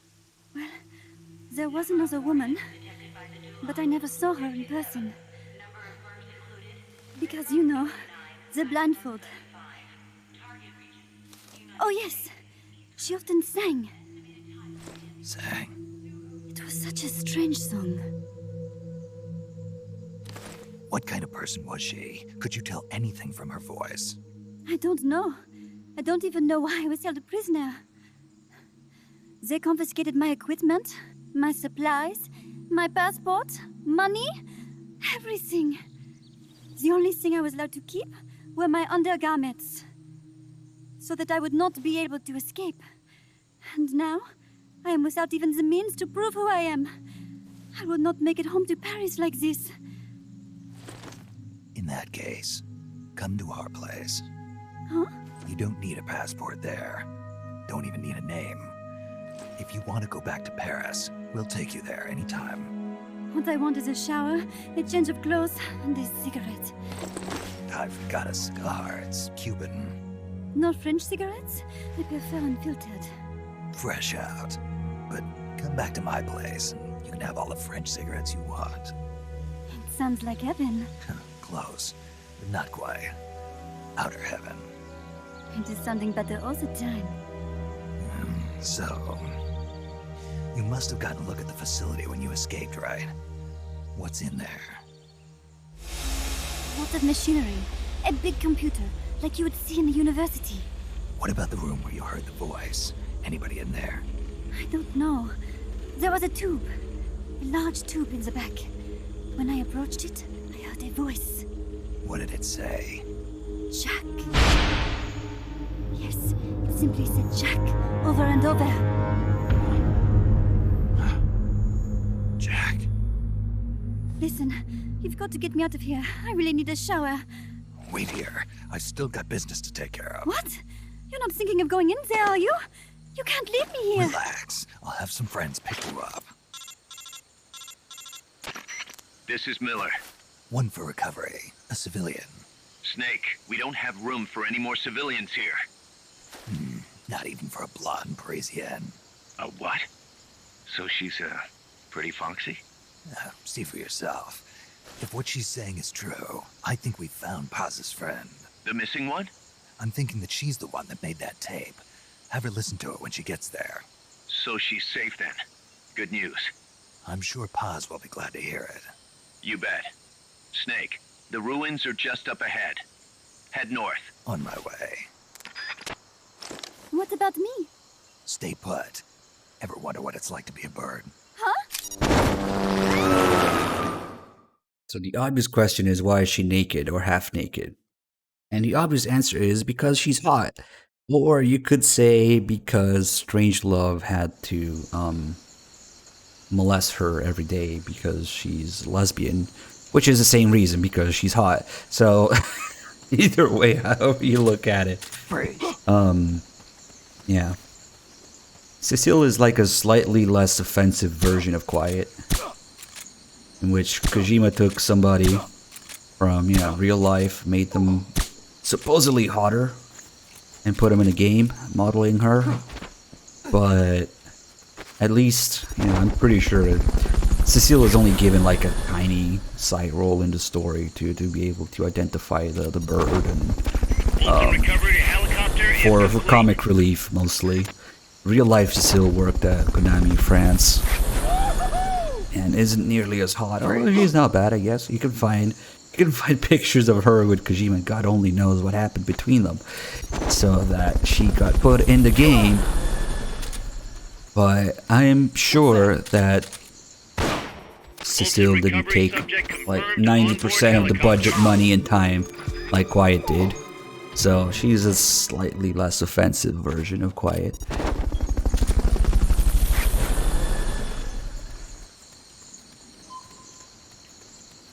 Yeah, she is mostly a joke side, tiny role character. Her tapes are great. I wonder if Kojima got, you know, rejected by real life Cecile, maybe? He probably tried some shit, come on. It's Kojima. So that's why she ended up in the game. Mission failed successfully. It won't open. Ah, fuck, I forgot to do calls. It won't open. Mission failed successfully. It won't open. Mission complete. What?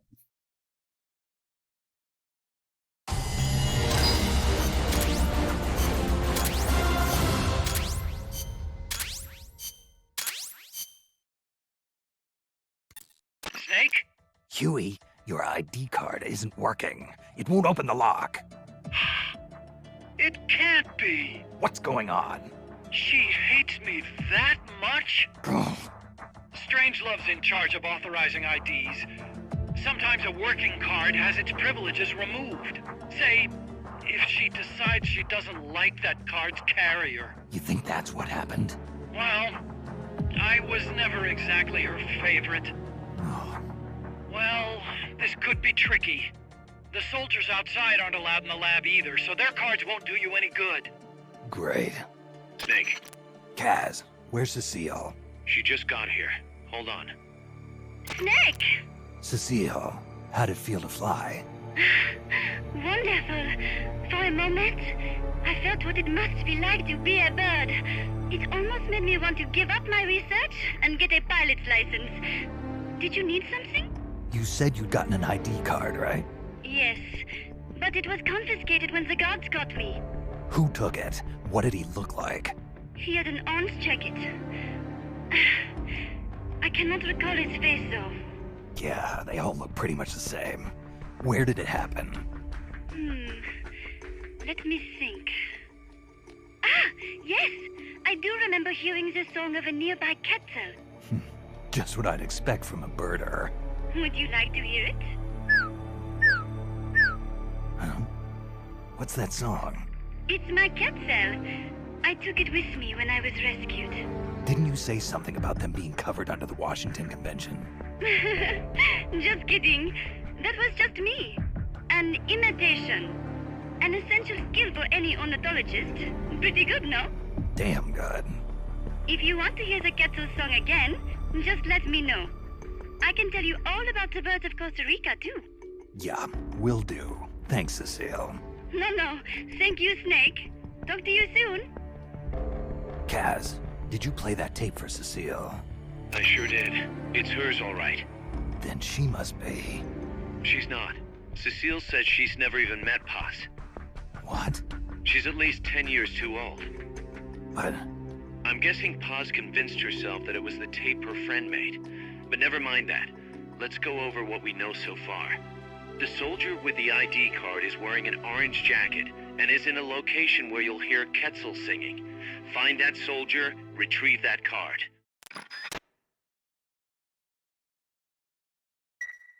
I think if I do that mission now, it's just gonna be Huey bitching about his card not working and Cecile repeating a freaking Quetzal song over and over. So I don't think we can get the calls about everybody wanting to read the letter from it Damn it, I forgot to do it.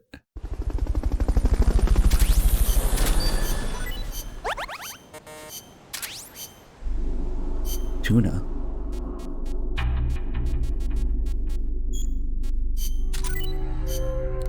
And of course, Cecile being a female and being hot, she has a 3D model that we can look at. Thanks, Kojima.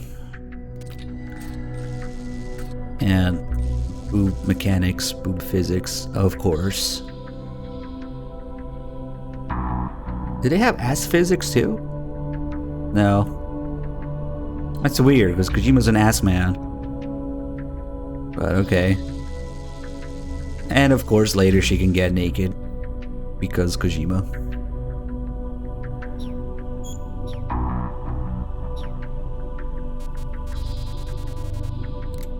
Only the females. Come on, you guys don't want to see Huey in 3D in a bikini? Come on. Okay, so something must have finished here. This is 94%, we'll be good. Yeah, well, Miller's a different story. Even though, yeah, he definitely has a 3D model and a naked one, you can't see it. You still can't see it from this menu. You have to actually work to see Miller like that. His date with Kaz is the very last side op that unlocks when you do everything else. So it's actually quite a bit of work. And then you get, just as you go on a date with him, unfortunately after that you get the betrayal tape. That's kind of like the post-credit phone call twist equivalent of this game. That even if you do play Peace Walker, if you're one of the few people who actually bother to play Peace Walker in the West, if you don't do every single side op, you don't get the whole story content from it. Because the very last thing you get is a tape of Kaz talking to Zero. So yeah, a considerably small percentage of people, relatively speaking, would have done that, I suppose. Okay, guys, I feel myself struggling more and more to talk and make any sense of things. I keep forgetting things. So, it's just about 1:30 a.m. here. We've been going for 9 hours. I think I'm gonna split this into 2 streams. And we also had a lot of rambling and ranting and pointing out details and how everything is inferior in MGS-V. So, that's it for now. I think I'll save. Massive manager save. And I hope you guys enjoyed it. I hope it wasn't too salty. Hope it was just the right amount of salty, I guess. There's so many things to point out here that piss me off, and there's gonna be even more to point out when we actually play Phantom Pain. So, oh god, it's gonna be like, it's been a while. It's gonna be a ride. But I need the world to see. I need the world to know. That's how I cope with how much of a disappointment the game is. Anyway, just with the right amount of salt involved. I hope to see you guys there for the second part, and then Phantom Pain and whatnot. And thanks for watching, everybody. I feel myself slowly losing it. Ooh, I'm gonna host someone, so sometimes I like to host like other Metal Gear streams. Since we were just talking about Kojima and Cecile and whatnot. This one's actually interesting. Somebody's first time through MGS2, and they're just getting to the mindfuck part of it. Oh, that's actually great. Wait a second. I want to make sure, because sometimes I end up hosting people as they end their stream like 30 seconds after. That sucks.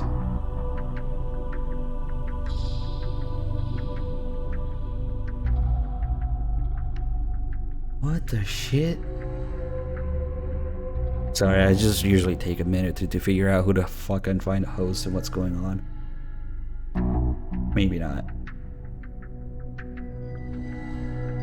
I don't know, whatever. I'm gonna send you guys there. It's a girl playing MGS2 for the first time. Just to keep it in theme. Just be polite, please. Don't give us a bad name. Don't spoil it. It's fucking MGS2. Somebody's MGS2 first time is like a sacred thing. But she seems to be having technical difficulties right now, which makes it like the best time to host. I don't know, stick around if you guys want. I'm gonna see what the fuck is going on too, because I don't know what's going on. Man, see you guys there for a bit.